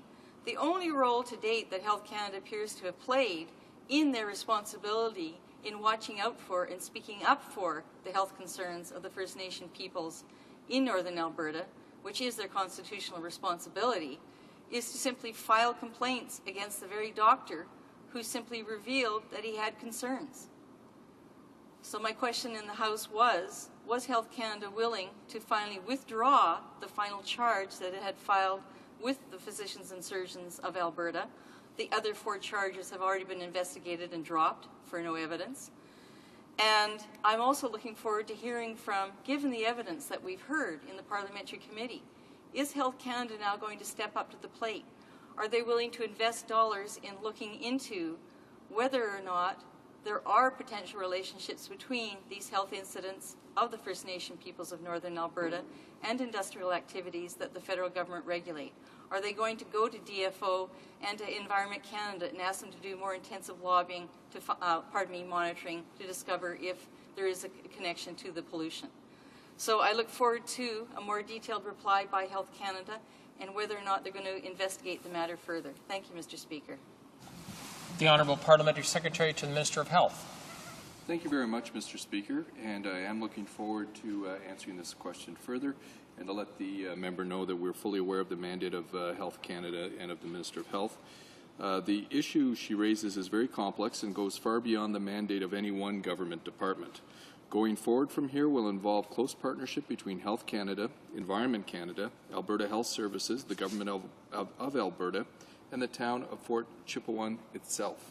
Mr. Speaker, Health Canada's concern here is for the health and well-being of the people of Fort Chipewyan. And that is why, when concerns about cancer rates were brought to the attention of Health Canada's Medical Officer of Health in Alberta, Health Canada immediately contacted Alberta Health and Wellness to request a field epidemiologist to investigate these concerns. Health Canada worked with the Alberta Cancer Board and the Northern Lights Regional Health Authority to investigate the community's concern. It was a result of this intervention that the Alberta Cancer Board undertook a study of cancer rates in this community between the years 1995 and 2006. In early 2009, the Alberta Cancer Board released its peer-reviewed Comprehensive Cancer Incidence Report.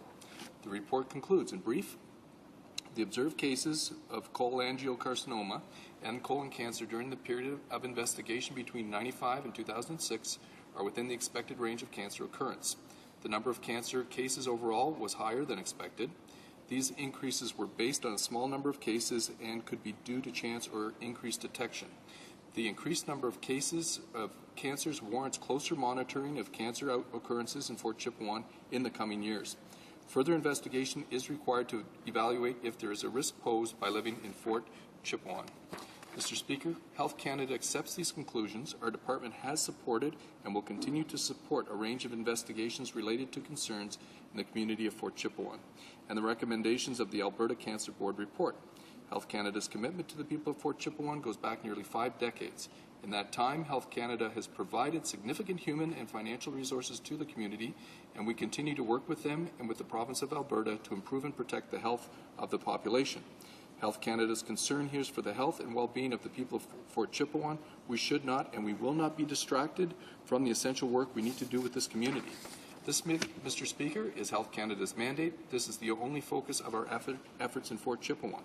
Just 4 weeks ago, Health Canada joined Alberta Health and Wellness and the Alberta Aboriginal Relations in Fort Chipewyan for a meeting with the Nooney Health Society and community leaders. This was very positive and a productive meeting. All parties agreed to move forward together to better understand and meet the unique needs of this community, and with the commitment to continue face-to-face meetings on a regular basis. This is where we can best serve the community, Mr. Speaker, on the ground in the community in close collaboration with the people who live there. Thank you very much, Mr. Speaker. The Honourable Member for Edmonton Strathcona. Thank you, Mr. Speaker. I appreciate the more fulsome reply this time. It's gratifying that the second time around we get a better reply on what has gone on. Regrettably, the action taken by Health Canada was unfortunately only expedited by the interventions of private doctors and the First Nation peoples themselves. I am hopeful that Health Canada now that the issue has come out into the open, now it's before the parliamentary committees, now we've heard testimony, and we will hear testimony from Dr. O'Connor in the next couple of weeks. I am hopeful that Health Canada will step up to the plate and actually come forward with a fulsome budget to support independent epidemiological work in the area and in an expeditious manner before any more unfortunate impacts occur. Thank you, Mr. Speaker. The Honourable Parliamentary Secretary. Thank you very much, Mr. Speaker, and I'd like to let the member know that Health Canada is committed to this community. She mentioned in her question at the beginning about the physicians' complaints, and I would like to let her know that Health Canada's physicians, like all physicians in the country, have a professional obligation to consult the regulatory body when they have concerns about the conduct of their peers. The College of Physicians and Surgeons of Alberta has not concluded its investigation, nor has it released its finding regarding complaints made by Health Canada physicians. These findings are expected shortly. Health Canada respects the authority of the College to investigate and to rule on this complaint without the interference of the from the House of Commons. Mr. Speaker, I am encouraged to work together with this member. The health of this community is very important to all members in this House. Thank you. The motion to adjourn the House is now deemed to have been adopted. Accordingly, this House stands adjourned until tomorrow at 2 p.m. pursuant to Standing Order 24-1.